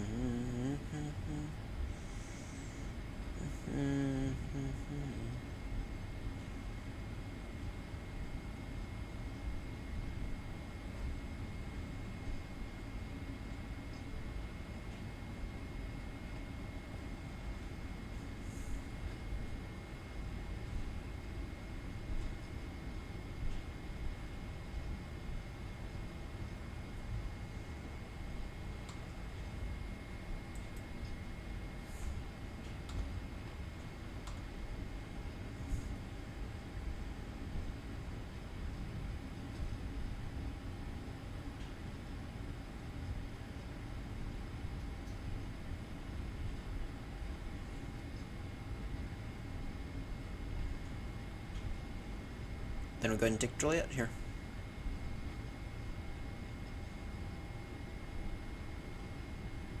Take Juliet.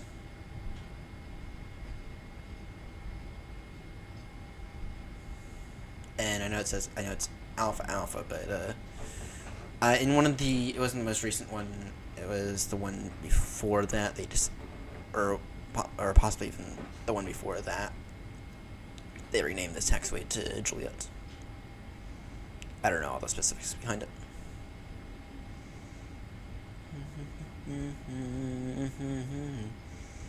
Welcome home to Baltimore.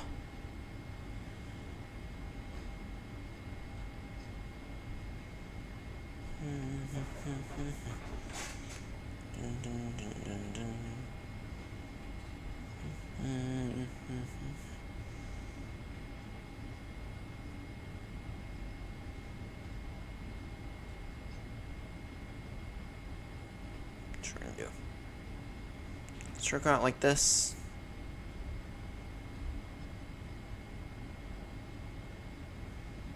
What we'll do is we'll come in kinda like this. Sorry, fuel truck.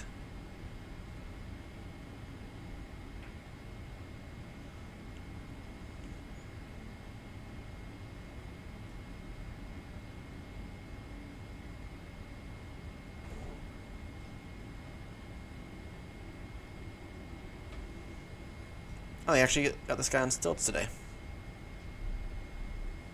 Actually got this guy on stilts today.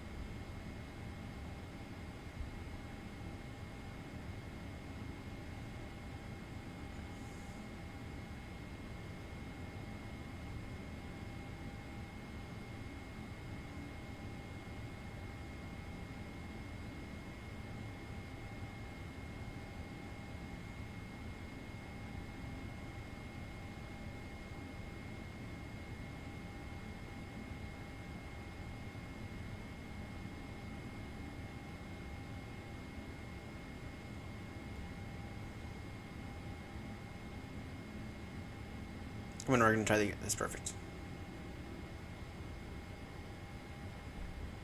Almost.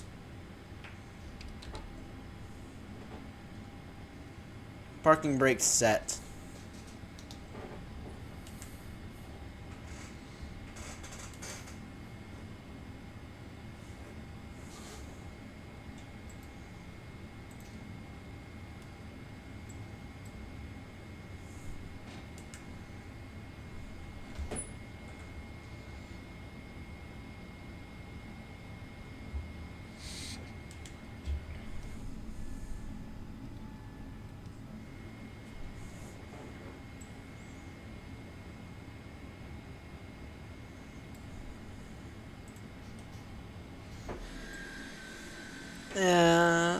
Actually, that's not a bad parking job. What do you mean? Engines are getting cut. Oh. Need that help? Parked a bit askew. Yep, I noticed that. Alright. Taxi lights off. Beacons off. Close flight.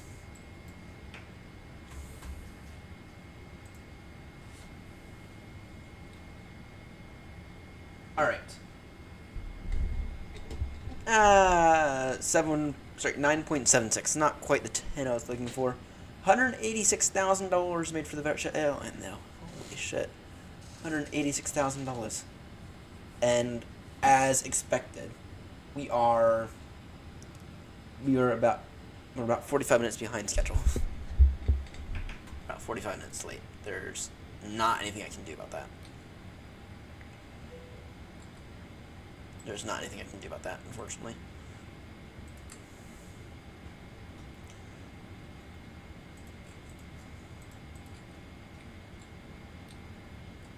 Alright. Get all those off. Ground power. Request the ground power.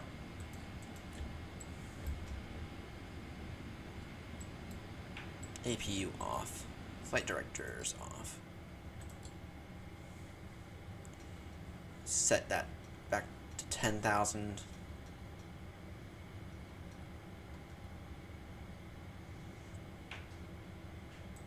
That to 360 degrees.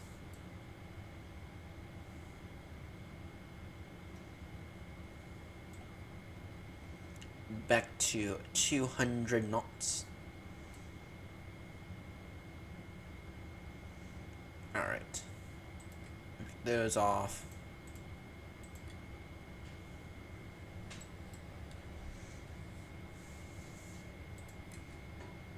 Logo and wings off.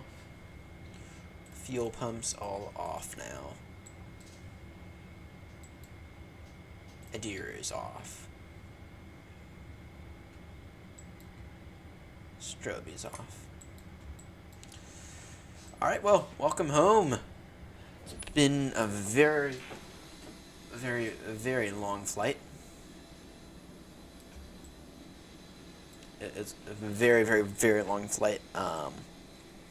Anyway, we are home now. And that is going to do it for me. Thank you all so much for tuning in. It's been a blast.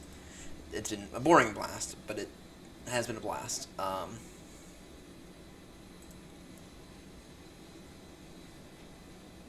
Anyway, like I said, thank you all so much for tuning in, and I'll see you all tonight for something tonight. I don't know what we're gonna do tonight. I don't know yet, but I'll schedule it later. Anyway, thank you all so much for tuning in. It's been a blast. And I'll see you all tonight. So long.